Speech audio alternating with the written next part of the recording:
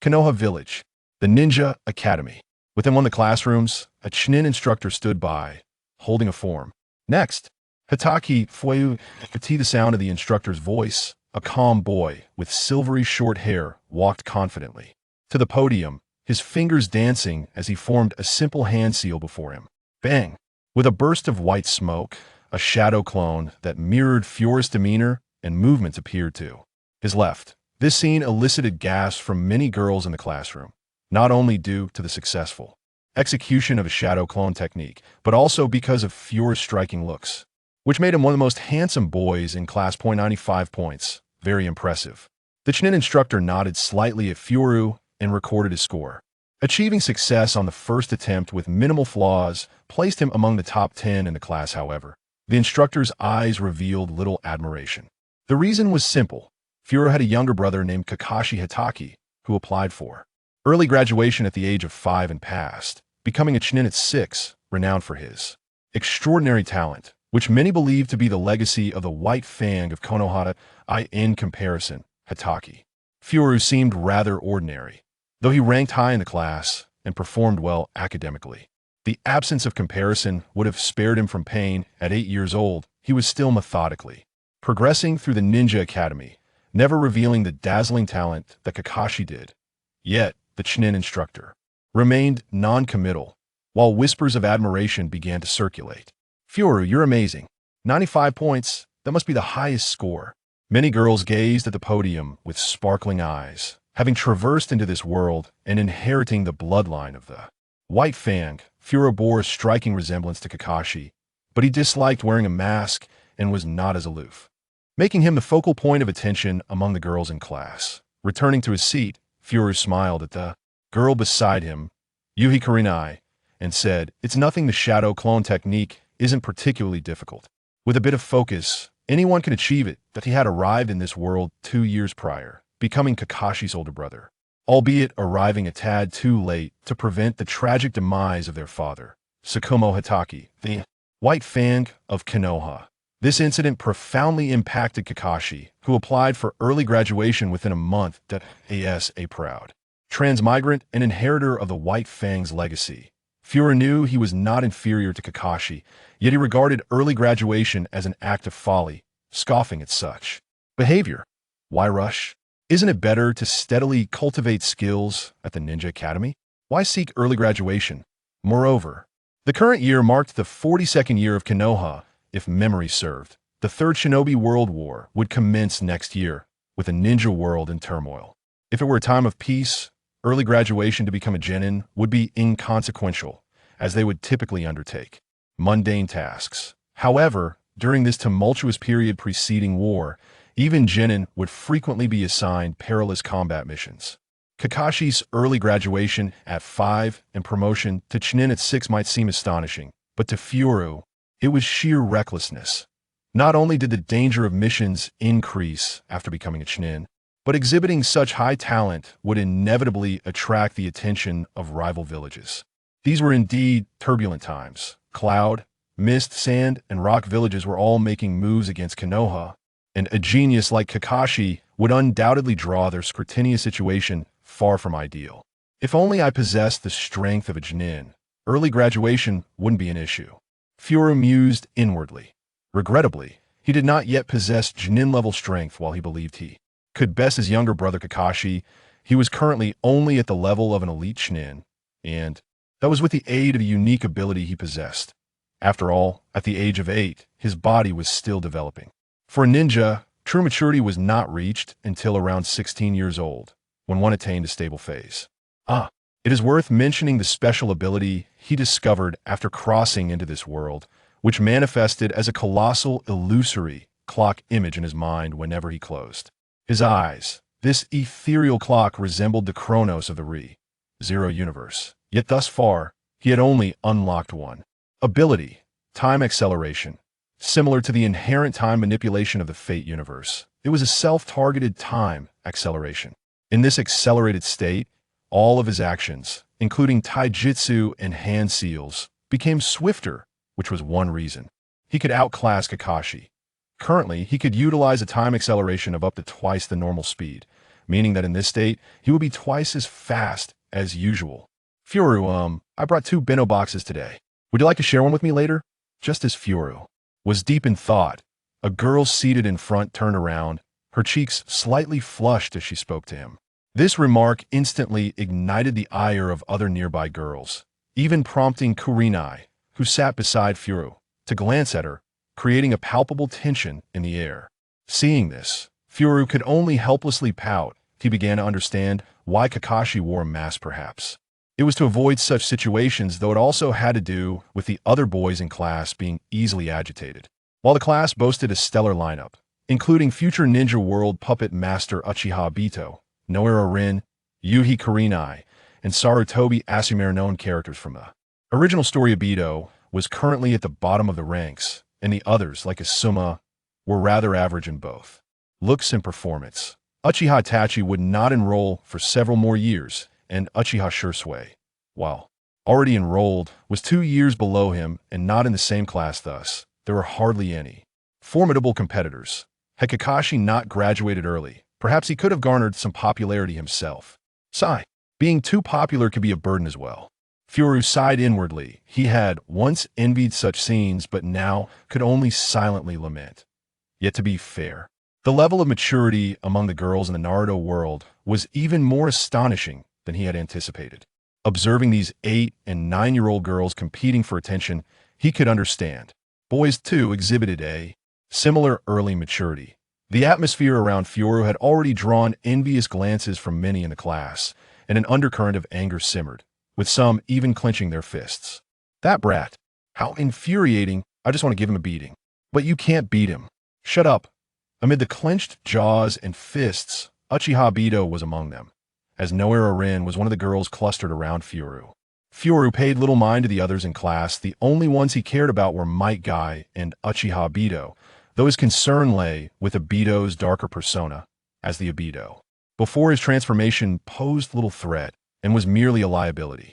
As the chaos within the classroom intensified, tensions flared among the girls, and the boys seemed on the verge of confrontation. The middle-ranked teacher, unable to endure the disorder any longer, bellowed, "Silence!" Next, Uchiha Obito. The authority of the teacher was palpable. With a single command, the class quickly fell silent. After casting a furious glance at Kid, Obito approached the podium. His gaze lingered briefly on Noara Rin before he inhaled deeply, clenched his fists, and steeled himself, determined to surpass Kid in this test. With a resounding thud, he formed the required hand seals, and a burst of white smoke enveloped the scene. A clone appeared beside Obito, albeit rather crookedly. While it could technically be considered a clone, it was glaringly apparent that it was a mere facade. 50 points. The middle-ranked teacher remarked, casting a sidelong glance at Obito. The Uchiha clan, renowned as a bastion of genius, boasted members who consistently ranked among the best in the school. However, Obito was a notable exception. I'll try again. Obito, unwilling to accept a score of 50, swiftly attempted to cast the technique once more. Yet, overwhelmed by his mounting frustration, his second attempt faltered. His final effort yielded little improvement, resulting in a mere 55 points, falling short of the passing mark. Kid observed the unfolding drama, his thoughts singular and pointed. Obito's transformation was utterly absurd.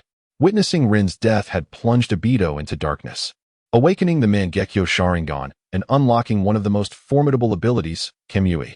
His combat experience and resolve had undergone a complete reversal, propelling him to the forefront of conflict, leading to the unleashing of the Nine Tails and indirectly causing the demise of one of the narrative's pivotal figures, the fourth Hokage, Minato Namikaze. The absurdity was staggering. Had it not been for his familiarity with the original storyline, Kid could scarcely fathom that someone as inept at casting a simple clone technique as Obito could evolve into one of the future's major antagonists in the ninja world. Shaking his head, Kid withdrew his gaze. He harbored no particular sentiments toward Obito. After all, Uchiha Madara remained the true hidden threat. Even in the absence of Obito, Madara would inevitably conjure another Uchiha to replace him, be it Uchiha Kakashi or Uchiha Suigetsu. What truly mattered was possessing sufficient strength. With the onset of the Third Great Ninja War looming just a year away, there would be no graduation examinations during wartime. All students would be forcibly graduated by the age of 9. This meant that if he wished to remain in school, He could only extend his stay for one more year. He'd pondered whether he could attain Jonin-level strength within that time frame. In the Third Great Ninja War, both Genin and Chunin were often mere fodder, but being in Konoha afforded him some assurance. In other villages, even Jonin could find themselves expendable, especially with the likes of Minato, a veritable game-changer capable of dispatching 50 Jonin in an instant. Should he unlock additional temporal abilities, he could dominate the ninja world with the mere power of time. Alas, he currently possessed only a single point corresponding to time acceleration. He remained reliant on ninjutsu and taijutsu for the time being. As Fengye pondered, a sudden, melodious chime resonated in his mind, reminiscent of a clock marking a pivotal moment. He murmured, a flicker of joy dancing in his eyes, and promptly closed them. Upon doing so, a vast, ethereal clock materialized in the darkness before him, its silver visage stark against the void, with golden hour and minute hands clearly visible. The hour hand remained steadfast, pointing unwaveringly at 1 o'clock. At the center of this spectral clock's face, a mechanical dial appeared, seemingly designed to record dates. Yet, it chronicled not days, but rather the magnification of time acceleration. Though no new abilities had been unlocked, Fengye contemplated deeply. With a click, spurred by a mere thought, the mechanical dial emitted a sound and shifted from 0 to 1, then to 2, ultimately settling at 3. Indeed, he could now enter a state of triple speed. A sigh of relief escaped him upon seeing the dial's reading. When he first traversed into this realm, his time manipulation capabilities oscillated only between 1 and 15 times. Approximately a year later, he heard that same chime, and the upper limit of his time acceleration escalated to double speed. Now, the threshold had risen to threefold. It seemed that around this time each year, his time acceleration limit might increase. A fleeting thought crossed his mind, perhaps with each passing year, his capacity for time acceleration would be augmented once more. Although uncertain, it appeared to be a discernible pattern. The truth would unveil itself by this time next year. A tinge of regret lingered within him for not acquiring additional abilities. He wondered when the power corresponding to the 2 o'clock mark would be unlocked. Nevertheless, the current time acceleration was formidable in its own right. In this accelerated state, the world around him felt as though it had decelerated multiple times over, enhancing both his speed and reaction time without conflict. Should a typical Chunin manage to quintuple the flow of time, confronting a Jonin would pose little challenge. Conversely, if a Jonin could elevate time flow to 5 times, even the leaders of the 5 great ninja villages might not prevail. This held true for Fengye as well. As long as he maintained a Chunin-level strength, he could contend with Jonin, and possessing Jonin-level prowess would place him among an elite few in the entire ninja realm. This premise rested solely on achieving 5-fold speed. If the ethereal clock could elevate his speed to 10-fold or beyond, it would manifest as an exceedingly formidable ability. How potent would the 8 gates be at 10-fold acceleration? Fengye envisioned a scene, a colossal air cannon, 10 times greater than the evening symbol, piercing through the clouds and obliterating the moon crafted by the Sage of 6 Paths into countless fragments in the vastness of space. Contemplating this, he inhaled sharply, taking several moments to regain his composure. The notion of achieving 10-fold speed alongside the 8 gates of Duanjia feels somewhat distant. However, the 8 gates indeed merit consideration, as they embody one of the most harmonious abilities for temporal acceleration. As for other techniques, the ninjutsu unleashed will not be hastened in trajectory due to the time acceleration. The scope of this acceleration is confined to one's own body. Nonetheless, the speed of hand seals and the release velocity also operate at an accelerated state, yielding considerable effects. It is crucial to recognize that the timing of ninjutsu release is paramount, akin to the formidable flying thunder god technique, whose strength lies in its absence of hand seals and release delays. Currently, he has achieved a 3-fold speed. Previously, in a 2-fold state, he could easily overpower Kakashi, a seasoned Chunin. Now, in a 3-fold state, he should be able to easily defeat most elite Chunins, although there remains a slight gap when facing Jonin. Approaching the realm of special Jonin, Fengye assessed his current strength and concluded that he still fell short of the special Jonin level.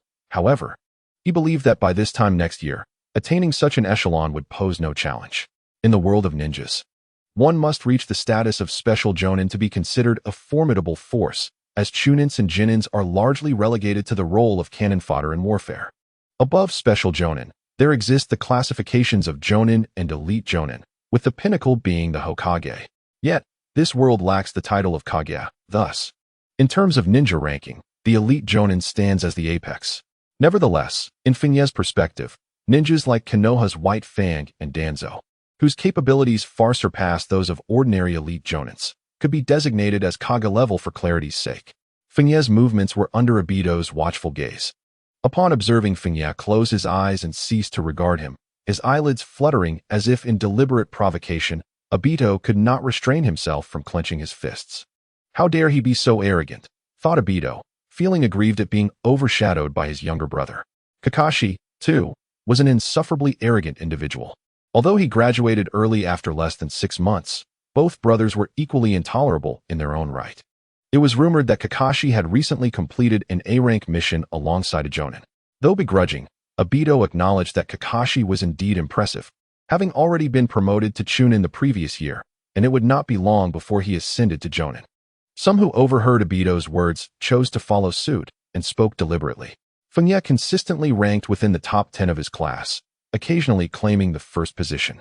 It was challenging to find a suitable basis for mocking Fengye based on performance, yet comparing him to Kakashi served to undermine him effectively. After all, juxtaposing him with Kakashi, who graduated at 5 and became a Chunin at 6, overshadowed Fengye's brilliance, rendering it difficult to draw comparisons. Nearby, those who grasped his intent cast a glance at Fengye. One casually remarked, though it pains me to admit it, that fellow is indeed a genius. In comparison, some seem rather unqualified to assume the role of elder brother. Before Fengye could respond, a girl seated in front of him, Yamanaka Ino, stood up, glaring angrily at the speaker, Inuzuka Kiba, and exclaimed, "Hey, what are you saying?" In the face of a girl's fierce glare, Inuzuka Kiba stood his ground, defiantly questioning, "What's wrong? Am I mistaken?" Yamashiro Inoka was seething with frustration, yet found herself at a loss for words to counter his assertion. Fengye opened his eyes and cast a glance at Yamashiro Inoka, offering a nonchalant smile as he remarked, "That Kakashi fellow is undoubtedly a genius. It's quite difficult for an ordinary person to compete with him." Yamashiro Inoka nodded in agreement, stating, "Indeed. You need not concern yourself with him, Fengye. A ninja like your brother is a rarity that appears only once in many years. There is no need to compare him to Kakashi." Yuhi Kurenai also nodded in affirmation. As long as Fengye was not juxtaposed with a prodigy like Kakashi, he was already recognized as a remarkable talent in this class, with no blemishes on his record. Before Fengye could finish his thought, he was interrupted. Shrugging innocently without further justification, merely casting a smile at Yuhi Kurenai. Observing that Fengye was not inclined to engage in a dispute, Inuzuka Kiba could only grumble a few words in reluctant concession as the girls reached a consensus. Yuhi Kurenai looked at Fengye, her beautiful eyes glimmering slightly as she quietly remarked, "Having a brother like Kakashi must be quite a pressure, huh?" "Not at all," Fengye replied, glancing at Yuhi Kurenai with a smile. "Why should I feel pressure? The stronger my brother is, the better it is for me. He is not from the Hyuga clan." Yuhi Kurenai blinked in curiosity, asking, "What's wrong with the Hyuga clan?" "Oh, you're unaware?" Fengye briefly explained the distinctions between the main and branch families of the Hyuga clan, leaving Yuhi Kurenai quite astonished. She cast her gaze towards a person seated in the corner of the classroom, silently acknowledging, "I never imagined the prestigious Hyuga clan was like this." The individual in the corner was Hyuga Hayashi, a member of the branch family and the nephew of the clan leader, Hyuga Hizashi. As a scion of the esteemed Hyuga clan, he bore their pride and looked down upon Fengye, who was often surrounded by girls. Despite being among the top students in class, his only rival was Kakashi. In truth, he could have graduated early, but the elders of his family advised against it, suggesting a steady progression in his training, which he dutifully adhered to. Having caught wind of Fengye's mention of the Hyuga clan, Hyuga Hayashi turned his head slightly, frowning as he tried to discern what was being said, though he could not hear clearly. Nevertheless, he could surmise that Fengye was discussing matters pertaining to the Hyuga clan, and his gaze flickered with intrigue. Perhaps he had become a tad too arrogant. While he was somewhat disdainful of the attention Fengye received from the girls, it did not particularly bother him. However, when the Hyuga clan was brought into the conversation, it became a different matter altogether. Should he issue a warning after class? Hyuga Hayashi pondered. After all, Fengye was certainly not Kakashi. In his eyes, only Kakashi among his peers could surpass him. Just as Hyuga Hayashi was deep in thought, The last student completed their shadow clone technique test, and the Jounin instructor noted the final results. After reviewing the score sheet, he announced, "Today's testing has concluded. Those who did not pass include Uchiha Obito, Oil Girl Tan, and a few others. Please intensify your practice after class. Tomorrow, there will be a mock examination, and preparations must be made, as the official entrance assessment will take place in 4 days. Those who fail will have to remain at school during the winter break for remedial classes until they can pass the evaluation." As the words of the Chunin instructor resonated through the classroom, many students let out a collective sigh of relief.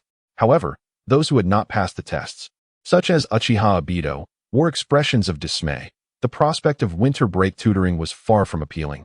Not only would they lose their holiday, but it was also a source of great embarrassment. "That will be all for today. You may return home early," announced the Chunin instructor, placing the report cards into a folder and organizing them before addressing the students. Upon hearing his words, the students promptly stood, bowing respectfully to the instructor. Once he nodded and exited the classroom, they dispersed in a flurry, using the excuse of having other matters to attend to. Fengye swiftly made his way home after extricating himself from the company of girls such as Yuhi Kurenai and Yamanaka Ino. Observing the rivalry among those precocious 8- and 9-year-old girls was somewhat amusing. However, Fengye had more pressing concerns, namely, acclimating to a state of triple speed. This triple speed corresponded to double speed, offering an additional enhancement in velocity. After a modest dinner, Fengye retreated to the backyard, entering the triple speed state, and began to practice his punches against the specially designed wooden stakes positioned there.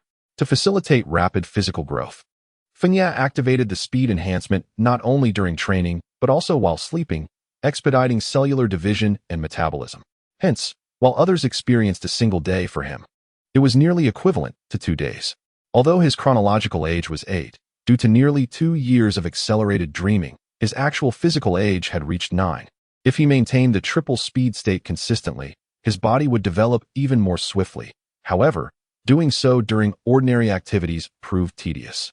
Attending classes felt akin to experiencing everything at 0.5 speed, elongating every inflection of the teacher's voice and triggering his compulsive tendencies.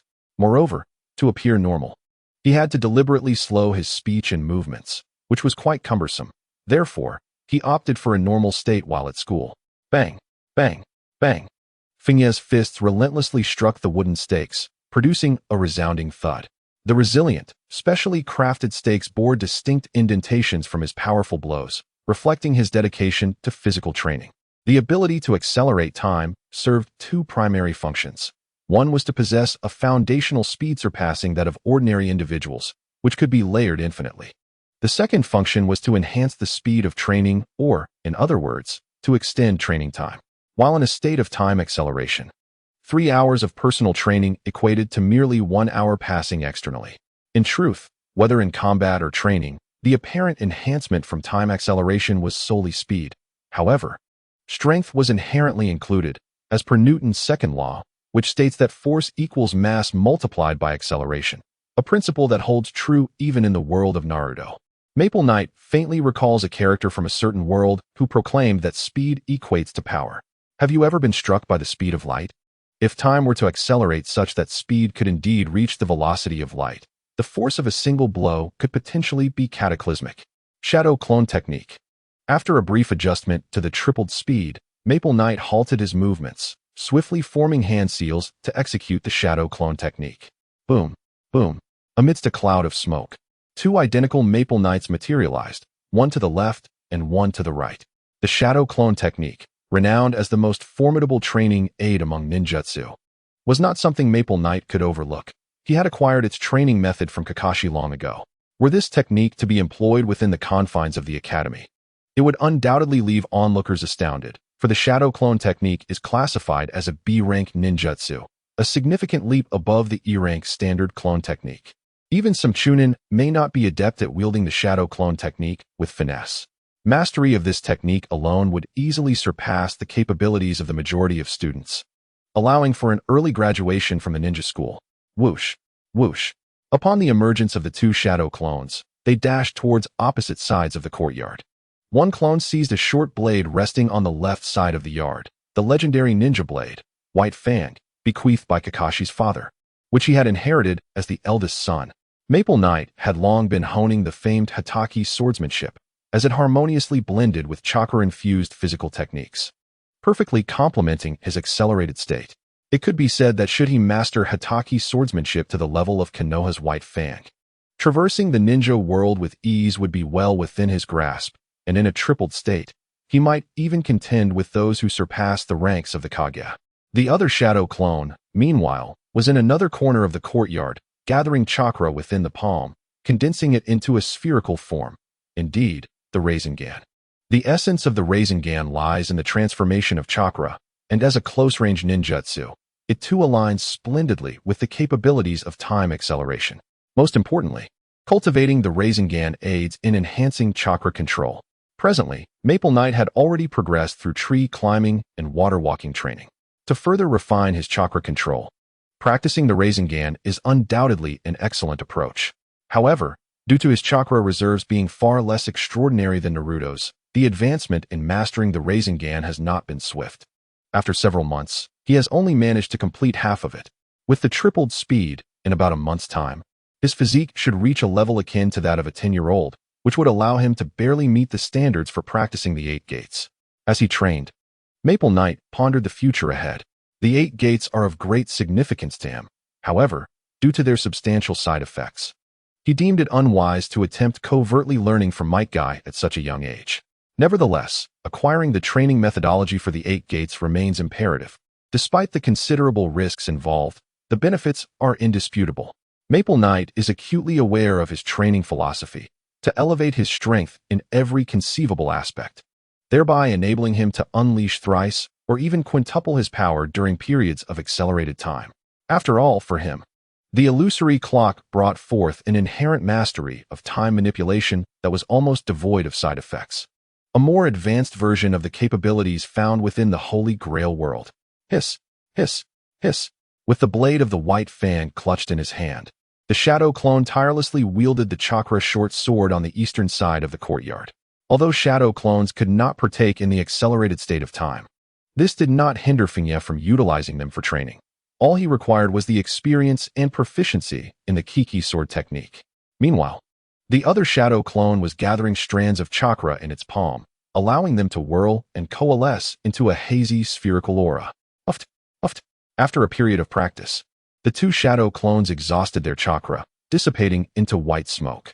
Fengye ceased his movements, feeling the experiences and memories from the shadow clones flooding into his mind, which he swiftly absorbed and integrated. Taking a deep breath, Fengye formed hand seals once more. Bang, bang. 2 more shadow clones emerged. Upon releasing the shadow clone technique for the second time, a bead of sweat appeared on Fengye's forehead. He could distinctly feel his chakra reserves waning. The quantity of chakra was always a pressing concern. Fengye sighed inwardly. Naruto's ability to train with dozens or even hundreds of shadow clones was indeed monstrous. An aberration beyond measure, utterly absurd. After all, that was the physique of the Uzumaki clan coupled with the power of the Nine-Tails Jinchuriki. An immense reservoir of chakra that was nearly impossible to emulate. After practicing for a while longer, the 2 shadow clones once again transformed into white smoke. Fengye refrained from creating additional shadow clones, as his physical body had been rigorously training in taijutsu, depleting chakra at this point. Utilizing the technique twice and producing 2 clones each time was about his limit. 1377, 1378. Continuously executing the side kick against the distinctive wooden post, Fengye mentally counted until he sensed his body nearing its limits, prompting him to halt. Without terminating the time acceleration state, Fengye maintained the accelerated time, moving to one side of the courtyard, slowly picking up a cup of water, taking a sip, and consuming 2 pieces of biscuit. Under the time acceleration, recovery occurred more swiftly. If he kept the triple time acceleration active, then for Fengye, each day would equate to 72 hours, during which he would need to eat 9 meals and sleep thrice. Whether he could still practice with a body full of fractures and a fever of 49 degrees was uncertain.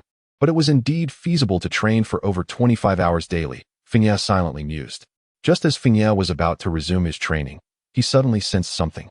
Raising his gaze toward the upper part of the outer wall of the courtyard and remarking, "It seems you have developed a habit of not using the front door." A familiar figure appeared upon the outer wall, with silvery hair and a mask. none other than Kakashi Hatake. "No, I merely happened to return from that direction," Kakashi said as he leaped down from the wall, landing gracefully in the courtyard.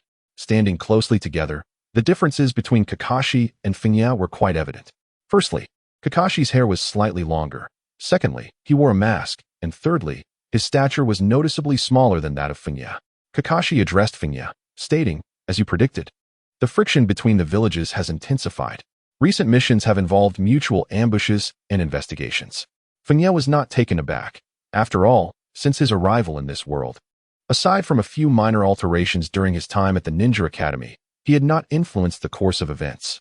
Given the prevailing circumstances, it was inevitable that the Third Ninja World War would erupt in the coming year.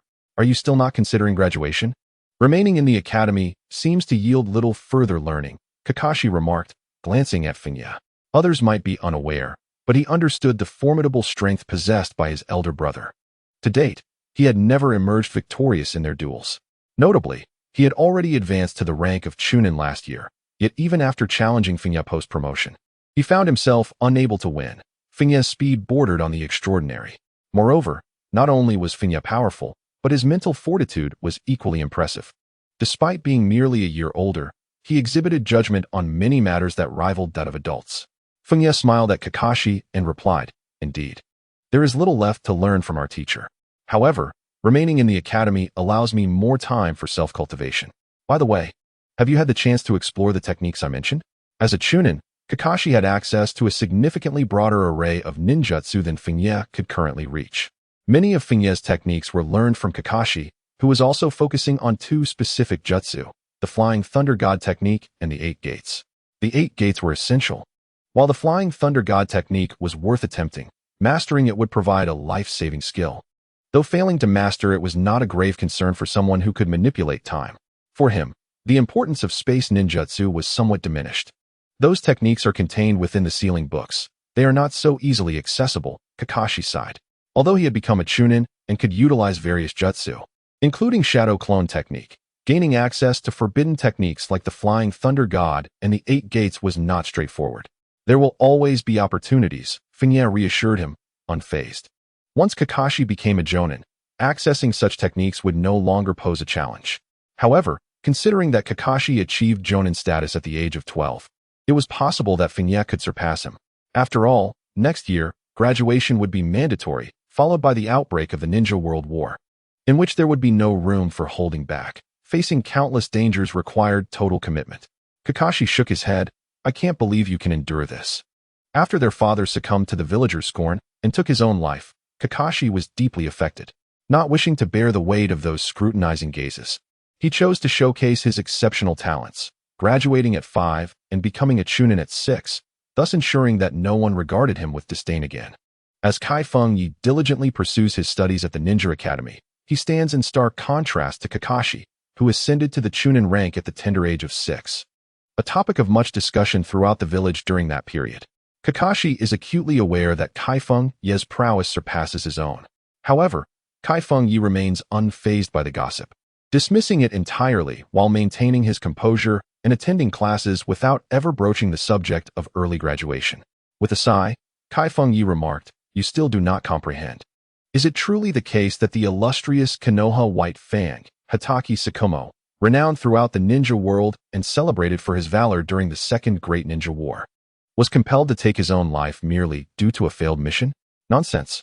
In my previous life, I may have harbored doubts, but having traversed this world and witnessed the events unfold, I am certain that there were machinations at play orchestrated by the higher-ups of Konoha. At the very least, Sarutobi Hiruzen, the third Hokage, never intervened in this matter. After all, suppressing the fallout of a failed mission could be accomplished with just a few words, especially when the failure stemmed from an attempt to rescue a comrade. While Fengye cannot ascertain the precise details, he can surmise that Danzo was undoubtedly involved, as Hatake Sakumo's presence posed a threat to Danzo's standing. With his formidable strength and commendable achievements, Hatake Sakumo was poised to succeed as the fourth Hokage, which likely served as Danzo's motivation for his actions. Given that Hatake Sakumo's demise is inextricably linked to Danzo, Fengye and Kakashi find themselves similarly scrutinized by the higher echelons. Kakashi's exceptional talent might be tolerated, But if he were to exhibit extraordinary aptitude, the situation would shift dramatically. Understanding Danzo's character, Kai Fengye is certain that he could conjure a myriad of justifications to persuade Sarutobi Hiruzen to induct either Kakashi or himself into the Root organization. Kai Fengye, naturally, would never consider joining Root, as Kakashi is, after all, his brother, and he could not allow Kakashi to fall prey to Danzo's indoctrination. What do you understand? Kakashi inquired, looking at Kai Fengye with confusion. Kai Fengye shook his head, unwilling to elucidate these matters to Kakashi, who, at his young age, possesses a rather impulsive nature. It is perhaps best that he remains oblivious to the darker aspects of Konoha. However, contemplation crossed Kai Fengye's face. The atmosphere has become tense, as the third great ninja war looms on the horizon. In such circumstances, revealing his strength would bear little consequence. Danzo is unlikely to divert his attention towards expanding Root when his focus is directed towards other villages. The impending war presents both peril and opportunity. Kakashi will undoubtedly rise to the Jonin rank amidst the chaos, and so shall Kai Fengye. Once they both attain sufficient status, they will be able to extricate themselves from Danzo's shadow.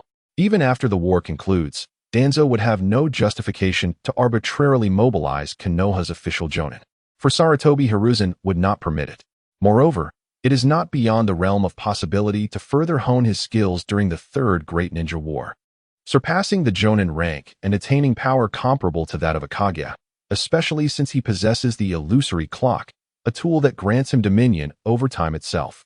Returning to the topic, I am curious about your recent training, dear brother. Kakashi glanced at the wooden posts arranged in the courtyard, then suddenly turned his gaze towards Fengye, a subtle glimmer of light flickering in his eyes.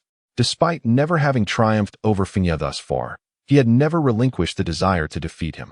Especially after a series of battles recently, he felt his strength had significantly improved. If Fengye had been lax in his training, perhaps this time he might actually prevail.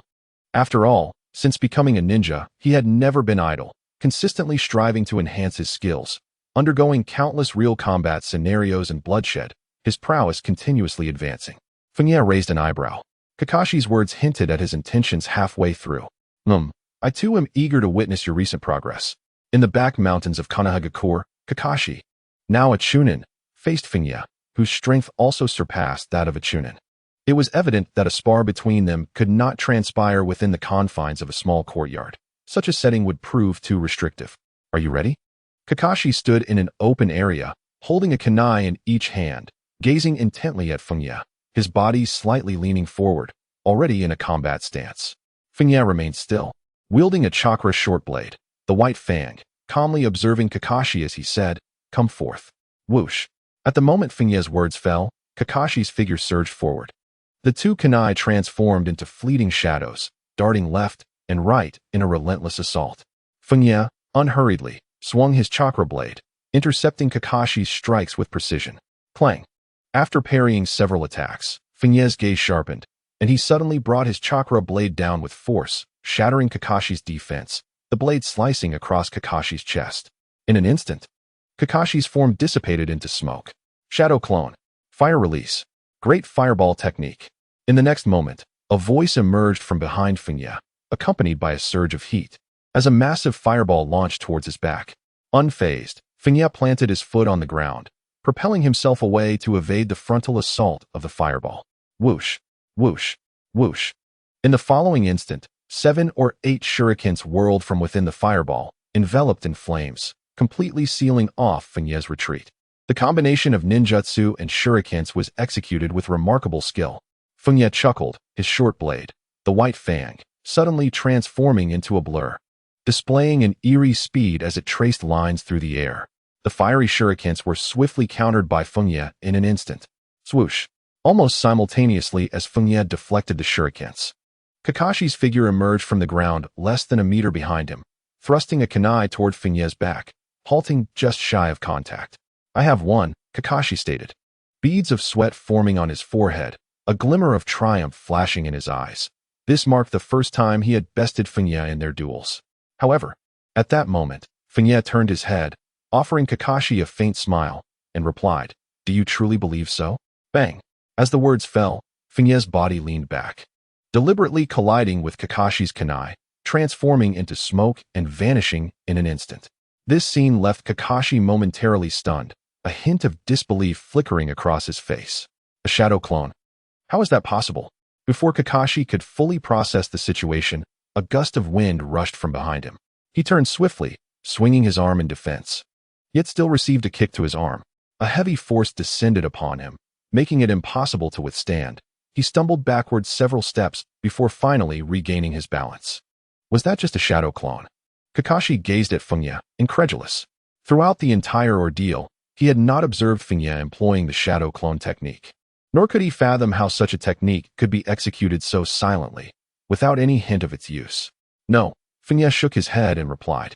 That was merely a basic clone. Kakashi, taken aback, responded in confusion, impossible. Clones lack offensive capabilities. How could they possibly block my fire style, fireball jutsu? That was definitely the original. Fengye offered a faint smile, saying, simply stating it may not suffice for your understanding. See for yourself. With that, Fengye grasped the hilt of his white fang, while his other hand executed two hand seals at an astonishing speed, almost like an afterimage, completing the motions in an instant. Clone technique. Replacement technique. Kakashi was momentarily left speechless. He could also perform the clone and replacement techniques. They were the most fundamental jutsu taught in the Ninja Academy, hardly worthy of astonishment. What truly rendered him incredulous was Fengye's speed in forming the hand seals, single-handedly forming seals, and at a pace faster than using both hands. Although he had known for quite some time that Fengye was remarkably swift, this instance showcased a speed bordering on the absurd, almost beyond the realm of human capability. Nearly imperceptible to the naked eye? What is going on with your fingers? That speed is beyond what any normal person could achieve. Kakashi exclaimed, his eyes wide. Fengye was not surprised by Kakashi's reaction. After all, he had employed a threefold speed. A twofold speed might still seem plausible, but a threefold speed was entirely beyond the scope of normal perception, almost grotesque. Who knows? Fengye shrugged and remarked, perhaps my motor skills are simply exceptional. Kakashi stared at Fengye with a deadpan expression, as if questioning the absurdity of his claim. No matter how extraordinary one's motor skills might be, such exaggeration could not be justified. I recall you weren't this fast some time ago. It seems you began to accelerate around 2 years ago. Kakashi pondered, recalling some bizarre instances he had witnessed concerning Fengye, furrowing his brow in contemplation. This situation is clearly abnormal, nearing the realm of bloodline limits. If you could become even faster. Bloodline limits. This term was well known among ninjas, with a plethora of variations existing in the world. The most common were the chakra nature transformations that formed jutsu like liquid style and blaze style, along with others such as the Sharingan, Byakugan, and Shikatsumiyaku. The speed exhibited by Fengye is, in the presence of a jonin, relatively unremarkable. However, the peculiarity of that speed suggests an abnormal state, as if he exists in a realm of heightened acceleration, disconnected from the world around him. The only plausible explanation that comes to mind is the bloodline limit. The Hitaki clan has historically only inherited the Hitaki swordsmanship, without any record of a bloodline limit. Nevertheless, there are numerous instances in the ninja world of ordinary ninjas awakening their own bloodline limits. The extraordinary state displayed by Fengye may not yet qualify as a bloodline limit, but should he accelerate further, it would undoubtedly manifest as a unique bloodline limit. Indeed, it seems to be the case. Fengye mused aloud, contemplating the ethereal clock. The bloodline limit indeed serves as an apt explanation. The world of Hokage is rife with bizarre abilities, including the likes of Izanagi, which is akin to a cheat technique. So a bloodline limit that enhances speed would not be out of place.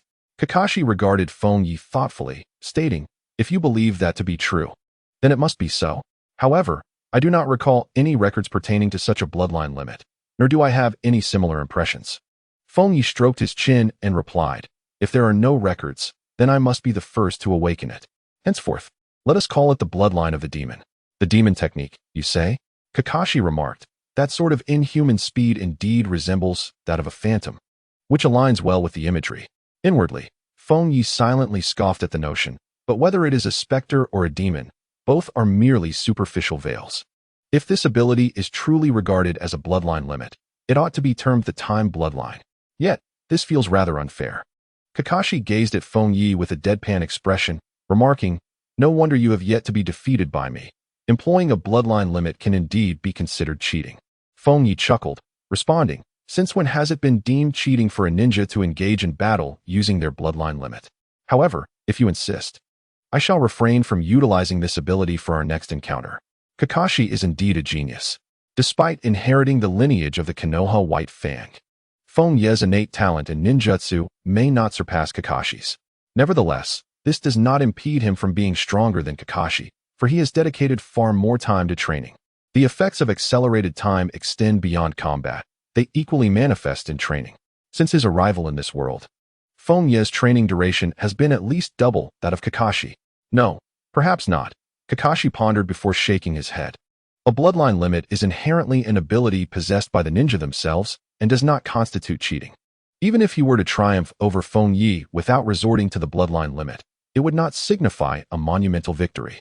In the ninja world, there has never been a precedent for prohibiting others from utilizing their bloodline limits. However, even with a bloodline limit, one may not necessarily remain perpetually superior. A momentary lapse could allow for a reversal. Kakashi regarded Fengye without displaying any signs of defeatism, for in the realm of ninja, a bloodline limit is far from invincible. The third Hokage, Sarutobi Hiruzen, was devoid of any bloodline limit, yet his reputation reverberated throughout the entire ninja world, even being regarded by Konoha's ninjas as the strongest among the 5 Kage. I shall await your surpassing of me. Fengye chuckled softly, reaching out to pat Kakashi's head, only to have Kakashi frown and leap away. Just as Kakashi intended to chide Fengye for using such gestures typically reserved for children. A vibrant voice suddenly rang out from a short distance away. "Ah, Kakashi, is that you? I've been searching for you." Fengye turned to see a youth clad in a tight green outfit bursting forth from the thicket, a figure instantly recognizable. Might Guy? The exuberant Might Guy disregarded Fengye entirely, launching himself toward Kakashi with a formidable kick. "Let us settle this once and for all, Kakashi. Take this. Konoha Hurricane." Kakashi regarded Might Guy with a gaze devoid of ambition, his expression somewhat exasperated as he raised an arm to block and countered with a sweeping kick. Might Guy absorbed Kakashi's counterattack, a surge of boundless vitality seemingly coursing through him as he declared, "This time, I shall emerge victorious, Kakashi. Prepare yourself." In the blink of an eye, the two were embroiled in a fierce skirmish. True to the original narrative, Might Guy had regarded Kakashi as his rival since their academy days, persistently striving to challenge him. Observing the intense clash between Might Guy and Kakashi, Fengye shrugged and leapt gracefully onto a nearby tree, watching with detached amusement. The illustrious Might Guy, who had mastered the 8th gate, was undeniably gifted in taijutsu. However, the current Might Guy had yet to learn this formidable technique. Though he could momentarily overpower Kakashi in pure physical prowess, the balance would swiftly tilt should Kakashi employ ninjutsu or other tactics. Crackling sounds erupted. Kakashi, feeling somewhat disheartened after being bested by Fengye, unleashed a lightning technique after exchanging a few blows with Guy. The jutsu sent Guy hurtling backward with a cry, his hair standing on end, reeking of singed strands. "Curse it!" Guy, sprawled not far off, recognized his defeat once more but refused to concede, exclaiming amidst the smoke, "Next time, I shall win." Kakashi, arms crossed over his chest, gazed at Guy and shook his head. "You might as well give up now. Your chances of defeating me are even slimmer than my chances of besting Fengye." "Thank you for your encouragement," Guy shouted, rising from the ground and giving Kakashi a thumbs up. Yet, he hesitated momentarily, pondering Kakashi's earlier words. He blinked and asked, "Kakashi, what did you just say?" "Nothing of consequence," Kakashi replied, shaking his head. Guy furrowed his brow, casting a doubtful glance toward Fengye, perched on a tree branch not far away. Did Kakashi imply that he could not defeat Fengye? Although Fengye was Kakashi's elder brother, Guy had never contemplated the question of who was stronger. For there was simply no comparison. After all, Kakashi graduated at the age of 5 and became a chunin at 6, while Fengye merely ranked high within their class. Perhaps I misheard. The essence of Kakashi's intention seems to be his desire to defeat Kakashi, a notion even less plausible than Fengye's aspiration to triumph over him. After a moment of reflection, Akai's furrowed brows relaxed once more. Whoosh! Fengye leaped gracefully from the tree, landing before Kakashi and Akai, and inquired, "Do you intend to continue your training, or shall we first partake in a meal?" Due to Akai's frequent challenges to Kakashi and their shared training sessions, Fengye had grown quite familiar with Akai. Despite the peculiar glances that Akai and Might Guy, the eccentric father-son duo, attracted wherever they went, Fengye harbored no thoughts of ridicule towards them. One had unleashed the 8 gates, obliterating the Mist Ninja 7, leaving the fortunate survivors like Suigetsu and others with lasting psychological scars. The other, of course, had unleashed the 8 gates smite upon the formidable libido, nearly sending Kagaya tumbling from her coffin. Ironically, Fengye himself had long been contemplating the mastery of the 8 gates. To speak of the 8 gates technique, it is a paradox. Its initiation is accessible to nearly any ninja, representing a straightforward and brutal form of physical art. However, reaching its zenith is an arduous endeavor, demanding years of relentless and almost infernal training. It is precisely for this reason that only individuals like Might Guy and Akai possess the patience to endure such a monotonous regimen to its fullest extent. Having just suffered defeat at the hands of Kakashi, Akai resolved to complete 3,000 squats before indulging in a meal. Upon hearing Fengye's words, he immediately commenced his squats, disregarding Kakashi's bemused gaze. Observing Akai's immediate commitment to training, Kakashi shook his head and remarked to Fengye, "I am not yet hungry. I too shall continue my training." He was not influenced by Akai, but rather provoked by Fengye. The gap between them had widened significantly due to Fengye's bloodline limit. And if he did not exert himself vigorously, he risked being left far behind, a scenario he could not accept. "Very well, I shall dine first while you train," Fengye declared nonchalantly. His daily rhythm was entirely out of sync with that of ordinary individuals, for his ability to accelerate time necessitated at least 5 meals a day, resulting in a training duration that likely exceeded the combined efforts of Akai and Kakashi. In the Hokage's office, a recent document detailing Kakashi's tasks and operational records lay upon Sarutobi Hiruzen's desk. Kakashi had already clashed with new teams for the 3rd time, resulting in strained relations that hindered normal mission execution. Danzo, leaning on his cane, stood before Hiruzen's desk and spoke in a grave tone. "It seems you are unable to find a suitable position for that child, Hiruzen. If so, perhaps you should entrust him to me." Hiruzen, puffing on his pipe, cast a glance at Danzo and replied, "Do you intend to mold Shikamaru's child into an emotionless tool?" Danzo, his expression impassive, stated, "Leave his training to me. He shall not repeat Shikamaru's mistakes and will become a ninja who surpasses him." Sarutobi Hiruzen let out a hum, rising to his feet as he addressed Danzo. "Do not tell me that your sole purpose for seeking me out pertains to this matter." Danzo cast a penetrating glance at Hiruzen and replied, "No, I merely happened to hear about Kakashi's situation. I came to inquire about your forthcoming stance towards the Mist Village. Are you contemplating a declaration of war?" Hiruzen took a drag from his cigarette, exhaling a plume of smoke. He approached the window, gazing into the distant sky. After a brief pause, he spoke in a solemn tone. "Let us adopt a strategy of deterrence. Their recent provocations have become excessive. I entrust this matter to you." "Understood."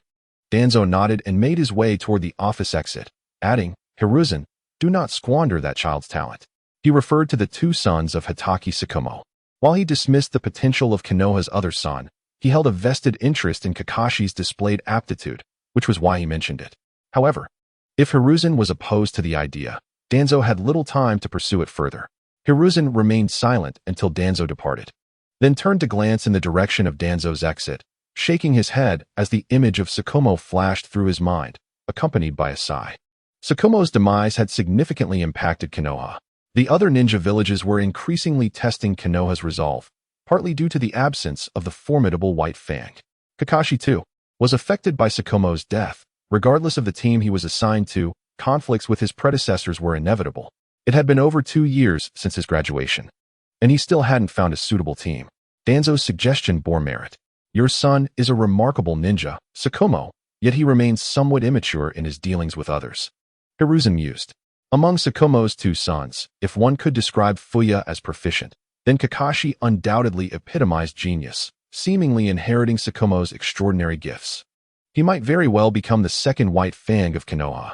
The challenge lay in determining Kakashi's placement. Hiruzen had attempted to assign him to several teams, but each time, Kakashi would return in discontent. Entrusting Kakashi to Danzo was not an option, while the roots indeed suited Kakashi's capabilities. Such an action would dishonor the memory of the late Tsukumo, who had clashed with Danzo during his lifetime and would never wish to see his son molded into a mere tool by the roots. Thus, after contemplating various thoughts, Hiruzen finally reached a decision. He spoke softly to the empty rooftop, summoned Minato. An ordinary jonin would struggle to manage Kakashi, and the few jonin he had previously considered for Kakashi's placement were not compatible with him. Hence, the last viable candidate remained Namake's Minato.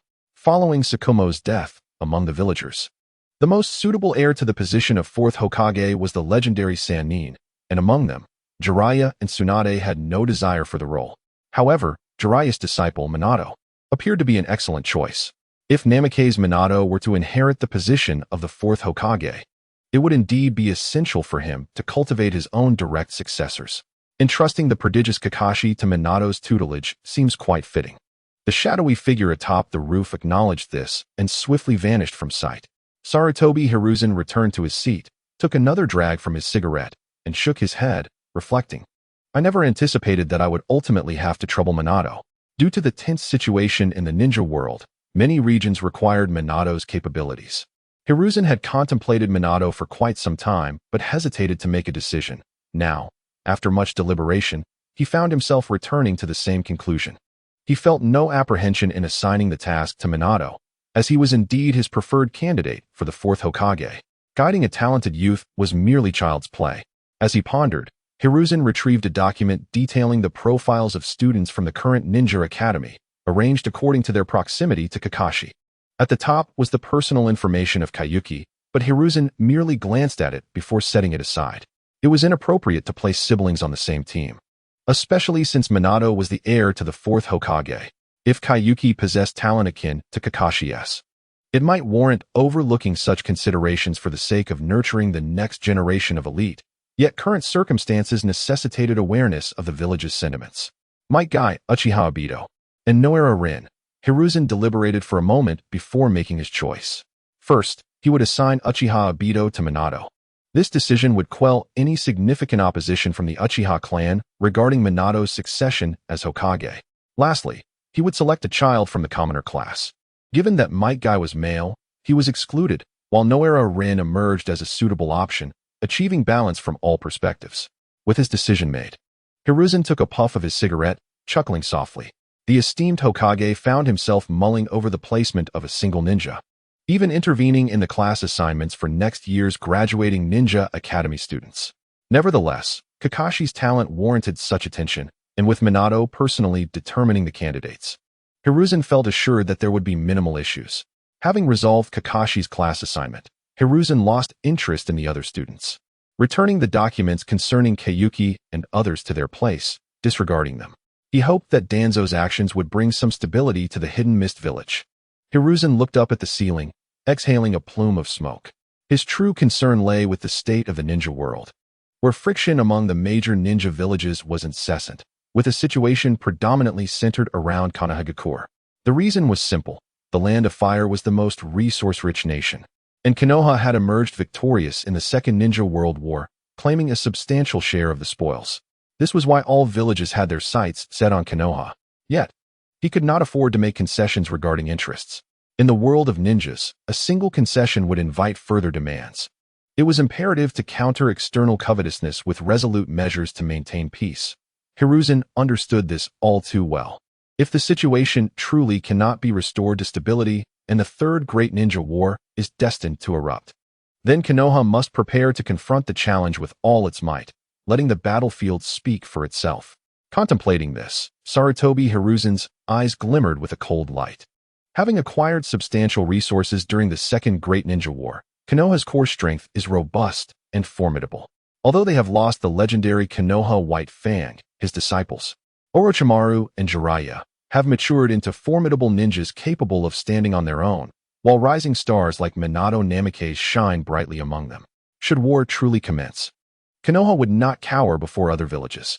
At the Ninja Academy, the morning classes had yet to commence, and the playground was already alive with commotion.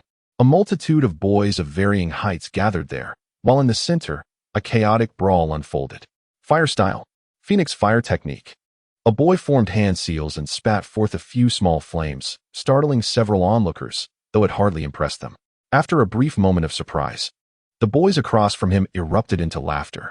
Is this even ninjutsu? Come on, beat him up. You fool, show me your moves. Approximately 7 or 8 boys were engaged in the fray, seemingly all from lower grades, lacking any real ninjutsu skills, merely resorting to simple fistfights. Among them, 2 older boys displayed a semblance of technique, utilizing shadow clones and other ninjutsu. The surrounding crowd included both enthusiastic cheerers and those relishing the chaos, creating a scene of utter disorder. Given the early hour, no Chunin instructors had arrived to intervene. "What are you staring at?" Fengye appeared a short distance away, glancing at the commotion before taking a few steps closer. He tapped a figure on the shoulder at the edge of the crowd. Yuhi Kurenai jumped in surprise. Upon seeing Fengye, she breathed a sigh of relief. "Good morning, Fengye." "Good morning," Fengye replied with a smile. "Let us head to the classroom." He had little interest in watching children fight. Kurenai glanced at the center of the brawl, hesitated, then said, "Well, HM." Fengye turned to her. Kurenai, somewhat helpless, remarked, "You is over there. He seems to be getting beaten up." "You?" Fengye asked, puzzled. Kurenai pointed to one of the boys in the melee. "There he is, you. My cousin from my uncle's side." "Never heard of him," Fengye shrugged, showing no interest in a character he couldn't even recall. "Boys fighting is perfectly normal. You girls should stay out of it. Besides, the Chunin instructors are surely watching this, so there's no need to worry." "But," Kurenai expressed her reluctance. Feeling conflicted, not intervening seemed unreasonable, yet intervening also felt unwarranted. Observing her inner turmoil, Fengye smirked, stepped forward, and swiftly formed a simple hand seal, pressing lightly against the ground. "Earth style? Earth-shaking technique." Kurenai was taken aback by Fengye's actions, but she soon felt the ground beneath her tremble. Thanks to her preparation, she managed to maintain her balance. However, the crowd gathered on the playground suddenly staggered, as the several youths engaged in a skirmish were abruptly separated by the unforeseen tremor. Fengye and Sunset Hong steadied themselves, and before she could finish her sentence, Fengye placed a finger to her lips, signaling for silence with a playful smile, saying, "All right, this should prevent any further conflict. Let us go." The multitude of students, disoriented by the sudden disruption, momentarily believed they were experiencing an earthquake, resulting in a state of confusion that completely halted the earlier melee. Yet, not all were engulfed in chaos. Among the throng, one student furrowed his brow, casting a discerning glance towards Fengye, clearly aware that the recent tremor was a result of her ninjutsu. "What a ruckus," the youth muttered, shaking his head. He appeared slightly younger than Kakashi and donned attire adorned with the Uchiha clan insignia. Although he blended into the crowd, his name resonated with prominence, Uchiha Shursui. Unlike Uchiha Obito, Shursui was a prodigy nearly rivaling Uchiha Itachi, having already earned a formidable reputation on the battlefield of the mist before awakening his Mangekyo Sharingan. Renowned for its formidable Jinjutsu, Kodoame Tsukumi. It was not only Shursui and Sunset Hong who noticed Fengye's use of the tremor technique. There was also Noera Rin, who had been observing Fengye from the playground. "Fengye, you are quite reckless," Rin remarked as she approached, adding, "But I must say, your tremor technique seems to be a C-rank Doton ninjutsu." Unaware that Rin was present, Fengye gestured for silence, smiling as she replied, "I learned it from Kakashi. Just a little trick." Uchiha Shursui observed the unfolding scene, smirking slightly and deciding against intervening as he turned to leave. However, he halted a few steps later. Not far off, another youth clad in Uchiha attire and wearing goggles stood before Fengye, raising a fist in challenge, exclaiming, "Hey, Fengye, let's settle this." The challenger was none other than Uchiha Obito.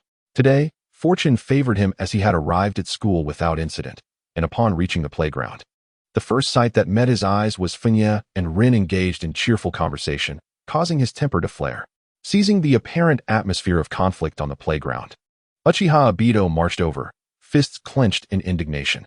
"Boring," Fengye remarked, glancing at Obito. She was not particularly interested in the pre-darkening version of Obito, who, before his transformation, was a well-meaning, sunny youth. Thus, she had no intentions of bullying a child. "Damn it, stop right there." However, seeing Fengye's disinterest in the challenge, Obito could no longer contain himself and leaped directly into her path. With a swift motion, he launched a crude attack toward her. Fengye sighed, deftly evading Obito's attack. He reached out and grasped Obito's shoulder, giving a gentle tug that caused Obito to lose his balance, spinning awkwardly in the air before landing clumsily behind him.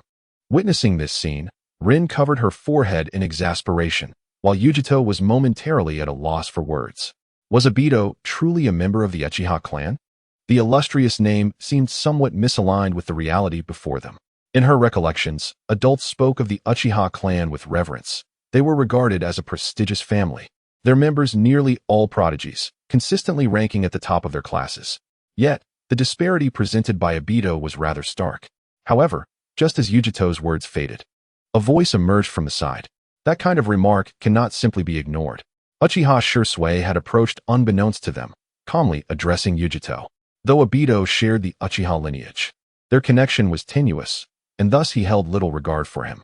Yet, when the Uchiha clan was mentioned, Shisui felt compelled to intervene. You are. Yujito's eyes widened slightly as she recognized him. Uchiha Shisui. The name resonated within the ninja academy as one of great renown, consistently achieving top marks across all subjects and having recently triumphed over a lower-ranked ninja. Such prowess undoubtedly indicated the potential for early graduation. In the eyes of many, Shisui was the sole genius of this generation, nearly rivaling Kakashi in talent. Noticing the stir on Yujito's side, Fengye turned his head. The moment he laid eyes on Shisui, he immediately recognized his identity and tilted his head, stating, Yujito seems to harbor no doubts about the Uchiha clan's prestige. Moreover, questioning a prestigious family based solely on personal opinion appears rather one-sided. The Uchiha clan indeed boasts numerous talents. Upon hearing Fengye's words, Shisui's demeanor softened slightly. Initially, he hadn't intended to involve himself in Fengye's affairs, deeming it unnecessary to provoke conflict. He merely wished to caution Yujito regarding her slightly overstepped remarks. Yet, in the next instant, Shisui's pupils constricted sharply. A hand had silently settled on his shoulder, rendering his body momentarily rigid. The hand belonged to Fengye. How could this be? Shisui's eyes widened in disbelief. Fengye flashed him an innocuous smile, withdrew his hand without a word, and began walking towards the classroom. While the Fengye who had been conversing with Shisui dissipated into a cloud of white smoke. A clone. The figure left behind was but a shadow. In that fleeting moment, Fengye had created a clone while his true self had swiftly moved to Shisui's side. As a genius, Shisui grasped the situation almost instantaneously. Yet he couldn't help but draw in a sharp breath. The body flicker technique and clone technique? How could he be so fast? Fengye's true form had transformed into a clone and appeared beside him with astonishing speed. This implied that had they been engaged in combat moments ago, he would have been instantaneously vanquished by Fengye without even comprehending the circumstances. As the setting sun cast its crimson hue, both Sakura Haruno and Rin Noira were momentarily taken aback. They were momentarily unable to comprehend how Fengye had left a clone behind, while his true self instantaneously appeared beside Uchiha Shisui. The two exchanged glances, each catching a glimpse of astonishment reflected in the other's eyes. Once they regained their composure, they glanced at Shisui, who remained rooted in place, before swiftly pursuing the direction in which Fengye had vanished. Shisui inhaled deeply, striving to quell the tumult within his heart, and turned to gaze in the direction where Fengye had departed, remnants of shock still lingering in his eyes. Kakashi's reputation as a genius was well known, while Fengye had long been regarded as possessing merely average talent. In that moment, Shisui felt compelled to respond to such judgments with a single word: blind. Although he was uncertain of Kakashi's true strength, based solely on Fengye's recent display of skill, Shisui was confident that Fengye was unlikely to be significantly inferior to Kakashi and may even surpass him. Such prowess could not have been acquired overnight. That individual had evidently concealed his capabilities, never once flaunting his extraordinary talent, remaining steadfast even amidst criticism. Shisui murmured to himself, recognizing the terrifying implications of his assessment of Fengye. Compared to the impetuous Kakashi, this elder brother, Hatake Fengye, not only possessed formidable strength, but also exhibited a composed, mature demeanor. Such a person was undoubtedly more formidable than Kakashi. Taking a deep breath, Shisui felt the weight of his own reputation as a genius become considerably heavier. In his youth, Uchiha Shisui was not inferior to Itachi, though he was uncertain at what point he had awakened the Mangekyo Sharingan and acquired the ability of Koto Amatsukami. Upon returning to the classroom, Fengye pondered thoughtfully while stroking his chin. Being one of the geniuses from the original story, Uchiha Shisui's slightly arrogant attitude towards Sakura Haruno prompted Fengye to employ a bit of strategy, curious to see if the future Shisui of instant movement could respond. It seemed he was still a hair's breadth away from doing so. Fengye, you just, as Fengye settled into his seat after entering the classroom.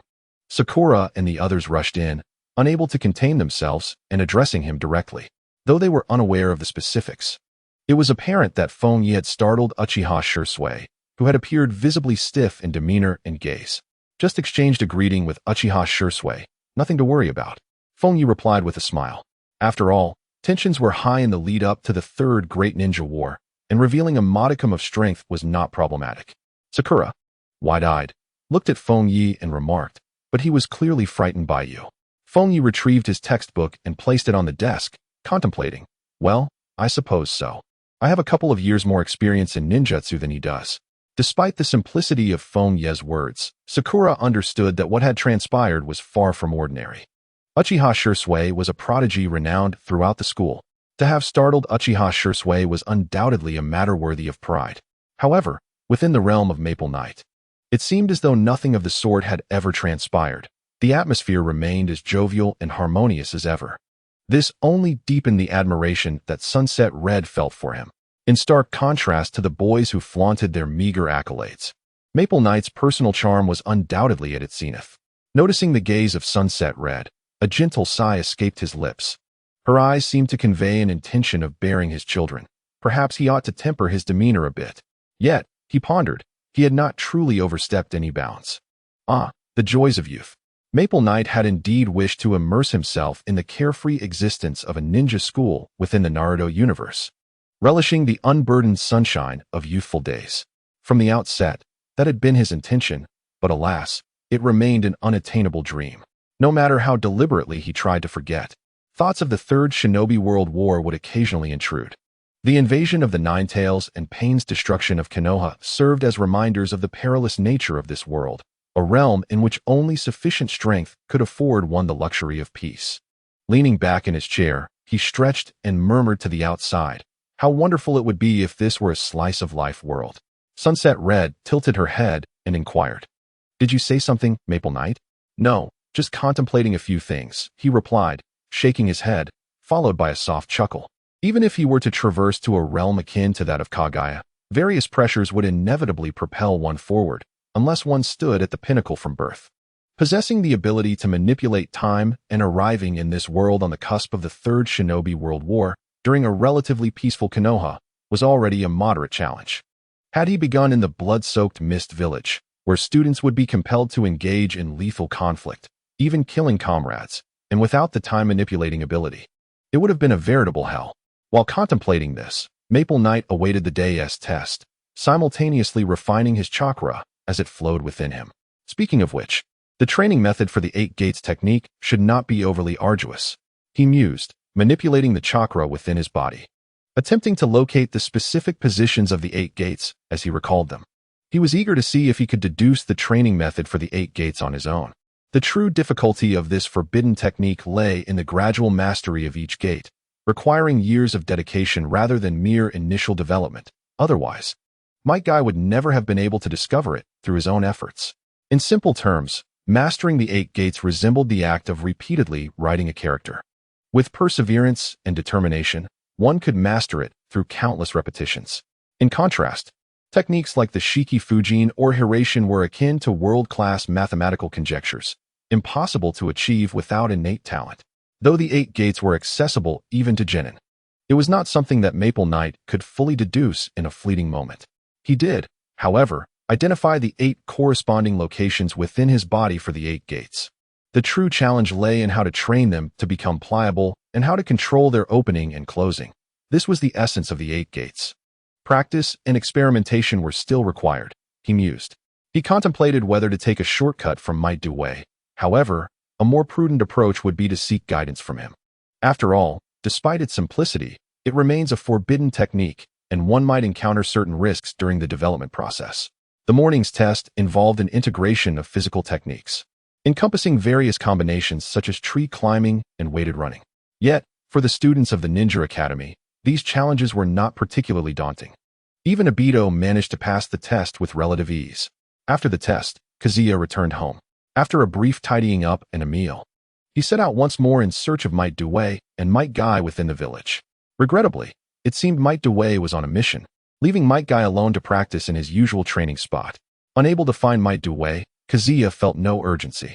He returned to his residence, took up the chakra blade, White Fang, and made his way towards the village's rear mountains. Upon arriving at his usual training grounds, Kazuya gripped the chakra blade, inhaled deeply, and began his training without utilizing shadow clones, opting instead to focus solely on his true self. Following his battle with Kakashi the previous day, while practicing the Konoha sword technique at home, he sensed that he was nearing the threshold of perceiving the flow of chakra. The Konoha White Fang's renowned sword technique comprises two distinct phases. The core of the first phase lies in the flow of chakra. This flow enables the practitioner to channel their internal chakra onto their weapon, amplifying its sharpness and offensive capabilities. Once this ability is mastered, the potency of the Konoha sword technique experiences a significant surge. The second phase, conversely, revolves around an advanced version of chakra flow, the transformation of chakra's form. This allows the flowing chakra to solidify, manifesting a sharp form that further enhances the technique's effectiveness, regardless of the practitioner's inherent strength. Mastering the first phase guarantees the prowess of a chunin, while mastering the second phase ensures the might of a jonin. Beyond this, the distinction is contingent on individual talent. Although one might assume that only upon full mastery does one attain jonin status, it is crucial to note that techniques surpassing the Konoha sword technique are predominantly forbidden arts and secret techniques, such as the Flying Thunder God technique, which are not easily grasped by the average individual. Kazuya had persistently dedicated himself to honing the Konoha sword technique, as its application of chakra serves as a formidable means of manipulation. Furthermore, the technique harmonizes with most physical arts, allowing its use even in states like the Eight Gates or Sage Mode. With swift precision, Kazuya executed a series of slashes, revealing a shimmering white aura enveloping White Fang, which trembled with energy and traced arcs in the air. This rigorous training persisted for several hours before Kazuya finally ceased, returning to the village for a meal before resuming his practice at the training grounds. For 7 hours, 8 hours, and 9 hours, in a state accelerated threefold, Fengye diligently engaged in the most fundamental training of the Kiba sword technique, seamlessly integrating the flow of chakra that had become unfamiliar to him. As time progressed, his roughness gradually transformed into smoothness, and his clumsiness evolved into proficiency. At a certain moment, Fengye suddenly swung his blade and felt the chakra coursing along the edge aligned perfectly with the direction of the strike, prompting him to halt. Exactly so. A glimmer of light flashed in Fengye's eyes as he savored the moment he had just experienced. He then swung his blade forward once more, achieving another flawless strike. After several dozen attempts, confirming that his proficiency had reached an adequate level, Fengye finally exhaled, allowing his body to relax slightly. The first stage of the Kiba sword technique had been completed. Calming his emotions, Fengye approached a wooden post, his gaze sharpening as he stepped forward. With a sudden flourish of his chakra blade, a white light sliced through the air. Swoosh! The wooden post, roughly the thickness of a person's embrace, was effortlessly cleaved through by Fengye's strike as if it were mere tofu, half of it silently falling away to the side. Indeed, it was a formidable display. Paired with the chakra blade, White Fang, it could undoubtedly sever the kunai of an opponent who had yet to master chakra flow. Observing the power of his strike, Fengye murmured his assessment. There was no doubt about White Fang's excellence. With the completion of the first stage of the Kiba sword technique, he had attained the strength of a chunin, and he might even hold an advantage over typical chunins. Fengye had long since reached the level of a chunin through his ninjutsu and taijutsu skills, and now, with the mastery of the first stage of the Kiba sword technique, he could be considered an elite chunin even in a normal state. Next came the accelerated state. After taking a breath, a spark lit up in Fengye's eyes. The previous strike that severed a corner of the wooden post was executed in a normal state. In the accelerated condition, there was no doubt that the Kiba sword technique could unleash even greater power. Silently, Fengye entered the threefold speed state. Anyone standing nearby would witness him seemingly entering an unnatural fast-forward mode. His movements, including his breathing rate, appeared abnormal. In this state, grasping the chakra blade White Fang and releasing the chakra flow, he suddenly struck towards the wooden post. Swoosh! In this threefold speed, his strike was so swift that it left an afterimage. In an instant, one could see the white arc, akin to sword light, flash and disappear, directly piercing through the wooden post of considerable thickness. Fengye's eyes widened in astonishment. In this time-accelerated state, The range of his strike had astonishingly extended beyond the blade itself, delivering a cleave nearly a foot long. This was a feat attainable only at the second stage of the Kiba sword technique. Suppressing the shock within, Fengye circled around the tree stump, clearly observing a line bisecting it from the center, leaving a mark on the ground. Although its power may not rival that of the authentic second-stage Kiki sword technique, under the accelerated time, it indeed allows for an extended range of slashing strikes. Relying on chakra flow and the Kiki sword art, after taking a deep breath, Fengye positioned himself regarding his strength level. He was a special jonin, particularly adept in speed. While he might find challenges against those special jonin skilled in illusions or possessing forbidden techniques, against ordinary chunin or even elite chunin, his remarkable speed could enable him to eliminate opponents within a fleeting moment. Moreover, the prowess of speed lies in its ability to confront multiple adversaries without trepidation. Typically, special jonin proficient in illusions or certain forbidden arts might struggle against a group of 3 or 4 elite chunin collaborating, yet Fengye, even if unable to swiftly dispatch his foes, could maneuver in and out with ease, thanks to his speed. The elevation in his strength undoubtedly brought him joy. Yet this elation was fleeting, as he gradually calmed, realizing that despite holding the title of jonin, he found himself in a rather awkward position. His abilities were not sufficiently balanced to reach the true jonin tier, thus significantly impairing his self-preservation capabilities in combat compared to genuine jonin. He pondered on his shortcomings in endurance. Lacking the physique of the Uzumaki clan and without a tailed beast sealed within him, his chakra levels barely equated to that of an elite chunin, leaving a considerable gap to the jonin level. As for physical stamina, what could a 10-year-old body possess? In a state of accelerated time, stamina was also consumed at an increased rate. If he were to learn the 8 gates technique, he would truly become a fleeting fighter. Reflecting on this, a hint of helplessness crossed his face. Before acquiring the sage body, stamina and chakra would likely remain his Achilles heel, and the sage body was beyond his current contemplation. However, upon deeper reflection, if the power unleashed in a brief moment were sufficiently formidable, the lack of endurance would be inconsequential, akin to the legendary Minato Namikaze, who decimated 50 jonin in an instant. Even with chakra as a limitation, it did not detract from his resounding fame in the ninja world. It seemed that my future combat style would revolve around resolving conflicts in a mere instant. Fengye mused silently. Regardless of whether endurance posed a weakness, the 8 gates technique remained essential.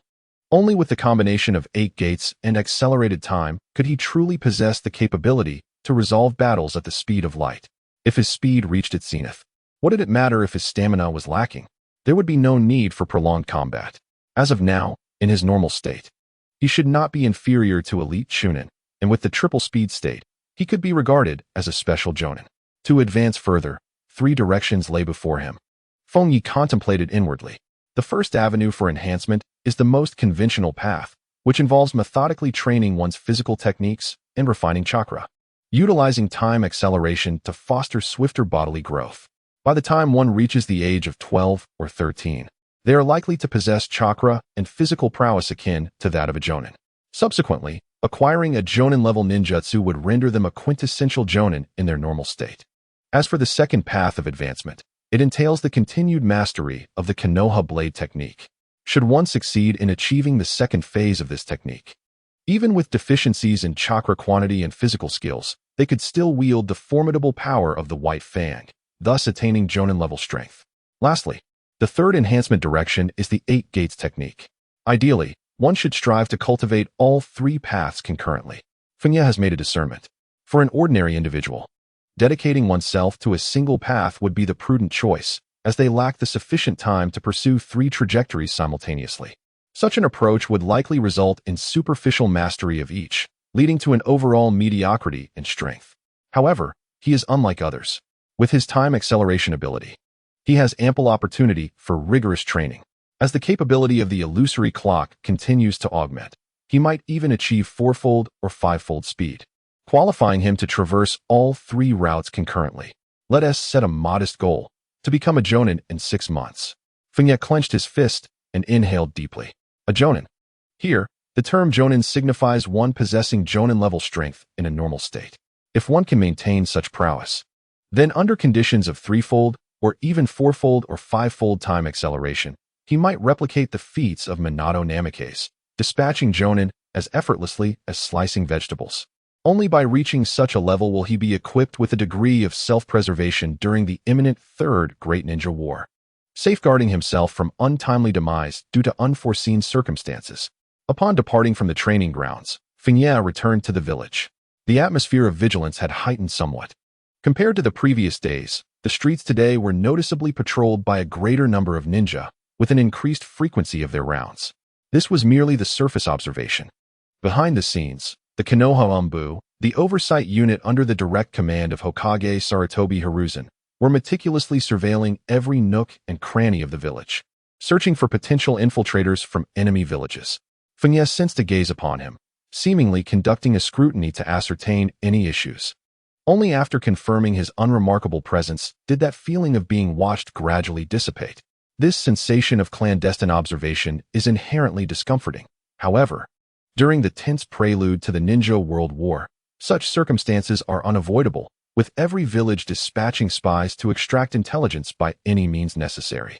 Due to the rapid consumption of supplies from his time-accelerated training, the provisions in his refrigerator deplete swiftly, necessitating replenishment every couple of days. Hence, Fengye made his way towards the street where foodstuffs are sold, intending to restock his supplies. But after only a few steps, he heard a somewhat familiar voice emanating from the adjacent meat shop.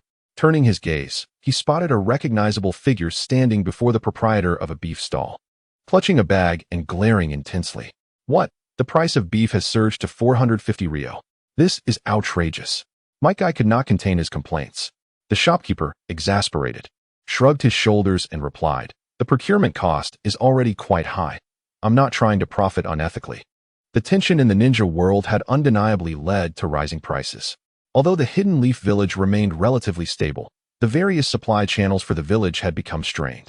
To avoid potential attacks from enemy ninjas, substantial supplies often required the escort of ninjas, which further drained both manpower and resources. Too expensive. Might Guy raked his fingers through his hair, feeling a moment of frustration. As a mere genin, and with the difficulty of finding teammates, the number of missions available to him was limited. The surge in prices struck him as a harsh reality, especially since his son, Might Guy, was in his developmental years and needed meat almost daily. After a moment of contemplation, Might Guy decided to purchase a piece of beef, albeit with a reduced quantity, reasoning that it wouldn't be a significant issue for him to eat less. What a tough situation, Fengye murmured as he observed Might Guy buying meat. His own circumstances were somewhat better. Despite the passing of Shuamu, he had inherited a considerable fortune, sufficient to sustain himself and Kakashi for several years. Moreover, Kakashi had already advanced to Chunin and was self-sufficient, thus not troubled by the rising costs for the time being. However, it was worth noting that Might Guy, capable of opening the 8 gates and defeating the 7 ninja swordsmen of the mist, should possess at least Jonin-level strength if he were to open the 7th gate. While becoming a Jonin might be a stretch, achieving a special promotion to Chunin should be feasible. Yet, the missions Might Guy undertook were rarely combat-oriented. They mostly involved menial tasks like cleaning up trash or searching for lost cats, providing little opportunity to demonstrate his true abilities. Consequently, his prowess remained unknown to the Hidden Leaf village. After a brief period of contemplation, Fengye quickly gathered a few ingredients and returned home. Following a simple meal, he ventured out again in search of Might Guy. Before long, Fengye found him. As anticipated, after dining with his son, Might Guy had begun to train, running laps around the village alongside Might Guy. "You're also training, Kai," Fengye called out to Might Guy. Kai noticed Fengye, giving him a thumbs up while running. "Of course. After dinner, we have to do 50 laps to adjust our condition. That's what youth is all about." Might Guy mirrored Kai's gesture, giving a thumbs up in agreement, revealing a set of pristine white teeth. This scene elicited strange expressions from the onlookers along the street. Fengye felt a bit helpless. Could we not be so eccentric? It drew attention to him as well, and he could faintly hear whispers about how someone was mingling with that father-son duo, prompting a wave of exasperation within him. As they continued to run, Kai turned to Fengye and asked, Huff, by the way, where's Kakashi? Aren't you two training together?" Akai's attention towards Kakashi still surpasses that towards Fengye. He must have gone off to train alone. Fengye is aware that Kakashi will not be taking on any missions in the coming days. However, if he is not at home, he is certainly off somewhere honing his skills, as they rarely train together. Akai flashed a thumbs up toward Fengye, grinning as he remarked, I didn't expect you to engage in such fundamental exercises. The basics are indeed crucial. Fengye chuckled softly, contemplating as he replied, lately, I've been focusing on physical techniques, and I sense that there are boundaries within me that seem ready to be shattered. I wonder if you have felt anything similar. Akai looked at Fengye with confusion, asking, boundaries? Do you mean the limit of physical exhaustion? No. Fengye averted his gaze casually towards Might Dai nearby, and continued addressing Akai.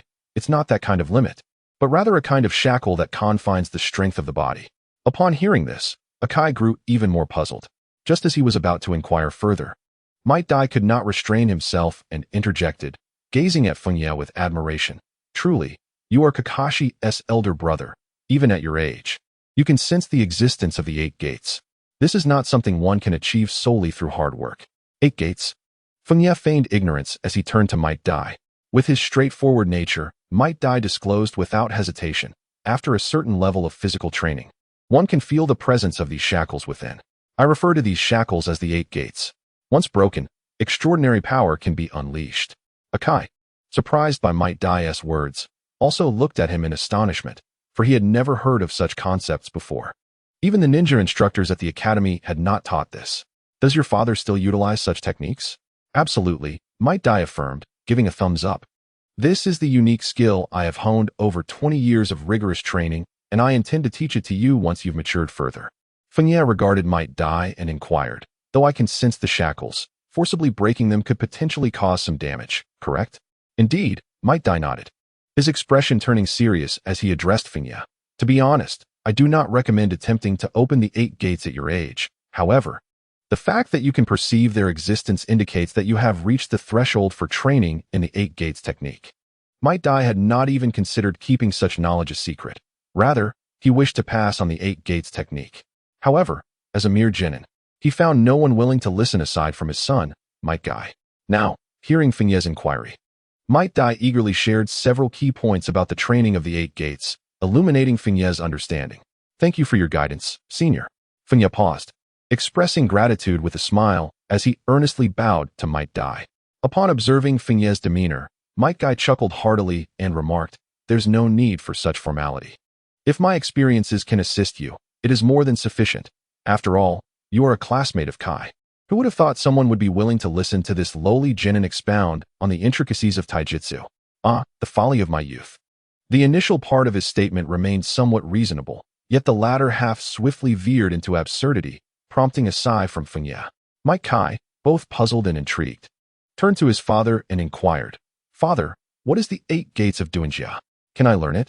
Recovering from his emotionally charged state, Might Kai firmly clapped Akai on the shoulder and proclaimed, your training is still in its infancy.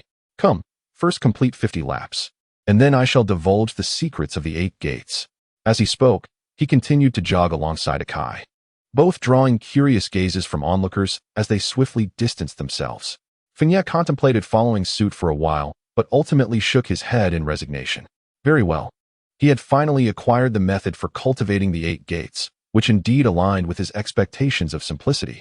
Albeit with a tinge of guilt, he would seek an opportunity to repay this favor in the future.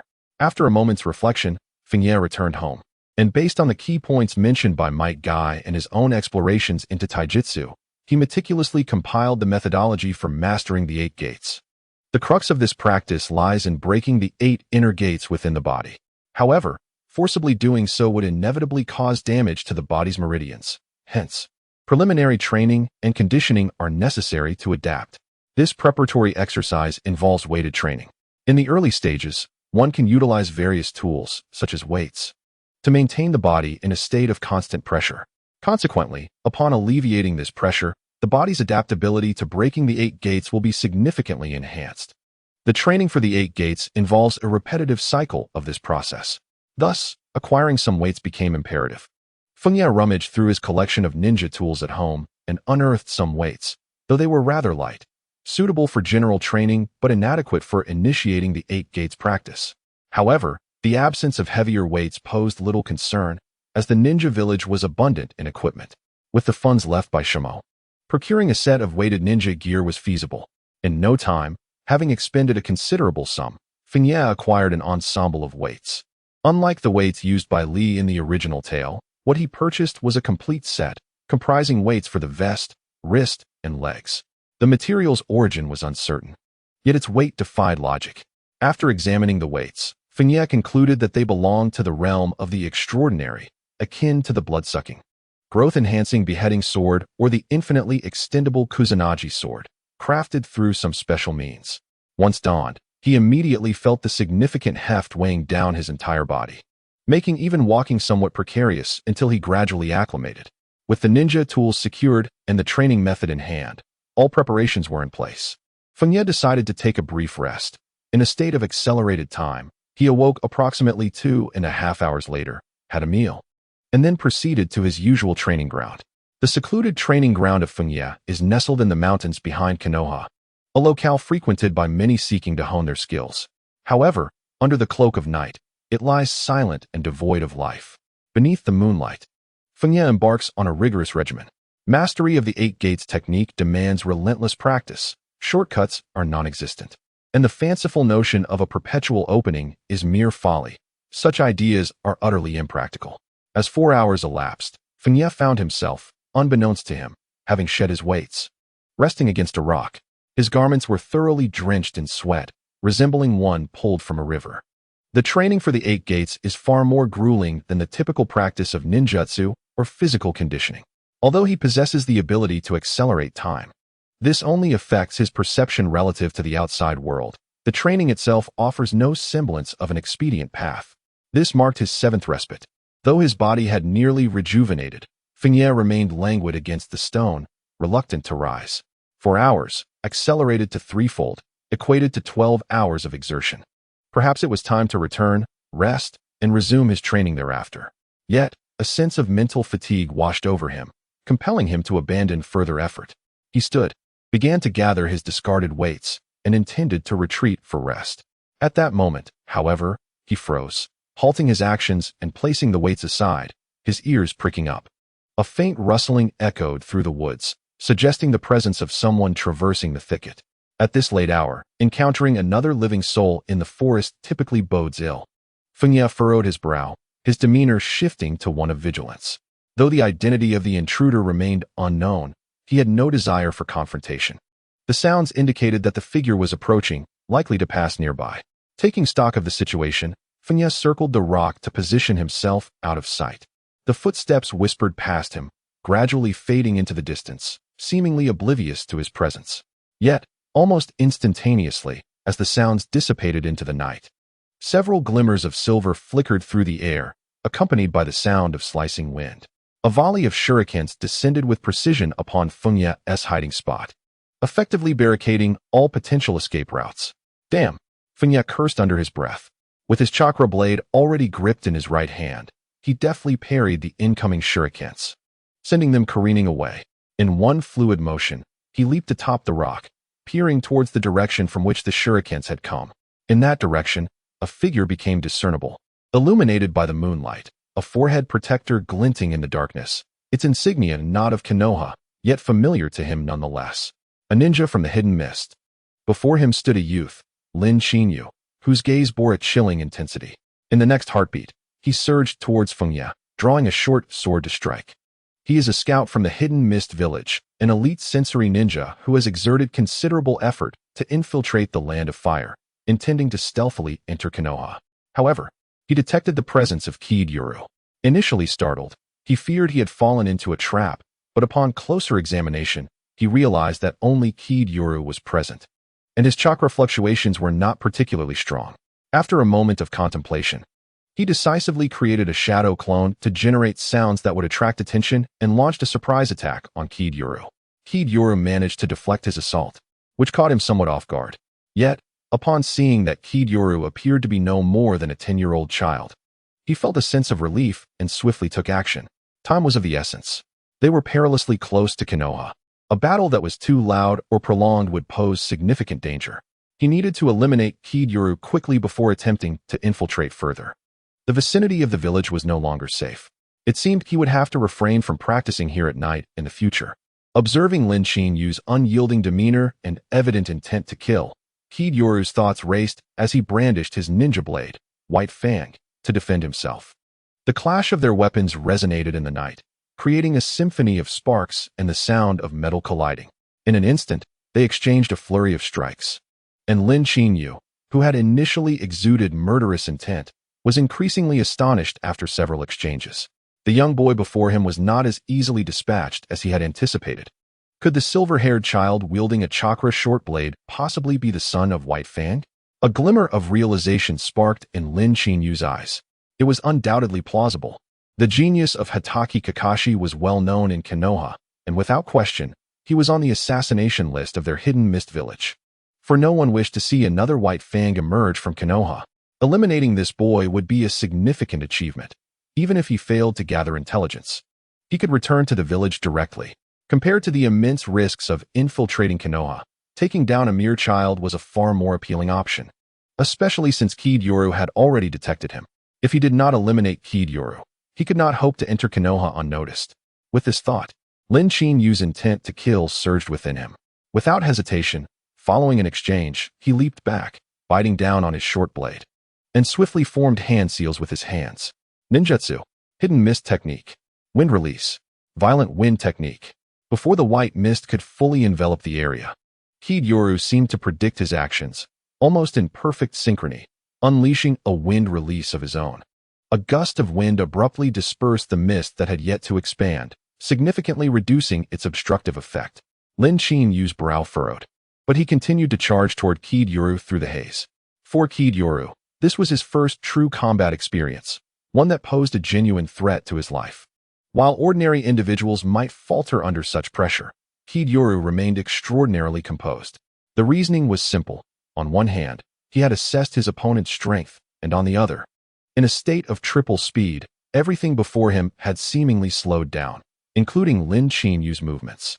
In Fengye's grasp, the ninja blade, White Fang, glimmered with a faint sheen.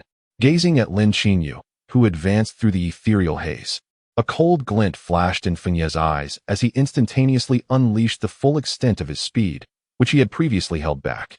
To Lin Qinyu's astonishment, Fengye appeared to move with an almost supernatural swiftness, the chakra blade in his hand seeming to leave afterimages as it sliced toward him. Lin Qinyu's countenance shifted drastically. How could he be so fast? This thought flickered through his mind, but there was no time for further contemplation. Confronted by Fengye's terrifying speed, he could only muster all his strength to parry with his short sword. Clang! The short sword barely met the descending blade of White Fang, producing a resonant ring. This moment of realization barely registered in Lin Qinyu's mind before he found himself frozen in place, disbelief etched in his gaze. A clear line of crimson traced its way from the center of his forehead, extending to the nape of his neck. Though his short sword had blocked the tangible blade, he had not anticipated that the attack's reach extended beyond the blade itself, encompassing an additional foot of intangible cutting distance. This was the legendary Konoha sword technique. Countless ninjas had perished under this very maneuver during the Second Great Ninja War. Even forewarned, it remained nearly impossible to defend against. In the fleeting moments before consciousness faded, Lin Qinyu recalled the terror that had gripped many a ninja, dominated by that very chakra blade, White Fang. He had never imagined that such a mere child as Fengye could master the unparalleled technique that once shook the ninja world. Silently, Lin Qinyu's staggered before his body succumbed to gravity. Though he had sought only to quietly cultivate his skills to the level of a jonin, he found himself forced to take a life, disrupting his path to mastery, leaving Fengye momentarily at a loss for words. Should he destroy the evidence? It seemed there was no time left. With a swift motion, Fengye leaped, retrieving his belongings before hastily departing. He surmised that Konoha's Umbu would soon arrive, and he had no desire to encounter them. Almost immediately after Fengye's departure, several figures appeared at the site of the earlier battle, all adorned with various animal masks. Unmistakably Umbu ninjas loyal to the third Hokage, Sarutobi Hiruzen. There, one of the sensory ninjas caught sight of Lin Qinyu's lifeless form. He did not approach directly but swiftly hurled a shuriken, pinning it to Lin Qinyu's corpse to confirm his demise. The other two Umbu members advanced from either side. He is dead. One of them crouched down, flipping Lin Qinyu's body onto its back, revealing the forehead protector of the hidden mist village adorning his brow. Three shadowy ninjas exchanged glances, a flicker of astonishment passing through their eyes. Initially, They presumed that a leaf ninja had been attacked and slain. However, to their surprise, it was an enemy village's ninja, likely a scout, though the identity of the assailant remained a mystery. This individual appeared to be an elite chunin from the Mist Village. The ninja, crouching down, swiftly examined the body, a hint of intrigue glimmering in his gaze as he turned to his companions and remarked, "Has it been less than a minute since you sensed the battle over here?" The sensory-type ninja frowned, replying, "To eliminate an elite scout from the Mist Village in such a brief span, it must have been one of our village's jonin. Yet, I have no recollection of that presence. And did the assailant leave immediately after dispatching the Mist Ninja? It seems they had no intention of confronting us." The ninja inspecting the corpse wore a contemplative expression, but suddenly he froze, scrutinizing the head wound of the fallen scout with keen attention. His eyes widened in surprise as he inquired, "What is the meaning of this wound?" Both companions turned their gazes toward him. After a moment of hesitation, the examining ninja, somewhat uncertain, stated, "I have encountered such a wound before. It bears the mark of Lord Tsukumo's swordsmanship." "Impossible!" The other two dark-clad ninjas exclaimed in unison, astounded. The inspecting ninja, struggling to accept this revelation, rechecked the body meticulously before asserting, "This wound is undoubtedly a result of Lord Tsukumo's technique. However, it cannot be his doing. For in that case, even the forehead protector would have been severed." Upon hearing this assessment, the shadowy ninjas exchanged glances. The techniques of the Hitaki clan were esoteric, much like the shadow techniques of the Nara clan and the mental arts of the Yamanaka clan. Since Lord Tsukumo's demise, the number of practitioners had dwindled significantly. "Let us compile the information and report it to Lord Hokage," one suggested. Agreed, the others concurred, and soon they made their way back to the village. The death of an enemy scout, given the current tense circumstances, was not deemed a grave matter that required rousing Sarutobi Hiruzen in the middle of the night. Thus, it was only by the following morning that Sarutobi learned of the previous night's events upon arriving at his office. An elite scout from the Mist Village had perished at the hands of Hitaki's swordsmanship, and the combat had lasted no more than a minute. Hiruzen was momentarily taken aback by the report from the ANBU. An elite scout capable of infiltrating near Konoha would at the very least be a skilled chunin. To slay such a ninja in a mere minute required the prowess of a jonin. Yet, Konoha should not have any jonin proficient in Hitaki's sword techniques. Or so he believed. Could it be him? The image of Kakashi flashed through Sarutobi's mind, stirring a tumult of emotions within him. How had Kakashi grown to such an extent that he could eliminate a Mist Scout in under a minute? Surely, he was still not yet 8 years old. Despite his disbelief, after careful contemplation, he found no other candidates that matched the criteria, prompting him to take a deep breath and declare, "Where is Kakashi? Fetch him. I have matters to discuss with him." "Yes," came the prompt response. The shadow beside him acknowledged with a sound and swiftly vanished. Moments later, Kakashi appeared outside the Hokage's office. Upon entering, he addressed Sarutobi Hiruzen, "Hokage-sama, you summoned me." Sarutobi rose and approached Kakashi, a warm smile gracing his face. His eyes filled with admiration as he remarked, "It seems your training has progressed significantly of late. I did not anticipate that at your age. You would have delved so deeply into Shiboku's swordsmanship." Kakashi was momentarily taken aback. Sarutobi placed a reassuring hand on Kakashi's shoulder and continued, "Seeing you is akin to witnessing a younger version of Shiboku. Do you have nothing to report to me?" Kakashi looked at Sarutobi in confusion, hesitating before responding, "Hokage-sama. What do you mean?" Sarutobi, slightly surprised, chuckled softly. He had not expected the impetuous Kakashi to have learned the art of concealment. It appeared he had finally matured. Perhaps it wouldn't be long before Kakashi could truly shoulder the responsibilities of a jonin. Had he known it would come to this, he might not have needed to enlist Minato's guidance for Kakashi. With a swift motion, Sarutobi tossed a forehead protector towards Kakashi. Kakashi caught it and noticed it was a protector from the hidden Mist Village, stained with remnants of blood, a white line running through its center, as if it had been sliced by a sharp blade. Confounded by the sudden handover of the protector, Kakashi's confusion deepened, leaving him in a state of bewilderment as he gazed at Sarutobi. Still not recollecting?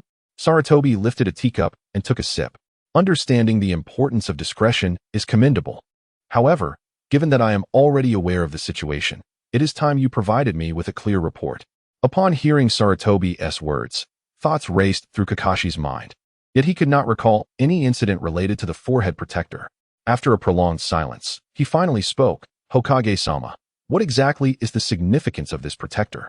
Sarutobi frowned slightly, surprised that Kakashi continued to withhold information. He replied coolly, "You ought to explain the specifics of the battle that occurred last night." Last night? Kakashi was taken aback, his expression instantly turning serious. "Hokage-sama, I was at home all night and did not engage in any battle." In that moment, Kakashi's first thought was whether someone had impersonated him and infiltrated the village to commit some unspeakable act. Such a scenario was undoubtedly grave. However, he remained unperturbed, confident in his alibi, knowing that any investigation would vindicate him. At home all night. Sarutobi paused, his hand holding the teacup faltering momentarily as he regarded Kakashi with a hint of astonishment, sensing that Kakashi's demeanor did not suggest he was feigning ignorance.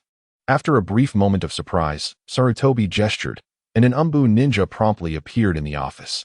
He turned to the Umbu and commanded in a grave tone, "Summon the patrol team and report on last night's surveillance activities."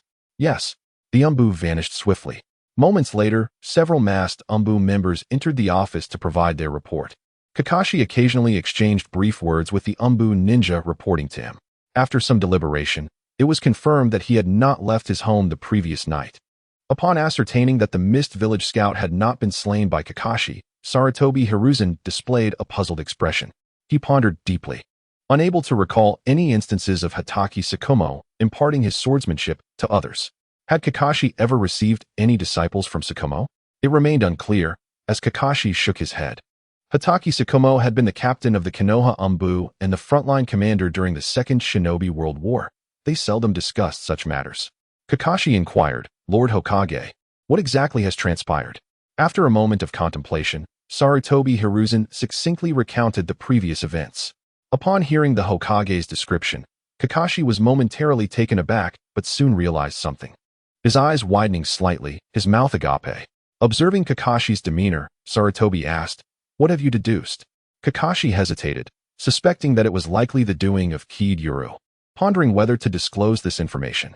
Noticing Kakashi's evident awareness, Sarutobi furrowed his brow and urged, "Please report to me in detail what you know." Kakashi recalled that Kid-Yuru had not mentioned this matter to him the day before, perhaps not intending to involve him in the concealment, and replied, "If that is the case, I may know who is responsible." "Who?" Sarutobi turned his gaze toward Kakashi. "My brother, Kid-Yuru," Kakashi replied quietly, internally reminding himself that it was not his concern. Sarutobi Hiruzen was momentarily taken aback, incredulously asking, "Who did you say?" Kakashi quietly repeated his statement. This revelation astonished not only Sarutobi Hiruzen, but also an Umbu squad leader standing nearby, and a jonin there to report matters, all displaying expressions of disbelief. "Kid-Yuru?" Sarutobi gazed at Kakashi in astonishment. "Are you certain?" "Kakashi, that was an elite scout from the Mist, and the battle concluded within a minute." Having already implicated Kid-Yuru, Kakashi candidly stated, "While I am not privy to the specific details of the confrontation, it is indeed within his capabilities. My brother has always surpassed me in strength." Coughing lightly, Sarutobi Hiruzen took a seat. In this context, Kakashi had no reason to lie, as doing so would serve no purpose. A simple summons for Kid-Yuru would clarify the matter. However, he required a moment to digest this information. Kid-Yuru was stronger than Kakashi. While it is commonplace for an elder brother to surpass a younger sibling, in the case of Kid-Yuru and Kakashi, it was an extraordinary revelation. It must be noted that Kakashi was a rare talent within Konoha, akin to the legendary White Fang, Hatake Tsukumo, in his youth. If all this were indeed true, it would imply that the 8-year-old Kid-Yuru had dispatched an elite chunin from the Mist Village in the span of a minute, possibly bearing talents surpassing even Kakashi's. Sarutobi Hizashi lifted his pipe, inhaled deeply, and after exhaling a cloud of smoke, he instructed, "Go summon Kazuya." "Yes," a member of the Umbu replied, vanishing in an instant. At the Ninja Academy, today marked the final day before the end-of-term examinations. Kazuya's class was gathered on the playground, lined up in formation. In a clear space ahead, two students were engaged in an intense duel. The sound of kunai clashing echoed, accompanied by the bright sparks that flew. "Ah!" Uchiha Obito shouted with all his might, bringing his kunai down forcefully, compelling his opponent to retreat. He subsequently hurled his kunai, forcing the other to back away yet again. With lightning speed, he formed hand seals. Fire release. Great fireball technique. This time, the jutsu succeeded, and a massive fireball surged forward, eliciting a look of terror from his opponent, who realized evasion was impossible. In a flash, the Chunin instructor reacted, swiftly forming hand seals. Water release. Water barrier. A torrent of water surged forth, colliding with the great fireball, producing a hissing sound as it extinguished Obito's fiery assault. After quenching the fire, the instructor exhaled, straightened up, and declared, "Uchiha Obito is victorious."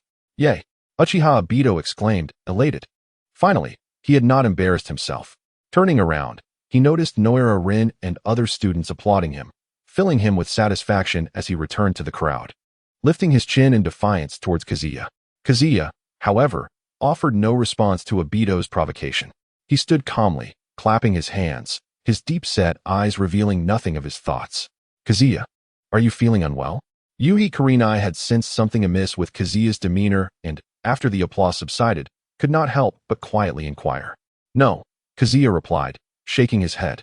"I was just lost in thought." As Kazuya gazed into the distance, the Chunin instructor retrieved the list and announced the next pairing of combatants. Next up, Hatake Kazuya versus Hyuga Hayashi. Upon hearing this, the nearby students shifted their focus to Kazuya and Hyuga Hayashi. Hyuga Hayashi stepped forth from the crowd, stating nonchalantly, "This matchup is quite favorable. It's time for you to experience the prowess of the esteemed Hyuga clan, Kazuya." Although he held a slight grudge against Kazuya from previous encounters, he was not petty enough to confront him directly. Now, being paired in this simulated combat was the best outcome for him. Kazuya cast a glance at Hyuga Hayashi, feeling utterly uninterested, lacking even the desire to respond. Nevertheless, he stepped out from the crowd and approached the open space before the Chunin instructor. Noticing Kazuya's silence, Hyuga Hayashi frowned slightly, scoffing, "Have you grown a bit too arrogant? Hatake Kazuya? Surely, you do not believe you possess the same abilities as your brother." "Not at all," Kazuya shrugged. If Kakashi were to acquire the ability of time acceleration, it would undoubtedly elevate him to extraordinary heights. The Chunin instructor refrained from commenting on the hostility between Hinata Hayashi and Kazuya, acknowledging that conflicts among students are commonplace within the ninja academy. In fact, instructors often encourage a certain level of rivalry to stimulate the competitive spirit among students. "Go, Kazuya, you can do it," cheered a number of girls from the audience, including Yuhi Kurenai and Noira Rin. Although Kazuya was not the top student in the class, his popularity was undeniably the highest, a fact that resonated profoundly in that moment. This scene naturally incited a wave of frustration among the boys, who vocally urged Hinata Hayashi to demonstrate his prowess. "Show him what you're made of, Hayashi. Deliver a fierce blow." The voices behind him sharpened Hayashi's focus. After a brief pause, the Chunin instructor waved his hand. "Begin." Almost instantaneously, as the instructor's command echoed, Hinata Hayashi charged at Kazuya, activating his Byakugan and immediately employing the family's signature gentle fist technique. Kazuya, with an impassive expression, gripped a kunai, maneuvering it skillfully to intercept each of Hayashi's strikes, forcing him to momentarily halt his assault. This guy, after a brief exchange, Hayashi sensed the gravity of the situation.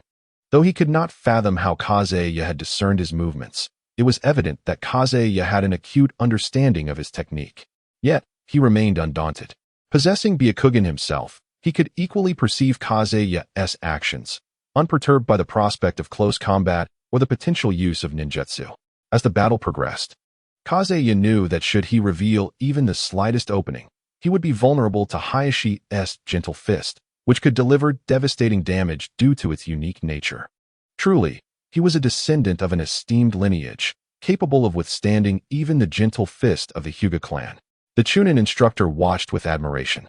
While Kazuya could not be compared to Kakashi, he was indeed a remarkably talented student, capable of defending against the physical techniques of the Hyuga clan in close quarters.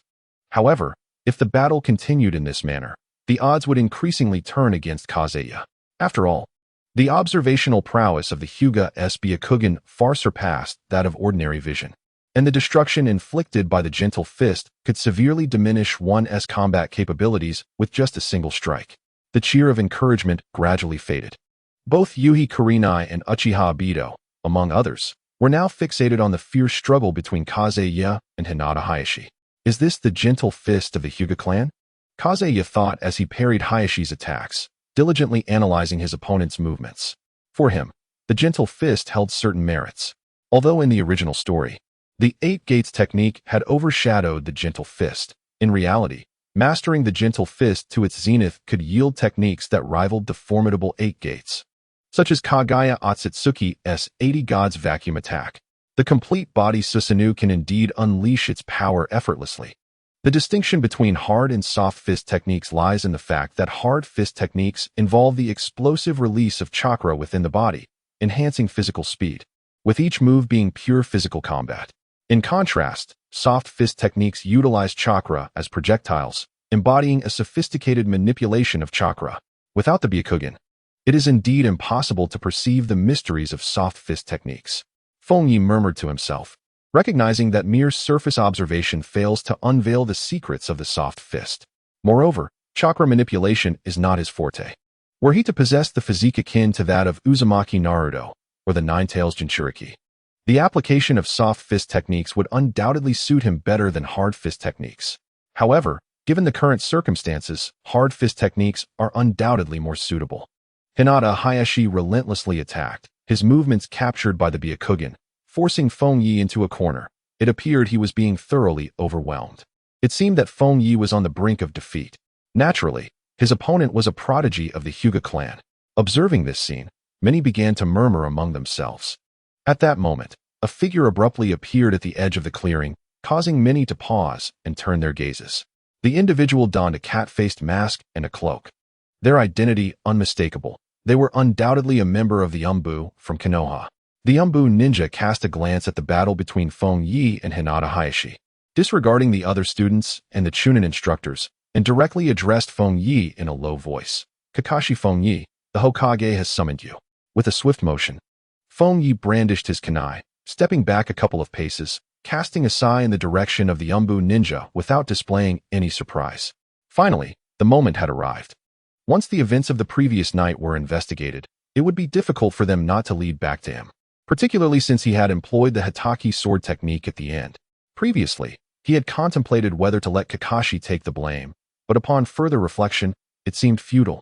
It would be easily unraveled and could potentially place Kakashi in jeopardy. The appearance of the Umbu momentarily stunned the Chunin instructors and other students. The Hokage has summoned Fengye? What transpired? Many cast uncertain glances at Fengye. Hinata Hayashi was also taken aback. Just as he was on the verge of defeating Fengye, such an event unfolded, causing him to frown slightly and remark, "The battle is not yet concluded." He refrained from elaborating further. The Hokage summoning Fengye was undoubtedly of far greater significance than the combat assessment. Thus, the competition had to be interrupted, which left Hinata Hayashi somewhat displeased, as he believed defeating Fengye was merely a matter of time, and now the outcome had abruptly become uncertain. The Chunin instructors, fully aware of the situation, nodded at Fengye and said, "You should go meet the Hokage. If there is still time upon your return, the battle can resume." However, upon hearing this, Fengye shook his head and replied, "No need," since the events of the previous night had already been traced back. Continuing to feign an even match with Hinata Hayashi held little purpose. As his words fell, Fengye's figure abruptly vanished from sight, silently appearing at Hinata Hayashi's right side. Hinata Hayashi's expression changed drastically as he unleashed a decisive punch. Bang! This blow interrupted Fengye's action, striking him squarely in the chest, yet it bore no tangible impact. The hit Fengye transformed into white smoke and vanished. It was merely a shadow clone. Oh no! Hinata Hayashi silently cursed his misfortune. His Byakugan could indeed perceive the clones. But the situation had unfolded too abruptly. His instinctive sidestep and punch had been reflexive, and he had not anticipated that Fengye could still perform the shadow clone technique at such speed. By the time he fully grasped the situation, it was too late to retract his attack. Silently, Fengye's true form emerged behind Hinata Hayashi. Bang! A simple chop struck Hinata Hayashi's back, rendering him unable to maintain his stance, and he collapsed face first onto the ground with a thud. "Let us go?" Fengye withdrew his fist and glanced at the Umbu ninja. The Umbu ninja cast a deep gaze at Fengye before leaping towards the Hokage building, and Fengye followed suit, leaving behind a stunned Chunin teacher and a group of dazed students, enveloped in a profound silence. What had just transpired? In the Hokage office, the Umbu who had escorted Fengye did not enter, but vanished at the doorway. Fengye, accustomed to such occurrences, stepped inside. Upon entering, He saw a Jonin organizing documents by the desk, while Sarutobi Hiruzen sat behind it, and Kakashi stood before him. Noticing Fengye's arrival, Kakashi did not raise his head, merely lowering it to fixate on his toes, exuding an air of detachment. Fengye glanced at Kakashi and approached the desk, directing his attention to Sarutobi Hiruzen. Despite having attained the strength of a special Jonin, and possibly surpassing ordinary Jonin in speed, he still felt pressure in the presence of Sarutobi Hiruzen, who was at the peak of his powers as Hokage. In terms of chakra, physical prowess, ninjutsu, and overall experience, Sarutobi Hiruzen stood at the pinnacle of the shinobi world. Even the third Raikage, a formidable being capable of facing thousands, would find in Sarutobi Hiruzen a master of forbidden techniques like the Reaper Death Seal, capable of contending with him. Do not be anxious. I summoned you merely to inquire about a matter. Sarutobi Hiruzen began kindly. Last night, did you eliminate a mist village scout near the village? Yes. Since the information had already come to light, Fengye saw no reason to feign innocence. He chose to acknowledge it openly. His power was sufficient to warrant Sarutobi Hiruzen's attention.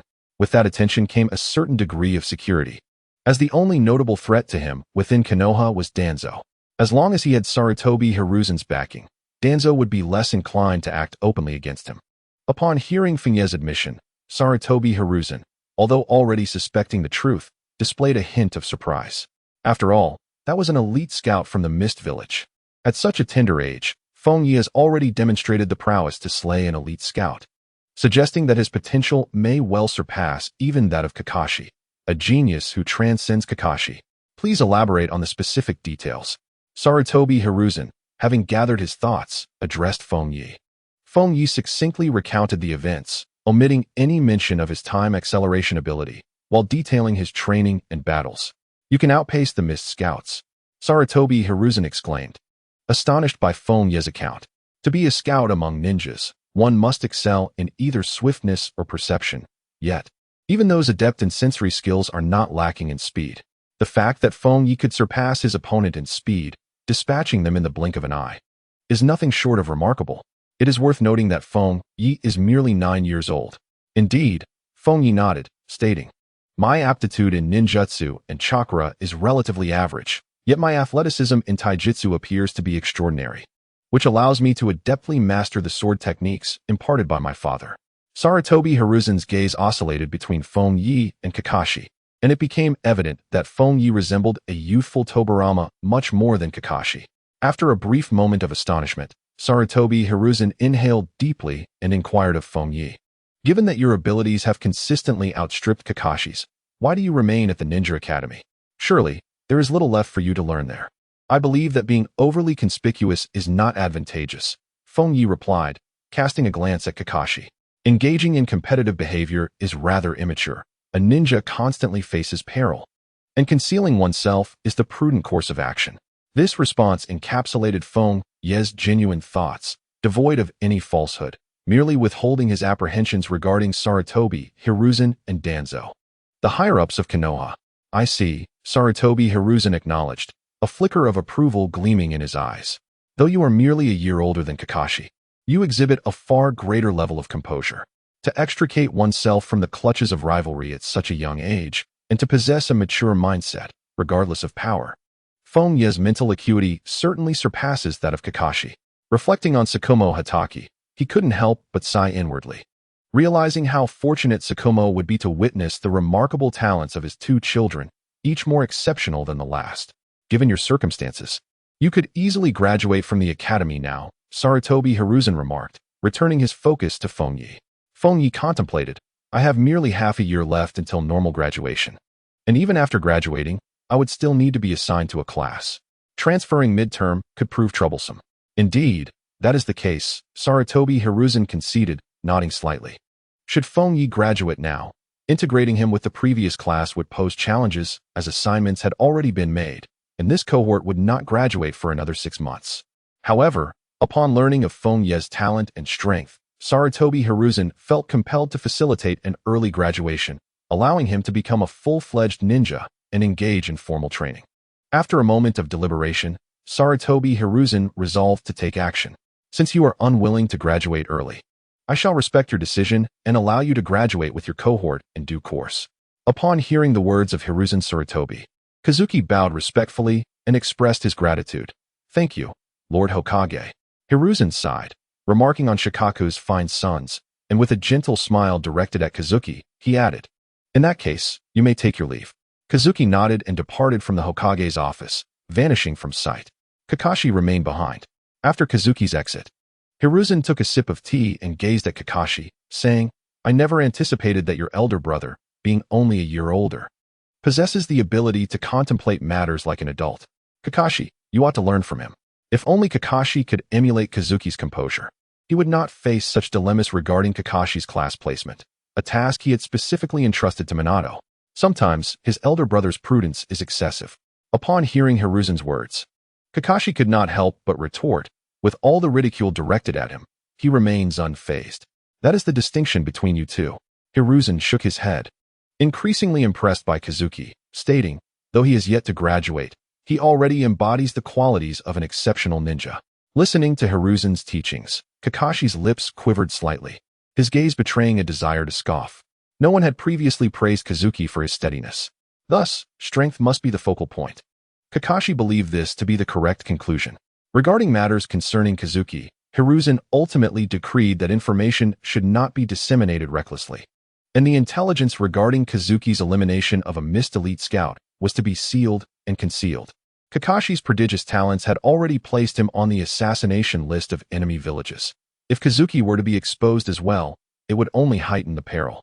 For talented ninjas like Kazuki and Kakashi, with their unblemished backgrounds, Hiruzen naturally adopted a protective stance.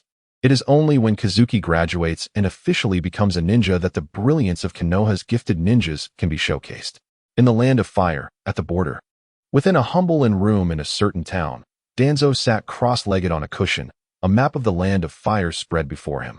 Recently, he had clashed with mist ninjas on several occasions, delivering ruthless counterattacks to those who sought to test Konoha, leaving no survivors. Given the current circumstances, war was inevitable.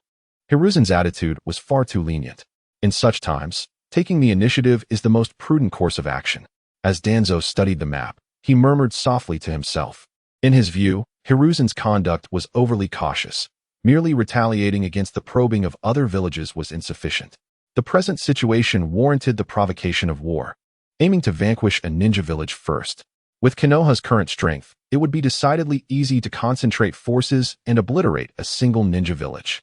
However, should they be besieged by a coalition of ninja villages, they would be ensnared in a protracted conflict, fraught with complications.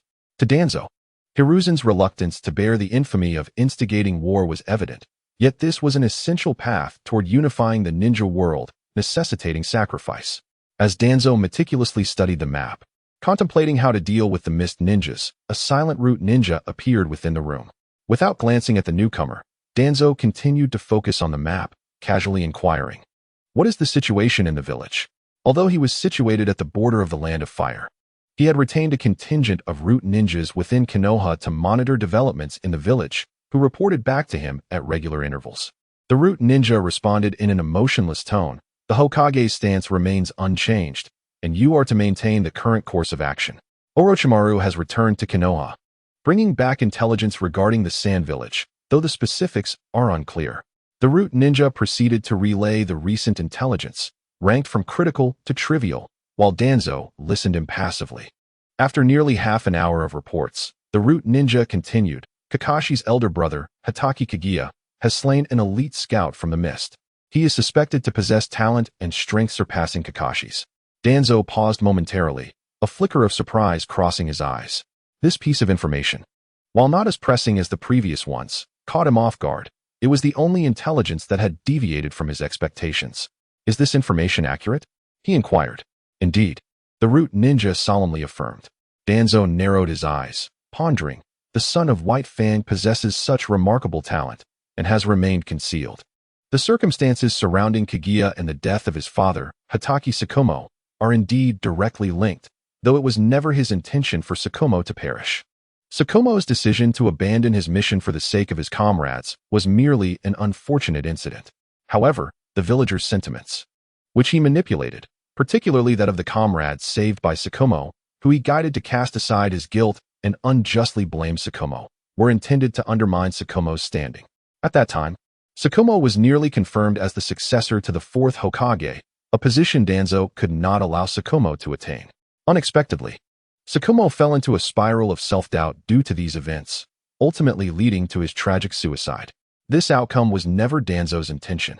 After all, despite their discord, Tsukumo remained a formidable asset for Konoha.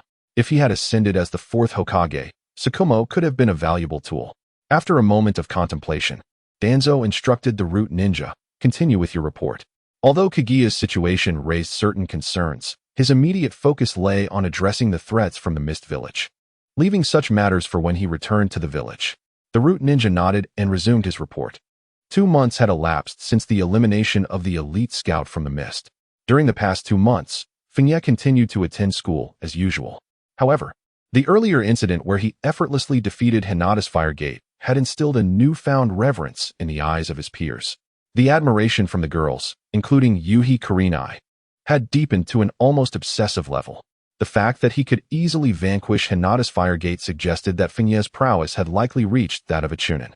Even if he may not surpass Kakashi, he certainly would not fall far behind, disproving the rumors that circulated about him.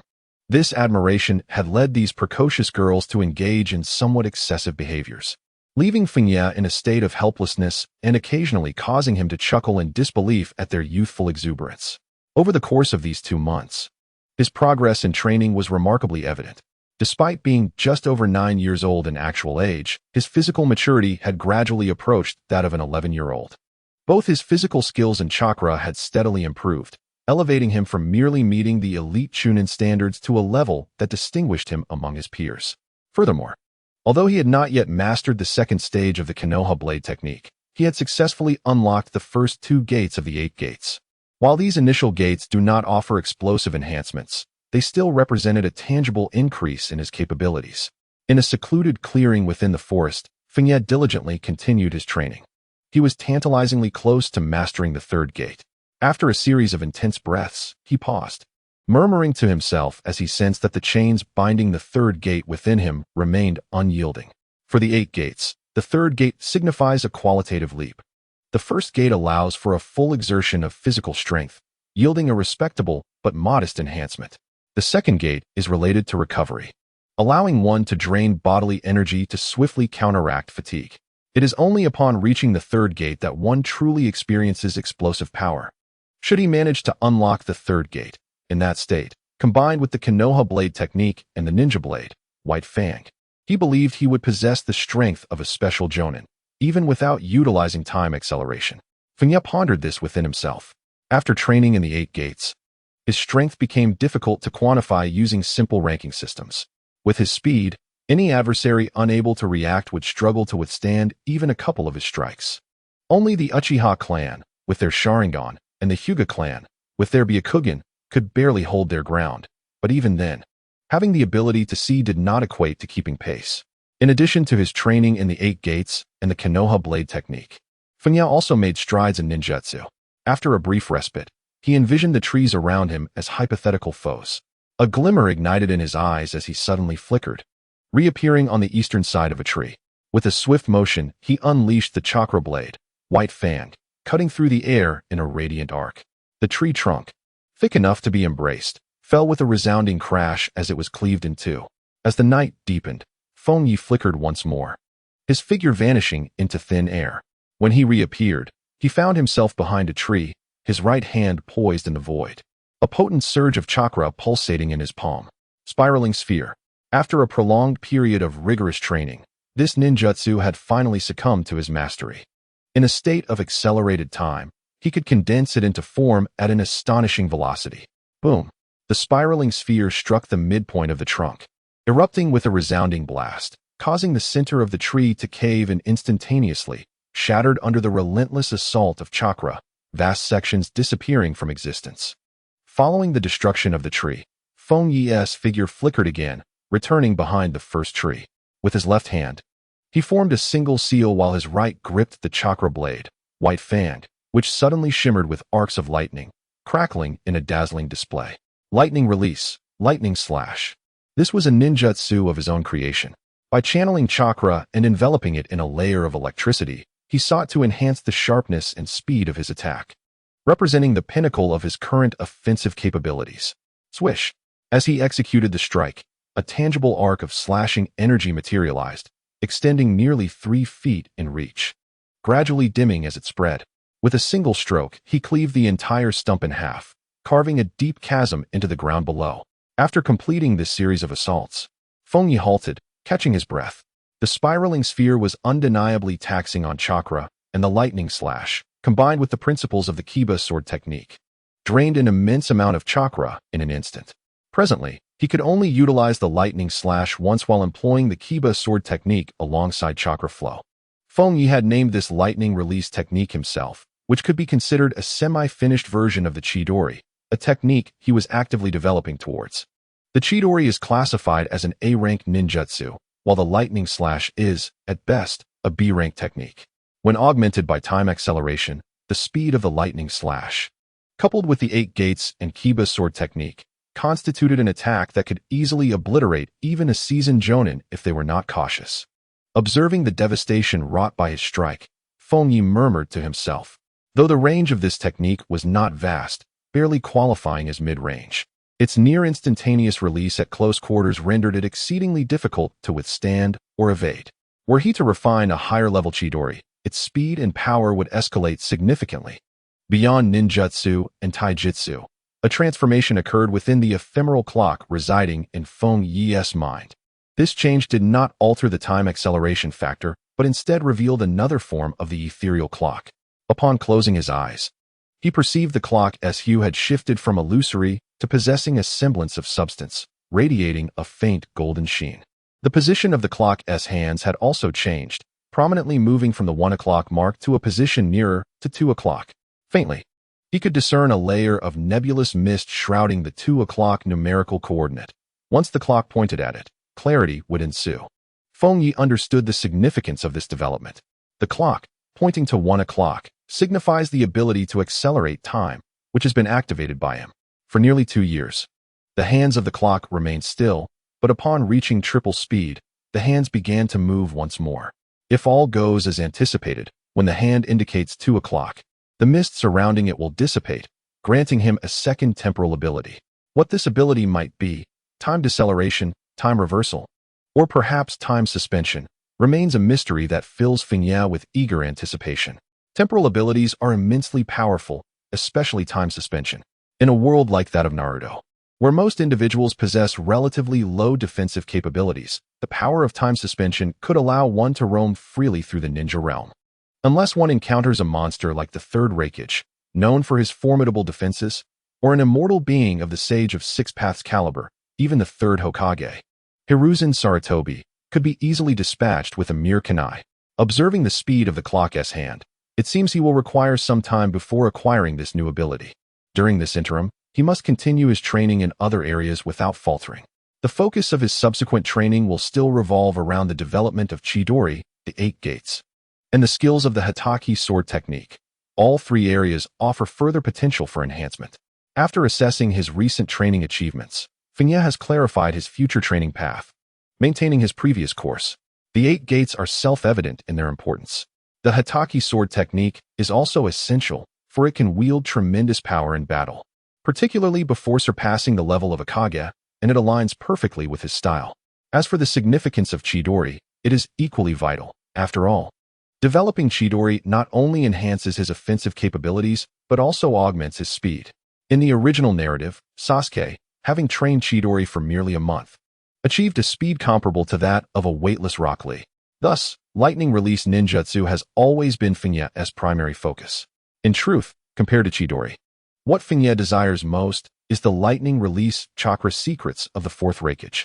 However, that technique is a treasured inheritance of the Cloud Village, likely unrecorded even in the sealed books of Konohagakure, leaving him with little more than wistful thoughts, as it is beyond his reach.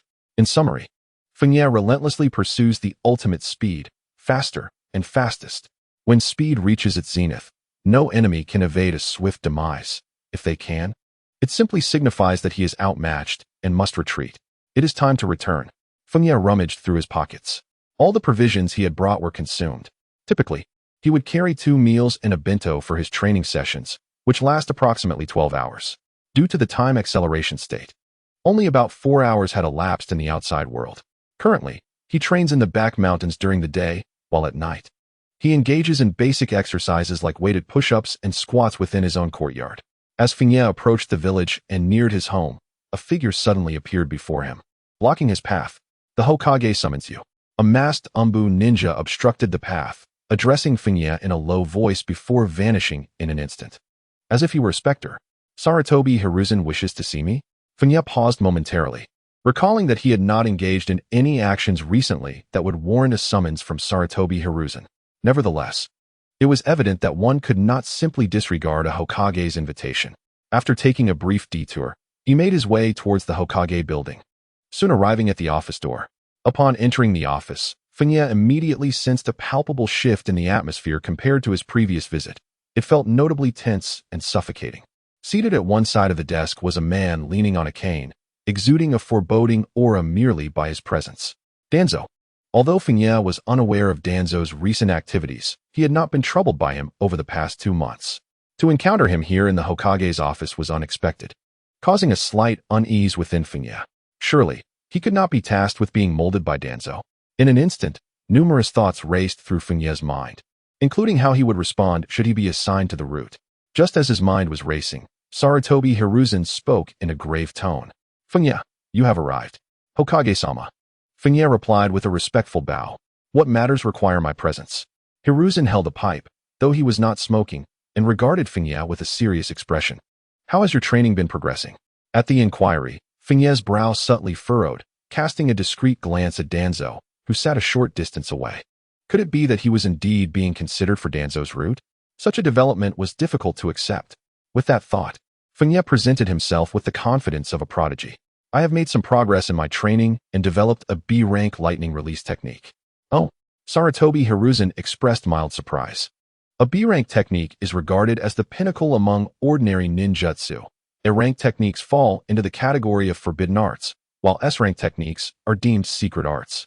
Even Jonin possess only a handful of B-rank techniques, making Fengye's achievement at such a young age truly remarkable. To develop a B-rank technique at your age, indeed.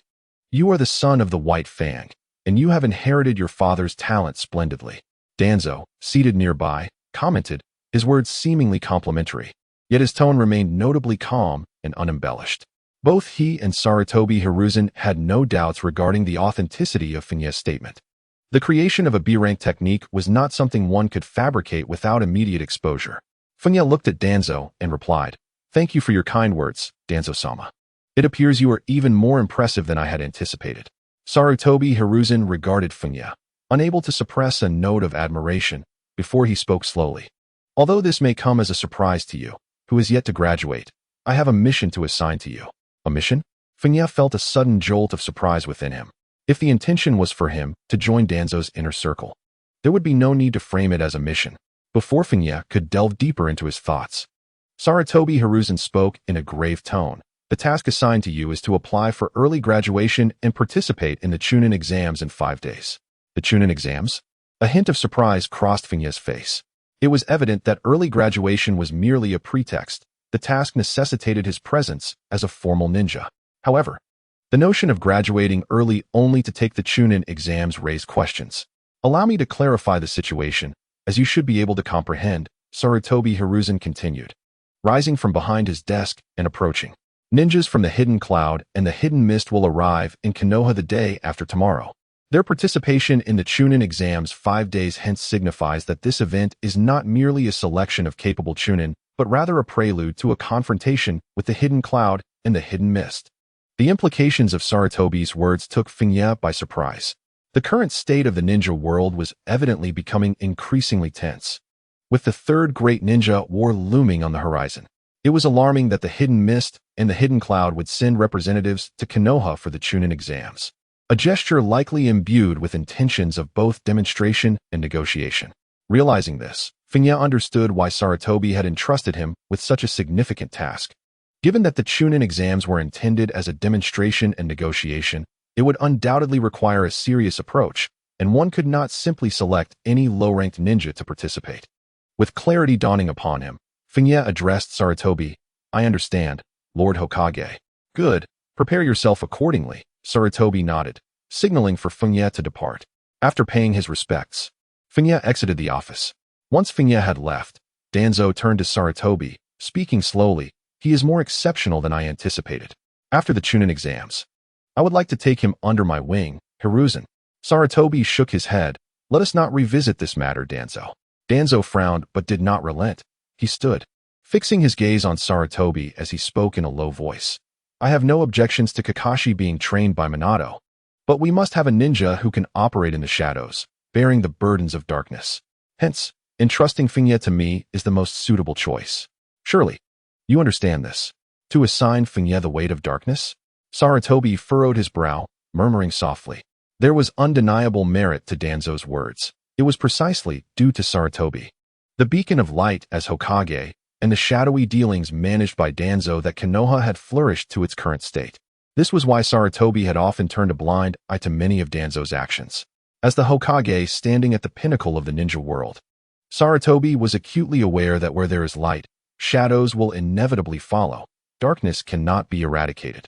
Should Namake's Minato succeed him as Hokage, a ninja adept in the shadows would indeed be necessary for guidance. After a moment of contemplation, Sarutobi returned to his seat, stating, I need to reflect on this further. Danzo regained his composure, fully anticipating Sarutobi's response. As long as the response is not an outright refusal, but rather a suggestion to consider the matter, it indicates that Sarutobi Hiruzen's resolve has already been significantly shaken. At this point, there is no need for excessive pressure. Merely employing some subtle strategies will suffice to achieve his objectives. After leaving the Hokage's office, Kaguya let out a resigned sigh.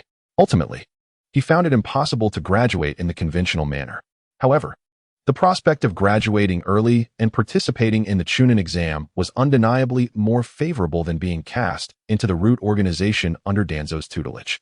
In comparison, he could readily accept this situation, as it mattered little to him whether he graduated early or not. Yet, receiving such a task rendered any attempts at low-key behavior somewhat futile. Sarutobi Hiruzen's implication was unmistakably for him to exert his utmost in the Chunin exam, ideally eliminating all the ninjas from the Mist and Cloud villages with ease. Reflecting on their brief conversation in the Hokage's office, most inhabitants of this world would likely fail to perceive any significance. However, Kaguya, who understood Danzo's character perhaps better than Danzo himself, was almost entirely certain that Danzo had now set his sights on him. Truly, he was the ultimate disruptor in the world of shinobi, Kaguya could not help but exclaim. Since the Second Shinobi World War, Danzo's shadow had loomed over countless schemes within the shinobi realm, from orchestrating Yahiko's demise, which hastened the formation of Akatsuki, to manipulating the events surrounding the death of White Fang, and countless collaborations with Orochimaru. Now, having revealed his talents and capabilities, Kaguya was inevitably entwined with Danzo in some capacity. In any case, should that man meet an early demise, the shinobi world might still plunge into war. Yet at least the duration of peace could be significantly prolonged. The following day, Kaguya submitted his application for early graduation to the Ninja Academy. With the endorsement of the third Hokage, Sarutobi Hiruzen, the Academy expedited the approval of Kaguya's application, scheduling his graduation assessment for that very afternoon. The evaluation for early graduation included the standard foundational ninjutsu and written exams, along with an additional practical test requiring him to endure 3 minutes under the assault of a Chunin instructor. This posed no challenge for Kaguya, who possessed the ability to defeat elite Chunin with ease. Even without utilizing his enhanced speed, he passed effortlessly. Ultimately, Kaguya achieved a perfect score across all categories in his Ninja Academy graduation assessment. On January 14th of the 43rd year of Konoha, Kaguya graduated from the Ninja Academy with a flawless performance, earning the title of Genin and the Ninja Identification Number 010034. This news spread swiftly throughout the academy, eliciting considerable astonishment. Though he could not be compared to Kakashi, who graduated at 5 and became a Chunin by 6, achieving a perfect score was no small feat, and Kaguya was undoubtedly worthy of the title of genius. Within the classroom, upon hearing the news, numerous students began to discuss it fervently. A perfect score, Kaguya is truly remarkable. Given Kaguya's caliber, he should have graduated early long ago. Perhaps he is capable of reaching Kakashi's level, but has simply chosen not to do so until now. As the sun set, the young ladies, including Akatsuki and Noera Rin, were nearly awash with admiration. A prodigy, exceptionally handsome, with a sunny disposition, gentle demeanor, and mature composure. A multitude of virtues congregated within Kidia, rendering him a rare presence in the class that few could overlook, often leaving others feeling inadequate and lacking the courage to pursue him. What is there to be so arrogant about? Uchiha Obito, listening to the murmurs around him and observing Noera Rin's expression, felt a surge of indignation and could not resist voicing his thoughts. A nearby boy echoed his frustration, exclaiming, Hey, don't exaggerate too much. If he could have graduated early, why is he still lingering in school? Isn't that a waste of time? Exactly. Others chimed in agreement. A girl, overhearing their conversation, huffed dismissively and retorted, if you're unconvinced, why don't you apply for early graduation and challenge Kidia? Since the last encounter, where Kidia had decisively triumphed over Hinata Hayashi, his strength had become a silencing asset. Yamanaka Ino's words left many, including Uchiha Obito, momentarily speechless, struggling to formulate a response. Just then, Inuzuka Kiba burst into the classroom, shattering the atmosphere with an almost frantic exclamation. I just overheard the teachers discussing in the office. Kidia has applied for the Chunin exams in 3 days. Huh. The classroom fell silent for a moment before erupting into a cacophony of disbelief. Many turned their gazes towards him. Applied for the Chunin exams? You must have misheard. Aburame Shino remarked, frowning skeptically. What on earth were the Chunin exams? Hadn't Kidia just passed the early graduation assessment? Was he out of his mind? Or was he blindly confident in his abilities? Inuzuka Kiba glared at Aburame Shino, insisting, how could I mishear? You can question my grades, but not my hearing. As a member of the Inuzuka clan, his words carried substantial weight. If Kiba's eavesdropped information was indeed accurate, then Kidia had truly applied for the Chunin exams immediately after passing the early graduation assessment. Was he aiming to surpass Kakashi? However, applying for the Chunin exams right after graduation seemed excessively audacious, especially since he had heard from his family that this Chunin exam would involve ninjas from other villages, making it no simple test, and potentially quite perilous. Many now wore expressions of incredulity, struggling to comprehend Kidia's audacity in applying for the Chunin exams. Uchiha Obito could not help but inquire of Inuzuka Kiba. In this situation, they should reject his application, right? No, Kiba shook his head. For some reason, they didn't reject it. I even confirmed it. Kidia's name is on the latest list of participants for the Chunin exams. Upon hearing the confirmation from Inuzuka Kiba, someone inhaled sharply and remarked, that guy is exceedingly audacious. Does he even comprehend what the Chunin exam entails? Even if he graduates early and achieves a perfect score, it does not grant him the liberty to participate in the Chunin exam at will. He must be overly confident in his own abilities. The revelation sent shockwaves through the group, including Uchiha Obito, who could not help but engage in fervent discussions. Meanwhile, those who had previously admired Kid for his perfect score during the graduation assessment, such as Yugao, were visibly unsettled. Listening to the chatter around her, Yugao's expression shifted, and she could not suppress a gasp as she exclaimed, how could Kid possibly have registered for this Chunin exam? Normally, the internal Chunin exams in Konoha pose little danger, serving merely as a standard assessment of a ninja's overall capabilities. However, the joint Chunin exam with other villages is an entirely different matter. The ninja from various villages engage in ruthless combat, with no mercy shown, resulting in casualties each time. This particular Chunin exam was especially perilous. Given the tense state of affairs within the ninja world, its danger comparable to that of warfare. Noera Rin hesitated momentarily, pondering aloud. Surely Kid must have considered these factors. Perhaps this was a deliberate choice? Yugao's demeanor grew grave as she replied, no, he might be unaware that this Chunin exam includes participants from other villages. I must find him and urge him to withdraw from the exam. With that, Yugao dashed out of the classroom. Her awareness of these matters stemmed from her father, Yuhi Kurenai, being the chief examiner of this Chunin exam, who had mentioned it during their dinner the previous evening. Seeing Yugao sprint from the classroom, Noera Rin called out to her, but upon receiving no response, she hesitated briefly before following suit. At Kid's doorstep, after listening to Yugao's breathless and anxious stream of warnings, Kid could not help but chuckle, saying, you came all this way just to remind me of this? I assure you it's true. Yugao insisted, her urgency mounting. I heard this from my father, who is the chief examiner for this Chunin exam. The information cannot be erroneous. Noera Rin, with a serious expression, turned to Keed and cautioned, I understand that your abilities are likely on par with a Chunin, but this particular exam is far too hazardous. There is no need to take such risks. It would be wiser to wait for the exam 6 months from now. All right, I understand.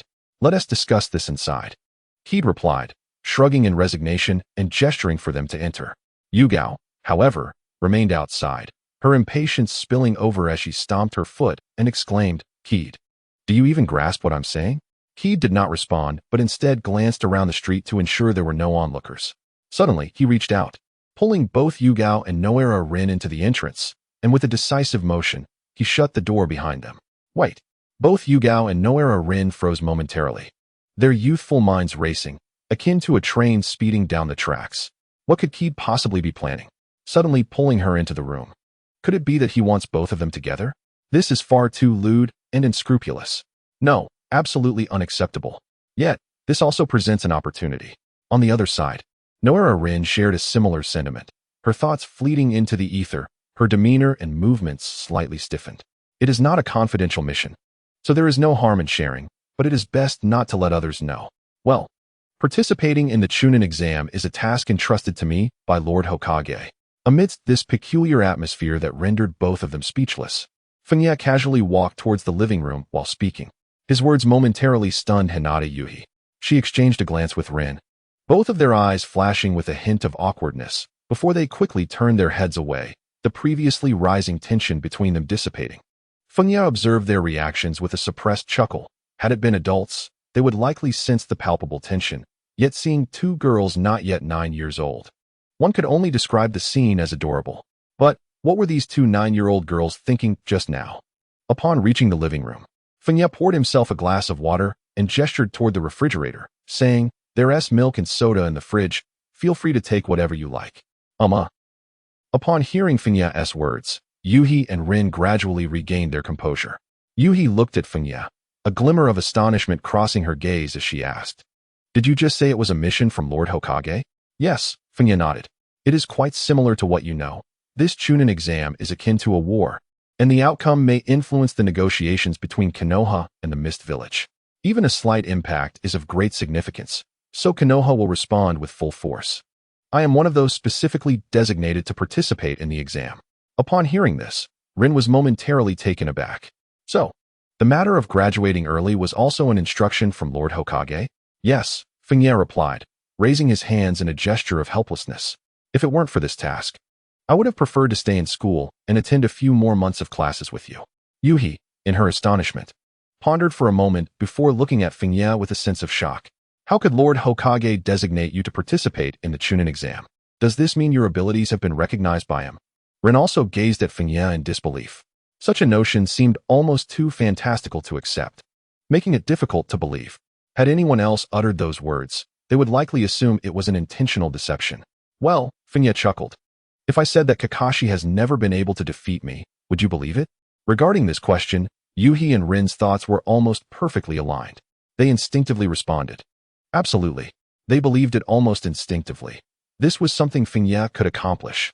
Even though he hadn't displayed any particularly remarkable feats lately, they still held a degree of belief. After witnessing Fengye effortlessly defeat Hyuga Hayashi, they had little doubt regarding his assertion. As the setting sun cast its crimson hue, Red Yuhi expressed her astonishment. So, all those rumors are indeed unfounded? Fengye, you have never denied that Kakashi is my brother. Must we truly compete for superiority? Fengye chuckled softly and replied, Moreover, if I had graduated early, we would not have forged our friendship, which would indeed be a pity. Both Red Yuhi and Rin nodded in agreement, their cheeks inadvertently tinged with a delicate blush. Upon reflection, it was remarkable that Fengye could remain so composed amidst such incessant gossip, attending classes with laughter and ease, seemingly untouched by the juvenile antics of the impulsive boys in their class. Those flaws were nearly imperceptible in Fengye's character. Perhaps, this sensation of infatuation was what it felt like to be captivated. The gazes of the two young women upon Fengye grew increasingly intense, prompting him to clear his throat and shatter the peculiar atmosphere. At the tender ages of 15 or 16, or even 17 or 18, such attention might be tolerable. However, in the ninja world, where life expectancy is modest, This age already signifies adulthood. Thus, such scrutiny could be perilous, potentially as perilous as facing Kagaya Otsutsuki. I didn't expect to visit your home under these circumstances. My apologies. Red Yuhi quickly averted her gaze, attempting to shift the conversation. Rin, regaining her composure, gazed at Fengye with admiration, saying, "No wonder you were designated by Lord Hokage to participate in the Chunin exams. But do be cautious. There will surely be formidable ninjas from other villages." "I will take care," Fengye replied with a smile, then turned to Red Yuhi, stating, "It was somewhat inconsiderate to involve you both so abruptly, but I prefer not to explain the mission details at the entrance." As he spoke, Fengye discreetly glanced towards the entrance without interrupting his speech, continuing to smile. Meanwhile, at the door, Kakashi, poised to enter, paused upon hearing the commotion inside. He withdrew his hand silently, muttering, "1 or 2, and you've finally abandoned your humanity." Despite being aware of Fengye's popularity at school, it was the first time he had encountered him bringing 2 girls home. After a moment's hesitation, he decided against entering. Kakashi murmured to himself, struggling to comprehend Fengye's actions. To him, girls were exceedingly troublesome beings, especially during their previous missions when they often impeded progress.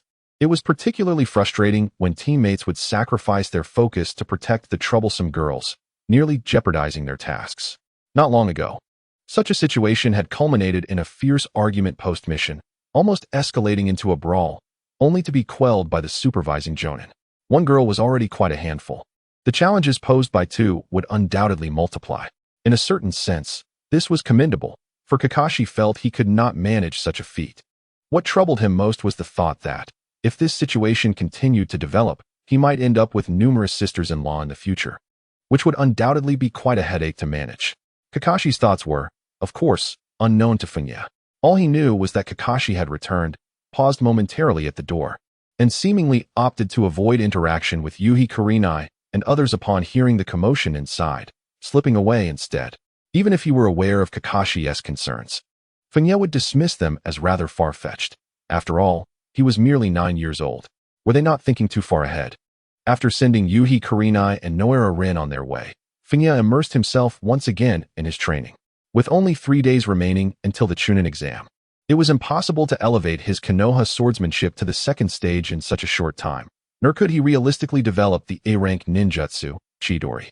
The only feasible improvement lay in unlocking the 3rd gate of the 8 gates, the open gate. If he could achieve this, even without the use of time acceleration, he should be able to easily dominate the Chunin exam, Fengye mused. Time flew by. As the sun began to set, Fengye spent the final day before the Chunin exam in quiet preparation. He took a deep breath, gazing at the descending sun, stretching his body as he concluded his training. It was nearly time.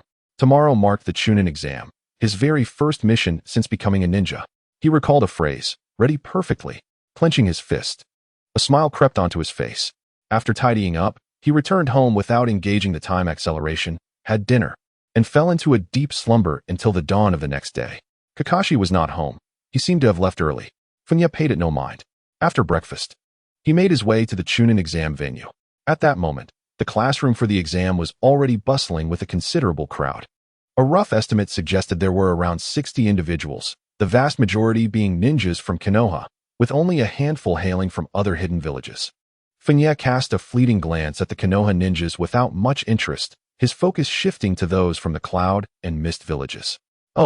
Upon catching sight of the Mist ninjas, Fengye felt a hint of surprise, for among the 3 members of the Mist squad, one figure appeared somewhat familiar. If he was not mistaken, it was none other than Kisame Hoshigaki, one of the future 7 ninja swordsmen, a member of the Akatsuki organization and Itachi's partner. However, at this moment, Kisame was likely only around 10 years old.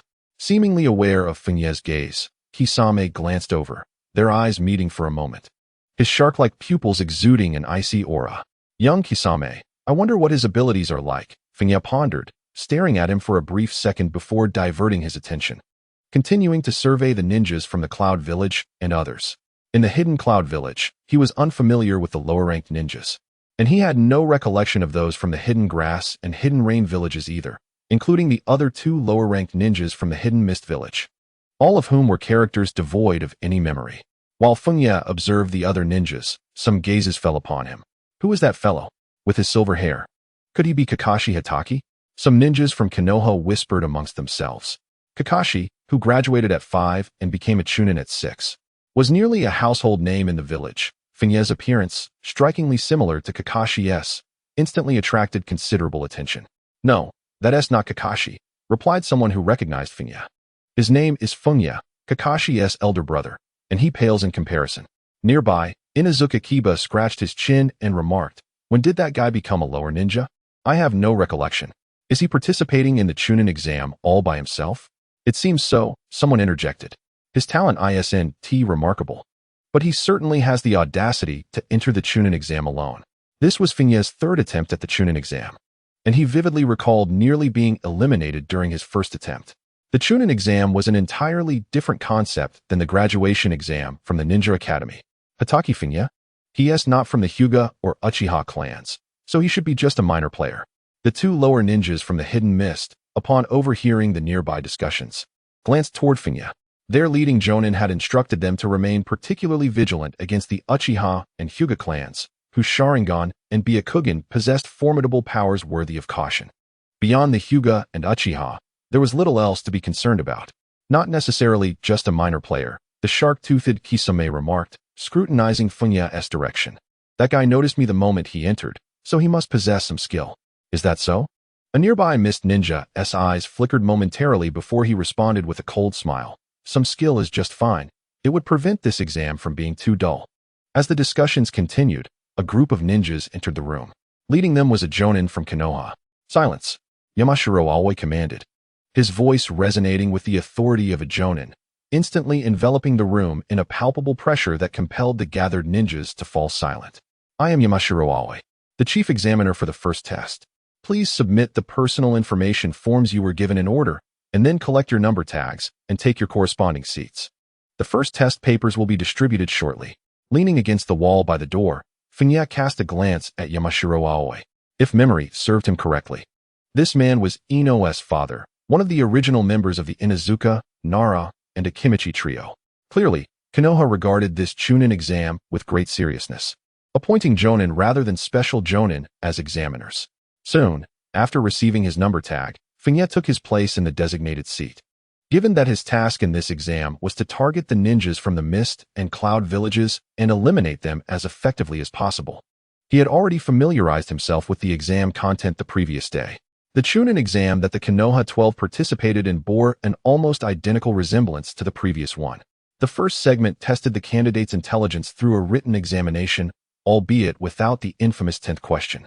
The second stage involved a fierce competition within the Forest of Death for the coveted Heaven and Earth scrolls, culminating in one-on-one battles. The examination papers were swiftly distributed.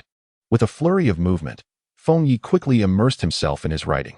Having anticipated the exam content, he faced little difficulty. Prior to entering the classroom, he had dispatched a shadow clone to transform into a proctoring chunin, confidently striding in alongside the other invigilators. Moreover, he was capable of answering most of the questions himself, rendering any form of cheating unnecessary, and he completed the paper in mere moments. Submitting his paper early?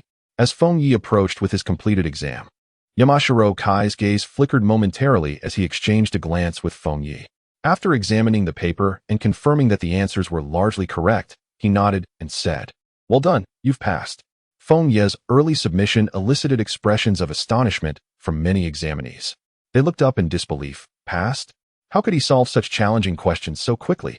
Some students, still grappling with the exam's emphasis on deceit, exhibited incredulity as they realized they could not answer a single question on the exam.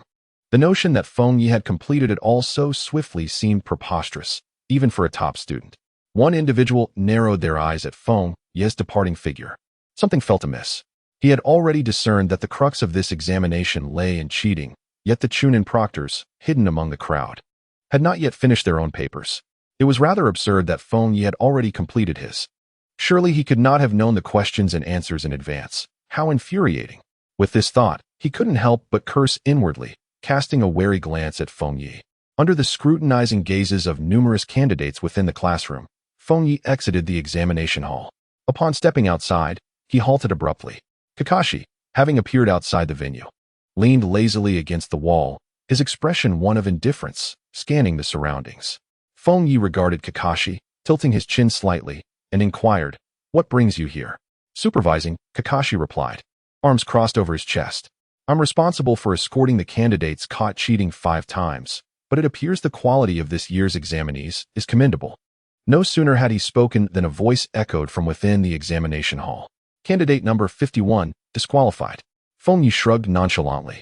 Kakashi, with a resigned gesture, entered the examination room to escort the 3 disqualified candidates out.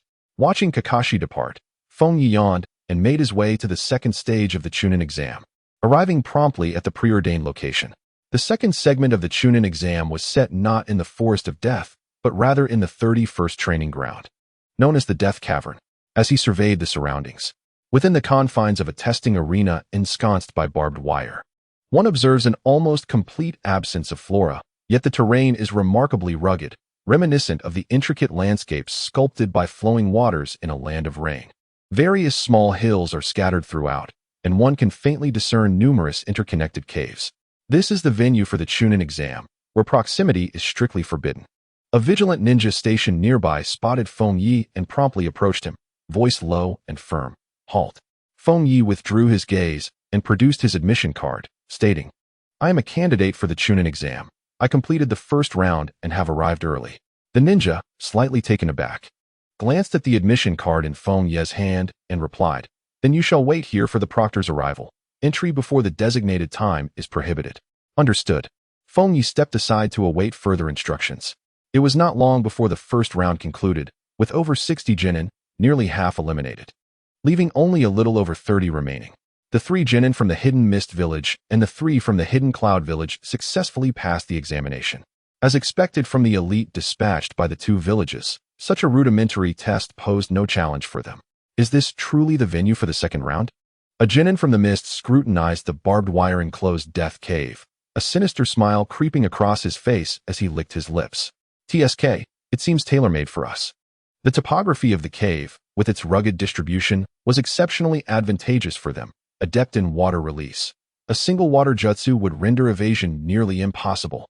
Kisame Hashigaki also bore a smile, remarking, "Indeed, it is quite fitting.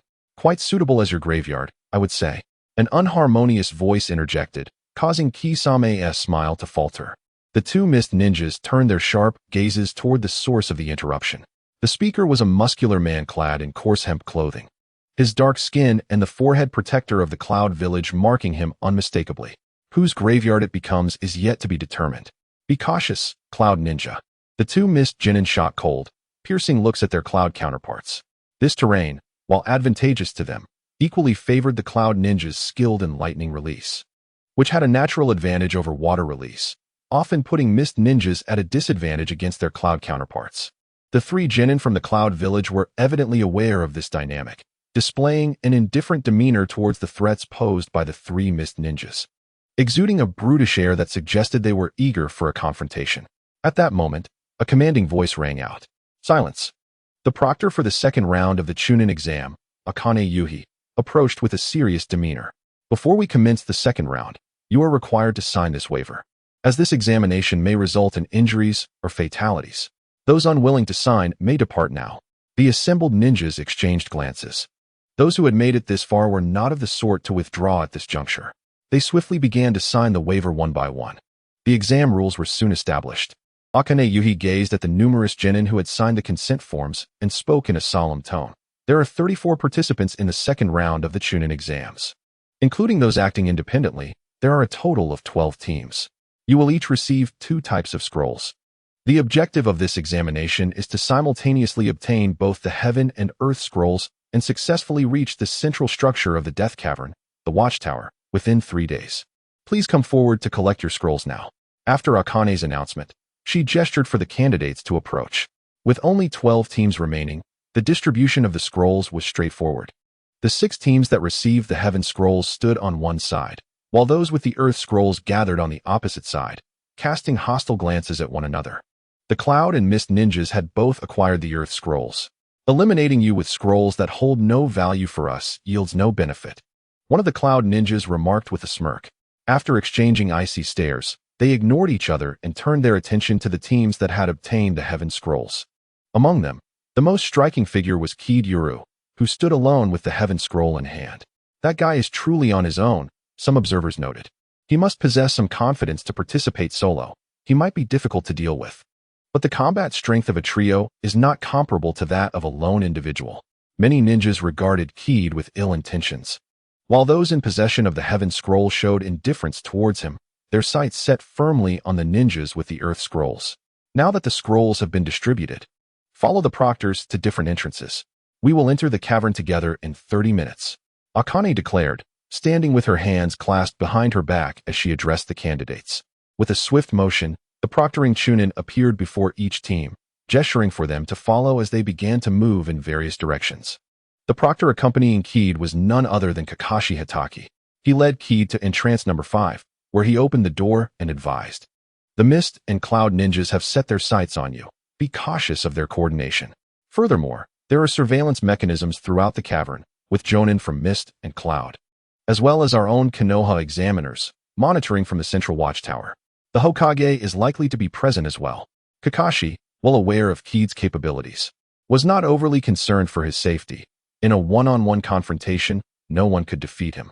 However, he felt it necessary to caution him about the potential for coordinated attacks, as Keed likely lacked experience in battling multiple opponents. Rest assured, Keed replied with a faint smile. "If you are untroubled, why should I be?" Kakashi's lips twitched slightly at that response, feeling both irritated and unable to refute its validity. Before long, the second round of the Chunin exams was announced to have begun. Kakashi nodded at Keed, and with that, Keed stepped into the examination arena. At nearly the same moment, 2 ninja squads, closest to Maple Knight, entered and swiftly made their way towards his direction. That fellow must have headed for entrance number 5, or perhaps number 4. In any case, this direction is undeniably correct. Inuzuka Claw, with a glint of determination in his eyes, sprinted ahead, accompanied closely by a ninja hound. While it was plausible that Maple Knight possessed some confidence to enter the Chunin exams alone, he undeniably appeared to be the softest target compared to the other 3-man squads. Ninja Shirwei followed closely behind, speaking in a hushed tone. "I believe there's no need to select him. After all, he is Kakashi's brother. He might possess certain hidden abilities, and besides, he is a ninja from our Konoha. Choosing someone from the grass-hidden village might be more appropriate." "What are you talking about?" Inuzuka Claw shot a glance at Ninja Shirwei, snorting dismissively. "Without the strength, one has no right to promote to Chunin. If he dares to participate alone and lacks the ability, wouldn't it be better to eliminate him early? Acquiring his scroll is far preferable to letting it fall into the hands of the Cloud or Mist ninjas." Ninja Shirwei shook his head, responding, "My intuition warns against selecting him." "Intuition of a bug," Inuzuka Claw scoffed. "Hikaru, tell him what your intuition says." "Hikaru a woo." Inuzuka Claw smiled slightly, saying, "What Hikaru means is battle. I trust its instincts far more than yours." Ninja Shirwei furrowed his brow, opting not to continue the argument. Although he sensed that Maple Knight might be formidable, it was merely a feeling. Since Inuzuka Claw and Hikaru had made such a judgment, it was best not to create discord among them. Before long, they reached the route that Maple Knight had taken. After sniffing around, Hikaru quickly identified the direction Maple Knight was heading and barked a few times before dashing off towards a specific path. "Found him." Inuzuka Claw and Ninja Shirwei immediately followed suit, racing through the rocky terrain in pursuit of Maple Knight, guided by Hikaru's lead. After an extended chase, Hikaru suddenly halted, lowering his voice to emit a low growl, relaying a message to Inuzuka Claw, just ahead. Inuzuka Claw instantly understood and signaled to Ninja Shirwei and the others. They swiftly split up, rushing up the nearby hills to encircle their target from both the left and right, soon catching sight of figures emerging below the hills. Whoosh, whoosh, whoosh. The trio of Inuzuka Claw landed almost simultaneously, surrounding Maple Knight at the center. However, rather than launching an immediate attack, they displayed expressions of astonishment, as there were not just Maple Knight's solitary figure present. To his left and right lay several others, identifiable as ninjas from another squad, while Maple Knight, with an air of calm, was searching the fallen individuals, extracting a scroll from one of them. "You defeated all 3 of them." Inuzuka Claw gazed at Maple Knight in astonishment. Although the strength of the 3 defeated individuals remains unclear, they are nonetheless a small team. Fengye single-handedly vanquished all 3. Could it be that, as Yun Jiwei's intuition suggested, he is indeed an exceptionally formidable opponent? Indeed, Fengye had initially intended to disregard them, but their relentless pursuit left him little choice. He stowed away the earth scroll and cast a sidelong glance at Inazuka-ja, inquiring, "Are you all planning to seize the scroll from me as well?" Inazuka-ja did not respond immediately. A flicker of apprehension crossed his eyes. However, at that moment, Yun Jiwei, standing nearby, spoke in a grave tone. "Attack. He has just endured a battle. We must not allow him time to recuperate."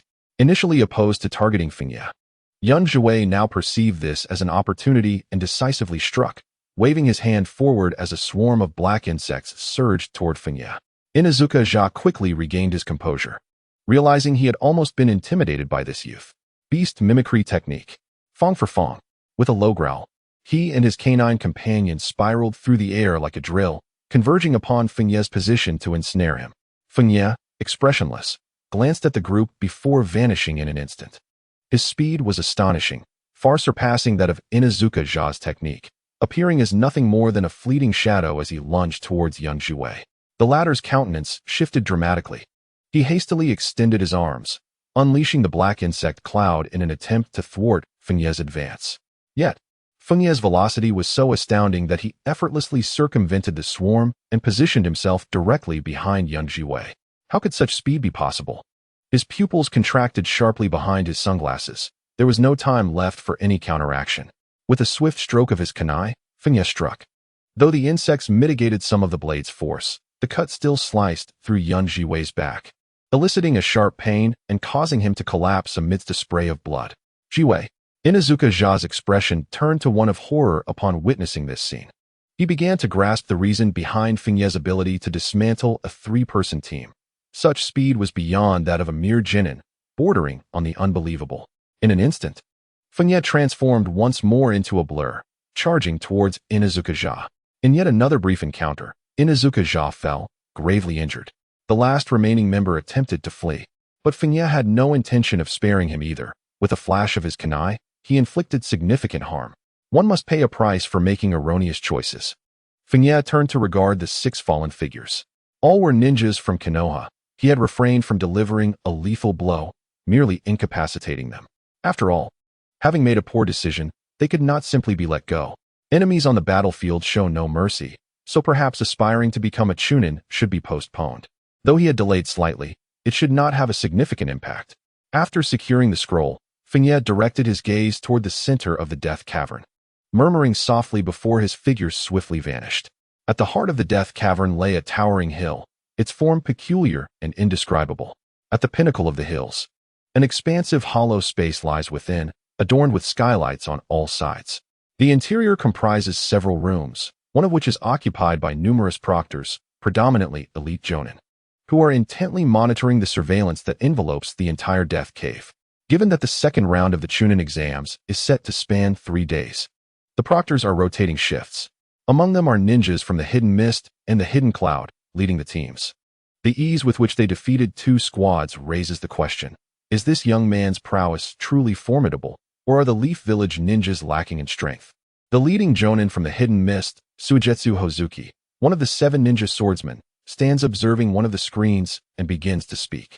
The Leaf ninjas, taken aback by Fengye's performance, are largely unaware that his participation in the chunin exams was designated by Sarutobi Hiruzen. They only perceive Fengye as Kakashi's brother, assuming he possesses some degree of skill, yet they are astonished at how swiftly he has dispatched the 2 genin squads that included Inazuka Kiba and others. "My disciple is not to be underestimated," remarks Inazuka Kiba's supervising jonin, his expression grave as he watches the screen, clearly surprised by the fighting capacity Fengye has exhibited.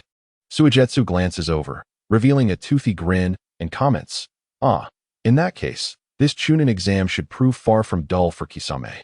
Upon hearing Suigetsu's words, many Leaf ninjas cast him sidelong glances, their eyes reflecting a hint of hostility. Such arrogance is intolerable. It's nearly an affront to the competence of their genin. "Just wait and see," mutters a nearby Leaf jonin with a snort. As the group continues to watch the screen, the expressions of the Leaf ninjas gradually shift. In less than 3 hours, Kisame's team has eliminated 2 of the Leaf squads. The entire process was executed with brutal efficiency. The strength displayed by Kisame is far beyond that of a mere genin. His B-rank jutsu seemed to flow effortlessly, and his chakra reserves rival those of a jonin, almost resembling a monster. What kind of chakra is this? Is that boy a Jinchuriki? A leaf ninja exclaims, fixated on the display.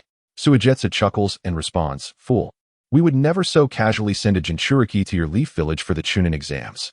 Kisame is not a Jinchuriki. He possesses an extraordinary, monstrous physique by nature. Suigetsu's words cast a pall over the expressions of the leaf ninjas. Although they have fielded the most teams for the second round of the Chunin exams, with a total of 8 squads, by the half-day mark, 4 teams have already been disqualified. The most disheartening fact is that Kisame's team, having eliminated 2 leaf squads, has already secured enough scrolls, yet shows no inclination to head to the finish line. Instead, they continue to pursue other teams within the treacherous depths of the Death Cave. It appears as though one intends to eliminate all contenders in the second round. Do not gaze at me in such a manner. Our Kirigakure assessment system is far more ruthless than this. Noticing the hostile expressions of the Konoha ninjas within the room, Suigetsu Hozuki let out a chuckle and spoke in a low voice. Those lacking strength are unworthy of becoming ninjas. In Suigetsu's view, the Konoha evaluation system is indeed too lenient. In Kirigakure, upon graduating from the academy, the requirement is to eliminate a comrade, with only 1 survivor permitted. And the Chunin exam is a continuous bloodbath, ensuring that only the most elite endure. Is this the style of the Blood Mist village? The Jonin leader from Kumogakure, who had remained silent, cast a glance towards Suigetsu Hozuki, a glimmer flashing in his eyes before he averted his gaze, arms crossed before him, stating, "This approach does not intimidate the ninjas of Kumogakure. Let us continue to observe." Then, Suigetsu remarked indifferently. Time flew by, and before long, a day and night had passed. The morning following the commencement of the second round of the Chunin exam, Sarutobi Hiruzen had just awakened when a ninja appeared outside his room to report. "Hokage-sama, there has been an incident." The drowsiness vanished from Sarutobi Hiruzen in an instant, a spark of alertness igniting in his eyes as he swiftly donned the cloak of the third Hokage and ventured outside, inquiring, "What transpired?" "It concerns the Chunin exam," the Umbu ninja reported, hastening to inform Sarutobi Hiruzen of the situation, the news causing a notable shift in his expression. In a mere day and night, 6 teams of Konoha ninjas had already been eliminated. Only 2 teams remained. The other small ninja villages had nearly faced total annihilation, leaving only 4 teams in the exam arena, including teams from Kumogakure, Kirigakure, a team from Konoha led by Uchiha Kiyoshi, and a solitary team from Kaguya. How could so many teams have been eliminated? Sarutobi Hiruzen's gaze shifted, a hint of realization dawning in his mind as he hurried toward the Chunin exam arena, casting a serious inquiry to the Umbu beside him. The Umbu ninja's response confirmed his suspicions. The ninjas from Kirigakure and Kumogakure had no intention of merely passing the second round of the Chunin exam. Rather, after acquiring sufficient scrolls, they continued to hunt down other teams. Swiftly, Sarutobi Hiruzen made his way to the central observation tower, arriving in the monitoring room. "Hokage-sama." Upon seeing Sarutobi Hiruzen enter, the Konoha ninjas within the monitoring room immediately bowed in respect. Sarutobi Hiruzen's gaze swept across the room, landing on one individual. "When did you arrive, Orochimaru?" In the center of the monitoring room stood the unmistakable figure of Orochimaru. The nearby Konoha ninjas, whether Chunin or Jonin, regarded Orochimaru with a mixture of awe, while Suigetsu Hozuki and the Jonin from Kumogakure had shed their previously arrogant demeanor, now displaying a palpable wariness towards Orochimaru. Slightly ahead of Sarutobi, Orochimaru manifested a faint smile, his voice a touch hoarse as he remarked, "I have heard that this Chunin exam features some particularly exceptional genin, which is why I have come to observe." Sarutobi Hiruzen gradually entered the monitoring room, casting his gaze upon the images displayed on the screen. During such times, do not entertain any misguided notions, Orochimaru, he cautioned. As Orochimaru's mentor, Sarutobi understood him all too well. His interest in these extraordinary genin implied the potential for nefarious actions. And now was absolutely not the time to engage with the Mist or Cloud ninjas. To do so would be tantamount to declaring war. "Understood, sensei," Orochimaru replied with a smile, yet it instilled a sense of unease in Suigetsu and the Jonin from the Cloud Village. For Orochimaru's demeanor offered no clarity regarding his true intentions. They could only assume that in the absence of Sarutobi's directives, Orochimaru would refrain from any drastic actions. After all, He was one of the most dangerous individuals among all the ninjas of Konoha.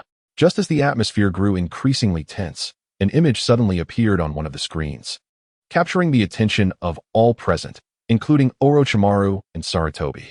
The screen displayed Konoha's last remaining three-person team, encountering the likes of Kisame Hashigaki near the central tower. You should have gathered enough scrolls by now, Uchiha Kyuda, the centerpiece of this Chunin team, stated with a stern expression as he faced the mist ninjas, including Kisame. He had already secured the Heaven and Earth scrolls and had no intention of engaging in combat with the mist ninjas. Kisame shrugged slightly, saying, "Scrolls are indeed sufficient. Now, step aside." Uchiha Kyuda replied firmly, "Not so fast." Kisame chuckled, a glint of ferocity flickering in his eyes. "It seems you are mistaken. While I may have enough scrolls, I have no intention of letting you pass. We will inevitably clash in the third round. It would be better for you to fall here." He added with a smirk, "By the way, I have already acquired 6 scrolls." Kisame's words caused Uchiha Kyuda's expression to shift. Without hesitation, he activated his Sharingan, the tomo in his eyes beginning to spin as he grasped a kunai, warily focusing on Kisame. "Let us engage," Kisame declared decisively, and the battle commenced. The 3 members of the Mist clashed with the 3 from Konoha. Utilizing the power of the Sharingan, Uchiha Kyuda momentarily maintained control over the situation. But as time wore on, his chakra reserves began to dwindle, while Kisame appeared to experience little depletion. "It seems your chakra is running low. Maintaining that Sharingan consumes quite a bit, does it not?" Kisame remarked with a grin. Suddenly, he formed hand seals and unleashed a B-rank ninjutsu. Uchiha Kyuda's expression changed dramatically. He had not anticipated that after such a prolonged fight, Kisame would still possess the chakra to execute a B-rank technique. In haste, he attempted to evade, but the terrain proved unfavorable for dodging a wide-ranging water-release jutsu, resulting in him being struck. "Your chakra levels are rather abnormal. Indeed, you possess an unusual physique," he thought. Orochimaru gazed at the images displayed on the monitor, a glimmer of intrigue flickering in his eyes. In stark contrast, Sarutobi Hiruzen and the numerous ninjas of Konoha appeared somewhat subdued, for with the departure of this small team, Konoha's trio had suffered total annihilation. Only one lone team remained, indeed. Just a solitary individual, Hatake Kaguya. "Is this the coveted Sharingan of the Uchiha clan?" Kisame Hashigaki approached Uchiha Kyuda, a glint of interest shining in his gaze as he slowly crouched down. The Sharingan of the Uchiha clan is indeed a prized possession. However, just as Kisame intended to seize Uchiha Kyuda's Sharingan, a Konoha Umbu ninja materialized silently. Although the participants in the second round of the Chunin exam had signed a death pact, Konoha could not idly stand by while the Sharingan was being taken. Realizing that the appearance of the Umbu ninja signified his chance to acquire the Sharingan was lost, Kisame let out a low grunt, withdrew his hand from Uchiha Kyuda, and stood up again, stating, "The hunt is drawing to a close. Let us depart." The 2 other mist ninjas nodded in agreement and left alongside Kisame. The Umbu ninja cast a glance at the fallen Uchiha Kyuda and then looked in the direction where Kisame and his companions had gone, his expression somber. With even the Uchiha clan's lower-ranked ninjas, capable of wielding the Sharingan, being eliminated, it was clear that the Mist had dispatched formidable adversaries. This Chunin exam might indeed become a source of ridicule. In the monitoring room, Sarutobi Hiruzen maintained a solemn demeanor, pausing for several seconds before turning to the proctoring ninja beside him, inquiring, "Where is Kaguya? Has he passed?" The proctor hesitated, seemingly uncertain of how to respond. After a few moments, he replied, "How should I put this?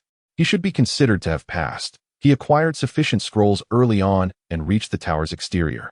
Yet he has not entered." Sarutobi Hiruzen expressed mild surprise, glancing at the monitor. "He has not entered?" "Indeed," the proctor confirmed with a nod. The chief examiner, Uzumaki Mido, approached and gazed at the screen, remarking, "Perhaps he does not intend to pass directly. He may wish to assess the strength of the other ninjas. His position allows him to enter at any moment." Sarutobi Hiruzen murmured in acknowledgement. This was indeed a course of action Kaguya might take. However, with all other lower-ranked ninjas eliminated, the pressure of the third round lay solely upon him. Contemplating this, Sarutobi Hiruzen shook his head. Having anticipated that the ninjas dispatched by the Mist and Cloud would be elite, yet the situation proved to be even graver than expected. Fortunately, he had designated Kaguya to participate in this Chunin exam. Given Kaguya's prowess, his performance in the third round would surely not be subpar, and the situation could still be salvaged. At that moment, Kaguya sat motionless upon a protruding rock face outside the central watchtower, his form shrouded in a layer of yellow dust, rendering it nearly impossible to discern that a person occupied that spot unless one looked closely. In a moment of tranquility, he suddenly opened his eyes and gazed in a particular direction, a glimmer flashing in his pupils as he murmured, "At last, someone has arrived." He had been waiting here for quite a while. Not far from the central watchtower, the last remaining members of Team Kakashi, led by Kisame Hashigaki, were hastening towards the finish line of the second stage of the Chunin exams. The trio advanced in a triangular formation, with Kisame sprinting at the forefront. One of the two trailing behind, while running, chuckled, "I never expected the Uchiha clan, whom Teacher Fugu warned us to be cautious of, to possess such limited skills. They have overestimated the ninjas of Konoha." Tasuke Yasu grinned and replied, "Out of 12 teams, we have eliminated 6, and the Uchiha have taken down 1 as well. That makes 7 teams in total. If the ninjas from Kumobikure have also dispatched 1, then only 3 teams should remain for the third stage. If they've taken out 2, then the final confrontation will be between us and them. Such a record should count as a successful execution of Teacher Fugu's orders." Yet, just as Yasu felt a sense of self-satisfaction, an unfamiliar voice suddenly pierced through the air beside him. "Is that so?" The voice sent a jolt through Yasu's heart, causing every hair on his body to stand on end as a wave of terror washed over his mind. He attempted to react, but it was already too late. In an instant, blood splattered. It was as though he had collided with an invisible, razor-sharp thread. Tasuke Yasu was severed in twain at the waist, his upper and lower halves separating with eerie precision. A look of fear and disbelief lingered in his eyes. Swoosh, swoosh. Kisame and another mist ninja sensed the abrupt change behind them, their expressions shifting drastically as they came to a halt. Turning to look, they could only see Yasu's lifeless body and a silver-haired youth standing calmly, a short blade gripped in his hand. Kakashi keyed. "Tasuke Yasu." The mist nin beside Kisame turned pale, shock and disbelief etched across his face, unable to suppress his astonishment. Tasuke Yasu was the perceptive ninja among the trio, capable of tracking and eliminating other teams largely due to his sensory abilities. Logically, he should have been the first to react to an ambush or surprise attack. But now, Tasuke Yasu had been dispatched in an instant. He hadn't even had the chance to use techniques like the body replacement jutsu or the body flicker technique. Cough, cough. Severed in two, Tasuke Yasu did not die immediately, but he spat out blood, his upper body lying there, gazing in disbelief towards Keed. Having approached the finish line and engaged in conversation with Kisame and the others, he had indeed let his guard down, failing to remain fully alert. This lapse allowed Keed to strike unexpectedly without prior warning. Yet, the most critical factor was the speed. Keed's movements were so swift that Yasu could not muster any form of resistance. Such speed is hardly characteristic of a mere Jonin. Even a Jonin would likely falter against it. Caught unawares by the sudden assault of a Jonin and lacking vigilance, his swift demise was an inevitable outcome. "Oh, it is you." The figure of Kisame Hashigaki gazed upon Fengye, displaying no sign of anger or disarray at the loss of his companion, as if the fallen one were merely an inconsequential being. A slight smile revealed his shark-like teeth as he remarked, "It seems not all of Konoha's genin are utterly worthless."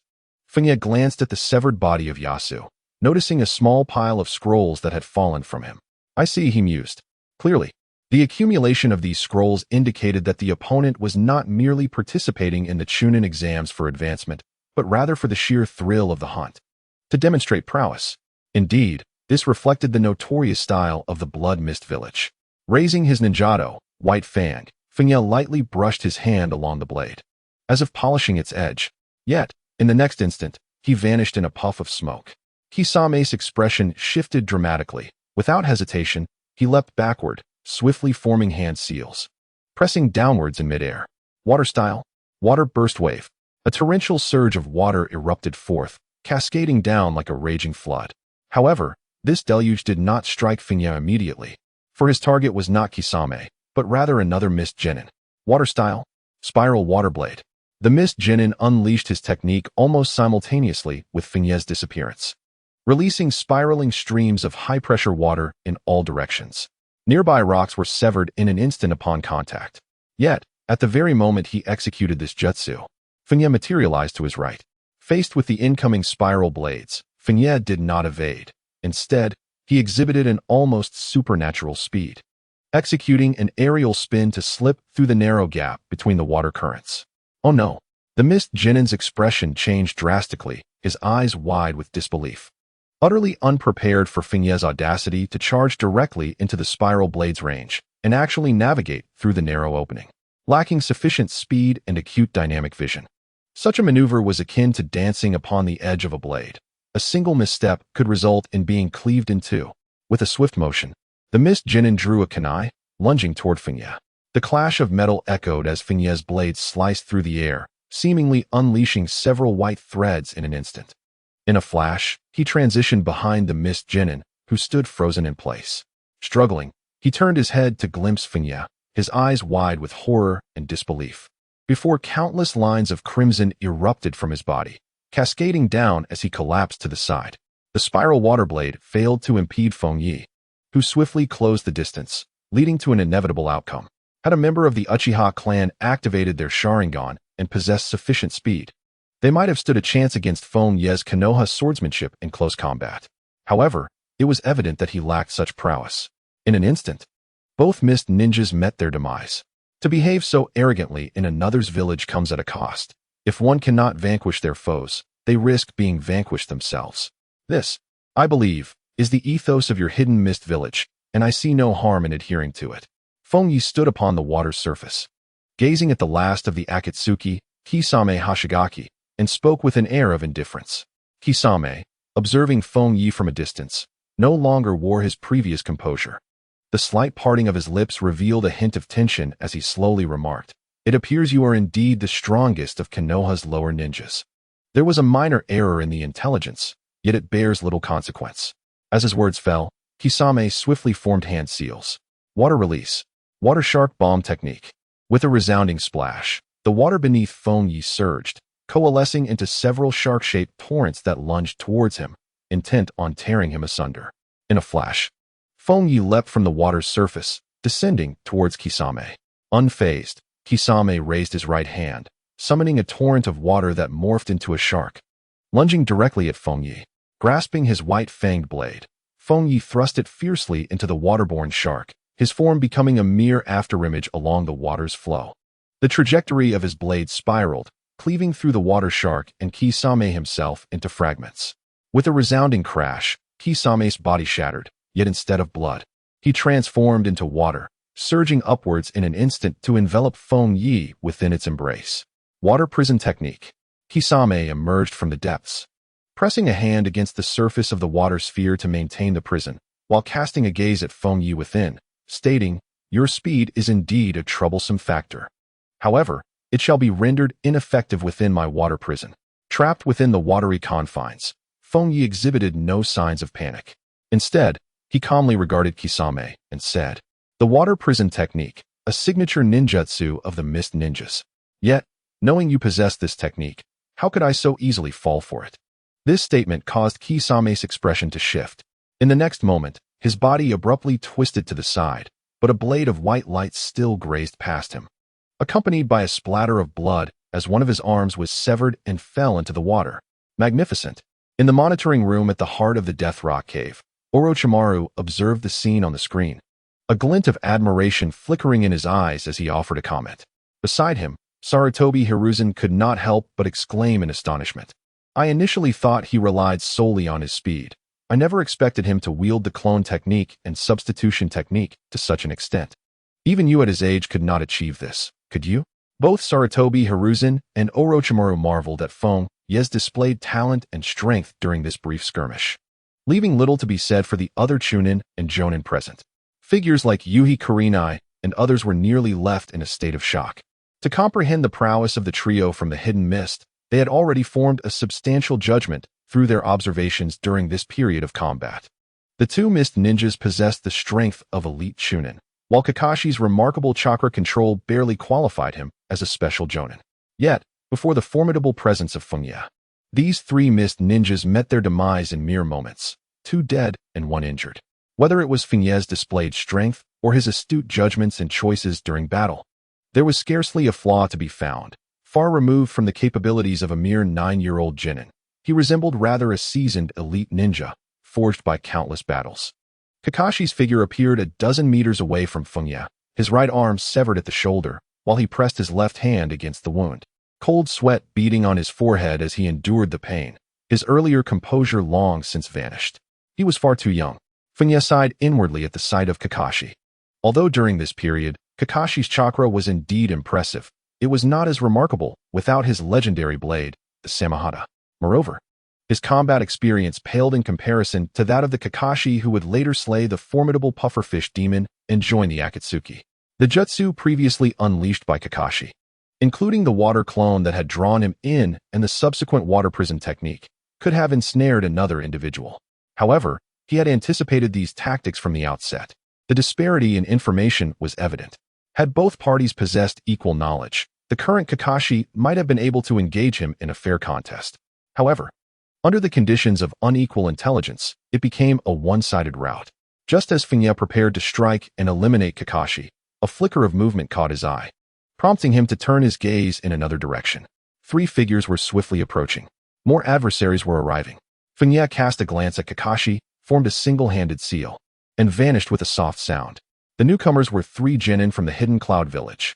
Unlike Kakashi and his companions, these Cloud Ninjas did not intentionally hunt down other genin teams, yet they had nevertheless overwhelmed 2 squads.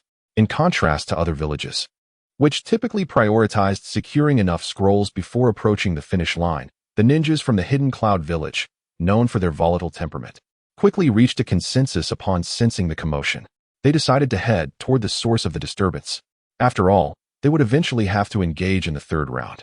It seemed prudent to eliminate some competitors in the 2nd round. It must be water-style ninjutsu. It likely belongs to those from the mist, one of them mused. Encountering mist ninjas was fortuitous. It presented the perfect opportunity to eliminate them here. Kumo, with his dark-hued skin, felt a flicker of lightning dance across his right arm as he spoke, flexing his fist with a slight grin. The ninjas from the hidden cloud harbored little fear of their mist counterparts. On one hand, lightning techniques countered water techniques. On the other, the Cloud Village's style was predominantly aggressive, whereas the mist typically favored stealthy assassins, creating a significant tactical advantage in combat. As the 3 individuals approached the battlefield, one of them suddenly changed his expression, sensing something amiss, and exclaimed loudly, "Be careful." Kamui's countenance shifted, and in an instant, a layer of lightning surged around him as he swiftly sidestepped to the right, narrowly evading a strike that sliced upward from the soil below. Whoosh! With the attack missing its mark, Fengye retreated 2 steps, casting a glance at Kamui. Indeed, as a ninja from the hidden Cloud Village, his speed and reflexes were remarkably swift. Whoosh! Whoosh! The other 2 ninjas from the hidden clouds swiftly surrounded Fengye, while Kamui regarded him coldly, revealing a hint of a smirk, stating, "I expected a ninja from the hidden mist, but it turns out you are from Konoha." The moment his words fell, Kamui formed a hand seal and pressed down toward the ground, sending a bolt of lightning racing along the earth toward Fengye. Whoosh! Fengye leaped, retreating to evade the attack. The 2 lower-ranked ninjas from the Cloud Village charged from either side, and in the narrow gap, Fengye displayed an uncanny speed, deftly weaving through the oncoming strikes. It was unexpected that a lower-ranked ninja from Konoha could possess such speed. However, with just that, escape seemed improbable. Kamui's gaze turned icy as he charged toward Fengye, while the other 2, with fierce expressions, flanked him once more, intent on subduing him collectively. Inside the central observation tower, as they watched the unfolding scene on the screen, the Crimson Sunset of True Red frowned slightly and could not help but voice his concern. This is too reckless. Having eliminated 2 members of the Mist Ninja team and severely injuring Kisame, that should suffice for Fengye. There is no need to assault the Cloud team. Fengye's exhibited speed is noticeably slower than during his battle with the Mist Ninjas. He seems to be in a diminished state, not at his peak. One of the ninjas from the Cloud Village clearly possesses speed comparable to Fengye's, while the other 2 can barely keep pace. Under such circumstances, not only would it be challenging to eliminate the Cloud Ninjas, but even to escape would be difficult. The expressions of the other Konoha proctors reflected a degree of tension. Although Kisame's arm had been severed, and he was not killed by Fengye, the destruction of his scroll rendered him eliminated. Should Fengye falter here, The third round of the Chunin exam would effectively be moot, allowing the three from the Cloud Village to advance without contest. This should not be so hasty. If he were to enter the third round normally, in a one-on-one scenario, he should prevail against any of the Cloud Ninjas, True Red stated gravely, observing the screen. Beside him, Sarutobi Hizashi furrowed his brow slightly. Previously, he had praised Fengye for his situational judgment, which belied his tender age of 9, yet now, the circumstances had shifted abruptly. After slaying 2 mist ninjas and severely wounding Kisame, it seemed that Fengye had grown overly confident, abandoning the most prudent course of action. Indeed, no matter how maturely one might think, at the end of the day, he was still just a 9-year-old. And a taste of victory had led to a sense of euphoria, Hizashi mused internally. At this distance, there should be an opportunity to reach the finish line. Yamashiro Isamu gazed at the screen, pondering and making his judgment. As long as one reaches the finish line, the issue is not significant. After passing the threshold, the third match will be a one-on-one duel. In a solitary confrontation, Fengye's chances of victory against any opponent would be substantial. Sarutobi-sensei nodded slightly in agreement. This oversight provided Fengye with an opportunity for redemption, and his ability to vanquish the mist ninjas demonstrated sufficient prowess, thus fulfilling the task at hand. However, at that moment, a voice of stark contradiction emerged. No, it cannot be as simple as merely reaching the finish line, Sarutobi-sensei. Orochimaru crossed his arms over his chest, his serpent-like eyes glimmering with intensity as he gazed at the images on the screen. I believe you may be underestimating that child. Despite the distance created by the surveillance monitor and not being present at the scene, Orochimaru sensed that Fengye would not recklessly seek trouble with the Cloud Ninjas after battling the Mist Ninjas. Particularly, Fengye had not exhibited even a hint of panic, even when encircled by 3 Cloud Ninjas. To Orochimaru, it seemed he was merely observing his opponents. Kamui, having faced repeated assaults, let out a cold snort as he swiftly brushed his hand along the blade of his long sword, causing arcs of lightning to crackle along its edge. In that case, let us see how you fare against this. Ninja technique, Cloud Flow Slash. With that declaration, Kamui lunged forward, his sword cutting through the air, leaving a trail of lightning as it descended upon Fengye. Under the cloak of lightning, the speed of his strike had evidently increased significantly. As this sudden acceleration of the strike descended towards Fengye's head, it appeared he would not have time to utilize the ninja blade, White Fang, to defend himself and would be cleaved in 2. Yet, at that split second, a glimmer of light flashed in Fengye's eyes, as though an ethereal clock had advanced a notch. Clang! The already swift arm moved with ghostly speed, retracting even faster, and with a resounding clash, the ninja blade, White Fang, met Kamui's strike head-on. Kamui's pupils contracted in surprise. Having employed the Cloud Flow Slash, his strike was nearly 1/3 faster than in his normal state. Under such speed, Fengye should have been unable to react in time to defend himself. Whoosh! Whoosh! After fending off Kamui's attack, Fengye transformed into a fleeting shadow, executing 2 rapid flickers to escape the encirclement of the 3 ninjas. Now free from the encirclement, Fengye, gripping the ninja blade, White Fang, gazed at the trio from the Cloud Village and softly murmured to himself, "This is not the same lightning technique used by the 4th Raikage. It must be a weakened version of it. How I wish I possessed the Byakugan or Sharingan, for then I could fully unravel its mysteries." The lightning techniques of the Cloud Village had always intrigued him, and upon discovering Kamui's capabilities in that regard, he had chosen to observe while engaging in battle. Regrettably, lacking the Byakugan or Sharingan made it too challenging to thoroughly comprehend the nuances of chakra manipulation. After observing for an extended period, one could only glean a fragment of experience. Never mind. Continuing this endeavor seems devoid of purpose. Fengye shook his head inwardly, exhaling softly before casting his gaze once more upon Kamui and his companions, a glimmer of light flickering in his eyes. The chakra within him surged abruptly, coursing through his meridians. The first gate of the 8 gates, Open Gate, activated. The first gate of the 8 gates, situated in the cerebral domain, was instantaneously breached by the chakra. Although there was no visible change on the surface, Fengye could feel his body becoming significantly lighter, every muscle and bone capable of exerting 100% of its strength. The activation of the first gate of the 8 gates occurred in the blink of an eye. Stunned by Fengye's tripled velocity, Kamui and his companions did not hesitate for long, launching their fierce assault once more. each employing their most formidable techniques. Whoosh! Fengye's figure flickered. With the first gate of the 8 gates activated and at full speed, Kamoy and the others could hardly perceive even an afterimage. Witnessing only Fengye vanish in an instant, reappearing as he brushed past one of them. What? The individual's pupils constricted violently, frozen in place. A trace of horror flickered in his eyes as he attempted to turn and glance at the Fengye behind him, only to be met with a searing pain. A line of blood coursed from his right shoulder to his left hip. Thud! Accompanied by a spray of blood, a corpse collapsed to the ground. Kamoy, witnessing this scene, widened his eyes in shock, revealing a mix of disbelief and terror. Impossible, what kind of speed is that? It seemed he would need to elevate his mastered lightning release secret technique to its second stage to match Fengye's velocity. However, attaining the second stage of that technique would already place him at the level of a jonin. Whoosh! Amidst Kamoy's astonishment, Fengye's form flashed once more. Another cloud shinobi displayed a look of terror, frantically wielding his kunai, yet his frantic movements failed to create a perfect defensive barrier, and in an instant, he was swept past by Fengye. One could merely hear the nearly overlapping clang of blades. Thud! Amidst the blood spray, the second cloud ninja fell to the ground.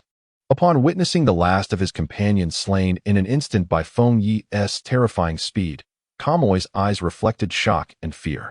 Impossible. This is not the speed or capability of a mere genin. This fellow must be a disguised Konoha Jonin. How could he possibly be a genin? Ninja art. Cloud flow slash. As he felt Fengye's gaze upon him, Kamoy gritted his teeth and shouted. The blade of his long sword once again enveloped in a layer of lightning arcs. However, standing opposite him, Fengye similarly formed a one-handed seal.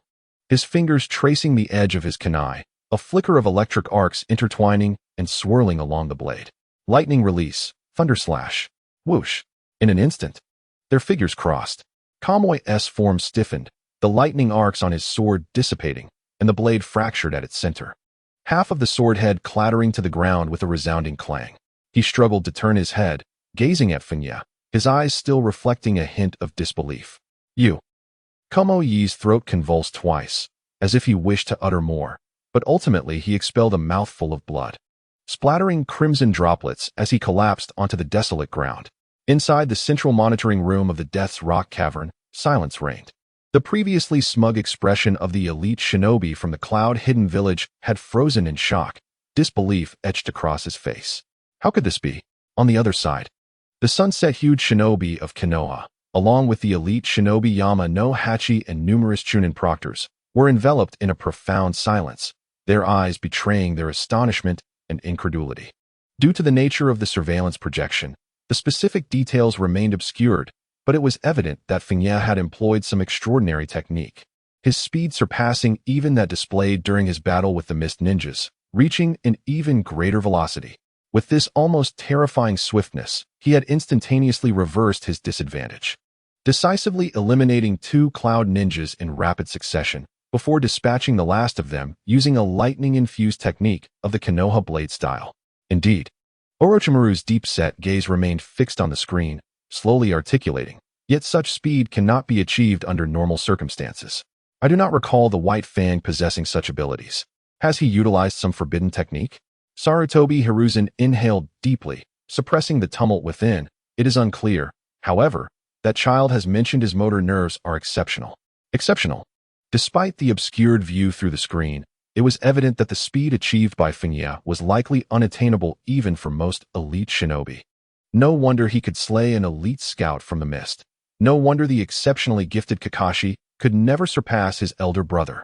Exceptional, Orochimaru echoed with a sinister smile. Pausing before continuing, this abnormality signifies innate talent. Viewed in this light, that child may possess a potential that exceeds even the White Fang. Sarutobi Hiruzen nodded slowly. Fengye had not only inherited the bloodline of Kakashi, but also possessed an innate gift for speed. Should he continue to develop, he indeed held the potential to surpass Kakashi. After a brief silence, Sarutobi Hiruzen produced his pipe, taking a draw before glancing at the elite ninjas from the cloud and the mist, particularly Sujetsu, the pufferfish demon.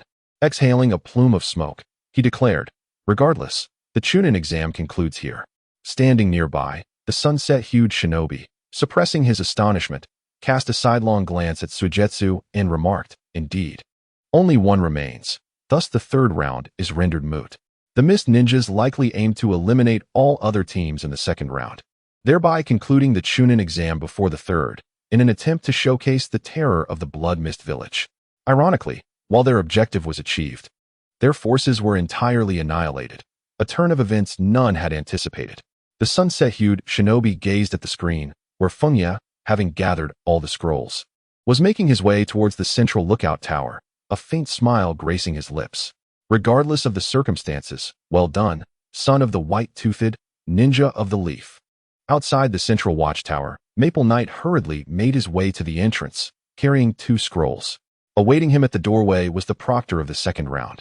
Sunegakure's Crimson Sunday, congratulations on passing the second round of the Chunin exams. This should also be the final round, she said.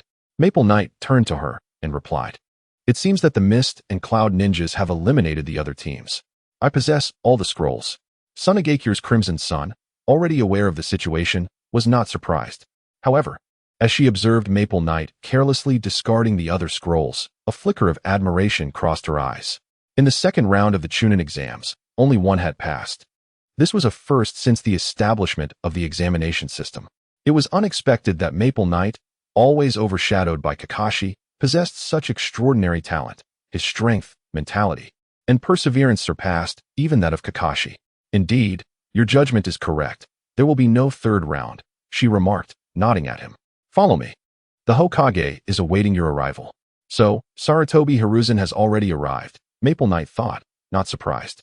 After nodding, he followed Sunegakure's Crimson Sun and soon found himself in the central hall on the second floor of the watchtower, where Sarutobi Hiruzen stood at its center. To Maple Knight's astonishment, beside Hiruzen stood the figure of Orochimaru. Is Orochimaru the proctor for the next round? No, that cannot be, he mused briefly. A Jonin overseeing this Chunin exam held a prestigious position. It was unlikely for Orochimaru to take on such a role. Setting aside that thought, Maple Knight approached Hiruzen and bowed respectfully. At that moment, he sensed 2 unfriendly gazes directed at him. Those hostile and icy stares belonged to the Jonin Fugu of the Mist Village and an unknown Jonin from the Cloud Village. Upon raising his head, he made brief eye contact with Fugu and then returned his focus to Hiruzen, showing no sign of fear toward the Jonin from rival villages. Indeed, it would be challenging for him to triumph over a Jonin, especially one as formidable as Fugu, a member of the infamous 7 ninja swordsmen, whose strength approached that of a Kage. Yet, this was the Leaf Village. Not only were numerous Jonin from Konoha present, but both Orochimaru and Sarutobi Hiruzen were also here. Fugu and his compatriots could merely cast him a cold glance, refraining from exuding any murderous intent. As for the future, should they encounter each other on the battlefield, given his rate of growth, he might not be weaker than these 2. Perhaps by that time, he would have surpassed the Jonin rank and reached true Kage-level prowess. "Congratulations. You have passed the Chunin exams," Hiruzen said, looking at Maple Knight with a warm smile. "You performed admirably. From this day forth, you are a Chunin of Konoha. Always remember the duties of a ninja." "Yes," Maple Knight replied, bowing his head in acknowledgement. Orochimaru stood to the side, observing Fengye with a subtle smile gracing his lips as he spoke. "In your father's lifetime, he extended certain favors to me. Do you know who I am, Hatake Fengye?" Noticing Orochimaru's apparent interest, Fengye's mind raced with thoughts. He respectfully inclined his head and replied, "You must be the legendary Sannin, Lord Orochimaru." Orochimaru chuckled softly, spreading his arms wide. "If you are acquainted with me, that makes things easier. Given your caliber, it would be challenging for an ordinary Jonin to serve as your mentor. How about becoming my disciple?" Sarutobi Hiruzen was taken aback by Orochimaru's words, his brow furrowing in contemplation. After a brief pause, he decisively stated, "In that case, Fengye, you shall study under Orochimaru." Fengye was left speechless, exclaiming internally, "What on earth? I haven't even had a chance to voice my thoughts." His lips twitched involuntarily, overwhelmed by an urge to express his exasperation. Without a doubt, becoming Orochimaru's disciple carried inherent dangers, as evidenced by the cursed marks affixed to nearly all of his students. Nevertheless, in this era, such a decision might not be entirely untenable. On one hand, aligning himself with Orochimaru could extricate him from the complications posed by Danzo. On the other hand, he might acquire the myriad jutsu he yearned to learn from Orochimaru. To ally with a serpent rather than a tiger. Pondering this, Fengye let out a sigh. Once Sarutobi Hiruzen had made his decision, there was no room for further deliberation. He had a vague understanding of why Sarutobi Hiruzen would arrive at such a conclusion. At present, Sarutobi Hiruzen had yet to finalize the candidate for the fourth Hokage. Although Orochimaru's demeanor was somewhat perilous, Minato Namikaze remained too youthful, lacking the accomplishments and credentials that Orochimaru possessed.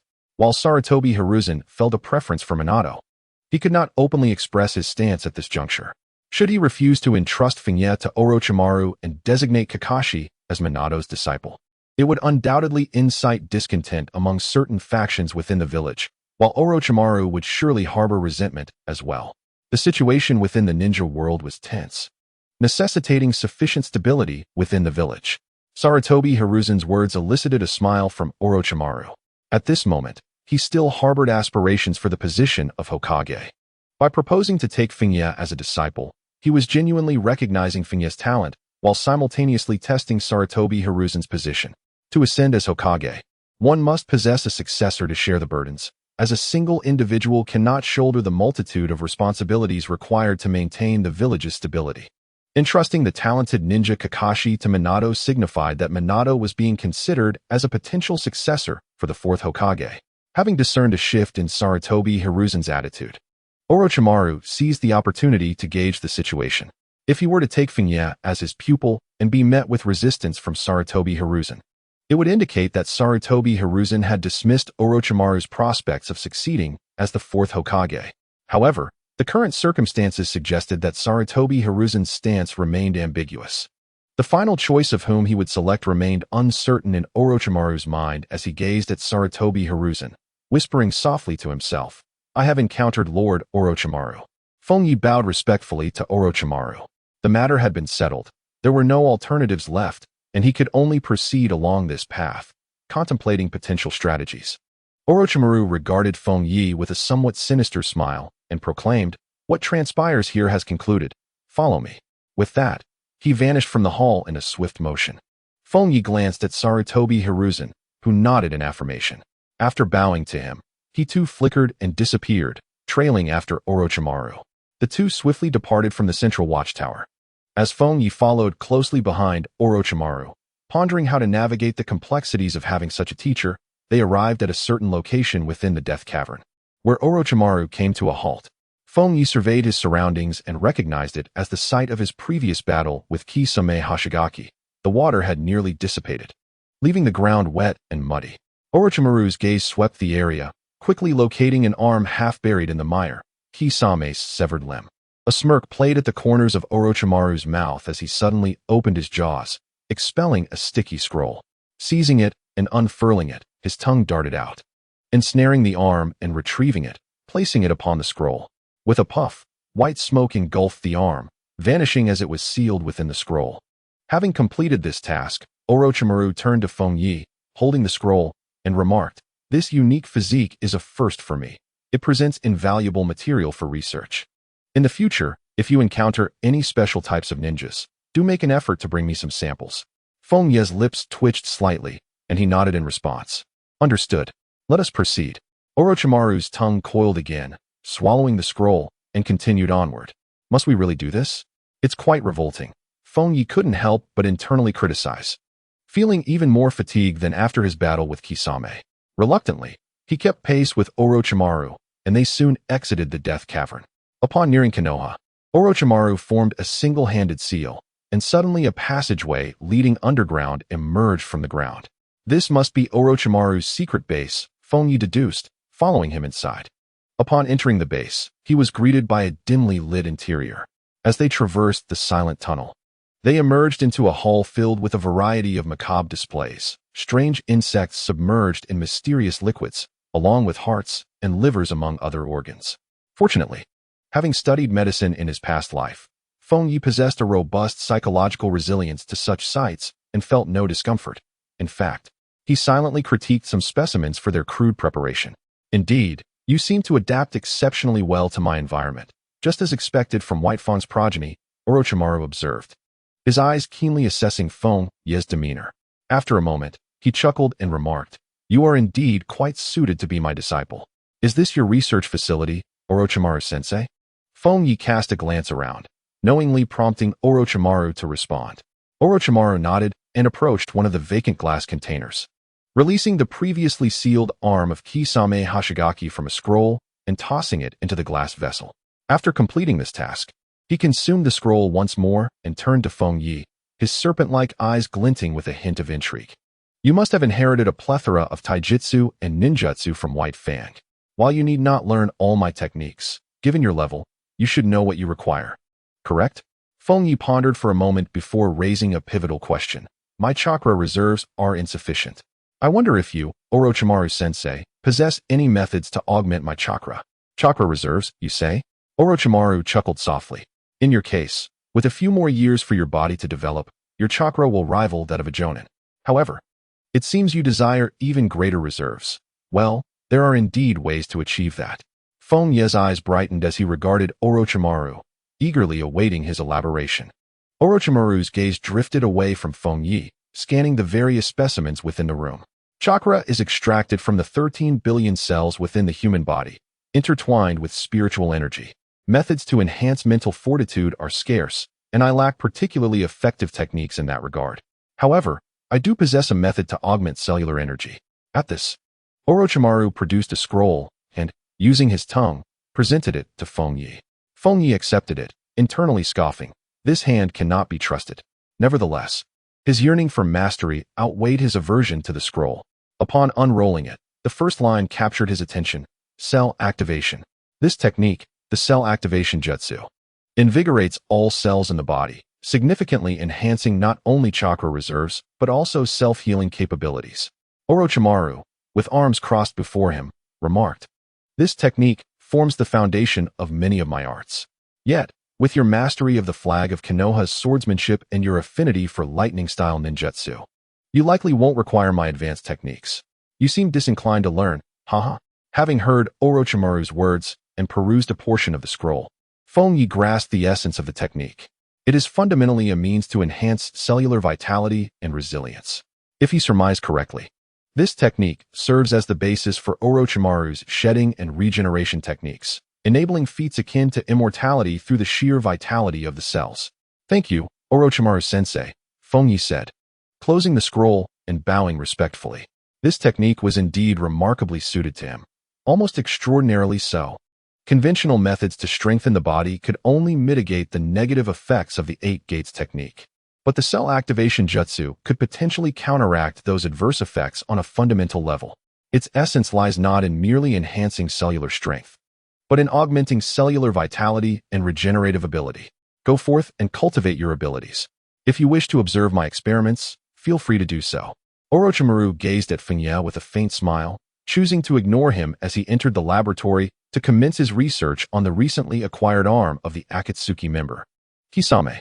Fengye harbored a modicum of curiosity regarding Orochimaru's experiments. However, this curiosity paled in comparison to his fervent desire to master the technique of cellular activation. After bowing once more to Orochimaru, Fengye departed from the research facility. Exiting Orochimaru's domain, Fengye exhaled deeply. Although Orochimaru was unlikely to employ him as a test subject on the very first day, approaching such a perilous individual without sufficient strength was inherently risky. Nevertheless, it appeared that events had not taken a sudden turn for the worse, remaining on a remarkably stable trajectory, and he had also acquired the technique of cellular activation. Swiftly traversing the forest, Fengye arrived at a stream, where he meticulously cleaned the newly acquired scroll before thoroughly examining its contents regarding the technique of cellular activation. After some study, he found no flaws within the technique. In fact, Orochimaru had made no attempt to conceal anything, clearly delineating both the advantages and disadvantages in the scroll. Among the annotations were, the human body is a balance. Spiritual energy and cellular energy jointly construct this equilibrium. A certain degree of imbalance is not overly detrimental, yet an excessive disparity may precipitate severe consequences. The technique of cellular activation forcibly enhances cellular vitality without improving mental faculties. Thus, if overexerted, it can lead to a loss of control over the physical body, which may then spiral into chaos, ultimately transforming into a monstrous entity. Hence, it is crucial to avoid excessive enhancement during practice. there were several similar annotations. These notes did not conflict with Fengye's existing knowledge. For instance, while he was hearing about physical imbalance for the first time, he was already aware of mental imbalance. A simple example is that an ordinary person who undergoes the implantation of the Rinnegan would experience mental imbalance, as their body cannot sustain the overwhelming spiritual energy inherent to the Rinnegan, resulting in rapid deterioration. Even someone like Nagato, endowed with the Uzumaki clan's physique and possessing considerable strength, cannot withstand the power of the Rinnegan. Only a more formidable sage body can truly bear the power of the Rinnegan, achieving a balance between spirit and flesh. The technique of cellular activation is similarly flawed. Without a robust mental force to maintain balance, excessive enhancement of cellular energy may result in physical imbalance, and the likely outcome of such loss of control is an explosive disintegration. The technique of cellular activation might be deemed a method for cultivating a pseudo-sage body, yet it falls short of that designation, barely reaching a fraction of its potential. Fengye pondered deeply. The sage body of Senju Hashirama not only augments the physical form, but also enhances spiritual energy through cultivation. In contrast, the technique of cellular activation encompasses merely half of that capability, and its effectiveness pales in comparison to a true sage body, lacking any training in natural energy. If one were to cultivate the art of cellular activation and further refine it by embracing the sage mode, the resulting synthesis could be deemed a pseudo-sage body. During the Fourth Great Ninja War, the character known as Yakushi Kabuto exemplified such a state. Progressing beyond this would lead to the attainment of a true sage body. This perspective suggests that both the physical and spiritual realms can be categorized into three tiers. In the physical domain, we have cellular activation, the pseudo-sage body, and the authentic sage body. In the spiritual realm, there exists the Sharingan, the Mangekyo Sharingan, and the eternal Mangekyo Sharingan. Fengye believed his assessment to be correct. The fusion of the eternal Mangekyo Sharingan with the sage body results in the Rinnegan.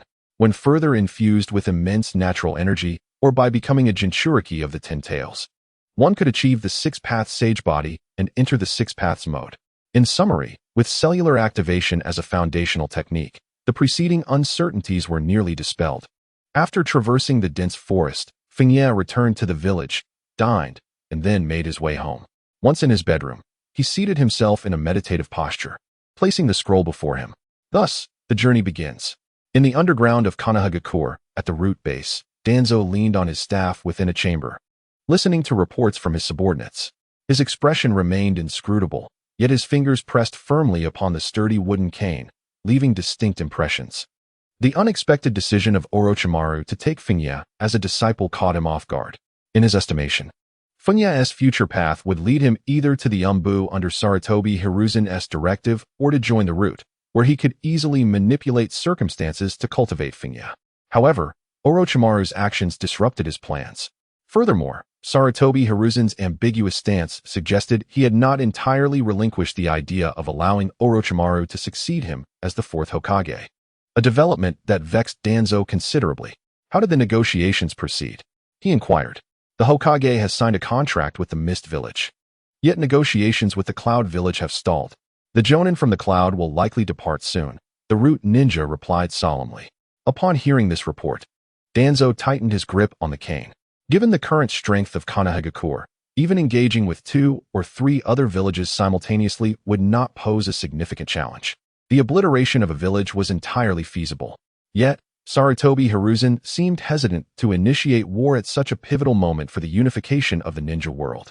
Nonetheless, engaging in peace talks with the Mist Village could be advantageous. Danzo narrowed his eyes slightly. The Mist Village, lacking substantial benefits, would be reluctant to breach the contract and incite conflict. If he could devise a strategy to instigate a war between the Stone and Cloud villages, it would present an unparalleled opportunity for Kanahagakure. Drawing a deep breath, his gaze turned contemplative as he murmured within, "Since you are unwilling, Sarutobi Hiruzen, I shall be the one to instigate war." In comparison to warfare and the unification of the ninja world, the matters concerning Fengye, or even Orochimaru, seemed trivial. All could be addressed post-conflict. In the chaos of war, everything could be manipulated. Home. In the bedroom, Fengye engaged in a continuous 4-hour cultivation session, during which the time accelerated at triple speed, equating to 12 hours in reality. He spent approximately 4 hours familiarizing himself with the techniques of cellular activation, followed by 8 hours dedicated solely to fundamental training. Is this the art of cellular activation? Fengye opened his eyes. After nearly a full day of rigorous practice, he sensed subtle changes within his body, imperceptible to an ordinary person, yet distinctly noticeable to a ninja like him.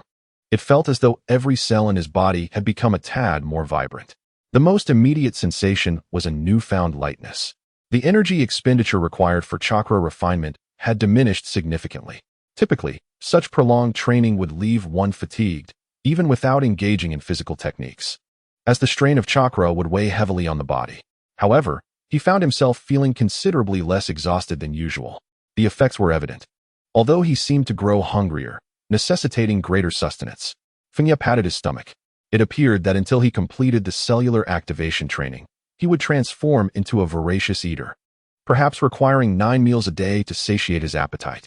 One couldn't help but wonder if Orochimaru, during his training, had consumed several days' worth of food in one sitting before embarking on a lengthy training session. Fengye mused to himself, feeling it quite plausible. Remarkably, he had eliminated all his opponents in the second round. Kakashi was seated at the dining table, enjoying his meal, and when he noticed Fengye emerging, he tilted his head and remarked, "Well, it seems you can no longer conceal your strength."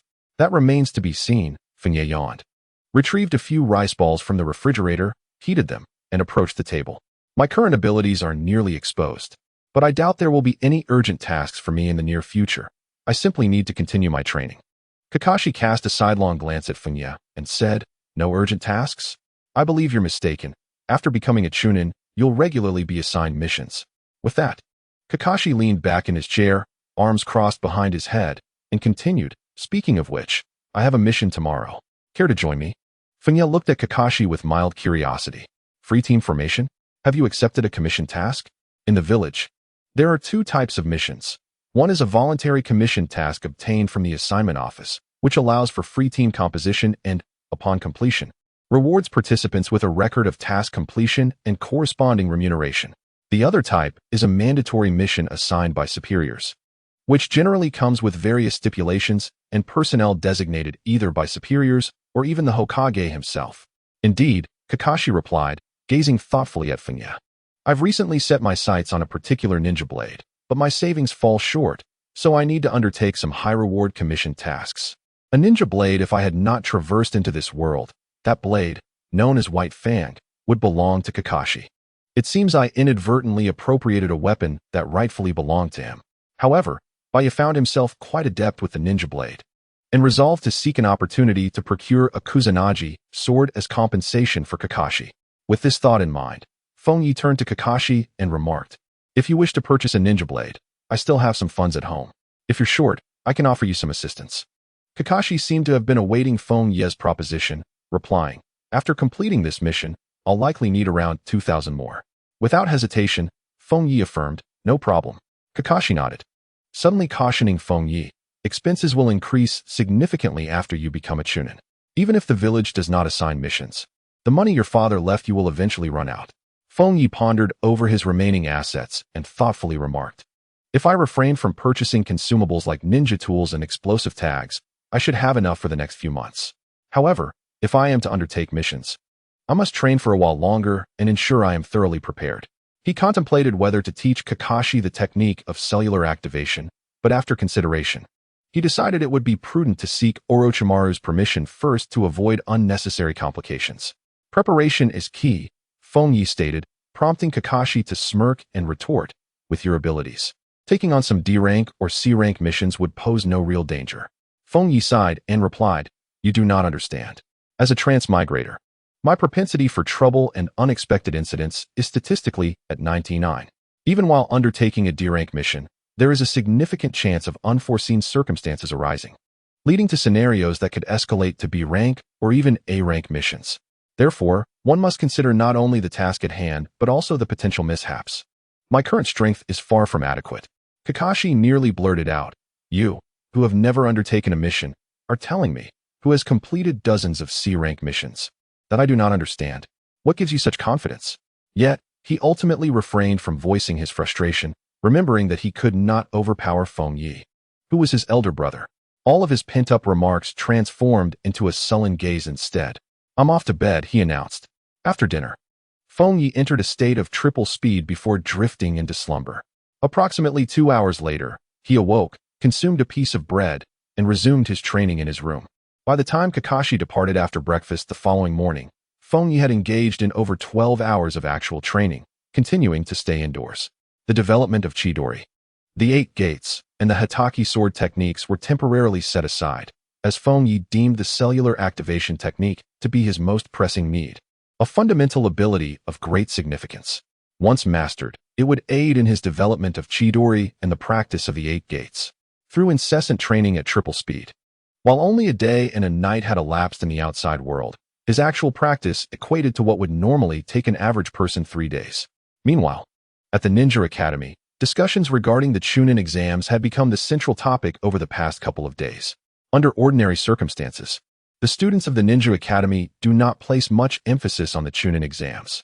However, when the highly regarded student, Kazuya, graduated early and participated in the exams, the attention surged dramatically. A group of girls gathered, and Shizun pondered aloud. If I recall correctly, the Chunin exams are typically divided into 3 stages, and the 3rd stage is public, allowing us to observe. Yuhi Kurenai nodded, appearing somewhat distracted. Although she had faith in Kazuya's abilities, her father, Yuhi Akane, had specifically mentioned the dangers of this year's Chunin exams, leaving her unable to fully relax. Passing by, Inuzuka Kiba overheard Shizun and Kurenai's conversation and scoffed. "You're all overthinking it. Whether Kazuya can even pass the first 2 stages is uncertain. This Chunin exam includes ninjas from other villages." Aburame Tana adjusted her sunglasses and solemnly remarked, "According to my father, the 2nd stage has historically had the highest elimination rate." Nara Shikamaru smiled charmingly, saying, "I believe Kazuya will definitely make it through." "That's rather debatable," Uchiha Obito interjected. "I doubt Kazuya will reach the 3rd stage." Just as Obito finished speaking, a voice suddenly chimed in from the side. "You were right. Kazuya did not advance to the 3rd stage." This statement left the group in stunned silence, and as they turned to the source, they saw Yamashiro Aika, who had just entered the classroom, her eyes shimmering with an enigmatic light. Yuhi Kurenai gasped. "Kazuya didn't he make it to the 3rd stage?" Yamashiro Aika averted her gaze and glanced at Kurenai, stating, "Isn't your father one of the examiners? Don't you know the status of the Chunin exams?" Kurenai frowned and shook her head. Her father, Yuhi Akane, had not returned the previous day, leaving her no opportunity to inquire about the specifics of the exams. All she knew was that Kazuya had passed the 1st stage. Inuzuka Kiba burst out laughing. "Huh? I told you, jumping straight into the Chunin exams after graduating early? There's no way he could pass. That guy was clearly overconfident." Other students harboring animosity towards Kazuya also displayed expressions of satisfaction. However, at that moment, Yamashiro Aika shot Kiba a sidelong glance, saying, "Who told you that Kazuya failed the Chunin exams? Isn't that what you said?" Kiba replied, his smile faltering as he regarded Aika with confusion. Hyuga Hayashi, observing the exchange, calmly remarked, "Could he not perform exceptionally well in the 2nd stage and qualify for Chunin status directly?" With a snap of her fingers, Yamashiro Aika smiled and said, "You got half of it right. However, it's not about performing exceptionally well to be promoted. Rather, Kazuya was the only one to pass the 2nd stage, thus the 3rd stage was omitted." This revelation left Hyuga Hayashi and the others momentarily speechless. Meanwhile, Yuhi Kurenai, concerned about Kazuya's well-being in the 2nd stage and intending to inquire with Aika, was momentarily taken aback, her mouth slightly agape in astonishment. "You mean Kazuya was the only one to pass the 2nd stage?" In a state of stunned silence, some skeptically gazed at Inuzuka Kiba, who was speaking out. She possessed a modicum of understanding regarding the contents of the Chunin exam, and it seemed implausible that a single individual could surpass an entire group. Inuzuka Kiba, amidst his astonishment, could not help but exclaim, "Hey, do you think we're all fools? There's no way that only Kid could pass the 2nd round. Such nonsense is simply unbelievable." The expressions of the others mirrored his skepticism.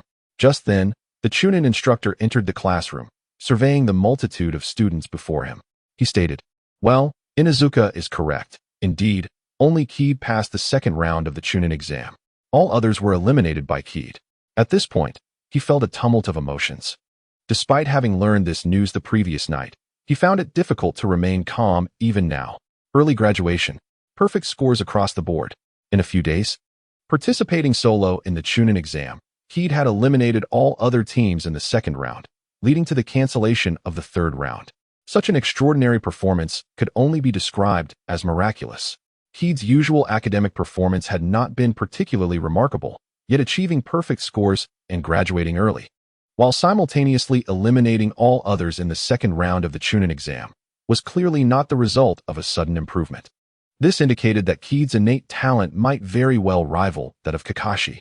Remarkably, despite these accomplishments, Keed maintained a composed demeanor in class, never exhibiting any astonishing behavior, a mindset that was equally astonishing. If he were an adult ninja, it might be understandable, but Keed was merely 9 years old, a hidden genius. The Chunin instructor mused. Much like Orochimaru and Tsukumo Hatake of yore, Keed's displayed talent and temperament undoubtedly marked him as a rare prodigy in decades. The classroom fell into a profound silence. All right, everyone return to your seats and prepare for class. The Chunin instructor's voice broke the stillness. The students, including Inuzuka Kiba and Uchiha Obito, moved stiffly to their respective places, their eyes reflecting disbelief. Was it true what Inuzuka Kiba had said? That all others had been eliminated in the second round? How could this be? Might Guy, too, felt a momentary daze. He had always believed Kakashi's talent and strength surpassed that of Keed, yet it now appeared that the situation was not so clear-cut. Having graduated early and then achieved such remarkable feats in the Chunin exam, Keed likely did not fall far behind Kakashi. For the entirety of the morning, few could focus on their studies. The undeniable truth before them rendered them speechless. As they emerged from their state of shock and disbelief, the emotions of Kiba and his peers became exceedingly complex. Though jealousy and resentment still lingered, they were not as intense as before. Instead, a profound sense of loss enveloped them. They had not yet come to terms with Keed's existence. In a fleeting moment, a vast chasm had opened, rendering everything somewhat distant.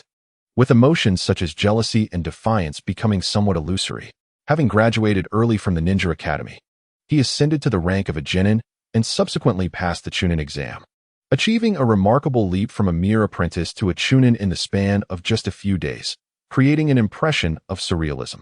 Only a select few, including Might Guy, managed to retain their spirit amidst this whirlwind. At this moment, Might Guy had positioned Keed nearly on par with Kakashi, treating him as a target to surpass.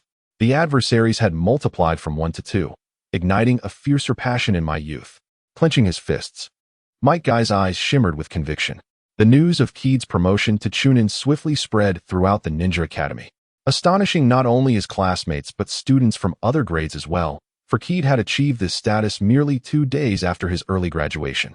Has he truly become a Chunin? Murmured Uchiha Shursui in a corner of a classroom as he listened to the discussions around him. As he had anticipated, Keed surged forward after revealing his talent. As a prodigy of the Uchiha clan, the title of genius now felt somewhat unworthy of him. He resolved to exert himself further, striving to keep pace with Keed and Kakashi. Time flew by. Half a month slipped away in an instant. During this period, Keed diligently practiced the cell activation technique, and his progress had finally reached the utmost limits achievable at present. He could distinctly sense the vitality coursing through every cell in his body. Should he inflict a wound upon himself, it would heal at a rate several times faster than that of an ordinary person. Though such regenerative capacity paled in comparison to the healing technique in Sage Mode, the effects were notably evident in an accelerated time frame, as one could visibly observe the wound healing at a gradual pace. Keed refrained from further experimentation, for he harbored an aversion to self-harm. It sufficed to understand that his body possessed a regenerative ability far superior to that of the average individual. Minor wounds could be left unbandaged, while deeper cuts could be hastily dressed and would heal rapidly, alleviating fears of infections and similar concerns. The 8 gates. The third gate, the gate of life, opens. Deep in the woods of Konoha's back mountains, Keed took a deep breath, and suddenly, his chakra surged forth, breaking through the third gate of the 8 gates located above his chest. Having completed his training in the cell activation technique, he effortlessly surpassed the bottleneck of the third gate, progressing toward the 4th gate. Buzz. With the third gate now opened, Keed was enveloped in a soft green radiance. He felt his chakra erupting, the energy latent within his body surging. Both his speed and strength had escalated far beyond what they were when he opened the first gate. So this is it, He mused, realizing that once the third gate was opened, his chakra entered a berserk state, and controlling it had become increasingly challenging. As he savored his newfound power, he whispered softly to himself. It seems his previous thoughts were somewhat naive. Believing that he could still employ techniques like the shadow clone and replacement jutsu while in the 8-gate state. The reality, however, is that during the explosive activation of the 8 gates, his chakra surged uncontrollably, coupled with his mastery of the cellular activation technique. His current chakra levels had transcended those of a mere elite chunin, approaching the realm of jonin. Thus, controlling it during such a frenzy became exceedingly challenging. 3 times the speed. Fengye inhaled deeply, his intent shifting as he entered the state of triple speed. In this heightened state, he clenched his fists and suddenly swung forward, his entire arm becoming a mere blur, generating searing sparks as it sliced through the air. Boom! With a singular punch, the wooden post before him shattered explosively. The ability to generate sparks from his fists invigorated Fengye's spirit. Prior to reaching the 6th gate, the 8 gates do not grant the capacity for ranged attacks. Yet upon attaining the 6th gate, his fists could ignite flames through friction with the air, enabling him to unleash fiery air blasts akin to the peacock. Huh! Fengye exclaimed softly, his fists erupting with vigor as he swiftly thrust them forward. Fiery brilliance erupted beneath his fists, yet it always fell just short of the mark. He could create flames, but was unable to project them outward as a fireball. After executing dozens of punches in succession, Fengye finally ceased. Just a fraction away, he exited the 8-gate state, calming the tempest of chakra within him. Taking a deep breath, his eyes did not reflect disappointment. Rather, they gleamed with a spark of excitement. The enhancement brought forth by the 3rd gate of the 8 gates exceeded his expectations. The combination of the triple speed state and the 3rd gate had brought his velocity close to that of the 6th gate, allowing him to achieve half the effect of the peacock. Although still lacking in true ranged attack capability, it was a significant improvement. His fists could generate flames, and he estimated their power to be about 1/3 effective. Fengye inhaled deeply once more. The friction of his fists with the air producing flames resembled a fiery punch, qualifying it as a form of martial technique. However, naming this technique posed a challenge. An incomplete peacock, what should it be called? It seemed there was no appropriate animal name to fit. Perhaps it would be simpler to name it the Fire Fist. On another note, after cellular activation, the resilience and vitality of his body proved remarkable, with the side effects of the 3rd gate diminished to a mere hint of bodily fatigue. After stretching, Fengye felt no pain in his limbs, which were rapidly recovering, soon to be free of any weakness. It was worth noting that this was his first time opening the 1st gate. With further training, as his body adapted to the 1st gate, the side effects would likely diminish even more, possibly being entirely counteracted by the restorative power of cellular activation. Truly, Orochimaru is a genius. Fengye could not help but exclaim in admiration. Building upon the foundation of cellular activation, there are also soft body transformations and techniques for molting. Yet he held little interest in these. Transforming his body to resemble that of a serpent did not suit him. The only technique that resonated with him was the most fundamental method of cellular activation. Just then, an idea suddenly flickered through Fengye's mind. He drew out the ninja blade, White Fang, and with a single hand formed a seal, instantly channeling chakra into it. With a crackling sound, arcs of lightning danced along the blade's edge. Thunder release, lightning slash. After unleashing the lightning slash, Fengye inhaled deeply and abruptly broke through the 3rd gate once more. The 3rd gate of the 8 gates of Duanjia, the life gate, was reopened, and his chakra surged violently within him.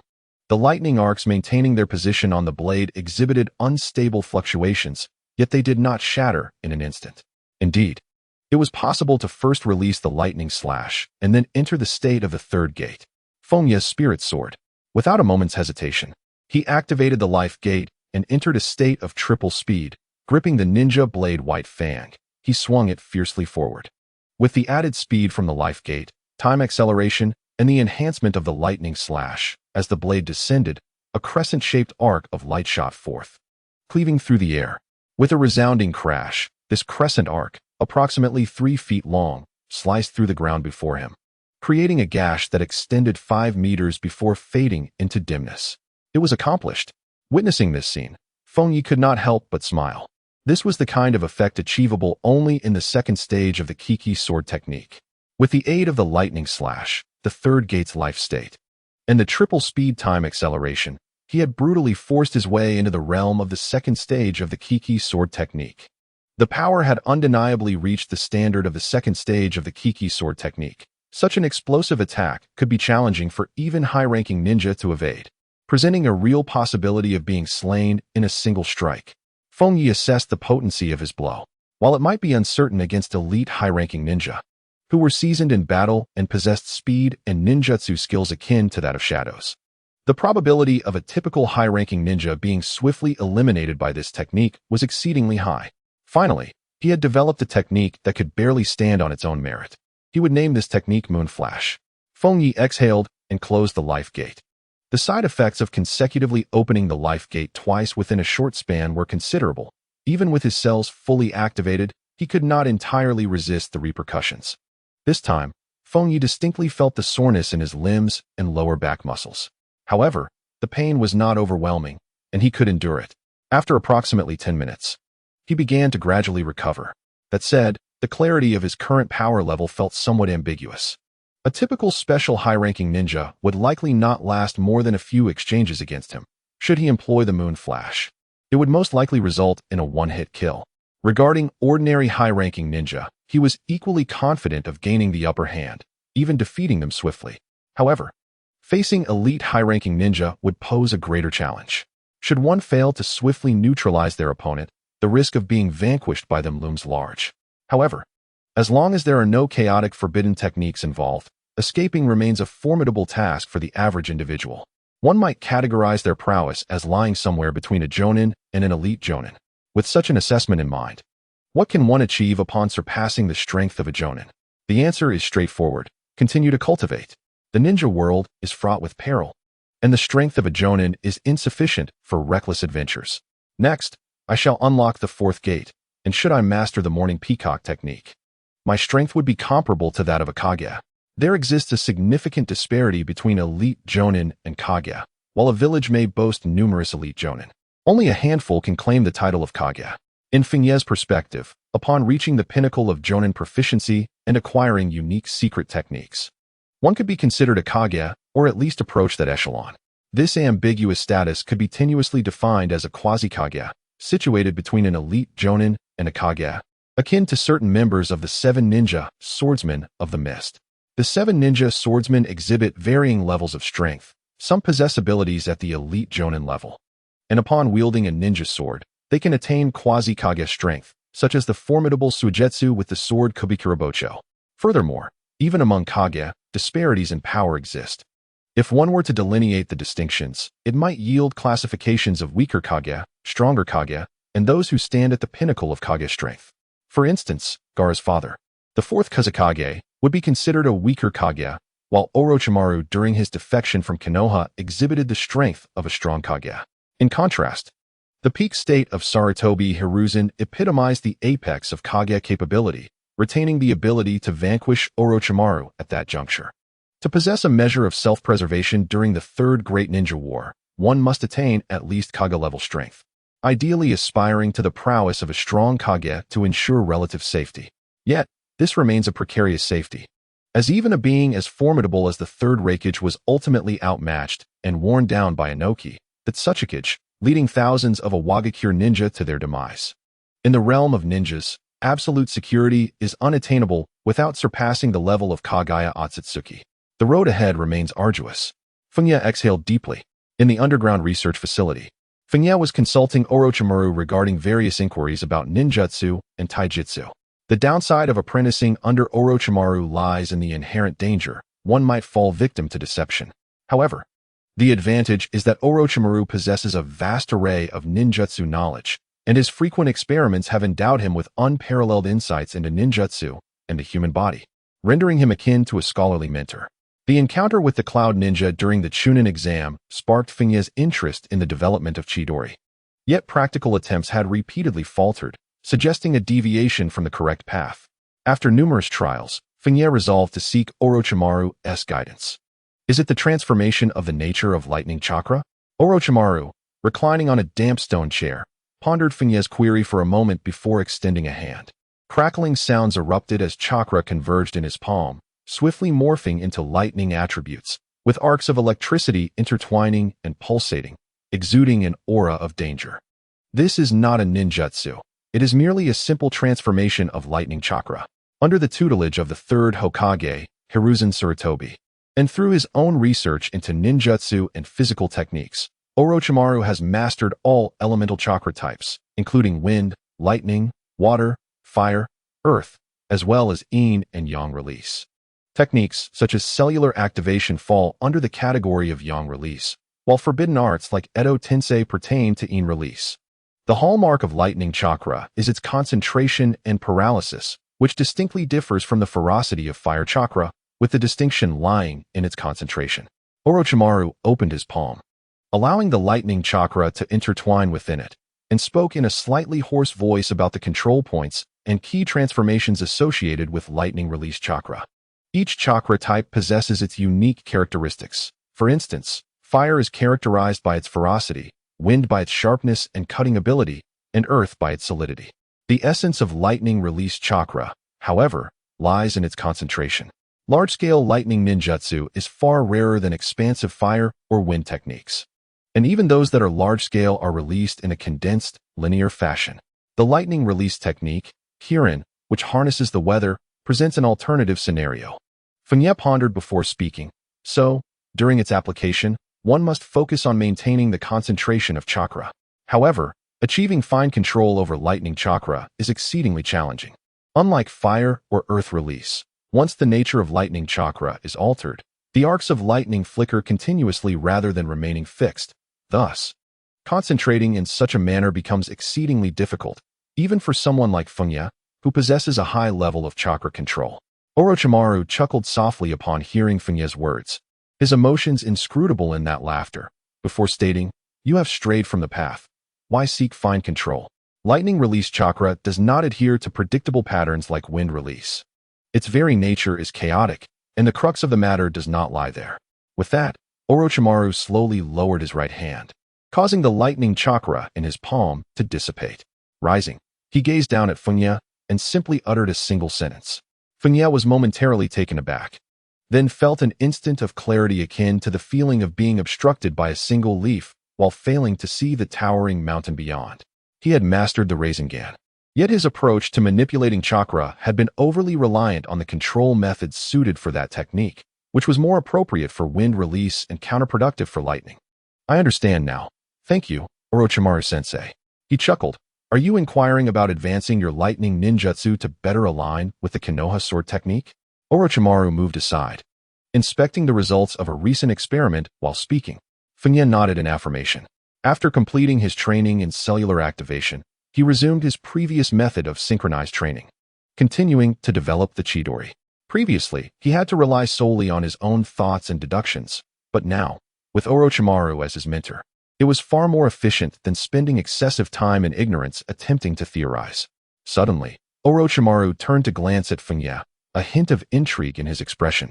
Orochimaru vanished from his original position, reappearing at the left side of Fengye, placing a hand upon his shoulder, and subsequently revealing a slightly astonished expression.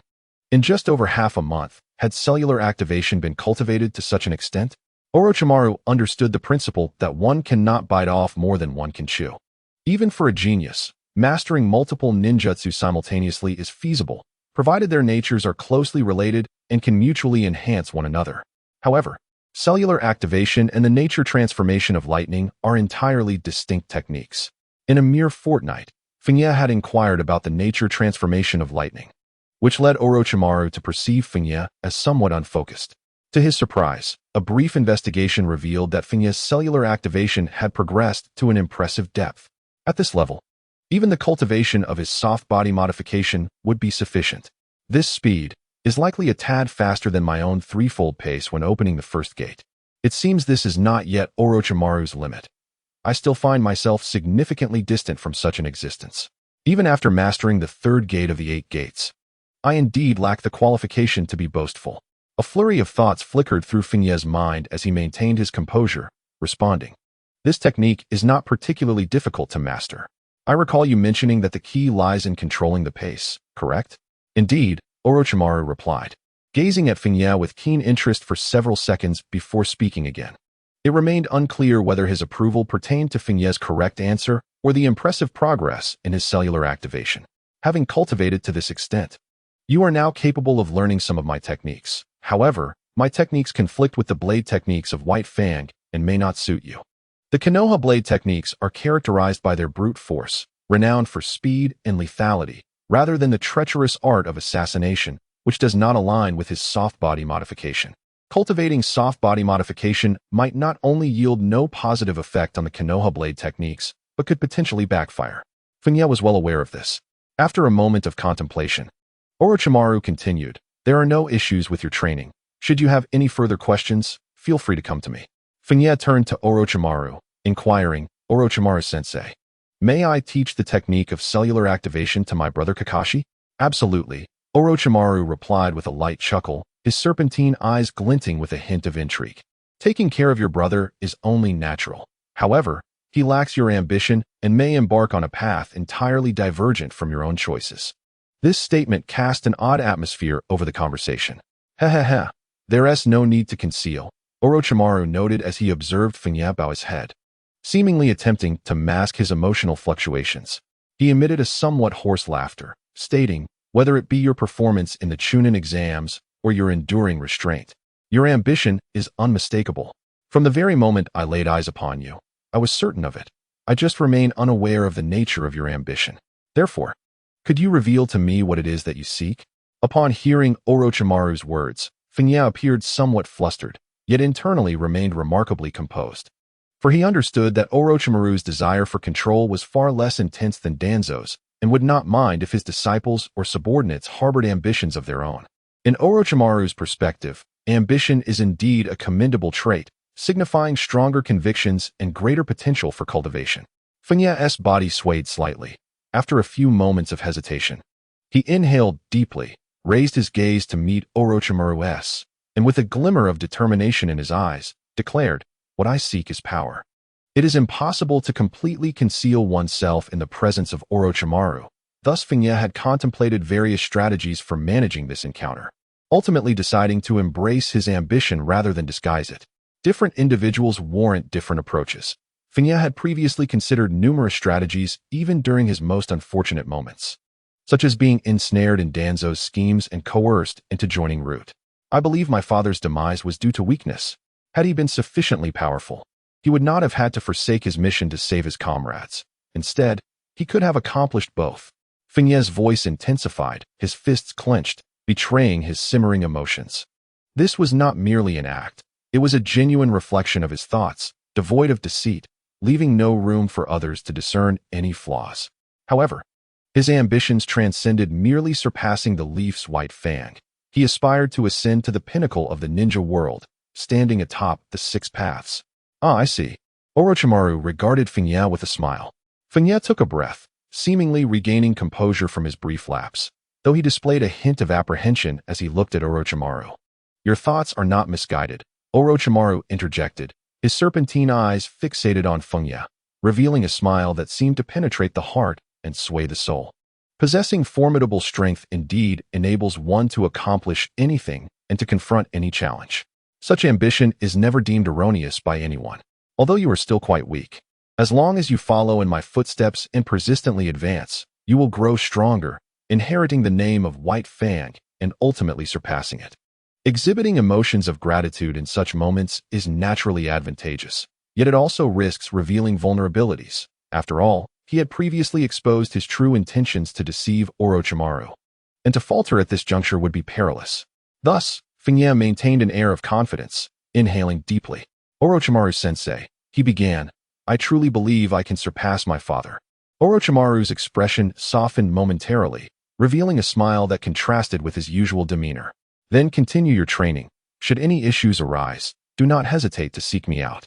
"Yes," Fengye responded respectfully before turning to depart. As he left Orochimaru's research facility, Fengye maintained a calm exterior, yet internally, he exhaled a profound sigh of relief. Purposefully revealing his desire for power before Orochimaru would likely ensure his safety for the time being. discussions of such perilous topics would probably not resurface soon. As for the long term, that was of little concern. The ninja world war was imminent, and once it commenced, all matters would revolve around the conflict, during which he would continuously enhance his strength. As long as one possesses sufficient strength to surpass Orochimaru, or even the third Hokage, Hiruzen Sarutobi, one can face any situation with composure. The next goal is to attain the rank of a Kage. Fengye's eyes shimmered as he whispered to himself. Time flew by, and 2 months passed in the blink of an eye. The Ninja Academy finally welcomed the graduation and division of this batch of students, including Uchiha Obito and Might Guy, all of whom successfully passed their graduation examinations.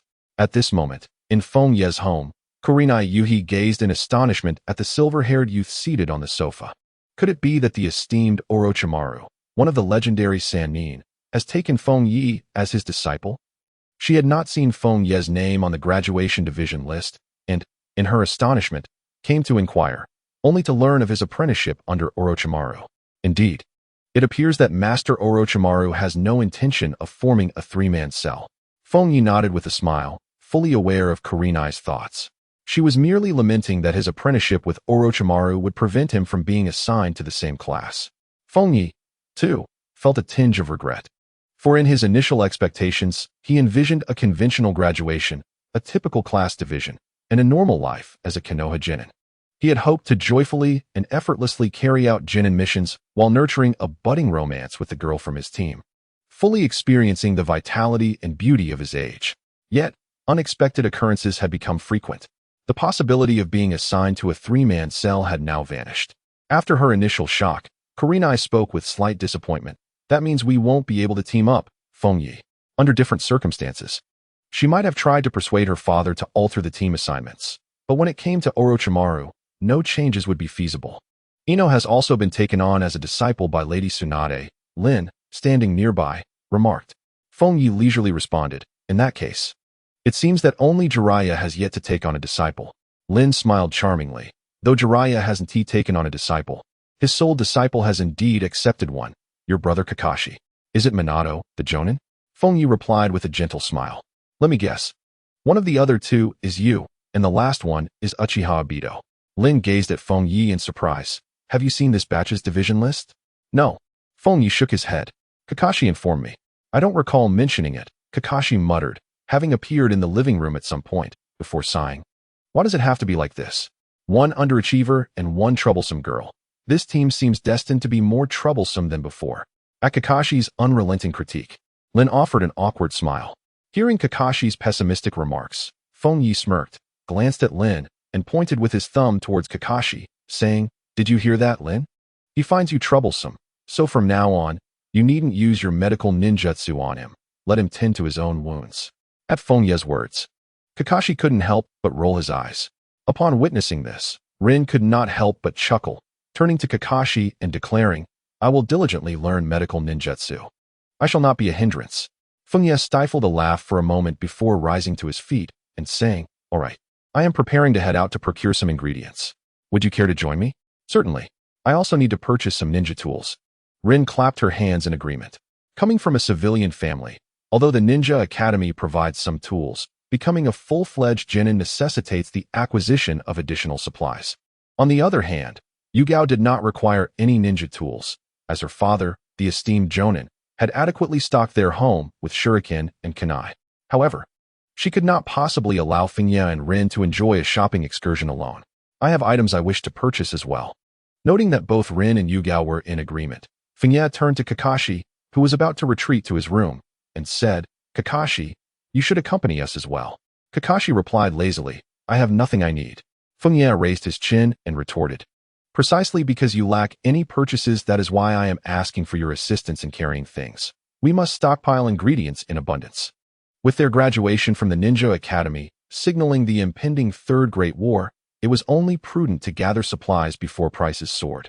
Moreover, Fengye's reliance on accelerated training meant his consumption of resources far exceeded that of the average individual. Kakashi's expression soured. He cast a look at Fengye, conveying a silent plea for moral integrity. Observing Kakashi's resigned demeanor, caught between compliance and reluctance, Rin suppressed a giggle, while Yugao's expression bore a hint of amusement. Although Kakashi was merely a year younger than Fengye, the latter's accelerated growth through time manipulation rendered him physically more mature, appearing akin to a 12 or 13-year-old.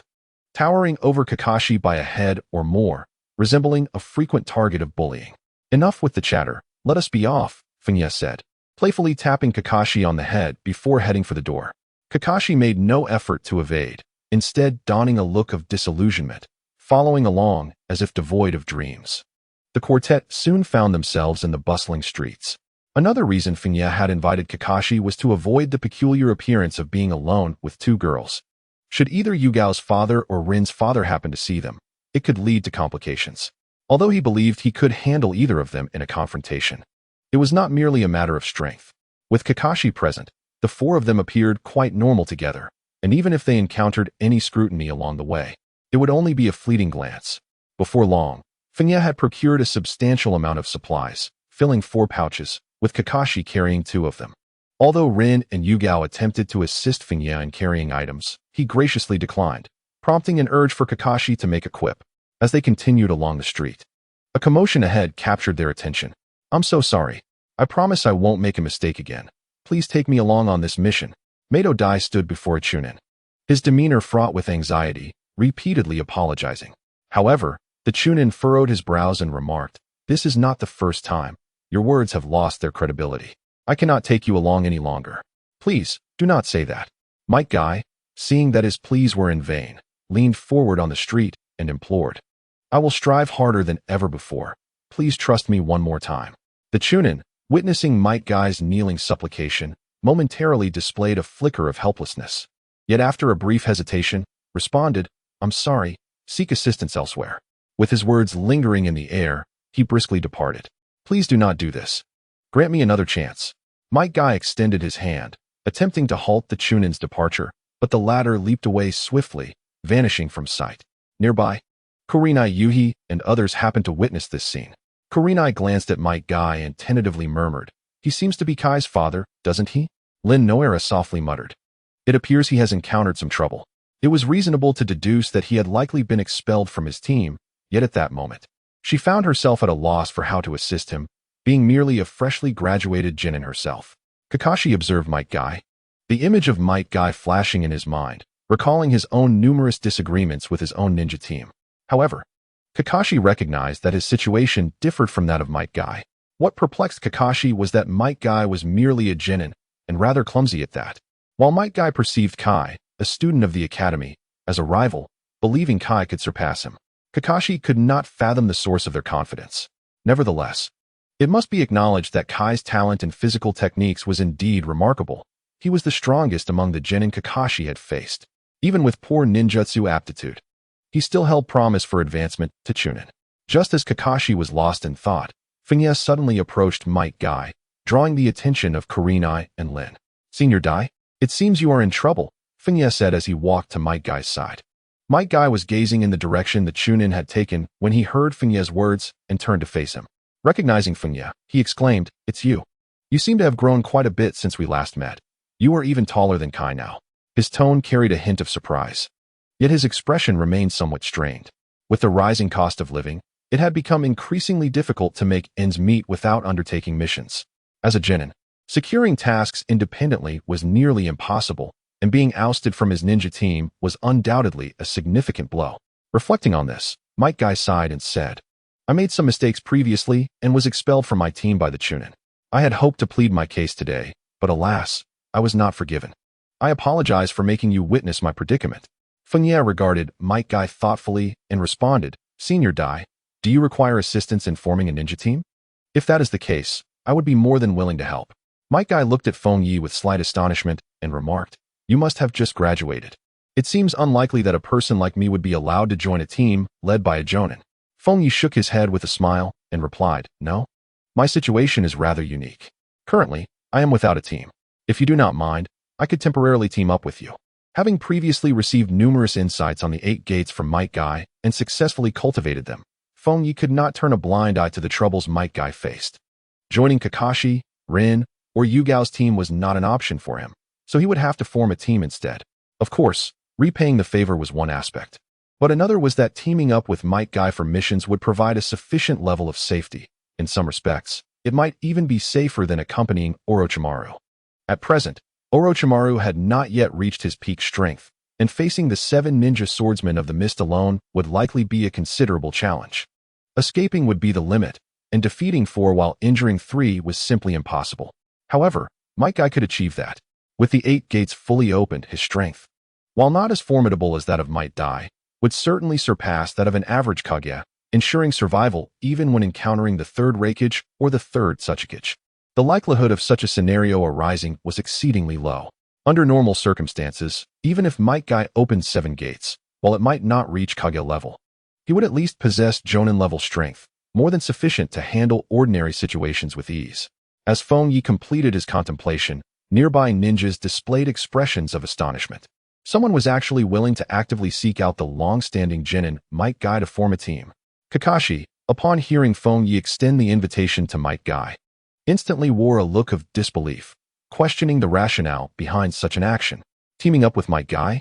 Even if one wished to assist him, this seemed excessive. It was evident that Might Guy's situation made him prone to errors during missions, having already been cast out by other teams.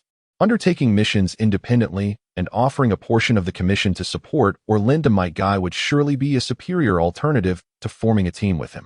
Yu Gao and Rin also appeared somewhat taken aback. They had not anticipated Fengye would propose teaming up with Might Guy, clearly striving to aid him. Was it merely because he was the father of a fellow student?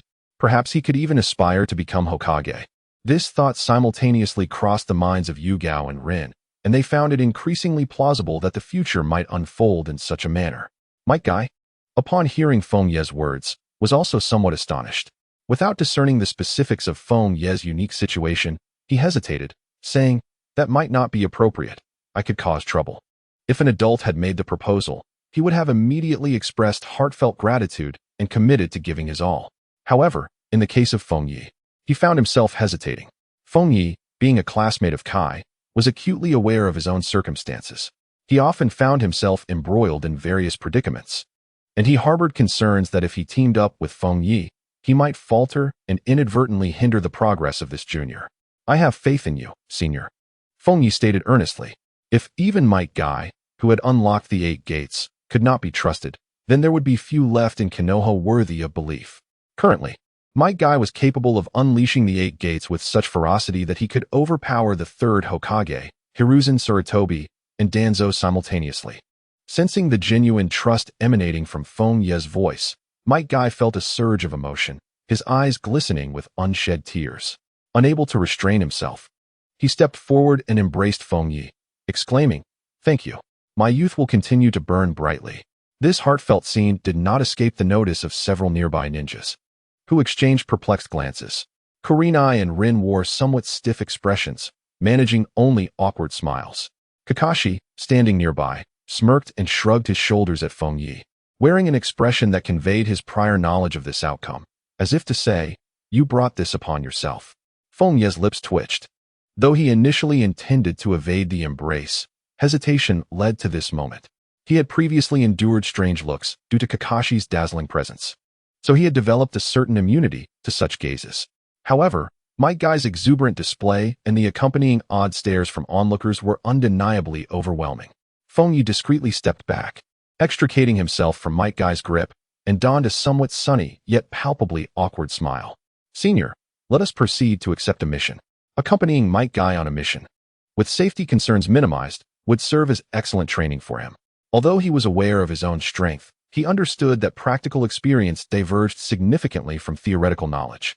For instance, if the mighty Kai, having opened all 8 gates, were to land a final kick on Uchiha Madara's head, the outcome could be catastrophic. A slight miscalculation could escalate matters rather than resolve them. My apologies. Might Guy seemed to realize the discomfort he had inadvertently caused Fengye, hastily wiping away the tears of emotion from his face with his sleeve while offering his apologies. Fengye exhaled softly, regaining his composure before turning to Kurenai and the others. "Kurenai, Rin, I shall accompany Senior Guy to find a mission. Also, could you please take these back, Kakashi?" As he spoke, Fengye placed the 2 sizable bags he was carrying before Kakashi. Kakashi's expression fell, a few question marks appearing above his head. This is what you get for reveling in my misfortune. Fengye shot Kakashi a glance, fully intending to make good use of having a younger brother. He waved to Might Guy and made his way toward the mission assignment office in Konoha. For ninjas, missions and assignments are the most vital aspects of their existence, underscoring the paramount importance of handling these tasks efficiently. The mission assignment office in Konoha is conveniently located on the first floor of the Hokage building. In order for ninjas to undertake tasks of B rank and above, they must report to and obtain approval from the Hokage, Sarutobi Hiruzen. Conversely, tasks ranked C and D are directly managed by the village's Jonin, who merely document the outcomes into the ninja's personal records for reporting to Sarutobi Hiruzen. However, there are currently no D-rank tasks available. As Might Guy stepped into the mission assignment office, his gaze fell upon the outermost bulletin board designated for D-rank missions, now conspicuously devoid of any postings. D-rank tasks typically involve mundane errands such as locating lost kittens or assisting in the harvesting of taro, commonplace during times of peace. Yet, amidst the escalating tensions of impending war, even the most basic means of livelihood demand considerable effort, resulting in a scarcity of such requests. Noting the emptiness of the D-rank bulletin, Might Guy proceeded to the C-rank board. "Oh, you're back again?" A Chunin, responsible for managing the tasks, remarked with evident impatience as he noticed Might Guy's approach. "If you're alone, I cannot permit you to undertake a C-rank task. That's the village's regulation. Didn't your previous team wish to keep you?" These words left Might Guy feeling somewhat awkward. Just as he was about to respond, Kyuki, standing nearby, turned to the Chunin and calmly interjected, "Excuse me, this ninja is now part of my team." The Chunin raised an eyebrow in surprise.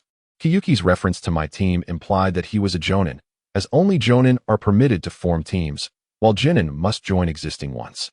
This revelation suggested that Kyuki was indeed a Jonin, yet the Chunin could not recall ever seeing him come to the mission office. Suddenly, a realization struck him as he observed Kyuki's silver hair. Memories of the Chunin exams from a few months prior surfaced, where the only successful candidate was a silver-haired boy. "You are that Hatake Kyuki?" he asked hesitantly. Although he had never met Kyuki, he was familiar with his profile, which indicated he was around 10 years old, whereas the boy before him appeared to be 12 or 13. "Indeed," Kyuki affirmed, providing his ninja identification number. The Chunin requested a moment and swiftly searched for the corresponding records, quickly confirming Kyuki's identity. Upon verification, he regarded Kyuki with astonishment, questioning, "The records indicate you are only 10 years old. How is it that you appear so mature?" "Merely a case of accelerated growth," Kyuki replied with a casual smile. "Am I eligible to accept missions now?" The Chunin cast a peculiar glance between Kyuki and Might Guy before responding, "You may proceed. But are you certain you wish to team up with this ninja? His failure rate for C-rank tasks is the highest among Genin, and he has a history of multiple errors." The Chunin's revelation filled Might Guy with a sense of embarrassment. Just as he intended to assure Kyuki of his utmost effort and dedication, Kyuki preemptively spoke, "It's all right. Senior Dai possesses formidable strength and can handle various situations adeptly." Upon hearing Fengye's two remarks, Might Guy was momentarily overwhelmed with emotion, tears streaming down his face. He instinctively yearned to embrace Fengye once more, yet refrained, considering the potential discomfort it might cause. The highly skilled ninja at the mission center experienced a flicker of disbelief. It was the first time he had encountered the notion that Konoha's perennial genin possessed formidable strength, especially articulated by a prodigious ninja like Fengye. This left him momentarily at a loss for words. Perhaps this exemplified the path of a genius, where the execution of arduous tasks no longer sufficed for self-improvement, necessitating the inclusion of a seemingly burdensome companion for personal refinement. Fengye pondered the situation, noting that C-rank missions were dwindling. Standing before the bulletin board, he observed that only a third of its surface was adorned with C-rank task notices, leaving ample space unoccupied. Although the number of tasks was scant, the remuneration for each was quite substantial, typically around 100,000 ryo, with the majority being escort missions.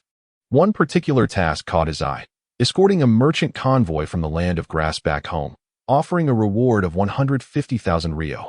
After careful consideration, Fengye selected the task with the highest remuneration, primarily to assist Might Guy in earning some money, while also addressing his own financial needs. For his daily expenses were becoming increasingly strained. Accompanying Might Guy, who was lacking in various aspects yet possessed remarkable strength, It was evident that opting for reconnaissance missions would be unwise. Escort tasks were the most suitable choice. I hope no unforeseen events arise, Fengye mused internally. Although he felt confident that they could handle any surprises together, it was undoubtedly more reassuring to avoid complications altogether. All right, sounds good, the ninja at the mission center replied, taking the request form, verifying the details, and registering it. The individual who posted the task is currently residing at the Konoha Inn. You may find them there. Fengye nodded and called to Might Guy. Let us go, senior.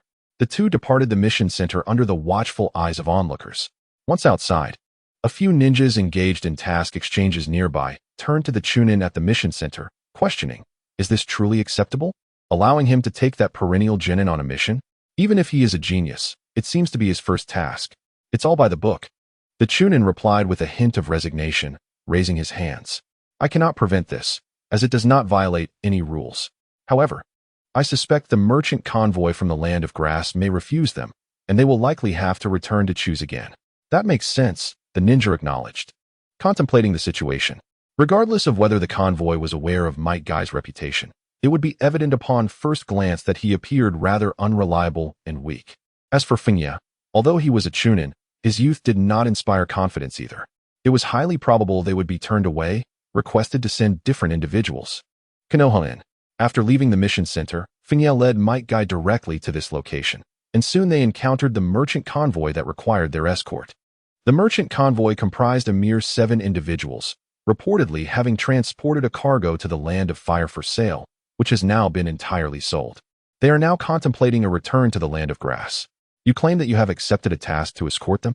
A youthful boy from the convoy gazed at Keed and Might Guy in astonishment, exclaiming, is it truly just the two of you? Indeed, Keed nodded affirmatively.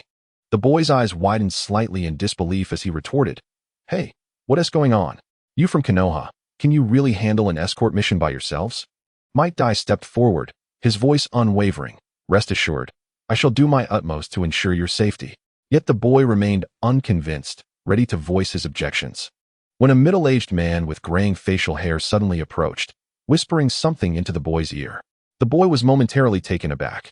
The middle-aged man silenced him, turning to Keed and Might Guy with a warm smile, stating, I am Uraha Daisuke, the leader of this convoy. We trust in the strength of the Konoha ninja. Henceforth, our safety is in your capable hands. Keed's brow slightly arched in contemplation before he replied, very well, then. I look forward to your guidance in the days to come. Please ensure everyone is prepared. We shall convene at the village entrance tomorrow. Thank you. Uraha Daisuke nodded in acknowledgement. Keed signaled to Might Guy, and the two departed from the inn. Shortly after their exit, the boy turned to Uraha Daisuke, questioning, why not request a replacement from Konoha? These two ninjas appear to be of subpar caliber. The less conspicuous, the better, Uraha Daisuke replied solemnly. Currently, our funds are limited. Even if we were to expend all our resources, we could only afford a squad of elite Konoha ninjas for the escort.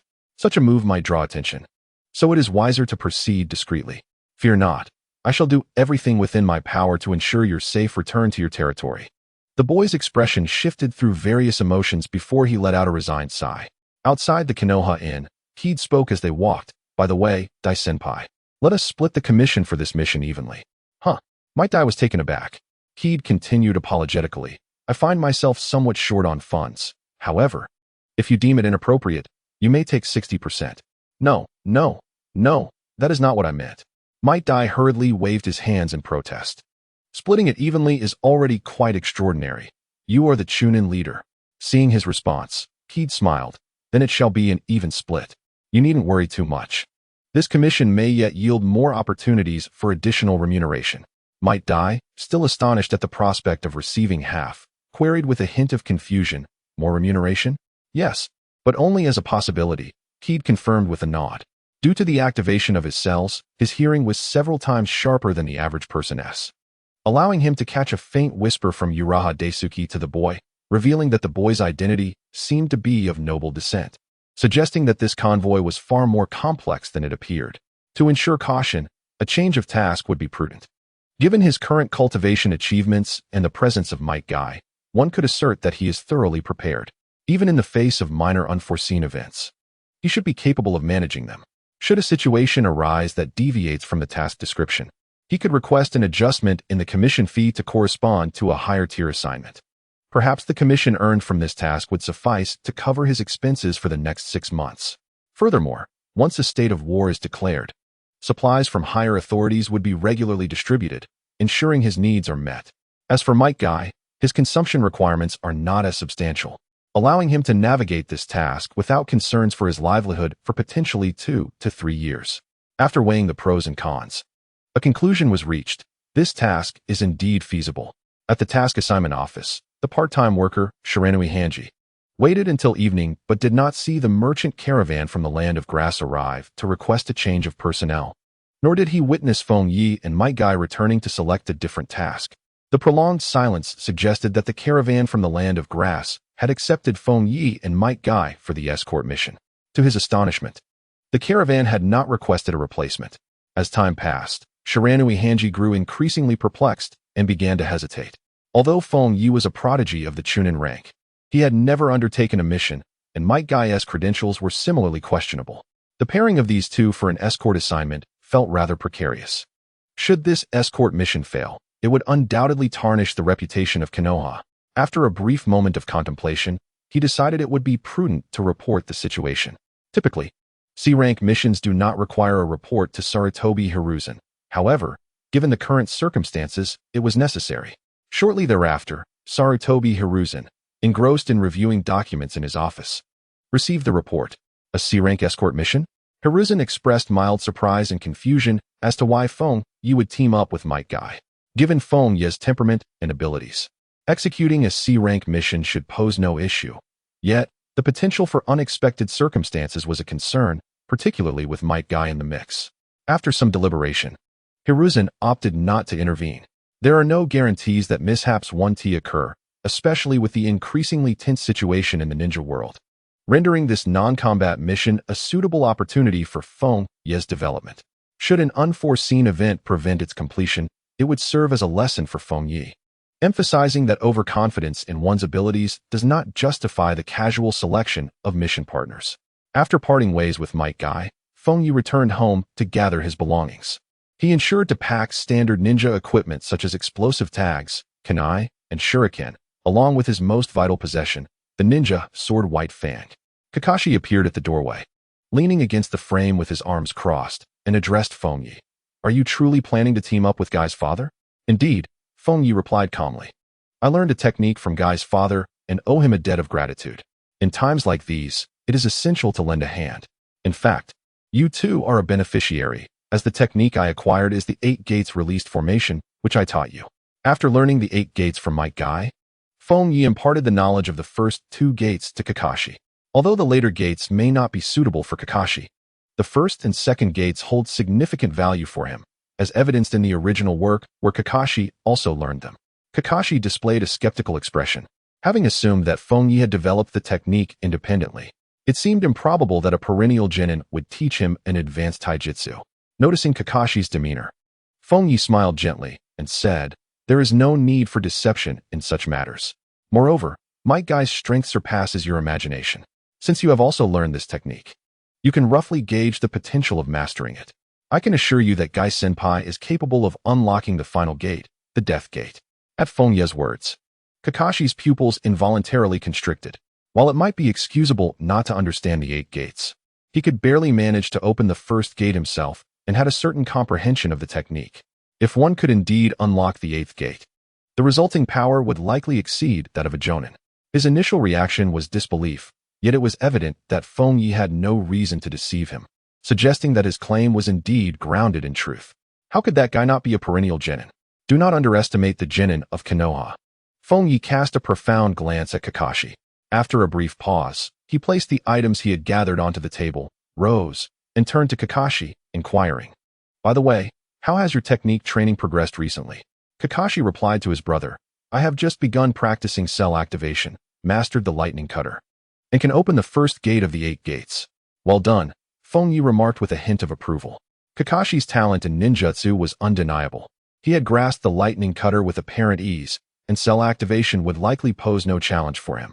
With the technique of cell activation, Kakashi's chakra capacity would not be a limitation in the future, even without the Sharingan or the powers of Sage Mode. He could reach a pinnacle comparable to the third Hokage, Sarutobi Hiruzen. At the very least, he would surpass Minato Namikaze. Given that he possesses such strength, there is nothing more to discuss. Additionally, in a few days, Teacher Minato will take us on a mission. Kakashi wore a contemplative expression and suddenly recalled something. By the way, it seems that Uchiha Obito from our team has a fondness for Rin. Fengye chuckled and replied, "It is quite natural for Rin's charming personality to attract affection. Are you suggesting I intervene in this matter? You may handle it as you see fit."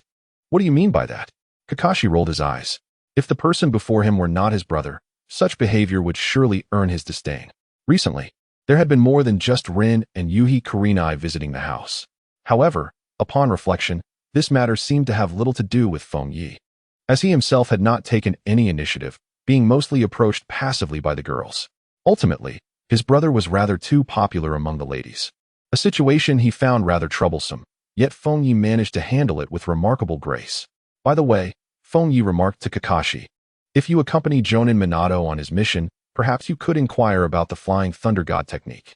Kakashi looked at Fengye quizzically. "The Flying Thunder God technique? How do you know that Jonin Minato practices this technique?" "Ah, just some intelligence," Fengye replied, opting not to elaborate further.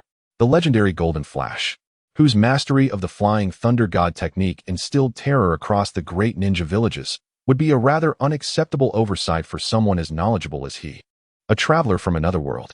Given Minato's character, if Kakashi were to ask about the Flying Thunder God technique, he would likely receive guidance on its practice. However, whether he could successfully learn it was another matter entirely. The difficulty of mastering such spatial ninjutsu is certainly not on par with the gradual progression required for something like the Eight Gates technique. Nonetheless, having the opportunity to engage with it and attempting to learn was indeed worthwhile. The following day, Fengye arrived early at the village entrance. After a brief wait, Uraha Daisuke and the others began to arrive, each carrying only lightweight packs. After approximately 15 minutes, Might Dai appeared, somewhat tardy. "Apologies for my delay," he said. "You are not late. We simply arrived early. Now that you're here, we can set off," Fengye replied with an amiable smile. Glancing at the Chunin stationed at the gate, the Chunin nodded, registered Might Dai's name, and signaled for Fengye and the others to depart the village. In the Land of Fire, at a certain town, "Let us rest here for the day," Fengye declared, donning the Leaf Village ninja headband as he led the group to a local hot spring inn, addressing his companions behind him. Uraha Daisuke nodded in agreement, and Might Dai expressed no objections. Nearly a week had passed since they left Konoha, and their party was now heading toward the border of the Land of Fire. The atmosphere in the towns closer to the border grew increasingly tense. "Welcome," greeted the innkeeper at the hot spring with a courteous smile upon seeing Fengye in the lead. The ninja of Konoha maintained stability in the Land of Fire and possessed powers that far surpassed those of ordinary citizens, setting their status apart. After checking in and selecting their accommodations with Uraha Daisuke and the others, Fengye did not rush to his room to rest. Instead, he turned to Might Dai and said, "Senior, please keep watch here while I conduct a brief reconnaissance in the town." "Of course, leave it to me," Might Dai responded earnestly, taking his post in the corridor as a guard. Fengye removed his ninja headband, concealing his visible kunai within his sleeve, and quietly exited the hot spring inn to survey the town. Though he and Might Dai possessed the strength to handle any unforeseen circumstances, a reconnaissance was prudent. It might even reveal unexpected situations, such as scouts from a Wagakure infiltrating the Land of Fire. Resolving the situation might yield valuable outcomes. Soon, Fengye circled the town, initially intending to conduct a routine reconnaissance. To his surprise, he detected the subtle fluctuations of a ninja's chakra, which heightened his vigilance. Although this chakra presence was faint, it exuded a profound essence, unmistakably beyond that of an ordinary ninja, likely that of a high-ranking jonin or possibly an even more formidable figure. Taking a deep breath, Fengye realized he was facing an unexpected turn of events. In an instant, he entered a state of heightened alertness, his senses operating at triple speed. Just then, a somewhat familiar voice pierced through the air. A familiar figure emerged not far away.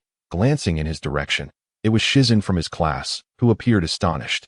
Lowering the kunai she held and exclaiming, "This chakra presence truly belongs to you, Shizen." Fengye paused, realizing that if she was here, the unusual chakra he sensed must indeed be significant.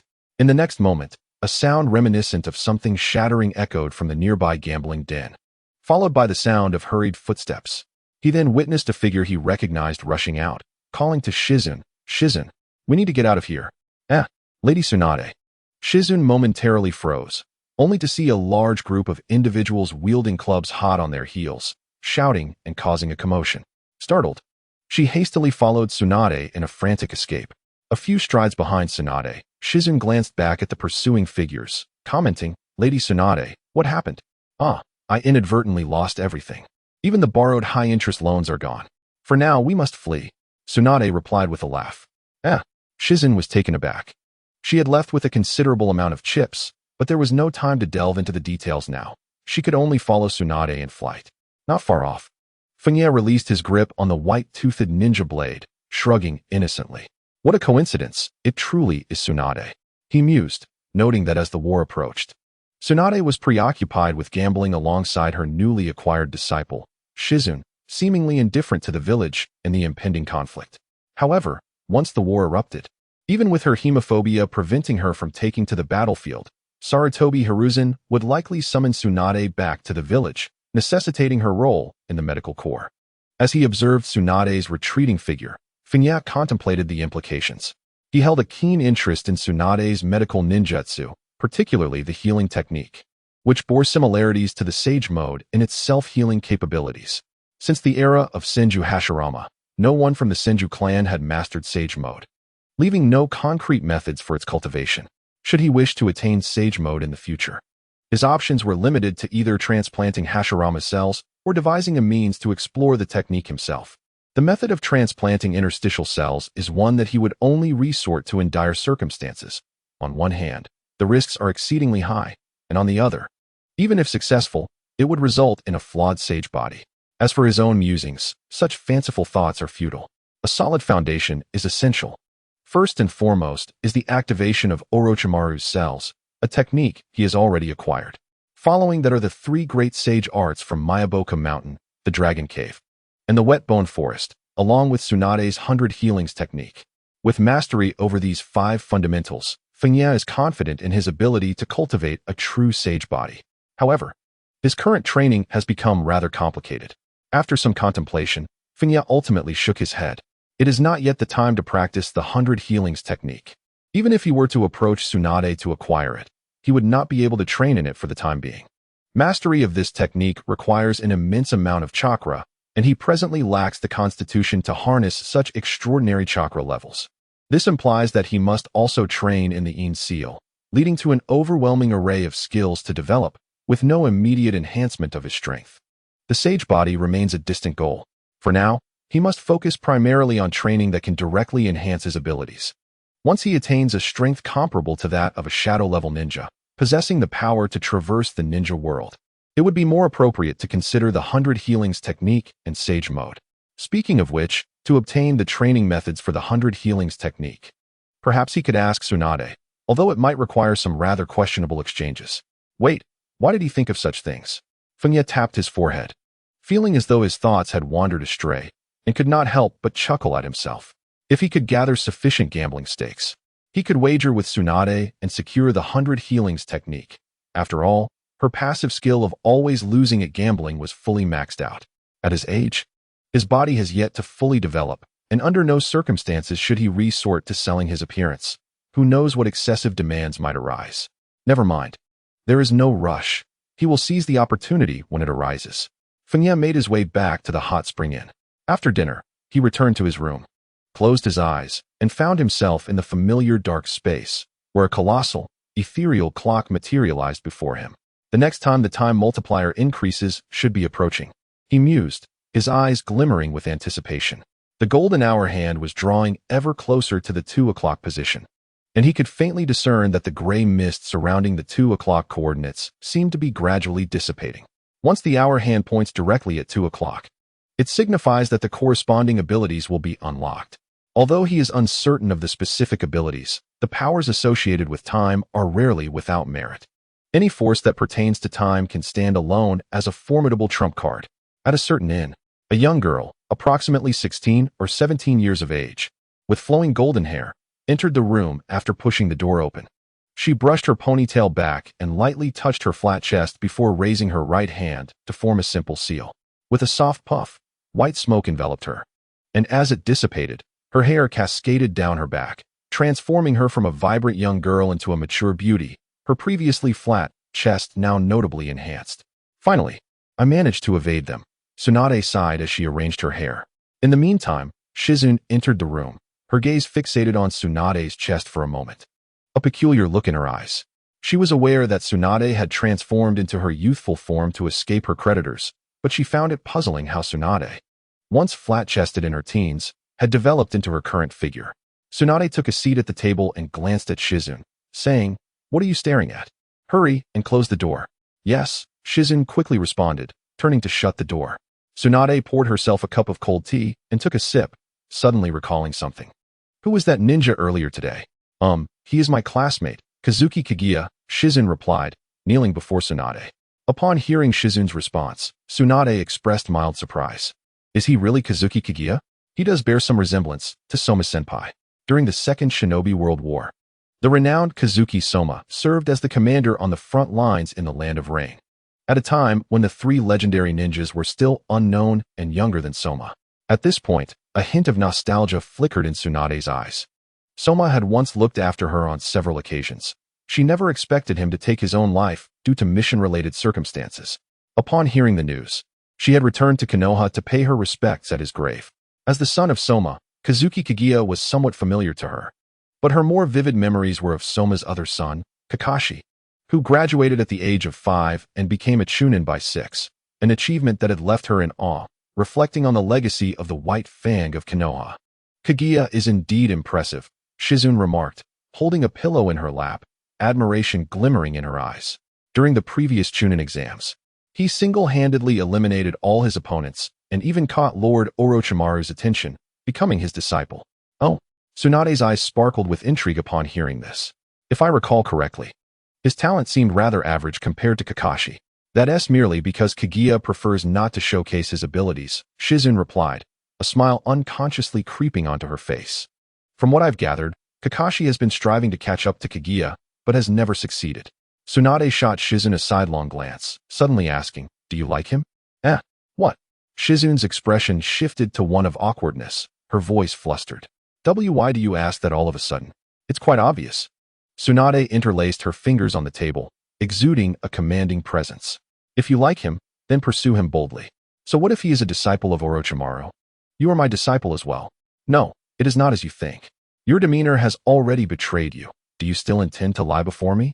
I must admit, I am rather curious about what sort of capital that young man possesses that makes even you hesitant to pursue him boldly. Moreover, he has even become a disciple of Orochimaru." In Tsunade's mind, the fleeting image of Fengye from earlier in the day crossed her thoughts, her fingers interlaced under her chin, revealing a contemplative expression. Fengye was unaware that the brief glance he received had garnered Tsunade's significant attention. Had he known, he would surely have smiled, for it would have made his future approach far simpler. After a night of chakra training, the group set forth on their journey once more the following day.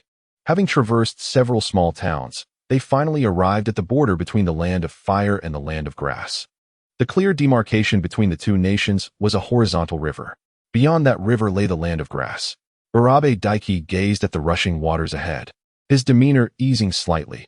Having reached this point, they were already halfway to safety.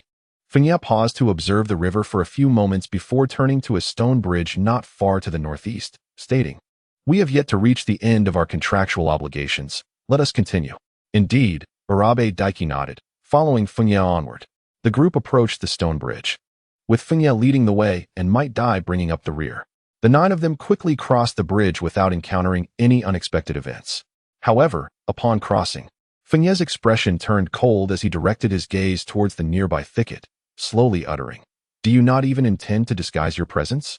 Fengye's words caused Urabe Daiki and the others to suddenly change their expressions. Might Dai, slightly startled, quickly leaped to Fengye's side. "There is no need for that." A faint voice drifted from the direction of the thicket. Moments later, 10 figures emerged from the underbrush, all adorned with the headbands of a Wagakure, armed with kunai and shuriken. The Wagakure ninjas? How could this be? Urabe Daiki's face paled dramatically as he abruptly turned his head, gritting his teeth as he glared at several members of the group, anger flashing in his eyes. The Iwagakure ninjas could not have fortuitously ambushed them at the border of the land of grass, and from their demeanor, it was evident they had been waiting for some time. There is a traitor in the group. Damn it, who could it be? Urabe Daiki drew a dagger, his furious gaze sweeping over his companions, who also exchanged looks of indignation. Fengye paid no heed to the commotion behind him, calmly stating, at this juncture, seeking the traitor is futile, he will not reveal himself. It seems you have concealed some vital information. This situation cannot merely be explained as a C-rank mission. Urabe Daiki's face darkened considerably. He cast a sidelong glance towards the 10 approaching rock ninjas, his heart sinking further with each passing moment. A traitor had leaked information, and the opposing force had hired a team of rock ninjas for their assassination, while they had merely engaged a two-man squad from Konoha. It was utterly impossible to contend with. The only glimmer of hope lay in the possibility that their adversary's objective was not to kill them, but rather to capture them alive for imprisonment, thus preserving a chance for survival. Daisuke Urabe gritted his teeth and addressed the rock ninjas, inquiring, "What is your mission? Are you here to kill us? We can offer double the payment for the task." The leading jonin of the rock ninjas, with a flicker of disdain in his eyes, pointed towards the boy behind Daisuke Urabe and declared, "As for the others, we can only send you to hell. Those who alter their mission objectives for the sake of commission are the miscreants of lesser ninja villages." As a shinobi of one of the 5 great ninja villages, the Rock Village, such a disgraceful act would never be tolerated. Swish, swish. In the instant his words fell, 3 rock ninjas lunged towards Kid-Yuru, while another 3 charged at Might Die, their expressions icy and devoid of superfluous chatter. Daisuke Urabe turned pale as death. Although the young master was not the target of their slaughter, should they all perish here, the young master would be captured alive and taken back, leaving no possibility of reversing the situation. The position of the feudal lord of Xuanyue town would undoubtedly fall to that individual. It was utterly unexpected to discover a traitor among the closest confidants of the feudal lord. Such a misstep could lead to irreparable disaster. Hikaru coldly regarded Daisuke Urabe and the others. This time, they had accepted a B-rank mission. With him, a jonin, leading 3 elite chunin and 6 jinin. The intelligence received indicated that the opposing force consisted of only 2 ninjas, a chunin and a jinin from Konoha. In terms of combat power, they held absolute superiority, and the intelligence was overwhelmingly in their favor, rendering ambush unnecessary. They merely needed to await the arrival of their foes along the route indicated by the intelligence. Hikaru unsheathed a kunai and advanced towards Daisuke Urabe. Apart from the 2 ninjas from Konoha, the others were merely civilians, not warranting concern. However, since the objective was to capture one person alive, he would handle it personally to avert any unforeseen circumstances. Yet, almost as he took a few steps forward, preparing to dispatch Daisuke Urabe and the others, his gaze suddenly froze. He abruptly turned his head to the right. To his astonishment, the 3 ninjas who had previously attacked Kid-Yuru were inexplicably frozen around him, maintaining their stances with kunai in hand, as if petrified. Meanwhile, a white short blade had mysteriously appeared in Kid-Yuru's grasp, its blade radiating a luminescent glow. "It seems you did not hear my words." Fengye spoke softly to Pu Budejia, stating, "You have concealed crucial information and allowed circumstances to exceed the original commission. It is imperative to increase the commission fee and elevate the rank of the request. Otherwise, this commission shall be rendered void." With the conclusion of Fengye's words, the 3 IWA shinobi who had been frozen beside him collapsed to the ground like wooden stakes. A closer inspection revealed a distinctly clear line of blood stretching from the center of their foreheads to the crown of their heads. Huoguang's pupils contracted sharply. They were dead. All 3 had perished in but an instant. How could this be? Among the assailants were 2 genin and 1 elite chunin. Even he would find it exceedingly difficult to eliminate 3 opponents in a mere heartbeat. Just as Huoguang's expression shifted, a series of loud thuds echoed from the other side. Turning his gaze, he beheld Might Guy, clad in a green jumpsuit, enveloped in a radiant green aura, with chakra surging tumultuously around him. The 3 assailants targeting Might Guy were sent sprawling backward, blood spilling from their mouths, and one emitted a series of crackling sounds from within, likely from numerous broken bones. Pu Budejia was left in a state of shock. The 3 ninjas who had attacked Fengye were dispatched in an instant, and the 3 who had aimed for Might Guy were similarly defeated in a heartbeat, utterly routed. Faced with this unforeseen turn of events, his mind momentarily blanked. Only when Fengye's cold gaze pierced through him did he snap back to reality. Following his astonishment, a flicker of exhilaration appeared in his eyes. Strong. Incredibly strong. These two ninjas from Konoha, whom he had deemed rather ordinary, were unexpectedly formidable beyond measure. Once he regained his composure, he hesitated no longer and urgently responded to Fengye. I wish to amend the commission request.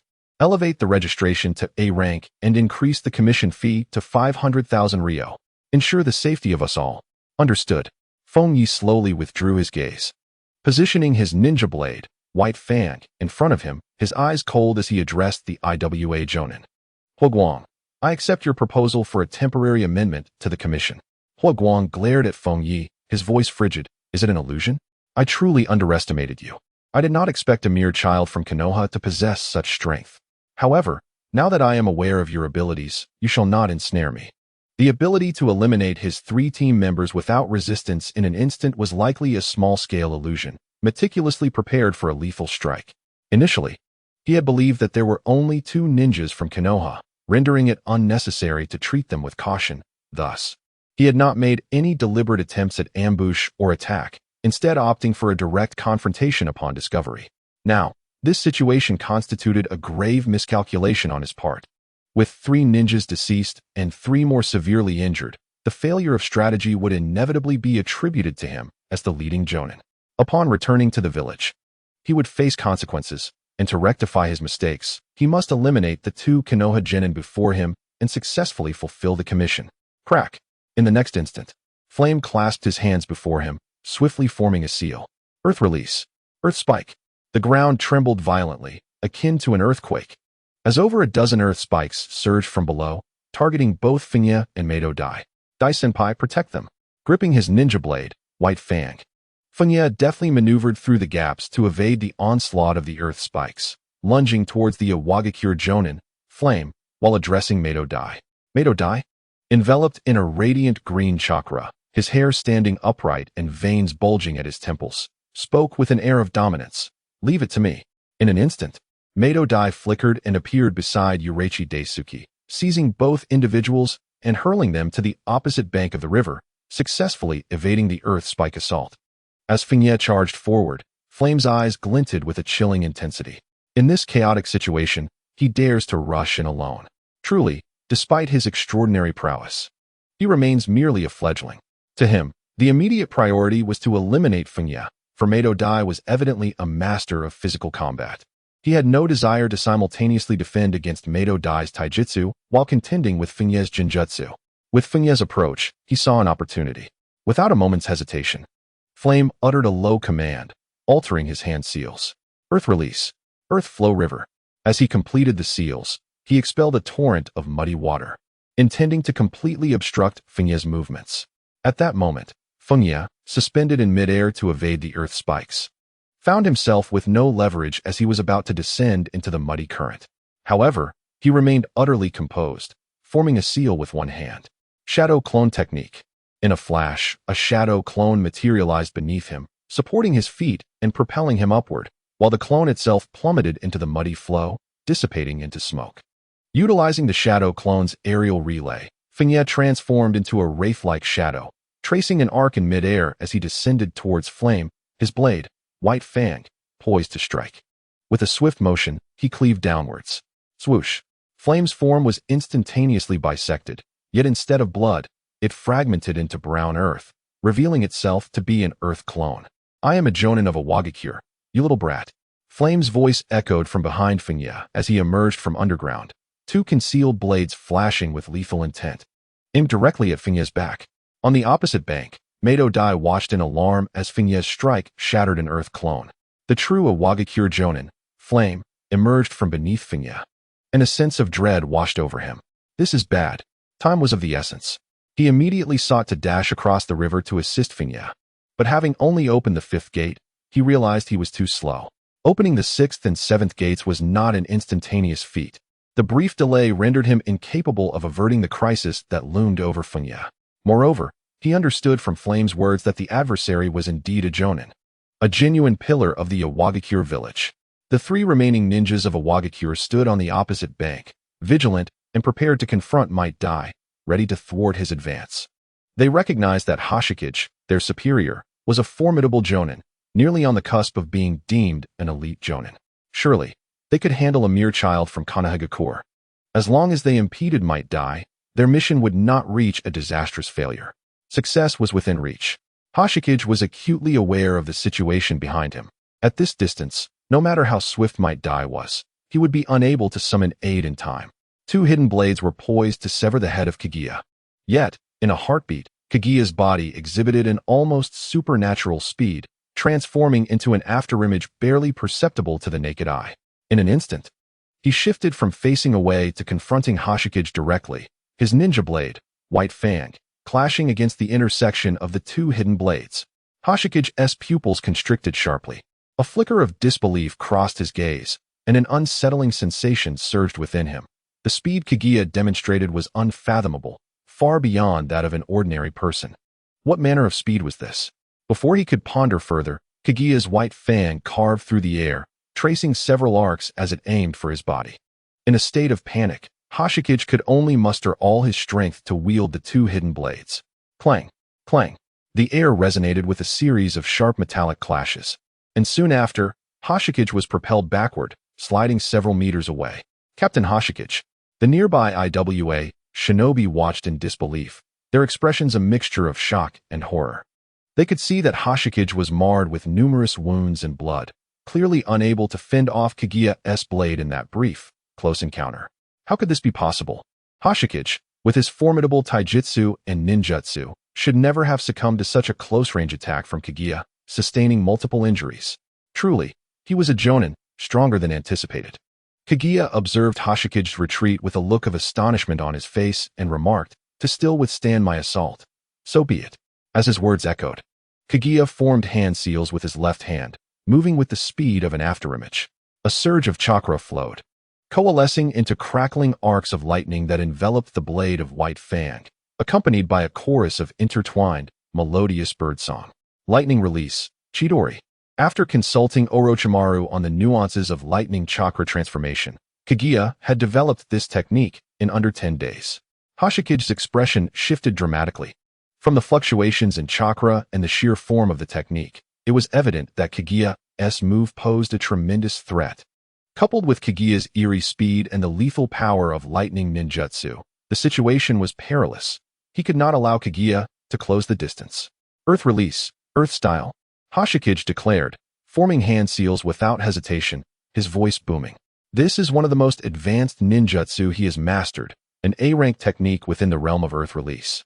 And it stands as his most formidable skill, embodying both destruction and confinement.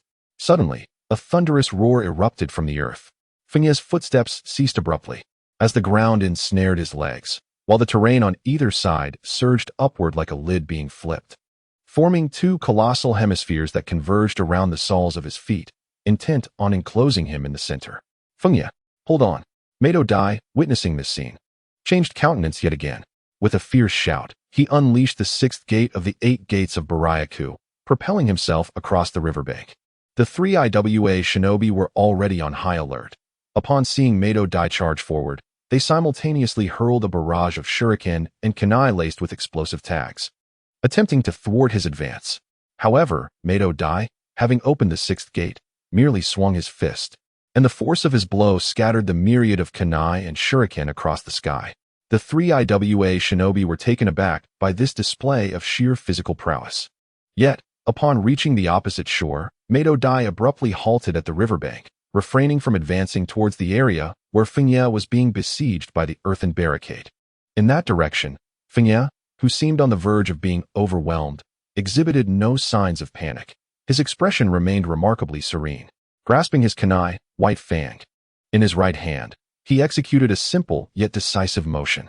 With a swift flick, a visible arc of white light sliced through the air, reminiscent of a crescent moon.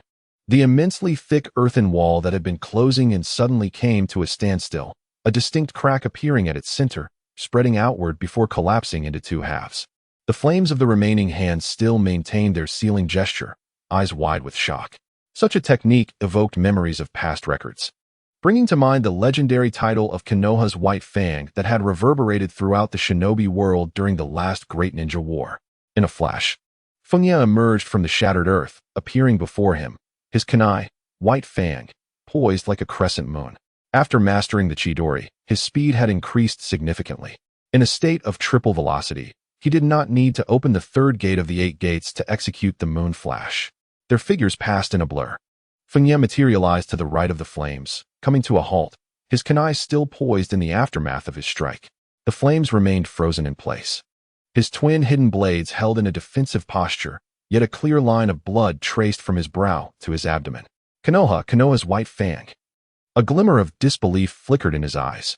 Fengye slowly retracted his kunai, turning to face the flames, and calmly stated, "That is my father."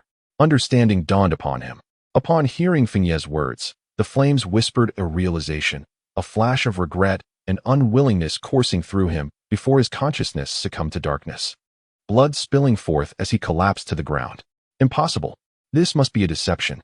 How could Captain Hwokwang fall in such a manner? The 3 rock ninjas, already gripped by fear, gazed with incredulity, their eyes reflecting a disbelief that was nearly unbearable. After all, he was a highly esteemed elite ninja in the village. How could he perish at the hands of a mere child? It seems I have been overly concerned.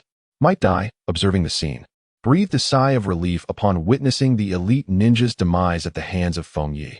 He was simultaneously awestruck by Fengye's talent and prowess. Fengye was a classmate of his son, Might Dai, and at most, he could only be around 10 years old. Yet he had already demonstrated the ability to defeat an elite ninja. Is this what genius looks like? Guy, it seems you must strive even harder to keep pace with him and Kakashi. As Might Dai pondered this, he turned his gaze towards the remaining 3 rock ninjas. Noticing Dai's attention, the trio stiffened simultaneously, cold sweat trickling down their foreheads. Those delivering the intelligence had been utterly misleading. What do you mean by only 2 rather ordinary Konoha ninjas escorting them?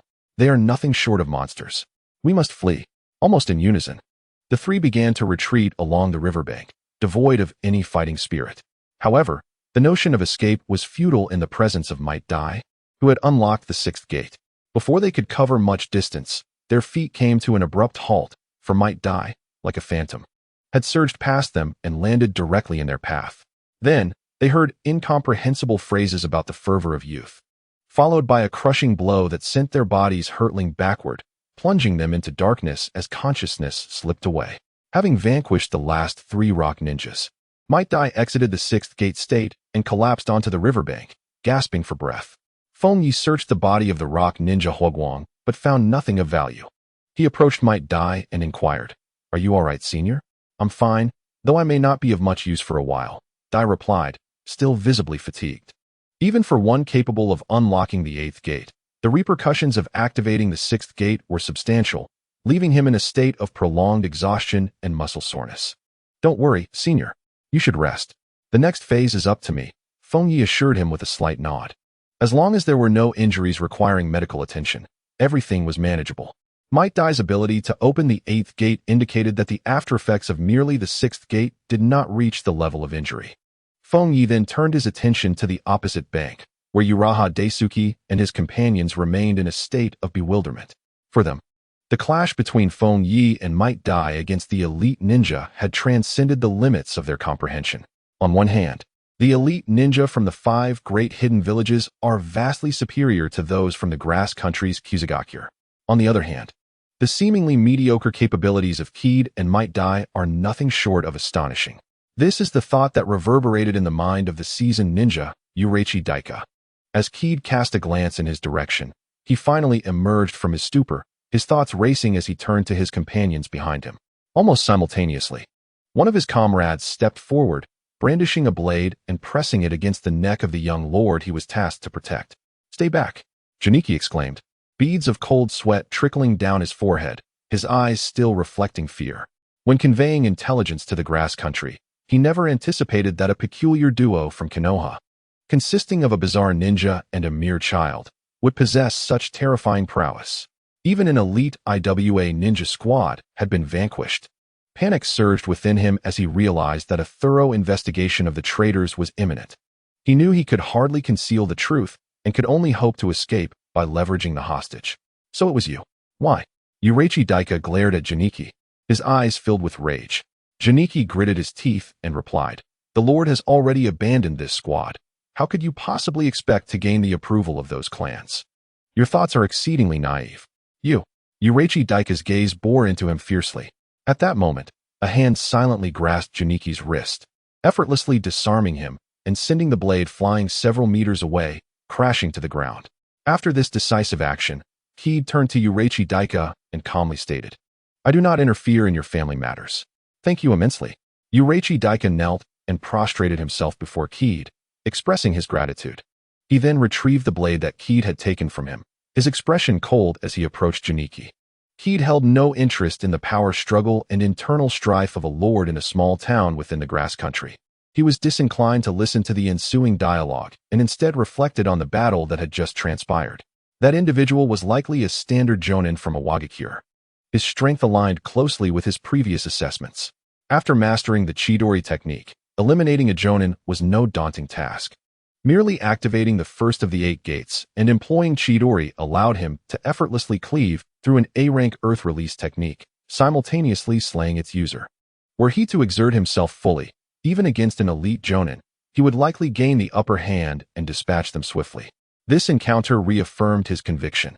The strategy of overwhelming numbers held little significance against him. The ability to slay a jonin in the blink of an eye implied that even if multiple jonin banded together, should they fail to match his speed, they would fall one by one. With an even greater number, he could rely on his swiftness to retreat unscathed. Unless one possesses the rare 3-Tomo Sharingan, an elite jonin capable of discerning my movements, others, despite having access to forbidden techniques, would find it futile to act before me. After reaching this conclusion, Fengye exhaled softly. This implies that with his current strength and methods, as long as he does not encounter a figure of Kaga level or is not besieged by a multitude of ninjas, even when faced with a squad of jonin, he could maneuver with ease, relying on his speed. Such capabilities afford him a considerable degree of self-preservation in the present ninja world, as Kaga-level beings are not easily encountered. Those who attain such heights are exceedingly rare within each village, representing the pinnacle of village leadership. At that moment, the image of the 4th Hokage, Minato Namikaze, flashed through Fengye's mind. Recalling the astonishing feat of swiftly eliminating 50 jonin during the impending Ninja World War, which left the major ninja villages in awe, he couldn't help but smile. Could he perhaps attempt something similar? After a half-day of recuperation, when Might Guy was able to walk normally, the group set off once more towards their destination, Frost Moon Town in the Land of Grass. Along the way, they encountered no further mishaps and safely arrived at their destination. Thank you both for your escort. I apologize for withholding some information regarding this mission's remuneration, said Daisuke Urabe, as he produced a receipt for 500,000 ryo, presenting it with a bow to Fengye. Fengye accepted the money, briefly counting it with his fingers before nodding. Thus concludes our commission. Just as he was preparing to divide the earnings with Might Guy, his expression suddenly shifted. He turned to gaze into the distance, his eyes flickering with concern. Without proceeding to split the bounty, he swiftly pocketed the money. "Guy, let us go?" With that command, Fengye dashed toward the direction from whence they came. Might Guy, momentarily taken aback, quickly followed suit, questioning, "What is it? Have you noticed something?" "Ninjas are approaching," Fengye replied, inhaling deeply as he continued to sprint forward, casting a penetrating glance back at the small town. "There are a significant number, at least 100. Upon hearing this, Might Guy's expression turned to one of shock. "So many? Are they from the Land of Grass?" "No." Fengye shook his head, his gaze deepening. "They do not seem to be from the Land of Grass, and their numbers may be even greater. Guy, war may be imminent." With those words, Fengye entered a state of double speed, accelerating as he swiftly departed the town. Observing this, Might Guy activated the first gate of the 8 gates, hastily pursuing Fengye. Once they had distanced themselves from the town, the two leaped into the forest, traversing the treetops. As they moved, they glanced back to discern a multitude of figures converging upon the town behind them. Despite the considerable distance, the specific appearances of those individuals remained obscured, yet their garments could be discerned as not belonging to the Hidden Grass Village's ninjas, but rather originating from the Rock Hidden Village. The weight of impending war pressed upon Might Guy, who could not suppress a sharp intake of breath, his eyes betraying a grave apprehension. The influx of such a multitude of rock ninjas into the territory of the grass country could hardly be for mundane tasks. It was likely a precursor to an assault on the grass country, using it as a staging ground to launch an attack on the fire country. Although he was somewhat oblivious to such matters, he understood all too well the implications of war, having witnessed the bloodshed and brutality of the Second Shinobi World War. In a somber tone, Mike Guy stated, "We must hasten back to the village to report this situation." Indeed, Fengye nodded in agreement. The Third Shinobi World War was about to commence. In the grass country, at Frostmoon Town, a considerable number of rock ninjas flooded into the settlement, swiftly seizing control of the entire town. The scattered ninjas from the hidden grass village stood no chance against the overwhelming force of the rock ninjas. "What do you intend to do?" Yura Budaikazu quivered as he was subdued by the rock ninjas, his voice trembling as he addressed them. Before him stood a burly rock ninja, who raised a finger to his lips and whispered, "Please, be a little quiet. We are merely borrowing your territory to establish a temporary encampment for the war." War. Upon hearing such words, Yura Budaikazu's complexion drained of color.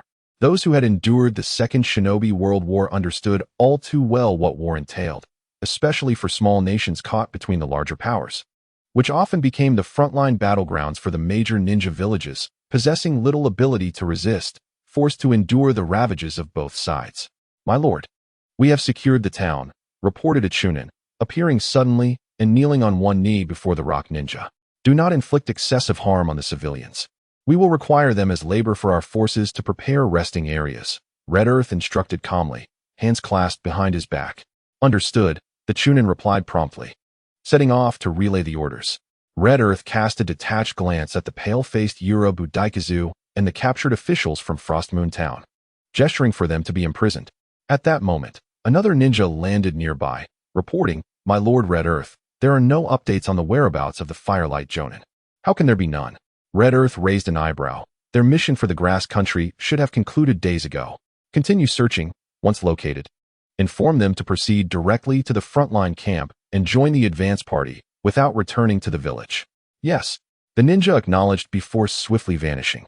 Upon hearing Red Earth's words, Yura Budaikazu's gaze momentarily froze, as a vague realization dawned upon him. He cautiously glanced at Red Earth, hesitating to voice his thoughts. However, such subtle movements could not escape the keen perception of the elite Jonin Red Earth, who immediately noticed the unusual expression. "Wait," Red Earth called to the ninjas escorting Yura Budaikazu, turning his attention to him. "It seems you are privy to something, do you not?" "No, I know nothing," Daisuke Urabe instinctively responded. A sharp gasp escaped him as blood splattered forth. A kunai had pierced through his shoulder, leaving a gaping wound from which crimson liquid surged, trickling down his garments. The excruciating pain rendered Urabe's countenance ghostly pale for a fleeting moment. "Ah, you know nothing?" the figure known as Akatsuki stated flatly, twirling the kunai with his fingers. Urabe clutched his wounded shoulder, beads of cold sweat forming on his brow, trembling as he collapsed onto the ground, his eyes betraying a flicker of fear. If it were a team of 10 ninjas, they were eliminated by the ninjas of Konoha. Akatsuki's expression shifted instantly. He pressed the kunai firmly against Urabe's forehead, demanding, "Ninjas from Konoha? What exactly transpired?" A squad of 10, led by a Jonin, was taken down by Konoha's ninjas. This is exceedingly grave intelligence, indicating Konoha may indeed be active in the land of grass, perhaps even targeting our advance team.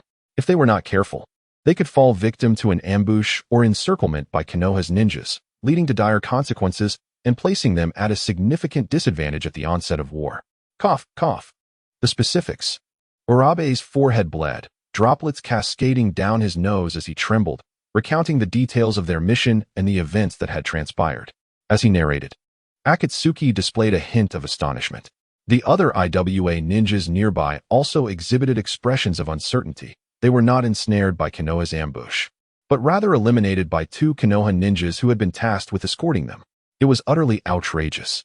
The achievements of Hikari within the village had nearly reached that of an elite Jonin, and the team he led comprised 10 members, including sensory and medical ninjas.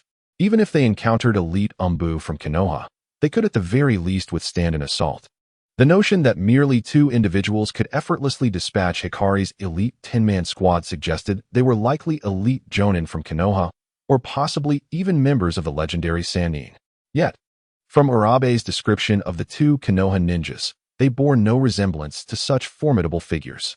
While they might not recall every ordinary jonin from Konoha, the number of elite jonin was scarce, and each one was nearly recognizable. However, the two individuals Urabe depicted were completely unfamiliar to them. Akatsuki furrowed his brow. Addressing Urabe in a low voice, "You say that one of the Konoha escorting ninjas had thick eyebrows and tight-fitting attire, while the other appeared to be merely 12 years old." "Why, yes," Urabe stammered, his complexion pale from blood loss. Akatsuki turned to the ninjas beside him, speaking sternly. "Who possesses the specific details regarding the mission executed by Ikari?" The nearby ninjas exchanged glances, all shaking their heads. They were neither responsible for the mission handover nor members of Hikari's team. It was reasonable for them to recall that Hikari had accepted a commission from the Land of Grass, but remembering the intricate details and intelligence was beyond their purview. Hontu furrowed his brows slightly, pondering for a few moments before stating, "It is likely an elite jonin from Konoha who has recorded the images of those two Konoha ninjas. This information should be disseminated to all ninjas, urging vigilance. There is no need to concern ourselves with ordinary jonin, as their numbers are considerable, but the elite jonin are few. Renowned figures such as Orochimaru and Jiraiya, who are part of the legendary Sannin of Konoha, also belong to this elite class. Hence, every elite jonin from enemy villages warrants our utmost caution." "Understood." The surrounding ninjas responded in unison. After issuing the command, Hontu raised his head, gazing deeply toward the direction of the Land of Fire. The silver-haired youth described bears a striking resemblance to that individual, yet that person has long since passed. Could he be the son of that individual? However, according to the intelligence, that person's son should still be in his early teens. Regardless, possessing such formidable strength at that age marks him as a threat that must be eradicated promptly. We cannot allow Konoha to spawn another White Fang. As they distanced themselves from the Land of Grass, Fengye and Might Dai journeyed tirelessly back to Konoha.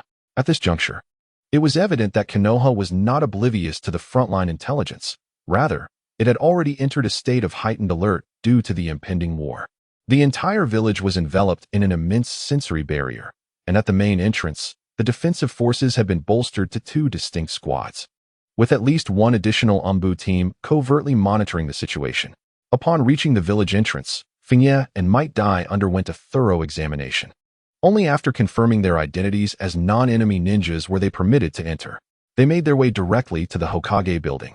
The atmosphere within the mission assignment office on the first floor of the Hokage building was markedly different from before. All C-rank assignments had vanished, leaving only a scattering of B-rank and A-rank missions posted on the bulletin board, primarily concerning tasks within the borders of the Land of Fire, such as serving as personal guards to the daimyo of the Land of Fire. "Is that you?" Narashikaku, who was still responsible for the mission handover on the first floor, looked up upon seeing Fengye and Might Dai enter. His expression shifted from surprise to relief as he remarked, "It seems you didn't encounter any IWA ninjas in the Land of Grass. You were quite fortunate." The IWA ninjas had launched a large-scale operation in the Land of Grass, and this intelligence had already been relayed back to Konoha by scouts. He remembered that Fengye and Might Dai's mission was to escort a merchant convoy to the Land of Grass. Thus, encountering IWA ninjas in such circumstances would undoubtedly be perilous. Surviving such an encounter was, without a doubt, a stroke of luck.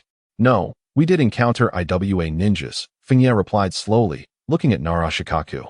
"Unexpected developments arose during the mission. We encountered a 10-man squad of IWA ninjas at the border of the Land of Grass." "A 10-man squad?" Narashikaku was taken aback. While 4-man teams typically had a chunin or jonin leading them, a 10-man squad would almost certainly be commanded by a jonin. The fact that Fengye and Might Dai had survived an encounter with such a formidable IWA squad could not merely be attributed to luck. It is fortunate to return alive.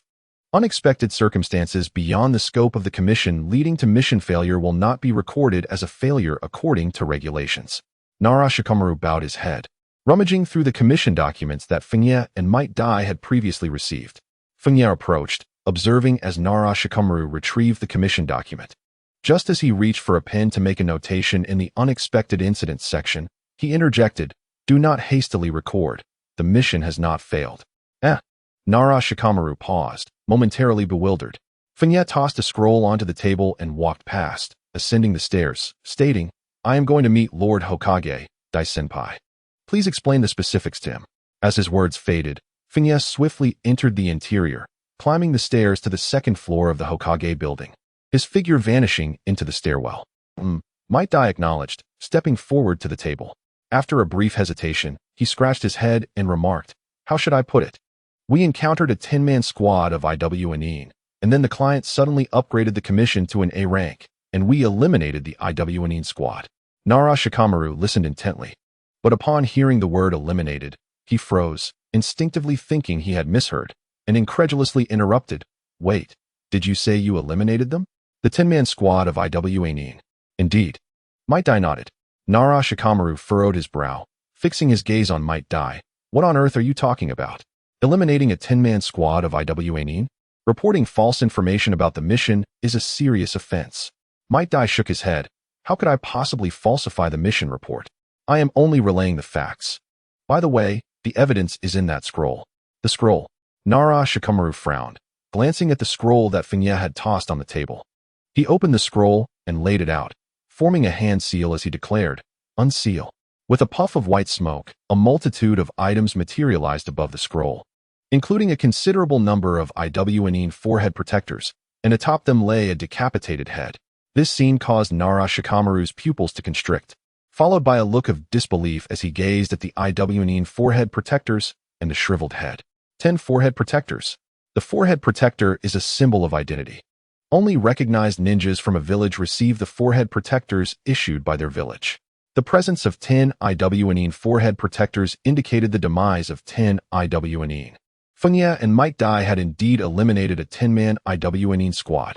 Nara Shikamaru stood rooted to the spot, his eyes wide in astonishment, his mouth slightly agape. He found himself momentarily speechless. After several seconds, his throat finally managed to clear itself. "Why you please wait?" With the sudden change in the commission status to A rank, along with the deaths of enemy village ninjas, this was beyond what he could handle. Nara Shikamaru took a deep breath and swiftly departed the counter to report upward. In the Hokage's office, Sarutobi Hiruzen stood deep in thought, gazing at the 2 maps laid out before him on the table. 2 maps were present, one depicting the entirety of the ninja world, while the other illustrated the land of grass, encompassing a portion of the Fire Country's border. The esteemed Hokage, Kazuhaya, entered his office. Upon noticing his arrival, Sarutobi Hiruzen stirred from his contemplation, his brow easing slightly. "It appears you have returned safely. Do you wish to report on matters concerning the land of grass?" Kazuhaya responded solemnly. "In the town of Shuangyue within the land of grass, I encountered a considerable number of rock ninja, exceeding 100 in number. Due to their vast presence, I could not conduct a thorough investigation, and their intentions remain unclear." This was the advance unit from the village of Rock. Sarutobi Hiruzen displayed no surprise. Information regarding this unit had long been relayed back by the scouts Konoha had stationed in the land of grass. Looking at Kazuhaya, he expressed a hint of appreciation. "You have performed admirably by avoiding reckless attempts to gather intelligence on the Rock Ninja. Many young ninjas often fall prey to their own recklessness, risking their lives in the process. With prodigies like Kazuhaya and Kakashi, the concern did not lie in their growth and strength, but rather in their judgment of circumstances and their self-assessment of abilities. A formidable force of over 100 ninja, comprising numerous sensory specialists, made silent reconnaissance exceedingly challenging. Impulsive inquiries would only plunge one into peril. If surrounded by such a multitude, not even Kazuhaya, nor his disciples Orochimaru or Jiraiya, would escape unscathed. Kazuhaya surmised that Sarutobi Hiruzen was likely already aware of the Rock Ninja's movements and was not surprised by his lack of inquiry regarding the mission, leading him to refrain from elaborating further. After a moment of contemplation over the maps, Sarutobi Hiruzen, considering Kazuhaya's elite status among the Chunin, his exceptional speed, and his connection as Orochimaru's disciple, proposed, "Since you have returned from the land of grass and are familiar with the terrain, accompany Orochimaru to address the advance unit from the Rock Ninja." Naturally, he could not remain indifferent to the incursion of the Rock Ninja's advance unit into the land of grass. Although no reports of their assault on the Fire Country's borders had emerged yet, it was only a matter of time. Preparations must be made before worse news arrived. Had Kazuhaya returned a few days later, he could have been integrated into the subsequent support teams. However, since he fortuitously returned at this juncture, It was more fitting for him to join Orochimaru in the Land of Grass. Understood, Kazahaya affirmed. Moreover, Hokage-sama, there is another matter I must report. He briefly recounted the situation regarding Might Guy. Sarutobi Hiruzen's expression shifted to one of astonishment. It was unexpected to find a lower-ranked ninja possessing the strength of a jonin. There was no need for Kazahaya to deceive him. Given his level of prowess, he would not misjudge, thus confirming the existence of a hidden talent among the lower ranks. Although the individual's other qualities may not reach the level of a jonin, and they might not be suitable to lead a team, the mere presence of a jonin-level strength held inherent value. In a village, the number of ninjas who possess the strength to reach the rank of jonin is quite limited. Each one serves as the true elite, the backbone of the entire community. Take Kakashi, for instance. He graduated at 5, was promoted to Chunin at 6. Yet at the age of 9, he still does not meet the standard required of a jonin, a gap noted by Minato Namikaze. Fengye exhibits even greater talent than Kakashi. Yet he too falls short in certain aspects. Very well, I understand. Please ask him to come over. Sarutobi Hiruzen nodded towards Fengye, intending to meet Might Guy to assess his condition before deciding on his placement. Understood, Fengye replied, departing from the Hokage's office. Upon reaching the first floor's mission dispatch center, he noticed a jonin taking over the position previously held by Shiranui Gunma, inquiring in detail about Might Guy's circumstances. When the jonin caught sight of Fengye descending from the upper floor, a flicker of astonishment crossed his gaze. For he had already learned from Guy that Fengye had slain a jonin from a Wagakure. A jonin. The distinction between jonin and chunin is profoundly significant. The population of chunins in a village is vast, even exceeding that of genins, as most genins advance to chunin upon reaching a certain age. Yet, among 10 chunins, there is rarely one who reaches the level of jonin, even when considering the exceptional cases of special jonin. At merely 10 years old, Fengye had killed a jonin. Without the evidence of the opponent's head, it would be nearly inconceivable. It is essential to note that the fastest ninja to ascend to jonin rank in the village was 14 years old, known as Orochimaru. Despite the evidence being present, the jonin could not suppress his curiosity and asked Fengye, "Is it true that you were the one who killed that jonin during your mission in the Land of Grass?" Fengye tilted his head, casting a glance at Might Guy, his expression revealing a sense of discontent with the situation.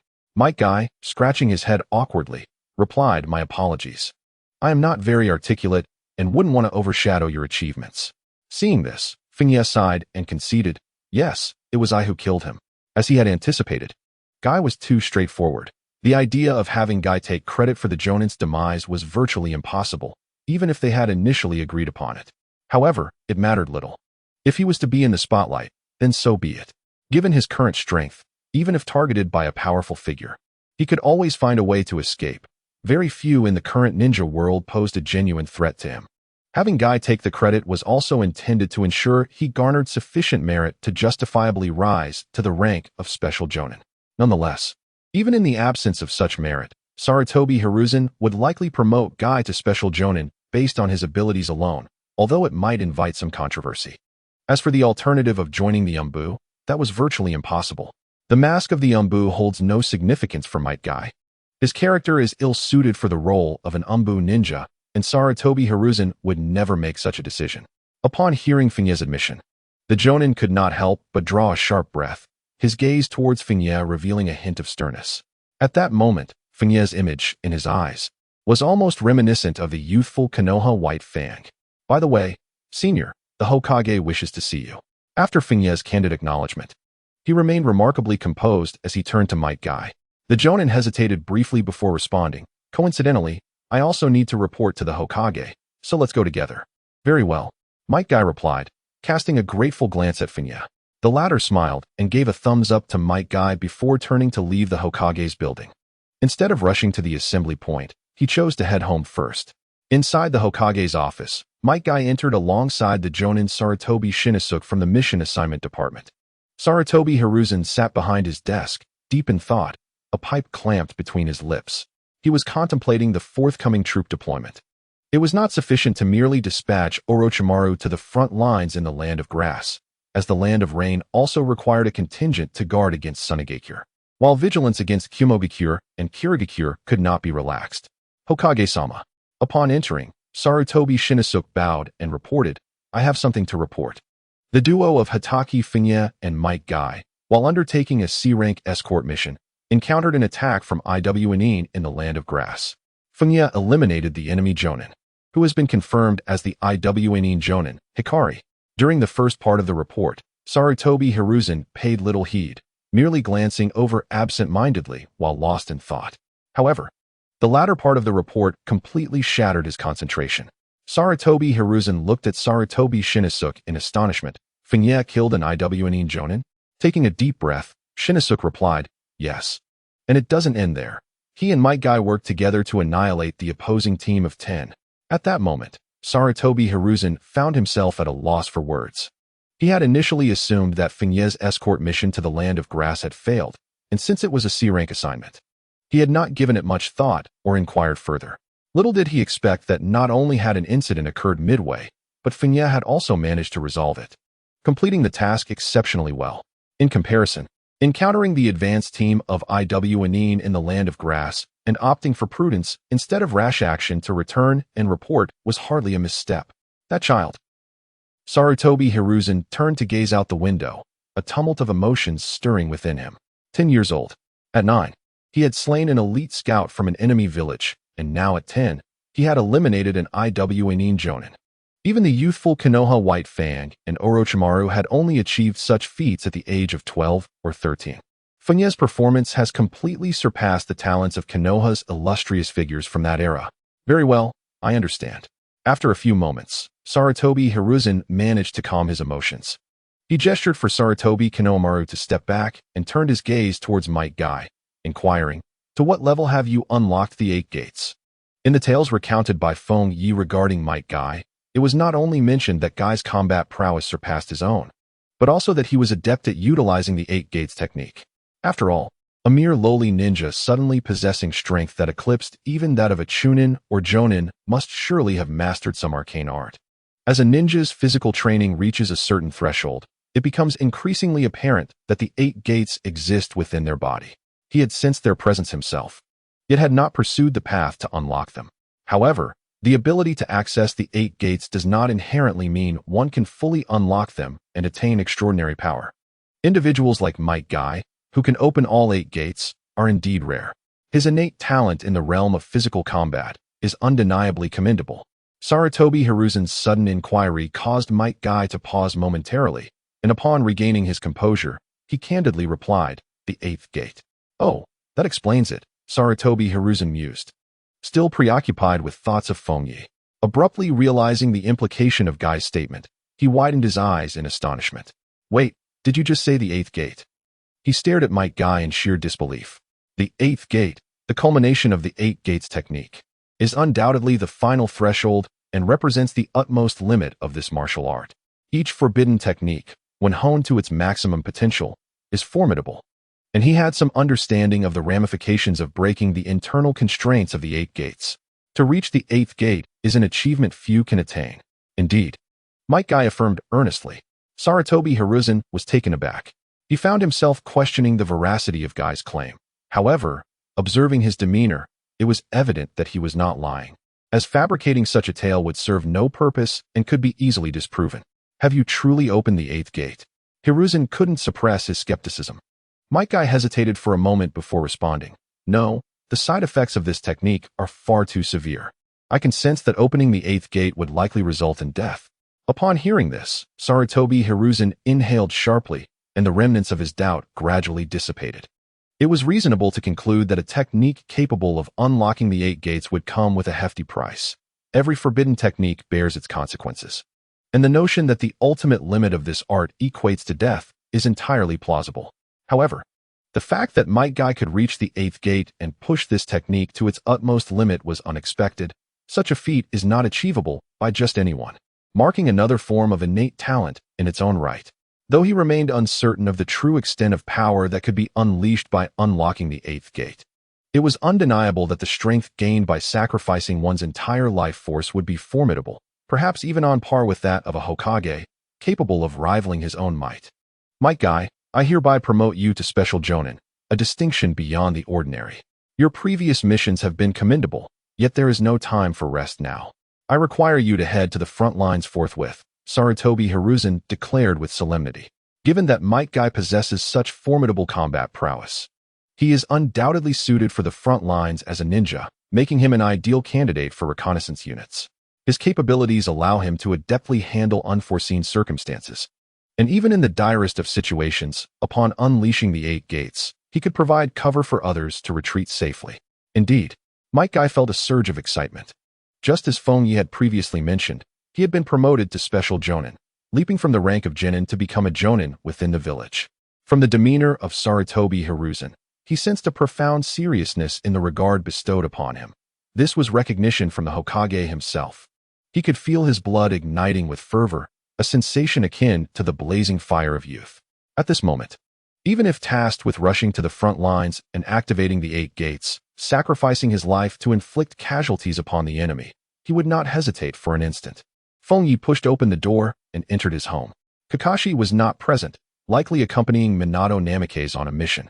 As he walked into his bedroom, he casually removed a stack of mission payments from his pocket and tossed them onto the table before promptly sitting down and closing his eyes.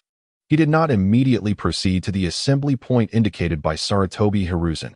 On one hand, he returned to deposit the mission payments, but more importantly, while at the mission office, he had heard a mechanical chime. Finally, with his eyes closed, Fengye calmed the tumult of emotions within. Before him materialized an ethereal, colossal golden clock. He could distinctly see the hour hand pointing to 2 o'clock, and the Roman numeral representing 2 was no longer shrouded in mist, but gleamed with a dark luster. Taking a deep breath, he refrained from urgently activating his newfound time manipulation abilities and instead sought to trigger the time acceleration capability. Click, accompanied by the mechanical sound of the moving hands. The hour hand on the ethereal clock shifted, realigning to the 1 o'clock position. The scale in the center of the clock began to rotate under Fengye's intent, clicking until it settled at the 4 mark. 4 times acceleration. Indeed, this was consistent with my expectations. The range of time acceleration I can control increases by 1 mark each year. Fengye exhaled softly, in a state of 4-fold acceleration. Employing the 3rd gate of the 8 gates would render him nearly unmatched, making it exceedingly easy to eliminate Jonin-level opponents. Below the level of Kaguya, he could wreak havoc with little resistance, and even Kaguya would find it difficult to contend with him, unless it were the 4th Reikage, who specialized in speed, posing a genuine threat. Next was the new ability. After calming his mind, Fengye focused his intent once more, and the hour hand moved again, pointing to the 2 o'clock position, the black Roman numeral scale emanating a faint dark glow. Upon confirming the activation of this ability, an instinctive knowledge washed over him regarding the nature of the power corresponding to the 2 o'clock mark. An uncontrollable wave of excitement surged within him. Fengye inhaled deeply, opened his eyes, and drew forth the ninja blade, White Fang, that he always carried. He spread his palm, slightly gritting his teeth, and made a swift cut across it. With a sharp hiss, pain surged as a crimson line emerged, blood immediately flowing from the wound. Enduring the agony, Fengye fixed his gaze upon the injury. A flicker of light danced in his eyes as if a golden clock had materialized within the depths of his pupils, its hands spinning rapidly in a reverse direction. Silently, the blood that had spilled from the wound began to flow backwards, returning to the cut, and soon after, the gash that had nearly severed his palm vanished without a trace. Indeed, a smile crept onto Fengye's face. The extraordinary spectacle required no further contemplation to unveil its meaning. This was the curvature of time, a reversal of the temporal flow. Grasping the White Fang firmly with his right hand, he slashed it across the wooden floor, tearing a fissure approximately a foot long into the surface. He then focused intently on the crack, attempting to invoke his ability. However, the fissure remained unchanged. It seemed that, akin to the acceleration of time, this ability could only be applied to his own body. After arriving at this conclusion, Fengye exhaled gently, staring at the crack in the floor for a few silent seconds before bursting into laughter. Ha ha. Despite not achieving his utmost desire for time to stand still, and being unable to affect anything beyond himself, the potency of this ability was undeniably formidable, regardless of the nature of the injury. As long as it was not fatal in an instant, it could be instantaneously restored under the influence of time reversal. Moreover, Fengye was uncertain about the precise threshold that constituted an instant death. The illusory clock was intertwined with his very soul. if his body were to be obliterated into fragments, and he could still invoke the time reversal ability, then in terms of restorative power. Even the most profound techniques and the bodies of sages, not to mention the six paths, could not compare. This should be akin to the process of impure reincarnation. Fengye mused, stifling his laughter. Though he could not conduct an experiment by smashing his own head, he felt confident in his assessment. An immortal body. Unless confronted with forbidden techniques targeting the soul, or the Taoist jade that amalgamates wind, thunder, water, fire, earth, and yin-yang, capable of simultaneously assaulting both matter and spirit. No other ninjutsu or physical techniques could claim his life. Fengye stroked his chin, muttering to himself. The only concerns should be soul-related forbidden arts and various sealing techniques. Being sealed would indeed pose a significant dilemma. The inability of time reversal to influence anything external to himself implied that should he be sealed by the corpse demon technique, he would be powerless to break free. While death was not a concern, if sealed for hundreds or even thousands of years, it was likely that all 12 scales of his abilities would be unlocked, including one potent enough to dispel the seal. Yet he had no desire to endure such an experience. In this manner, the issue of longevity was also resolved. Fengye sighed softly. With the abilities of time acceleration and time reversal, as long as one exercises sufficient caution, the battlefield of the Third Shinobi World War poses little threat to him. Unless Minato Namikaze suddenly loses his wits, summons the Reaper Death Seal, and comes to seek a mutual destruction. However, he does not intend to annihilate Konoha, nor does he plan to betray Minato, making such a scenario highly improbable. As for others, even if they were to employ the Reaper Death Seal, they would first need to catch up with him. The same principle applies to soul-related secret techniques. As long as he maintains a sufficient speed, he remains unperturbed by such matters. Furthermore, with the capability of time reversal, he can disregard the side effects of the 8 gates, including even the deadly repercussions of the 8th gate. He could casually open the 8th gate, venture out to purchase groceries, and upon returning home, activate time reversal to revert to his state prior to opening the gate. Thus, he no longer needs to worry about missing the Saturday sales at the supermarket. With this thought, Fengye stood up, stretched lazily, and revealed a radiant smile filled with sunshine. Having been in this world for quite some time, things were finally beginning to take an interesting turn. Within a certain building, Orochimaru stood at the forefront in his ninja attire, his demeanor tranquil. The atmosphere in the hall was somewhat oppressive, surrounded by numerous elite jonin and chunin, amounting to several dozen individuals, all engaged in preparations, meticulously inspecting their belongings. At that moment, a silver-haired youth entered through the door. Nearby ninjas cast bewildered glances, while Fengye disregarded their stares and walked directly to Orochimaru. A subtle smile gracing his lips as he politely bowed. "Teacher Orochimaru, Lord Hokage has sent me to join the advance team. It seems your escort mission to the Land of Grass has gone quite smoothly." Orochimaru regarded Fengye, a glint shimmering in his eyes, accompanied by a slightly eerie smile. He tilted his head back slightly and addressed Fengye. Having been dispatched by Hiruzen Sarutobi to the front lines of the Land of Grass, he had intended to include Fengye in his plans but could not locate him. Upon inquiring, he learned that Fengye had accepted a mission to escort a merchant convoy. He had hoped to encounter Fengye in the Land of Grass, but fate had brought Fengye back today, assigned by Hiruzen Sarutobi. However, it was not these details that truly piqued Orochimaru's interest. What captured his attention was how Fengye's aura had transformed since their last meeting. Previously, Fengye exuded an air of caution, although traces of confidence were evident. They were subdued and concealed. Now, however, Fengye radiated a vibrant confidence and youthful exuberance, as if he had undergone a metamorphosis. Undoubtedly, had Fengye failed in his escort mission to the Land of Grass, his demeanor would not have shifted so dramatically. This indicates that he must have successfully completed the task, and perhaps even encountered unforeseen circumstances during the mission, which he adeptly resolved.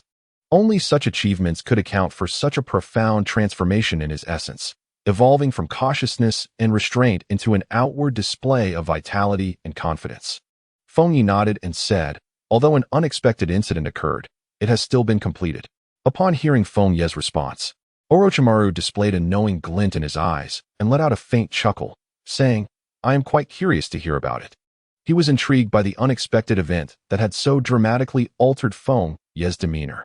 However, before Fengye could elaborate, another figure rushed in through the doorway. moving with an air of disarray and urgency that appeared rather clumsy. None other than Might Guy. Apologies, apologies. I hope I'm not too late.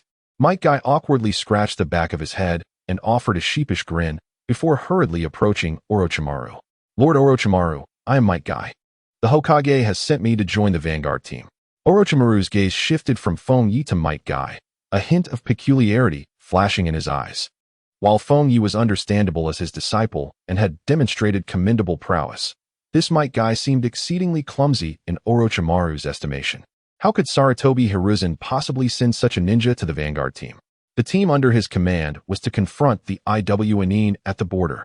Every member was an elite, comprising a total of 16 jonin, 6 of whom were special jonin, along with 60 chunin, all of whom were the creme de la creme. Was this a ruse? Was he merely pretending to be inept? A flicker of doubt crossed Orochimaru's mind. Despite his advancing years, Sarutobi-sensei was unlikely to have lost his faculties entirely, leading to such a haphazard assignment.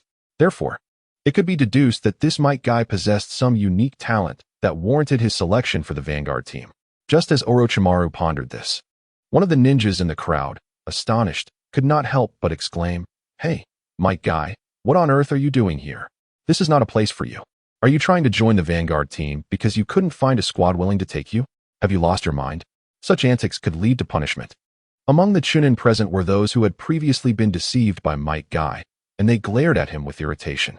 The vanguard team was heading to the land of grass to participate in a war against the Inin. Was this a joke? Might Guy noticed several chunin in the crowd who had once been his captains. Feeling embarrassed due to past grievances, he ruffled his hair awkwardly. Ahem. I came here on the orders of the Hokage. What nonsense. Senju Ibiki interjected, frowning. How could a mere genin be sent by the Hokage to join the vanguard team? If you continue to fool around, the consequences will be on you. Genin? Orochimaru tilted his head slightly, his curiosity regarding Might Guy growing. Might Guy cleared his throat, clenched his fist against his chest, and straightened his posture, stating, Actually, I am no longer a genin. I am now a special jonin. Enough. Senju Ibiki, unable to contain himself any longer, stormed out of the crowd, intent on tossing the obstinate Might Guy out for his continued nonsense. Orochimaru squinted as he observed the scene unfold, refraining from voicing any objections or intervening. He found himself intrigued by Might Guy's circumstances, curious to discover what peculiarities lay within him, or if he was merely a reckless young shinobi daring to cause a ruckus in such a setting. However, as Sanai Ibiki approached Might Guy, a voice suddenly pierced the air. Senior Guy is indeed a special jonin. I can attest to that. This statement momentarily stunned Sanai Ibiki, and several others present exchanged surprised glances. Upon realizing that the speaker was Fengye, standing beside Orochimaru, Ibiki could not help but furrow his brow. It was not just Might Guy that raised his skepticism. He had reservations about Fengye's inclusion in the advanced team as well. He had heard of Fengye's early graduation, his participation in the Chunin exams, and his status as the sole successful candidate. Yet, despite such achievements, Fengye was still exceedingly youthful. No matter how gifted, he remained an inexperienced young ninja, and the notion of admitting such a novice into the advanced team was utterly perplexing. Nevertheless, considering that Fengye was a chunin, he could begrudgingly accept it. But Might Guy? Allowing a perpetually clumsy and frequently failing genin to join an advanced team targeting the rock ninja seemed farcical. He could not fathom that Hiruzen Sarutobi would make such a decision. Hey, kid, refrain from speaking out of turn if you lack understanding. Do you have any idea of this individual's notorious record? The Hokage would never permit such a person to join the advanced team. Sanai Ibiki admonished Fengye sternly. Fengye wore a faint smile as he replied, I am not lying. Senior Guy has indeed been exceptionally promoted to special jonin. You should have received the orders, right? Oh, I almost forgot. Upon hearing Fengye's words, Might Guy suddenly recalled and rummaged through his pocket, retrieving a stamped directive. Sanai Ibiki gazed in astonishment at the unfolding scene. Orochimaru raised an eyebrow and took the directive from Might Guy, glancing over it briefly before his serpentine eyes narrowed, revealing a newfound seriousness as he regarded Might Guy. I see, he murmured, his gaze flickering contemplatively before he resolved to put away the directive. Might Guy, you and Fengye will not be assigned to any other teams for the time being. You shall accompany me. Might Guy exhaled a sigh of relief, responding, yes. Lord Orochimaru. Sanai Ibiki stared, bewildered. As the reality of the situation settled in, he turned to Orochimaru, asking, "Lord Orochimaru, what does this mean?"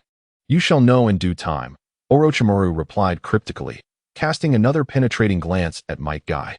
With such a response from Orochimaru, Ibiki and the others exchanged perplexed glances, struggling to comprehend how Might Guy had officially ascended to the rank of Special Jonin. Those familiar with Might Guy displayed expressions of incredulity. Orochimaru's lack of skepticism regarding the directive indicated its authenticity, confirming that it was indeed an order from the Hokage. However, the nature of this command was undeniably perplexing. Initially, preparations were underway to adjust one's mindset for the impending battlefield, when suddenly, the unexpected arrival of a 10-year-old child and an individual named Might disrupted the carefully calibrated mental state, causing it to falter. One was troublesome enough, but now there were two. This could potentially lead to significant complications. In the Land of Fire, at the border, Orochimaru led nearly 100 ninjas, including Kid, to a small town. The town lay in ruins, with several areas still ablaze, and numerous corpses scattered about. Report to Lord Orochimaru. These are the remnants of a battle from 3 days ago. A ninja, after a swift reconnaissance of the devastated town, reported back to Orochimaru. A glint of danger flickered in Orochimaru's serpentine eyes as he surveyed the town, his voice gravelly as he stated, "The signs from 3 days ago indicate that the rock ninjas must have already vacated this place. However, we have now entered their operational territory and will inevitably encounter them. Regroup and set up camp here," Orochimaru commanded. Given that they were at the border of the Land of Fire, the potential for combat loomed at any moment. Having traveled the entire day, although the group maintained a readiness for battle, continuing to probe further would deplete their energy. If they were ambushed by the rock ninjas, it could prove perilous. "Understood," responded a Chunin. The nearby ninjas exchanged glances before entering the town to clear away the bodies, extinguish the flames consuming the buildings, and establish a rudimentary camp. Once the camp was set up, within the central tent, Orochimaru stood before a stone platform, contemplating a map spread out before him. After a moment of reflection, he suddenly posed a question. "In which direction do you believe the rock ninjas currently reside?" Inside the tent, only Kid and Orochimaru remained. Kid, standing beside him and also examining the map, pondered for a moment before replying. Since the advance party of the rock ninjas came for a harassing attack, they likely would not have returned to the Land of Grass so soon. Orochimaru chuckled softly. "A commendable thought. I share your sentiment. Furthermore, I believe they would not dare to penetrate deep into the Land of Fire. Their direction can only be one of these two." As he spoke, Orochimaru placed 2 game pieces on the map. After completing this action, he mused, "Summon the 3rd and 4th squads." Kid nodded and departed the tent, quickly gathering the 2 squads, totaling 8 members. The captains of the 2 squads were both Jonin, one from the Hyuga clan and the other from the Uchiha clan, each elite Chunin within the team skilled in perception and reconnaissance. "Hyuga Shiranui, lead your squad in this direction for reconnaissance. Uchiha Suki, you will head in this direction," Orochimaru instructed the 2 squads, his tone grave as he added. "If you happen upon a solitary rock ninja, attempt to gather intelligence. Otherwise, refrain from acting recklessly." "Understood," the captains of the 2 squads replied respectfully. For Orochimaru, who once gained fame in the Second Shinobi World War and achieved remarkable feats, even the esteemed clans of Uchiha and Hyuga held him in reverence. After completing his instructions, Orochimaru observed the 2 teams depart, tilting his head towards Fengye with a faint smile, saying, "Fengye, you may return now. Rest well, and prepare yourself, for battles may soon commence." Fengye acknowledged his words and left the tent. Upon returning to his own small tent, Fengye did not immediately rest. Instead, after consuming a modest meal, he commenced his training. Throughout the journey away from Konoha, he had not ceased his exercises. For the 4th gate of the 8 gates technique was on the verge of being unlocked due to his relentless training. For one who had mastered the ability to reverse time, unlocking the 4th gate would grant him virtually limitless access to its power. What speed could one achieve in the 4th gate under a 4-fold increase? Fengye could not predict, but he surmised that at such velocity, he would be capable of unleashing an attack akin to that of the Morning Peacock. In other words, even shadow-level ninjas would find it exceedingly difficult to match his speed. With such swiftness, combined with the ability to reverse time, the number of adversaries capable of threatening him on the battlefield of the Third Shinobi World War would dwindle significantly.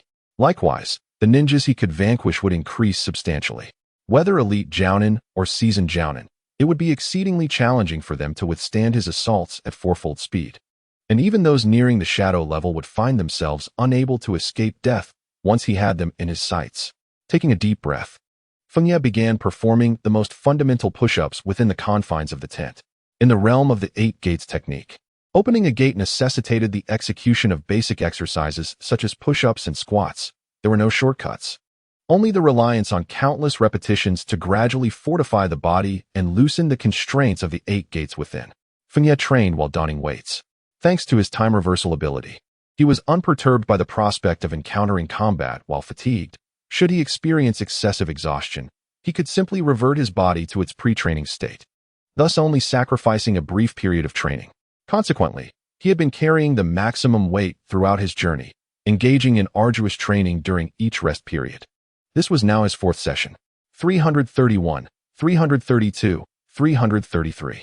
Fengye performed his push-ups with great speed, but upon reaching 300, his pace began to noticeably slow, his movements growing rigid, and his arms trembling slightly.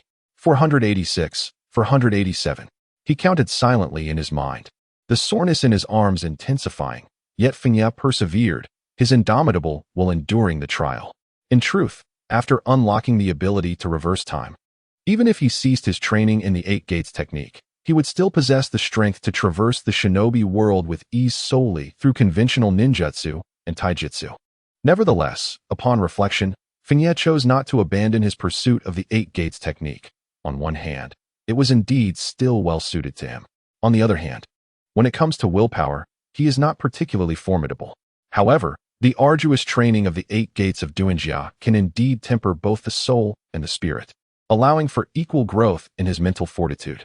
Furthermore, there exists a crucial factor. The 8 gates of Duanjia grants immunity against the vast majority of illusions. The essence of these illusions lies in their ability to disrupt the chakra within an adversary, subsequently affecting their mental state and ensnaring them within a phantasm from which they cannot escape.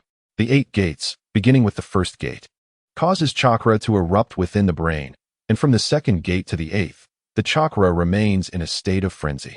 Attempting to employ illusions against a ninja in the state of the 8 gates is nearly an impossible task, as even the ninja themselves struggle to control their rampaging chakra, let alone others. Illusions happen to be a particular weakness for Fengye. His grasp of illusions has always been rather mediocre. Should a formidable opponent like Orochimaru employ an illusion against him, he would likely find himself unable to resist. However, cultivating the 8 gates is an entirely different matter. The more proficient one becomes in the 8 gates, the more gates they unlock, resulting in increasingly violent chakra that becomes more resistant to illusions. By the time one reaches the 5th gate, they can almost entirely evade most illusions. As for the 8th gate, even Uchiha Madara, in his 6 paths mode, refrained from using illusions against Guy who had opened the 8 gates. Given Madara's extensive battle experience, the absence of illusion usage suggests one possibility, that against Guy in the state of the 8 gates, illusions are fundamentally ineffective. To disrupt the chakra of the 8th gate Guy, even the powers of the Rinnegan at the 6 paths level would prove insufficient. As for whether the extraordinary illusion of Uchiha Shursui, Kodoame Tsukumi, and the ultimate illusion, Infinite Tsukuyami, can affect someone in the state of the 8 gates, that remains indeterminate. As the original narrative does not provide clarity, Fengye cannot ascertain this either. Nonetheless, he would not allow Kodoame Tsukumi to take effect on him, nor would he submit to the Infinite Tsukuyami. As long as he can immunize himself against the vast majority of illusions, that suffices for him. This is the reason he endures the arduous training, continuing to cultivate the 8 gates. 775, 776, 777. As the numbers continued to rise, Fengye's breath began to grow increasingly labored, sweat cascading down his face. Finally, upon reaching 777, his arms faltered, unable to sustain him any longer, and he collapsed onto the ground. After a full half-minute of catching his breath, he managed to sit up again. Regrettably, he could not turn back time to alleviate his fatigue. Fengye shook his head. To reverse time would mean returning his body to a previous state, essentially erasing the exertion of the past several hundred push-ups, an irksome dilemma indeed. After resting for several more minutes, Fengye took a sip of water, glanced at the dampened patch of ground beneath him, and shook his head. Never mind, I might as well head outside. It would save me the trouble of dealing with the stench of sweat in the tent and the subsequent cleanup. With that, he stepped out of the tent. Fengye cradled the back of his head with both hands and commenced his squatting exercises. Push-ups, squats, and sit-ups are the fundamental exercises that engage the arms, legs, and core, proving to be the most effective means of loosening the 8 gates within the body. 221, 222, 223. Fengye continued to count silently in his mind. His squatting routine outside the tent caught the attention of several ninjas nearby. "Hey, what is that guy doing?" One ninja exclaimed, noticing Fengye's actions and addressing a companion who was busy moving equipment. Mori no Ibi Moku, carrying a box, followed his companion's gaze and observed Fengye's incessant squatting, a peculiar expression crossing his face. Is he training in taijutsu? It seems so. The corners of Mori no Ibi Moku's mouth twitched slightly as he could not help but remark, "Why does he seem a bit not very bright? Is that kid truly a genius chosen by Lord Orochimaru?" This was the border, after all. Battles could erupt at any moment. In such a place, and at such a time, why waste energy on physical training instead of conserving it? He nearly voiced his thoughts about Fengye's mental state, but managed to restrain himself, opting for a more subdued remark instead. After all, Fengye was a disciple of Orochimaru. Who could say? His companion shrugged, appearing somewhat resigned. What sense does it make to train at a time like this? What was he doing before? Mori no Ibi Moku felt a twinge of annoyance. If a skirmish were to break out suddenly, they might have to safeguard the defenseless Fengye. What purpose did it serve to include such a young and inexperienced ninja in the advance party? Had this been back in the village, he would likely have questioned Orochimaru, but now it was futile. They were already at the front lines, and there was no way to send Fengye back. Forget it, Mori no Ibi Moku finally sighed, stepping into the tent. After all, Fengye was a disciple of Lord Orochimaru. Even if his actions seemed foolish, it was Orochimaru's responsibility to guide him. It was not their concern. And even if he proved to be a burden, there was little to be done about it. As time passed, Fengye transitioned from squats to sit-ups, followed by another round of push-ups. He paid no heed to the strange looks from the other ninjas, for he could feel a fiery energy within him. Sensing that the shackles of the 4th gate, the injury gate, were loosening, despite the muscle soreness that accompanied each movement, making every action more painful than before. He gritted his teeth and persevered. The 4th gate was within reach. Just a little further, and he could break through. Fengye's training did not go unnoticed. Even by Orochimaru, who observed from a distance, his brow slightly furrowed in confusion. At such a time, still practicing taijutsu? Compared to Mori no Ibi Moku and the others, he was more familiar with Fengye, and he found it hard to believe that Fengye would engage in what appeared to be such a senseless endeavor. Fengye, burdened as he was, often seized moments to train on his journey from Konoha to the border. While he recognized this diligence, he refrained from intervening. To Orochimaru, unwavering commitment to training, regardless of circumstance, epitomized excellence. However, the situation had shifted. They were now at the border of the Land of Fire, a place where conflict could erupt at any moment. Given Fengye's intellect, he could hardly be oblivious to this reality. Yet, even with this awareness, he chose to pursue his training, suggesting that he was on the verge of a breakthrough with one of his techniques. Perhaps the 8 gates? After a moment's contemplation, Orochimaru subtly shook his head, opting not to impede Fengye. The likelihood of an unexpected battle seemed low, and if Fengye truly was on the cusp of advancing his abilities, a calculated risk for a breakthrough was warranted. Fengye's prowess was likely already at the level of a jonin. Should he refine the 8 gates further, he might achieve a state rivaling that of an elite jonin. Though the duration of this state might be brief and accompanied by significant side effects, even the combat capabilities of an elite jonin would prove invaluable on a battlefield teeming with ninjas. Thus, Orochimaru chose to refrain from interference. Despite the other ninjas finding Fengye's actions somewhat absurd, Orochimaru offered no directives, leaving them without cause to halt his endeavors. At most, they could only voice their incredulity. Initially, one might have expected that Fengye, despite his youth, would exhibit greater reliability than might Guy. But it appeared he was equally unpredictable. Fengye clasped his hands behind his head, mentally counting the repetitions of his sit-ups. Sweat cascaded down as he exerted himself, acutely aware that the strength in his core was nearing its limits. Yet he persevered through gritted teeth. Chakra flowed within him, accumulating at the position of the 4th gate of the 8 gates, where he felt a fiery intensity accompanied by a faint sting. At last, after another rise, Fengye sensed a significant change at the fourth gate. The previously subtle barriers had vanished entirely. He could feel that, should he so desire, he could unlock the fourth gate of the 8 gates. This sensation was not unfamiliar to him.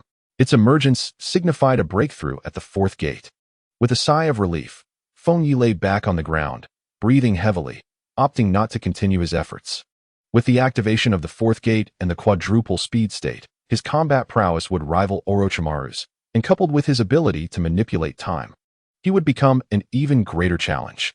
Considering the acceleration of time, he mused that he was effectively equivalent to a 12-year-old, nearing 13, much like Uchiha Itachi, who awakened his Mangekyo Sharingan at 13. Inwardly, he reflected on this, appearing to be a mere 10 years old while possessing the strength of a shadow-level ninja at the actual age of 13. He felt he had upheld the dignity of a time traveler. After a brief respite, Fengye departed from the camp alone, making his way to the rear where he conducted a simple assessment of the state of the fourth gate of 8 gates. As he had anticipated, in the state of the fourth gate combined with quadruple speed, he was indeed able to unleash the technique directed at the peacock, a skill that conferred upon him a substantial shadow-level offensive capability. Moments later, Fengye returned to the camp, entered his tent, and began to rest. The following day, within the central tent of the camp, 2 teams dispatched by Orochimaru for reconnaissance returned in the early morning to report their findings. Among them, a team led by Hinata Shizuka, which had ventured northwest, discovered numerous signs indicating that ninjas had passed through the jungle. Are they planning to maneuver around for an attack? Upon hearing Shizuka's report, Orochimaru pondered for a moment before instructing, "Rest for 15 minutes, then we shall set out." "Understood," Shizuka replied, leading her team away. After issuing the command, Orochimaru turned to Fengye, who had just entered from outside, and displayed a faintly sinister smile. "How was your rest last night? I trust your strength has significantly improved during your training in the camp." Orochimaru's assessment was quite astute. Fengye replied with calm assurance. Orochimaru chuckled softly, his voice a bit hoarse. "I look forward to your forthcoming performance, especially since many ninjas in the advance party harbor doubts about your abilities." Fengye returned a light laugh, assuring, "I shall not disappoint you, Orochimaru-sensei." 15 minutes later, 4 ninjas remained behind to guard the camp while the majority of the ninja forces followed Orochimaru as they proceeded northwest to track the rock ninja's path. 2 days later, Orochimaru's advance team from Konoha arrived at a terrain of red earth. To the 3 o'clock direction, rock ninjas ahead, Hinata Shizuka, running at the forefront of the team, activated her Byakugan and immediately alerted all ninjas upon spotting the tracks of the rock ninjas. Orochimaru narrowed his eyes slightly, stating, "It appears they have already detected us and wish to engage in battle on this terrain, which is slightly advantageous for them. When the number of ninjas surpasses a certain scale, establishing an ambush becomes exceedingly difficult, if not impossible, as both sides would possess numerous sensory ninjas, making concealment virtually unachievable." Hinata Shizuka inquired solemnly, "What shall we do, Orochimaru-sama?" Orochimaru's gaze flickered with intensity. "Though the terrain favors them slightly, it is only marginally so. What is their estimated number?" "Approximately 80, Shizuka observed carefully and reported back. A glimmer of cold light flashed in Orochimaru's eyes. "So the numerical difference is not significant. Prepare for battle. It is time to show them a thing or two." With Orochimaru's words, all ninjas in the rear drew their weapons and readied their kunai, fully prepared for combat. Meanwhile, on the desolate red earth, beneath a vast hill, a gathering of approximately several dozen rock shinobi convened, led by the elite jonin, Red Earth. "Master Red Earth, the ninjas from Konoha are approaching. What is their number?" "Around 80 individuals," reported a sensory-type ninja, his voice low. "Their leader's chakra is chilling, consistent with our intelligence. It must be one of the legendary 3, Orochimaru." Upon hearing this report, Red Earth displayed no sign of fear. Instead, a sinister smile crept across his face. "Excellent. Let Konoha suffer a significant loss this time." As his words fell, he waved his hand, and approximately 70 elite rock shinobi prepared for battle. Incoming. 7 o'clock. The sensory ninja closed his eyes, sensing something, and suddenly shouted. Almost instantaneously, a figure emanating a cold aura appeared at 7 o'clock, revealing the flanking Orochimaru. Without any extraneous movement, as soon as he was detected, Orochimaru manifested, abruptly opening his mouth, unleashing a torrent of snakes that surged forth. The serpent's massacre technique. Watch out. Earth release. Earth flow wall. Upon witnessing this, one of the rock shinobi shouted and unleashed an earth release technique. With a resounding crash, a colossal wall rose, blocking the multitude of snakes released by Orochimaru. Whoosh, whoosh, whoosh. In the next heartbeat, the ninjas from Konoha emerged at the forefront, each wielding weapons, unleashing shurikens and fire techniques with ferocity. The rock shinobi reacted in kind, unleashing various jutsu to counterattack, engaging in brutal melee with the ninjas from Konoha. Clang, clang. Fengye did not employ the 8 gates technique. He merely activated a simple double-speed state, mingling within the fray. Engaging in a brief skirmish with an elite chunin from the rock shinobi, his gaze flickering subtly. The troop configuration of the rock shinobi was evidently inferior to that of Konoha, especially with the presence of Orochimaru, one of the legendary 3. The leader of the rock shinobi appeared to be merely a quasi-kage, barely managing to withstand Orochimaru's onslaught with the aid of 2 jonin. Yet it was clear they could not hold out for long. In such circumstances, the rock shinobi chose not to retreat, but rather to confront the battle head-on. Where there is an anomaly, there is often a hidden danger. Ambush. Fengye swung his ninja blade, White Fang, deftly parrying the chunin's attack, while his eyes darted around the battlefield. Indeed, almost at that moment, the earth erupted with a thunderous roar, the ground splitting apart at the center, dividing the battlefield in an instant. Nearly 30 rock shinobi leaped forth from the fissured earth, all wearing the headbands of the rock village, revealing themselves as elite ninjas. An ambush? Damn it, what is the sensory ninja doing? Was there no prior indication? Witnessing this scene, the faces of Konoha's ninjas turned ashen. Previously in charge of reconnaissance, Hinata Setsuna's expression suddenly darkened. His Byakugan, possessing the ability to see through objects, had been employed to survey the vicinity of the battlefield.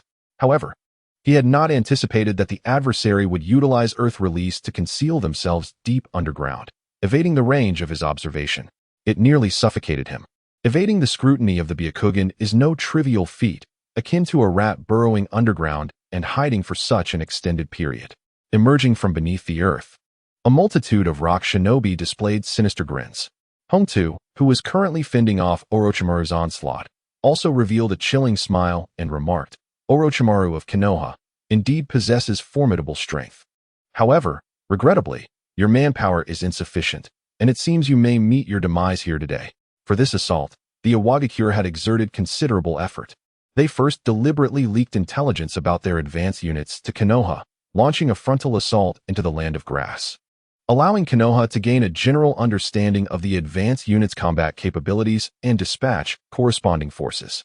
Subsequently, the rock shinobi quietly deployed approximately 30 elite ninjas under the guise of accepting commissions, dispersing in various directions. After fulfilling their tasks, they were to regroup at the borders of the Land of Fire. Due to the staggered dispatch and the cover of commissions, even if detected by Konoha's scouts, the movements of 1 or 2 squads would not raise significant alarm or prompt the transmission of intelligence. However, when these squads ultimately converged, they formed a formidable elite force, consisting of over half being jonin, including 4 elite jonin from Iwagakure. The objective of this mission was to inflict severe casualties upon Konoha's advance units, thereby securing an initial advantage in the war. A glint of malevolence flickered in Orochimaru's serpentine eyes. The elite force of around 30 rock shinobi, with approximately half being jonin, could not possibly operate without drawing attention. Yet, Konoha had received not a whisper of intelligence regarding this elite unit. This indicated that the rock shinobi had indeed gone to great lengths to orchestrate such a scenario. Whoosh, whoosh, whoosh. In the next moment, 3 elite jonin landed around Orochimaru. Along with Hongtu and the previously mentioned rock shinobi, a total of 5 elite jonin surrounded him. Although this formation posed no immediate threat to him, it was sufficient to restrain his movements. Ah, I see, Orochimaru remarked, his eyes glinting with a cold light, his tone laced with an otherworldly quality. It remains uncertain who shall perish here. In truth, he had anticipated that the rock shinobi might lay an ambush, as the entire situation was exceedingly favorable for Konoha. Under normal circumstances, he would not have recklessly launched an attack. Yet, he chose to strike. The reason was simple, the presence of Might Guy, a ninja unknown to the rock shinobi's intelligence, whose combat prowess could adequately address any unforeseen circumstances. This was also why Orochimaru dared to initiate an attack despite suspecting the presence of an ambush. Regrettably, it shall be you who meet your end. Hongtu declared coldly before abruptly charging at Orochimaru, with the others following suit, joining forces to besiege him. Simultaneously, the situation for the Leaf Ninjas swiftly plunged into a dire state. Nearly 30 elite rock ninjas, more than half of whom were Jonin, suddenly entered the fray, possessing enough combat prowess to completely reverse the balance of power in the battle. Lord Orochimaru, someone shouted in an attempt to alert him. Given such a grim scenario, continuing the fight would only lead to their inevitable defeat. A retreat was imperative. They could no longer engage the adversary. However, Orochimaru showed no inclination to withdraw. He relentlessly attacked several elite Jonin from the Rock Village, never issuing a command to retreat, embodying a resolve to fight to the bitter end. Hinata Shizuka, struggling to fend off the assaults of 2 Rock Jonin, glanced towards Orochimaru, her heart filled with uncertainty. Lord Orochimaru, this situation clearly does not warrant further combat. Given Orochimaru's discernment, it was incomprehensible that he could overlook this fact. Yet, his refusal to retreat left the Leaf Ninjas perplexed. At that moment, amidst the chaos, Might Guy suddenly roared, his body enveloped in a vibrant green chakra that surged with intensity. The 8th gate, the 6th gate, open. Upon opening the 6th gate, Might Guy's speed and strength soared, delivering a kick that shattered the short sword of an elite Chunin, sending him flying while spewing blood. This spectacle astonished Marino Ibiki and others. They had not anticipated that Might Guy, a perennial Genin, possessed such formidable power. Only at this instant did they begin to grasp the situation. No wonder the Hokage had assigned Might Guy to the vanguard. Such strength indeed warranted a place among them, exhibiting the prowess of a Jonin level. Yet, this moment of astonishment was fleeting, for they still faced immense pressure. Although Might Guy's strength was somewhat unexpected, it was insufficient to alter the battlefield's dynamics. Orochimaru still refrained from issuing a retreat command. Marino Ibiki and his companions could only grit their teeth and persist in the battle. Even with the 6th gate opened, they could only achieve so much. These rock ninjas were indeed formidable. It seemed that he would need to open the 7th gate, or perhaps even the 8th.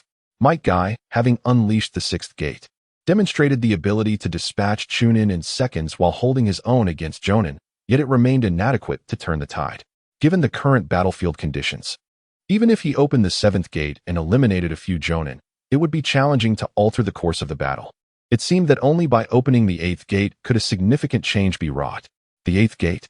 Might Guy inhaled deeply, feeling little fear of death. To protect what must be safeguarded, to ignite his youth for the sake of the leaf, was indeed a noble endeavor. Just as he contemplated opening the 7th gate, followed by the 8th, a voice suddenly resonated from behind him. Do not continue to open the gates, Senior Guy. Behind him, Fengye approached, wielding a ninja blade. White Fang. Beside him lay a rock ninja, his body rigid, which he then cleaved in two, the corpse collapsing in a spray of blood. The ability to reverse time cannot be utilized on others. Might Guy must reach the 8th gate here, and the inevitable outcome will be death. If that is the case, let it be him.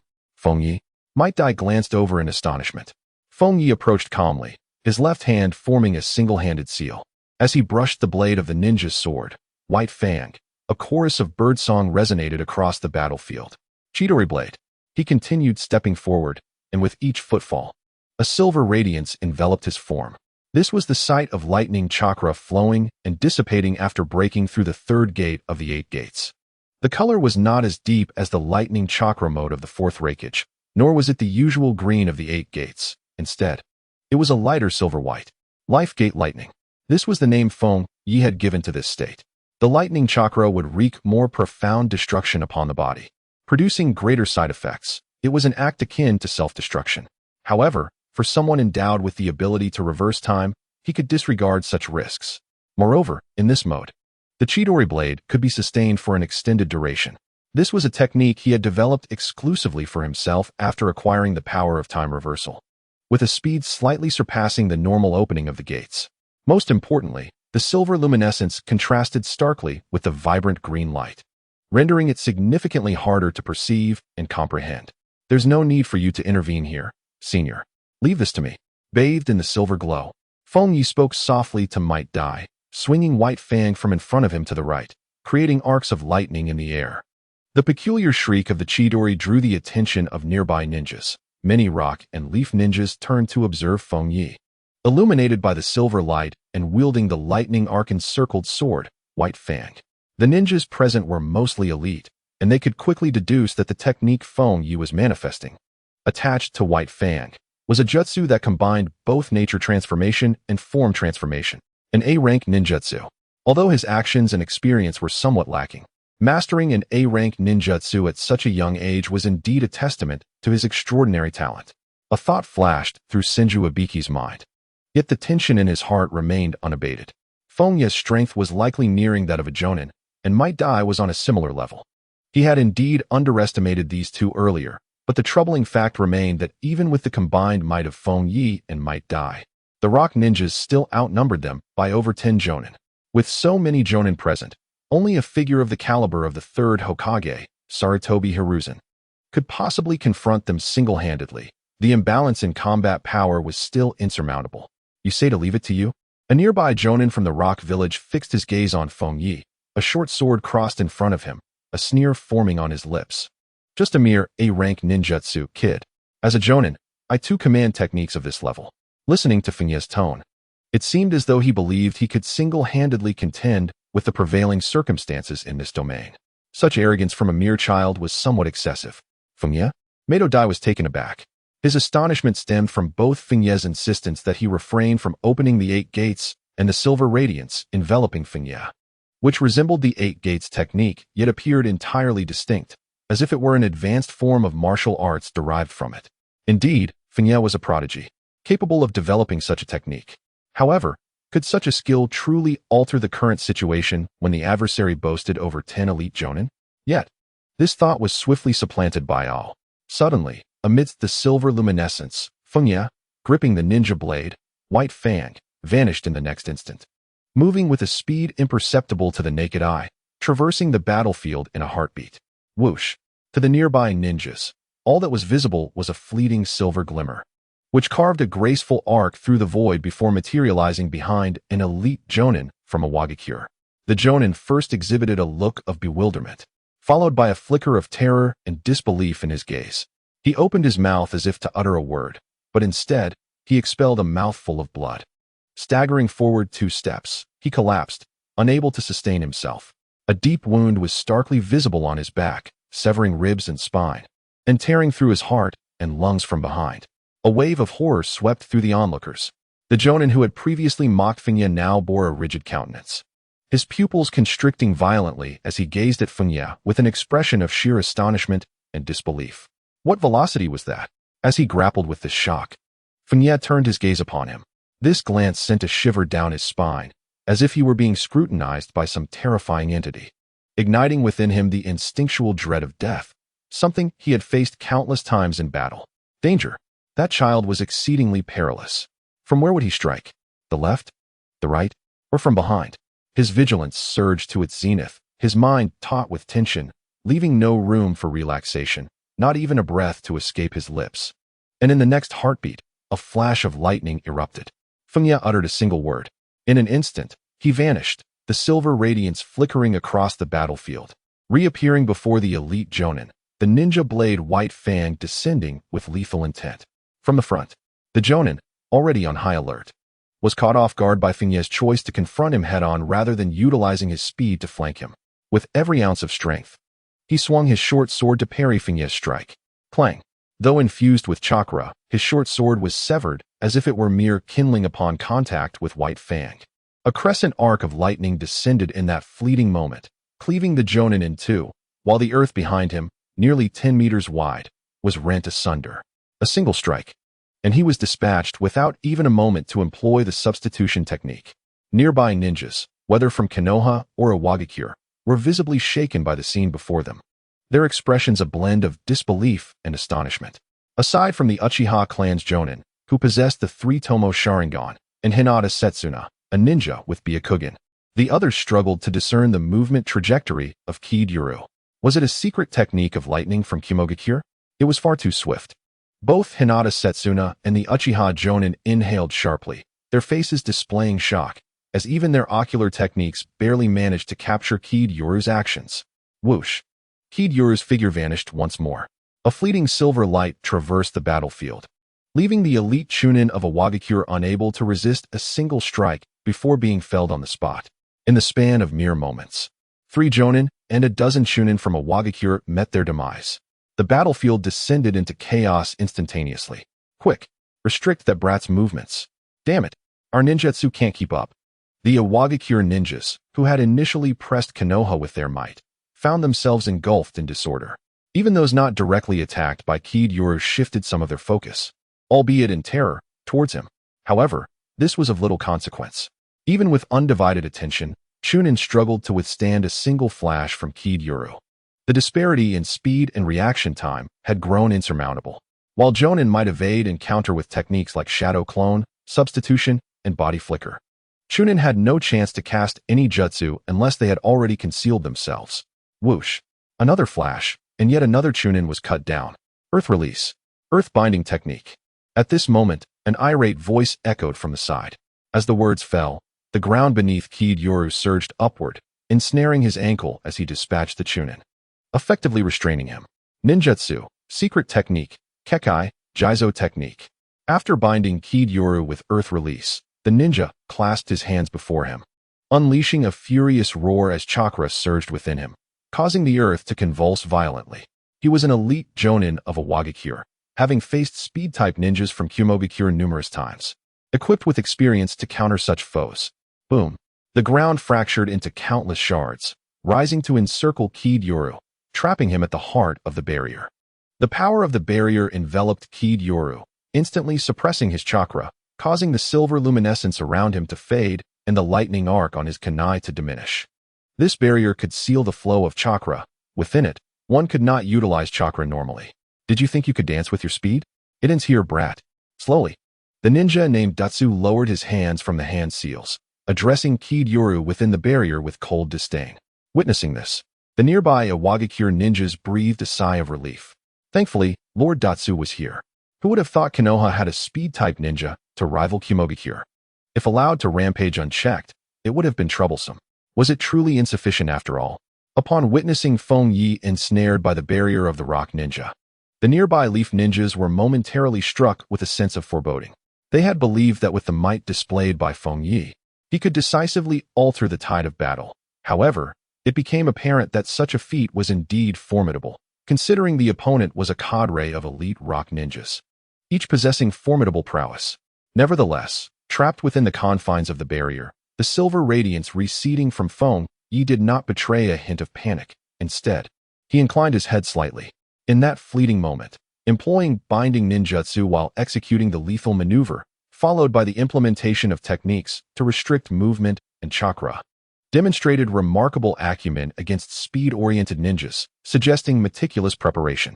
It was perceptible that the initial 3 gates of the 8 gates formation remained unsealed. Yet the flow of chakra within him had decelerated to a crawl, rendering the activation of the 3rd gate nearly equivalent to remaining closed, and due to this sluggish flow, the 4th gate could not be unleashed. After all, these were the elite forces of the rock ninja, not easily vanquished by mere 3 gates. However, this level of constraint was still far from sufficient. In the next instant, under the incredulous gaze of frozen earth, the silver light enveloping Fengye surged once more, and arcs of lightning danced across his ninjato, White Fang, accompanied by the shrill cry of Chidori. This was impossible. Frozen earth exhibited a look of disbelief. His barrier was designed to severely impede the flow of chakra. Even a cloud ninja, harnessing lightning release chakra mode, should be rendered incapable of executing ninjutsu under such restraint. Fengye maintained an air of tranquility. This was a reversal of time, while the binding still held, preventing the barrier from dissipating. His physical state reverted to that prior to the confinement, and the sluggish chakra regained its ferocity, manifesting Chidori anew, before the constraints of the barrier could reassert their dominance. The revitalized chakra within Fengye surged downward, shattering the 4th gate of the 8 gates formation. It appeared that total commitment was now imperative. Lightning release, injury gate. With a crackling sound, the 4th gate of the 8 gates formation burst forth. His hair became disheveled, revealing intertwining arcs of lightning among his silver locks. In this unleashed state of the fourth gate, Fengye shattered the encroaching boulders, wielding his ninjato, white fang, infused with lightning, and cleaved forward with sudden ferocity. The velocity of this strike was astonishingly swift, so rapid that even the ocular techniques of Riji and Uchiha you could scarcely discern its trajectory. The blade sliced through the air, igniting flames in its wake. The conflagration intertwined with the lightning, coalescing into a strike reminiscent of the sun, cleaving the earth-style barrier asunder from its core. Boom! The fiery strike, propelled through the void, crashed into the ground several dozen meters away, causing the earth to erupt and form a chasm that extended for yards. The blade's ability to generate flames through friction with the air transcended mere lightning flashes. Surpassing the moon flash technique, this maneuver could be aptly named Radiant Flash. Fengye murmured to himself, his form vanishing in an instant. Frozen Earth's expression shifted dramatically. This was dire. He was perplexed as to how Fengye had unleashed such a formidable attack within his barrier, shattering it with ease. Yet, there was no doubt that Fengye was rushing towards him. Without a moment's hesitation, almost at the instant Fengye vanished. He formed a hand seal and silently disappeared from his original position. Earth Instant Technique. With a swish, Fengye's figure materialized at the spot he had just vacated, his blade cleaving downwards and rending the earth, igniting flames within the fissure. How many times can you escape? Missing his strike. Fengye's demeanor remained unchanged as he vanished once more, transforming into a streak of silver traversing the battlefield. Nearby, some rock ninjas attempted to unleash their jutsu to hinder Fengye, but their efforts were futile, as their techniques could not keep pace with his speed. All their attempts fell short in the wake of his silver brilliance. Not far away, Dongtu appeared suddenly, only to be met with a flaming strike from Fengye. With a swift slice, Dongtu was cleaved in two, yet no blood spilled. He transformed instead into two fragments of stone. Dongtu's form reappeared several meters away, his eyes filled with alarm. He hastily began forming seals, striving to evade. But this time he was too late. A fiery blade flickered past his body. Dongtu stood frozen, the motion of his hands barely completing the seal before stalling. Bathed in silver light, Fengye appeared behind him, his ninja blade poised mid-swing.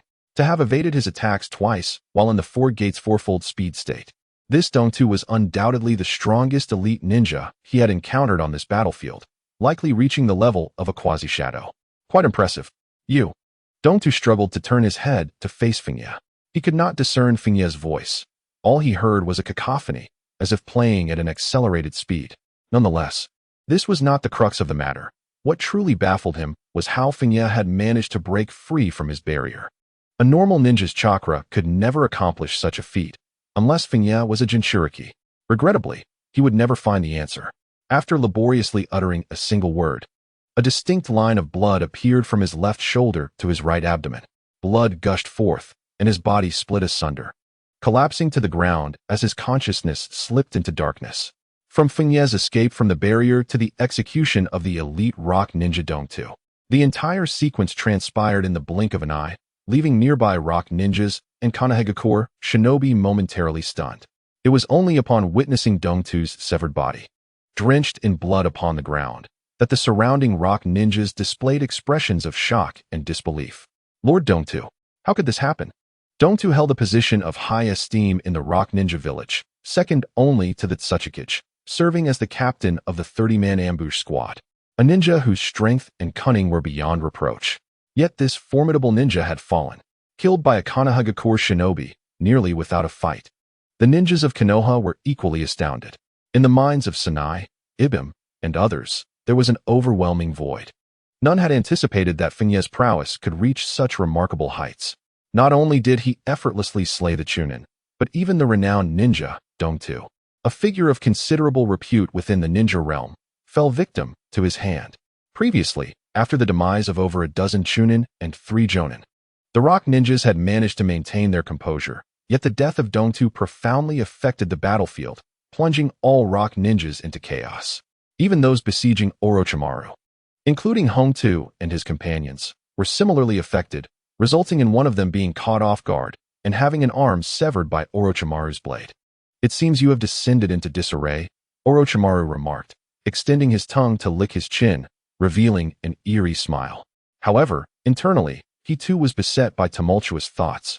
The strength displayed by Fengye exceeded his expectations. Such velocity was challenging even for him to perceive, and facing it would undoubtedly prove to be a formidable task.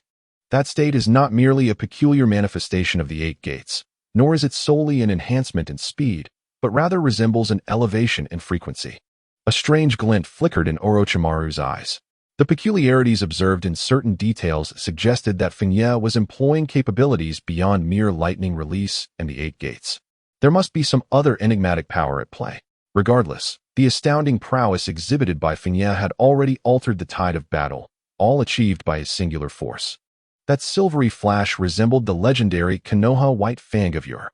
Even the likes of Dongtu could never hope to triumph against such an adversary. The rock ninjas gazed upon Fengye with growing trepidation. One Jonin, sensing the dire situation, gritted his teeth and urged, "Do not panic. That state cannot be sustained for long. We still hold the advantage. Continue the assault."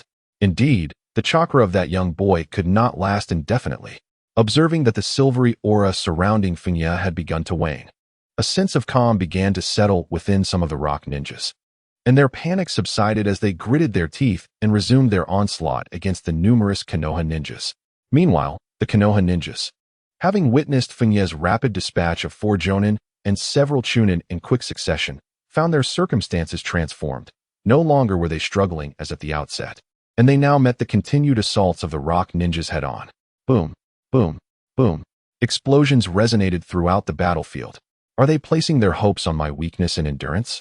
Alas, I am no longer the person I once was, Fengye murmured to himself, his voice barely audible, as he scanned the battlefield. With a swift motion, he charged at the nearest rock ninja. In terms of total chakra capacity, he indeed possessed a limited reserve, typically comparable to that of a Jonin.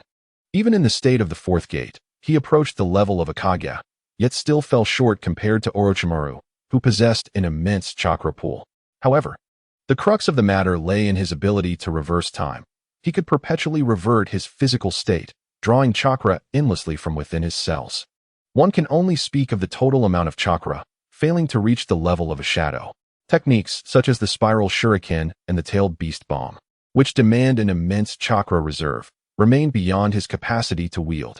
However, he can nearly unleash techniques like the Chidori without limit.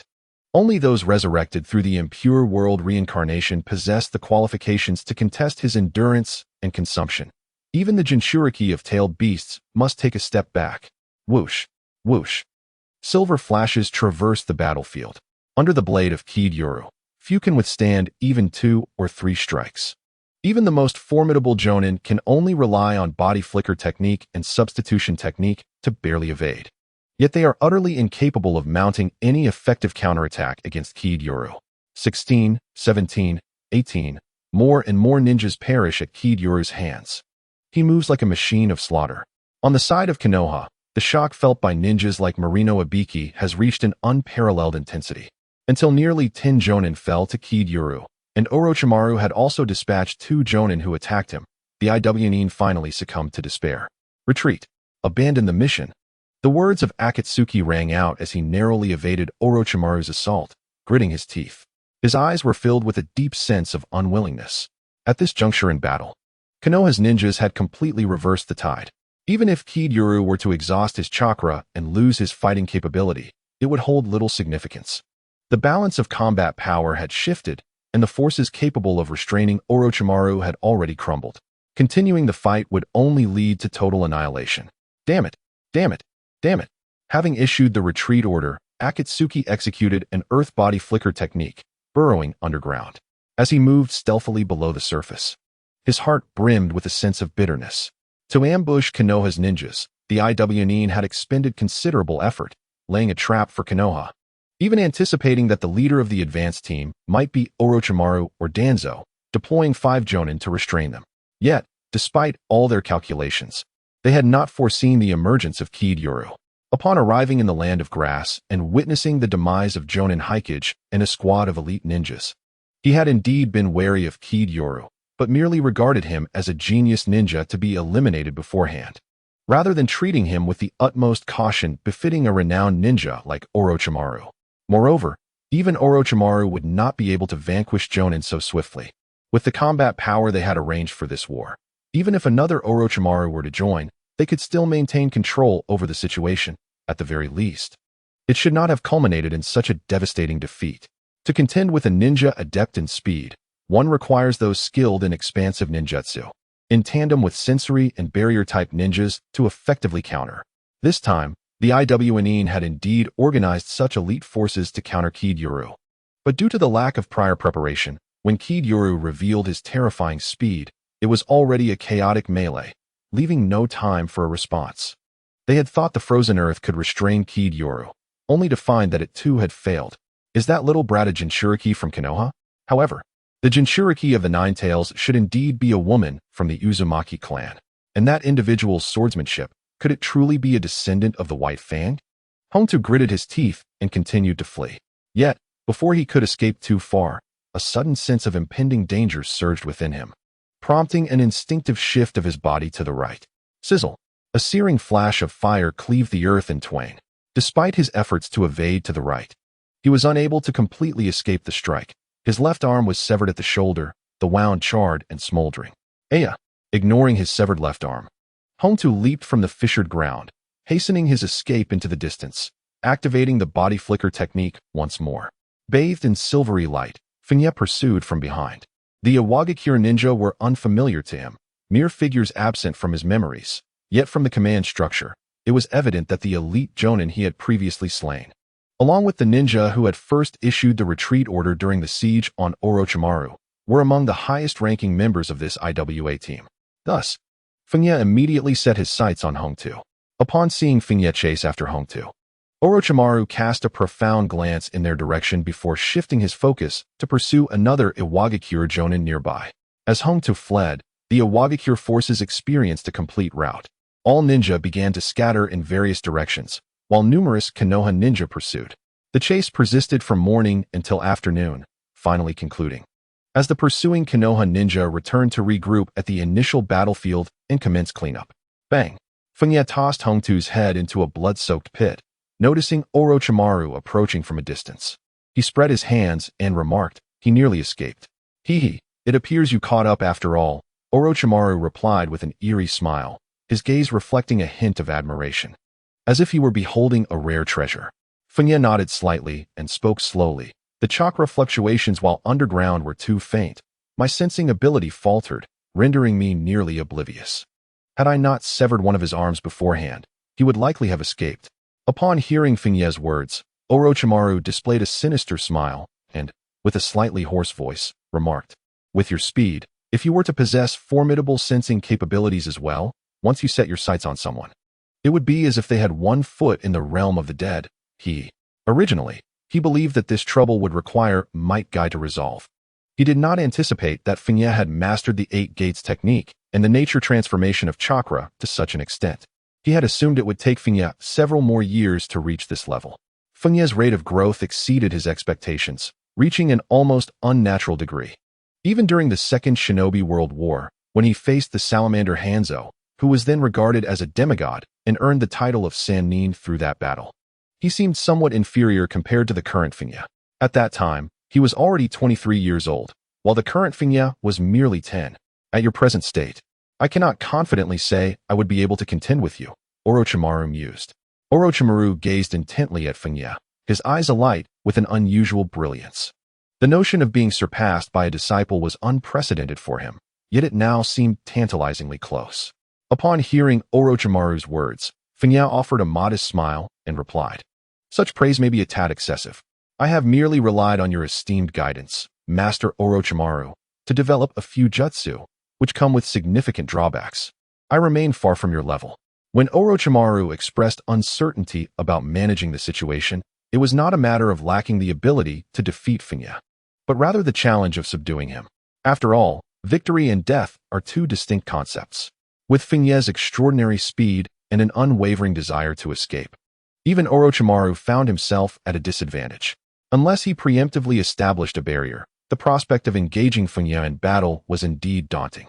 Fengye's response was one of humility, yet the prospect of a confrontation with Orochimaru was undeniably complex. Orochimaru's chakra reserves and sensory abilities were virtually flawless, and his survival instincts were unparalleled. To eliminate Orochimaru in an instant was unrealistic. The battle would inevitably devolve into a war of attrition.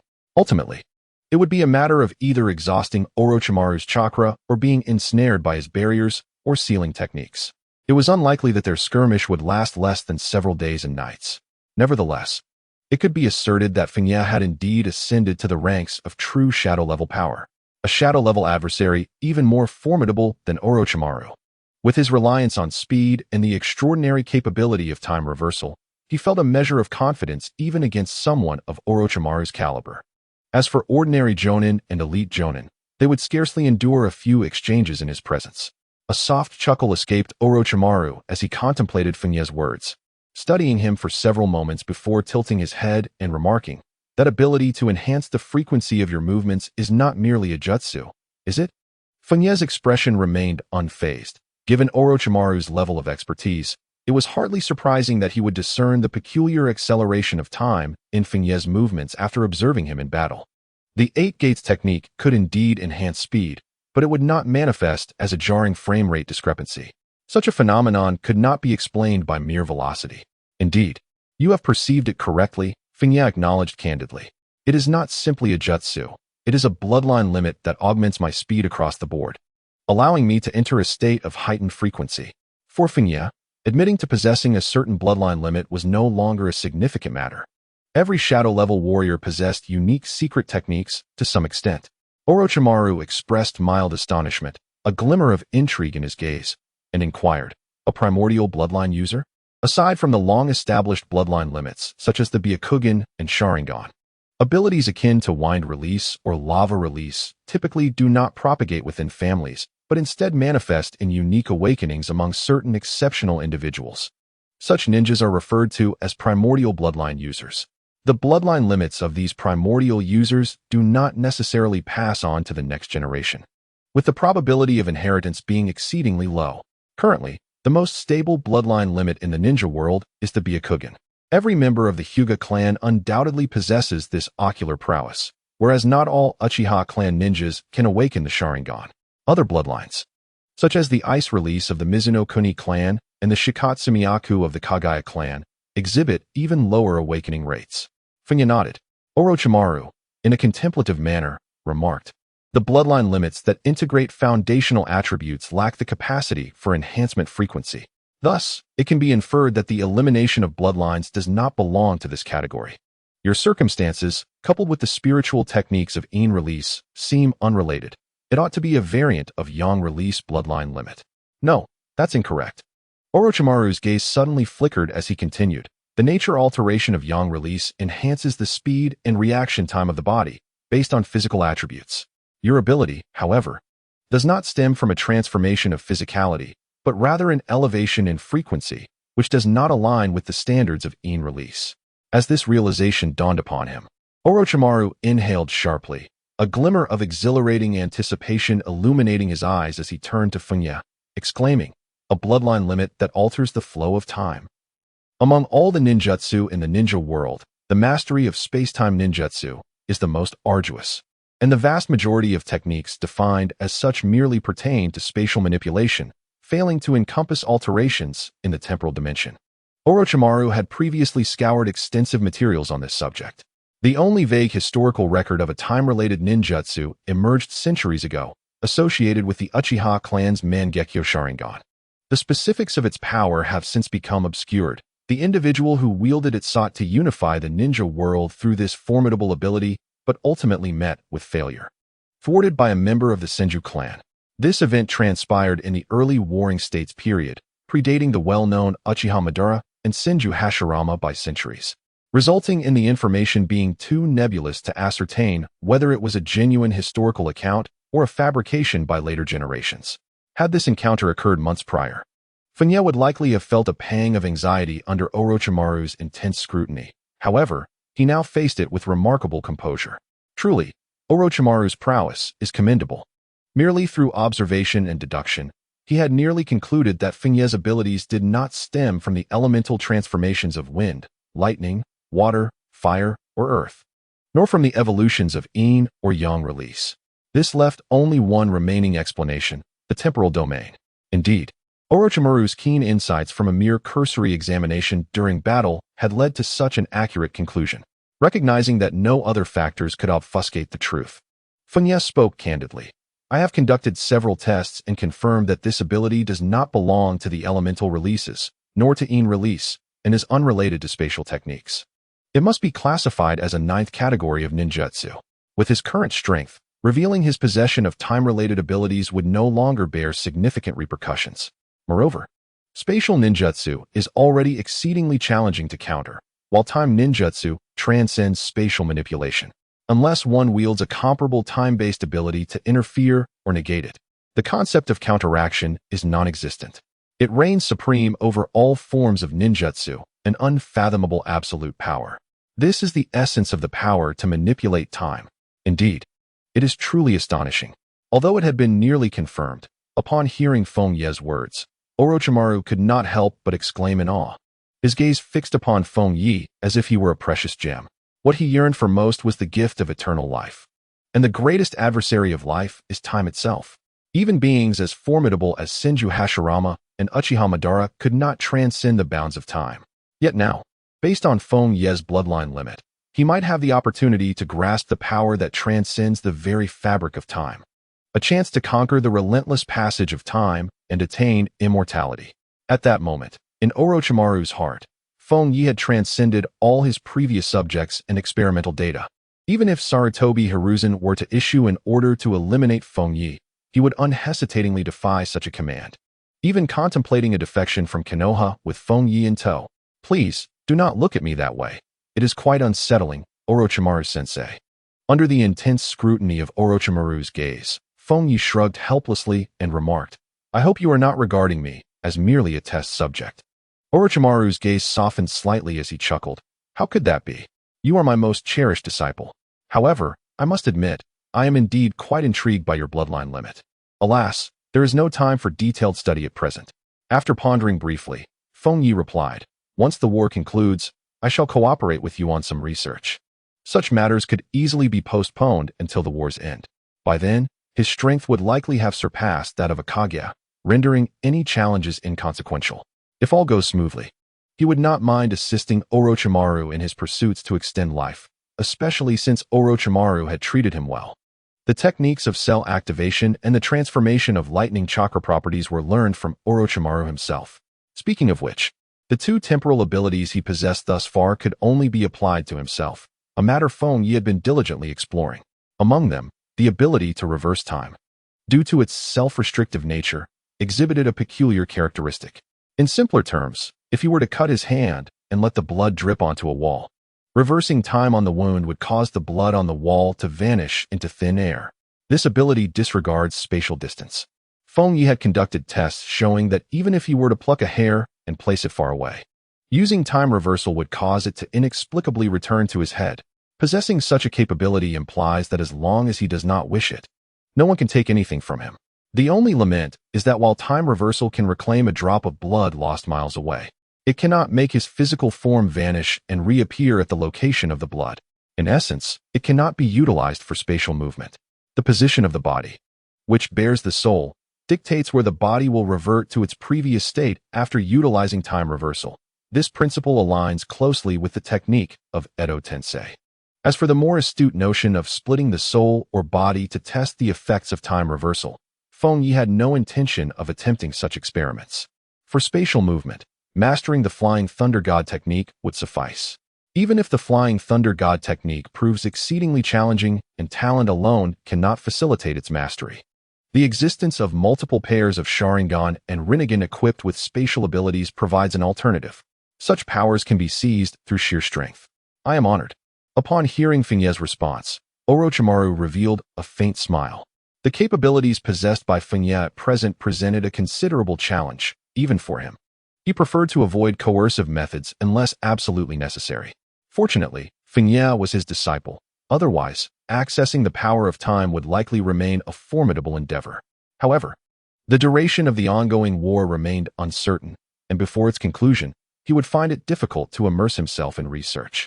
At that moment, a ninja approached and reported to Orochimaru, Lord Orochimaru, the battlefield has been cleared. Our side has eliminated 77 IWA shinobi, including 13 elite jonin. I understand, Orochimaru responded, nodding slowly. The advanced forces of IWA have suffered severe losses, disrupting their plans. They will either retreat temporarily or bring forth their main forces. You are to report the situation here to the village. Yes, the ninja acknowledged before departing, casting a glance at Fengye that betrayed a hint of unease. With a glimmer of respect flickering in his eyes. Though Fengye was significantly younger, his achievements in this battle could only be described as illustrious. Nearly half of the fallen IWA shinobi met their end at Fengye's hands, marking him as a hero of this conflict. This was respect earned through strength. Fengye noticed the ninja's gaze but paid it little mind. Once the other had left, he turned back to Orochimaru and inquired, Master Orochimaru, do you happen to have a spare Kusanagi sword? He added with a tinge of embarrassment, my white fang has suffered damage. It is not entirely broken, but a third of it is compromised. In the 4 times acceleration state of the 4 gates, combined with Chidori, I have pushed the limits of this kunai. The nature of ninja tools varies greatly. White fang is not constructed from durable materials, but rather a unique substance more suited to the flow of chakra, making it less resilient than ordinary steel. This explains why, under normal circumstances, Kakashi could break this kunai, as it lacks the necessary toughness. In terms of raw power, Fengye's full-strength strike likely falls short of Kakashi's attack while wielding White Fang. However, the disparity in their methods is significant. Kakashi employs the second stage of the Hatake sword technique, utilizing pure chakra transformation that solidifies the weapon, rendering it more robust and less prone to damage. In contrast, Fengye is using the first stage of the Hatake technique, augmented by lightning-release Chidori, and forces the effects of the second stage through sheer speed. He did not notice any issues during the battle, but after dispatching the Akatsuki, he observed a slight crack on the blade of White Fang. If he were to engage in another such battle, it would likely shatter entirely. Unless he can master the second stage of the Kiki blade technique and attain a higher level of chakra flow before that time, this step is not easily achievable. Moreover, in the state of the 8 gates of lightning, it is exceedingly difficult to utilize the second stage of the Kiki blade technique. When it comes to resilience, the only thing capable of withstanding his ferocious power is likely the divine sword Kusanagi. Although the Kusanagi is not a short blade and does not physically align with the Kiki blade technique, it seems to possess the ability to transform, allowing it to extend and retract at will. Even if it cannot shorten, he can always adapt the Kiki blade technique. After all, he currently has ample time for training. Upon hearing Fengye's words, Orochimaru pondered briefly and deduced the situation, stating, I do not have an extra Kusanagi at the moment, but I know where one can be found. Fengye remained silent, awaiting further elaboration from Orochimaru. Subsequently, he witnessed Orochimaru produce a scroll. Orochimaru handed the scroll to Fengye and remarked, inside are the approximate coordinates. The ninjas in that village are of average strength, and with your skills, you should be able to handle them with ease. This was intelligence he had obtained earlier, initially intending to retrieve it, but the sudden outbreak of war forced him to the front lines, causing him to temporarily set this matter aside. Fengye accepted the scroll. He couldn't help but wonder how Orochimaru managed to keep track of so many scrolls. Did he perhaps classify them meticulously? However, Fengye refrained from voicing his thoughts and simply nodded to Orochimaru, saying, Thank you, sensei. Hee, no need for thanks, Orochimaru replied with a chuckle. In the Hidden Leaf Village, at the very top of the Hokage building, a meeting was underway, the atmosphere palpably tense. Sarutobi Hiruzen sat at the center, with Danzo seated beside him. The Sand Village is not swayed by our explanations, believing that the disappearance of the 3rd Kazekage is directly linked to our Hidden Leaf, and now, under the command of the newly appointed 4th Kazekage, they are advancing a substantial force toward the borders of the Land of Fire. We must respond accordingly. Sarutobi's gaze flickered as he spoke gravely. The 3rd Kazekage has vanished. This occurred approximately a month ago. The Sand Village has been attempting to conceal the news while searching for the 3rd Kazekage, yet they have found no trace. Ultimately, they concluded that the Hidden Leaf had secretly abducted the 3rd Kazekage and declared war against us. The declaration of war by the Sand Village has significantly worsened the situation. Initially, the Iwagakure invasion of the Land of Grass consisted merely of a vanguard force, engaging in some harassment and probing attacks, without igniting an immediate full-scale conflict. However, the Sand Village has launched a decisive battle right from the outset. The fourth Kazekage has mobilized. I believe, Hokage-sama, that you should personally head to the front lines. An elite jonin suggested solemnly. Saratobi's expression was grave. He too wished to go to the front lines, but with the news of the Sand Village's full-scale assault, it was difficult to ensure that the Mist Village and Cloud Village would remain inactive. The nations where the Mist and Cloud Villages reside do not border the Land of Wind, and there is no opportunity for them to invade the Land of Wind. They would simply take advantage of the Sand Village's offensive to harass the Land of Fire. I will go, he declared. Jiraiya rose to his feet, casting a serious and earnest gaze towards Hiruzen Saratobi. Master Saratobi, it would be prudent for you to remain in the village to oversee and deter the other villages. Hiruzen, well aware of Jiraiya's formidable strength, felt a measure of reassurance regarding his journey to the front lines of Sunagakure. However, given the scale of the invasion from Sunagakure, it would be exceedingly difficult for Jiraiya to manage alone. Danzo, you shall accompany Jiraiya, Hiruzen declared, turning his attention to Danzo. Leaning on his cane, Danzo sat with an expression of indifference, ready to speak, when Jiraiya interjected, Lord Danzo, it would be wise for you to remain vigilant against Kirigakure while I handle the assault from Sunagakure alongside Minato. After a brief contemplation, Hiruzen nodded in agreement. The tension between Danzo and Jiraiya rendered them unsuitable companions for the battlefield. It would be far more appropriate for Minato to join Jiraiya instead. The next order of business was the allocation of personnel. Hiruzen scanned the meeting room, which was filled not only with elite shinobi from Konoha, but also with the heads of prominent clans such as Uchiha and Hyuga. The true purpose of this gathering was to convey the dire circumstances to the clans, applying pressure for them to contribute manpower to the war effort. Since we are entering a full-scale war, we shall comply with the directives of the Hokage, spoke the head of the Uchiha clan, with the leader of the Hyuga clan echoing similar sentiments. The assembly was well aware of Hiruzen's intentions in convening this meeting, in light of the impending conflict. Remaining uninvolved was simply not an option. Very well, Hiruzen acknowledged with satisfaction as the clans expressed their willingness to cooperate. He began distributing the profiles and lists of shinobi, preparing to form a frontline unit to counter the invasion from Sunagakure. As he organized the personnel roster, a member of the Umbu suddenly materialized, kneeling before Hiruzen and presenting a scroll with his right hand. Hokage-sama, urgent report from the front lines. Is it concerning the battle? Hiruzen paused, lowering his gaze to the Umbu, his eyes flashing momentarily. The Umbu nodded affirmatively. That must be good news, Hiruzen mused, accepting the scroll. With Orochimaru leading the charge and Might Guy, a special ninja capable of extraordinary feats under duress, at their side, any strategies from a Wagakure would likely falter. Upon unrolling the scroll and glancing through the initial lines, Hiruzen's furrowed brow relaxed, confirming his suspicions. He began to read aloud.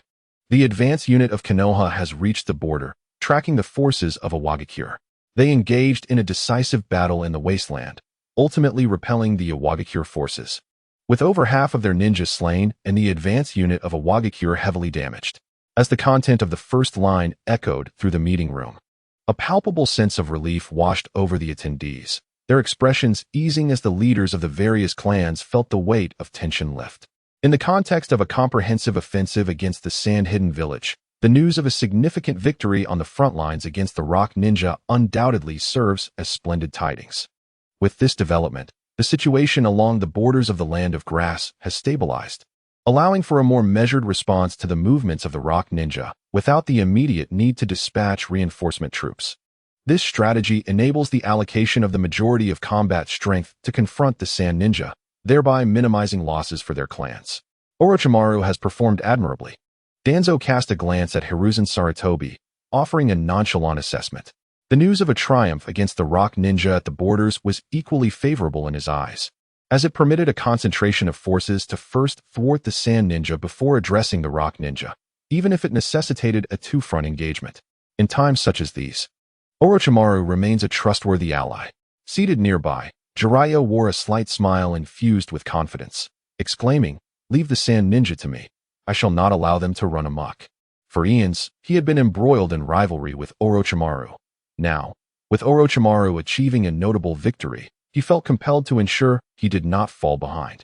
Hiruzen Saratobi, clutching a scroll, continued to peruse the details that followed, which included specific circumstances and a comprehensive report of the battlefield. The initial reconnaissance team had suffered 11 fatalities for severe injuries and 21 minor injuries. As he recited these figures, the joy of victory began to wane. The toll of war is an inevitable burden. 11 fallen and 4 severely injured, yet this achievement, resulting in the demise of over half of the Rock Ninja's reconnaissance team, was undeniably a resounding success. What are the specific battle conditions, Sarutobi? Danzo inquired, directing his attention towards Hiruzen. As Hiruzen continued to read, he noted, Orochimaru led our forces to track the Rock Ninja, successfully locating the enemy's position in the barren land and launching an attack.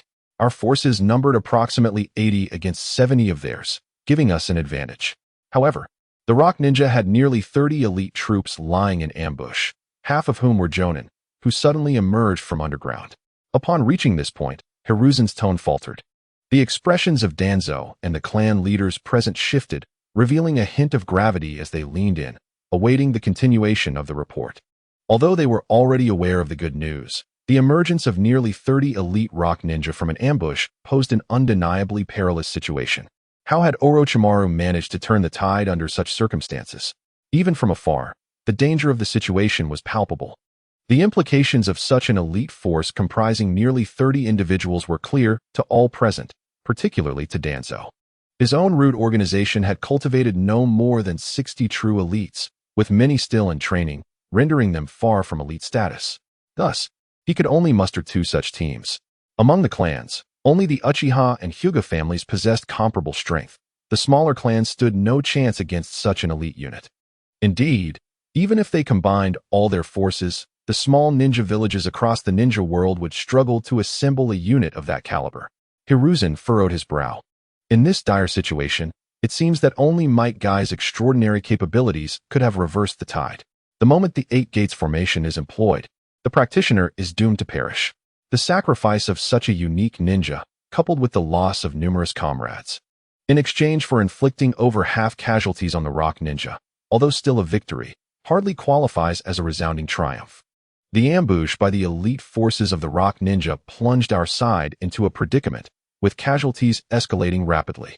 In this critical moment, Kakashi Hitaki invoked a self-created lightning release forbidden technique, inflicting severe damage and eliminating over 30 Rock Ninja, including middle and upper-ranking ninjas, thus completely thwarting the ambush.